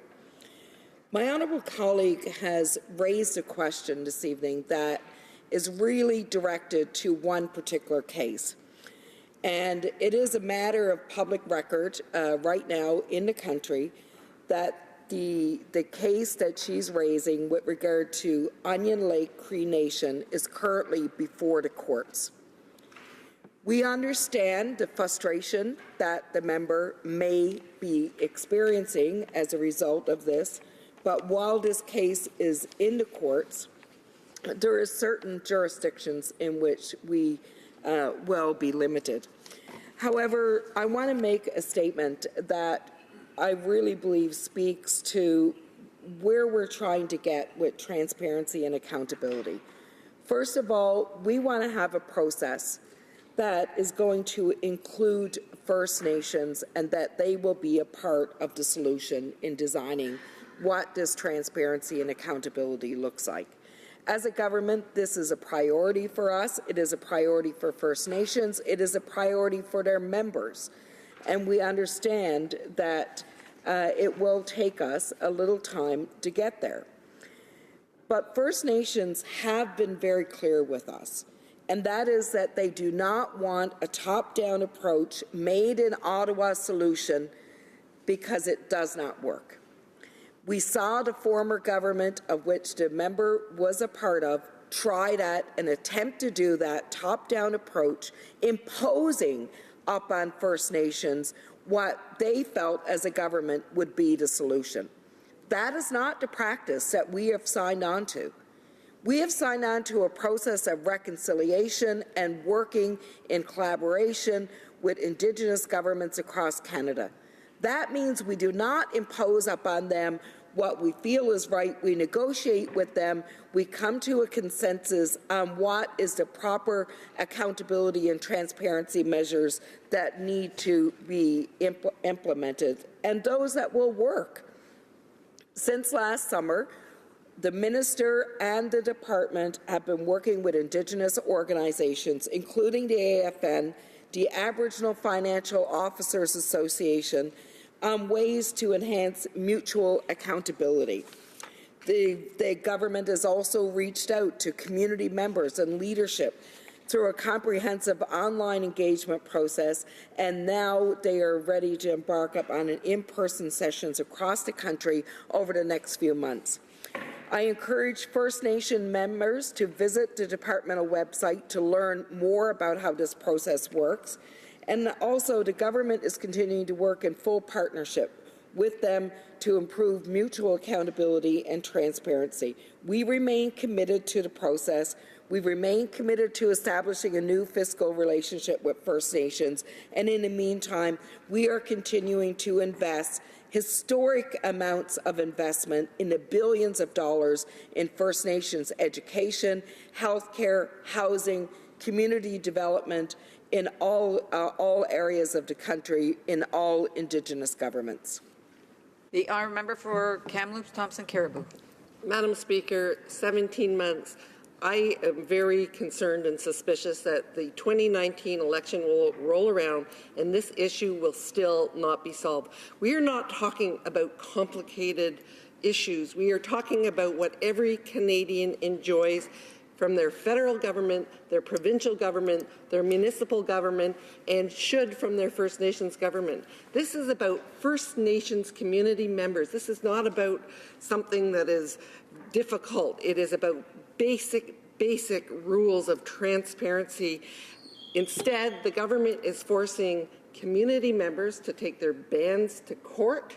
They are forcing, I understand today, I hear there's other band members that are so desperate, they're going to go to the Human Rights Tribunal. So this is absolutely unexcusable to say it's important to us, but you know what? We can spend the next 4 years, 8 years, 10 years before they provide basic transparency to community members.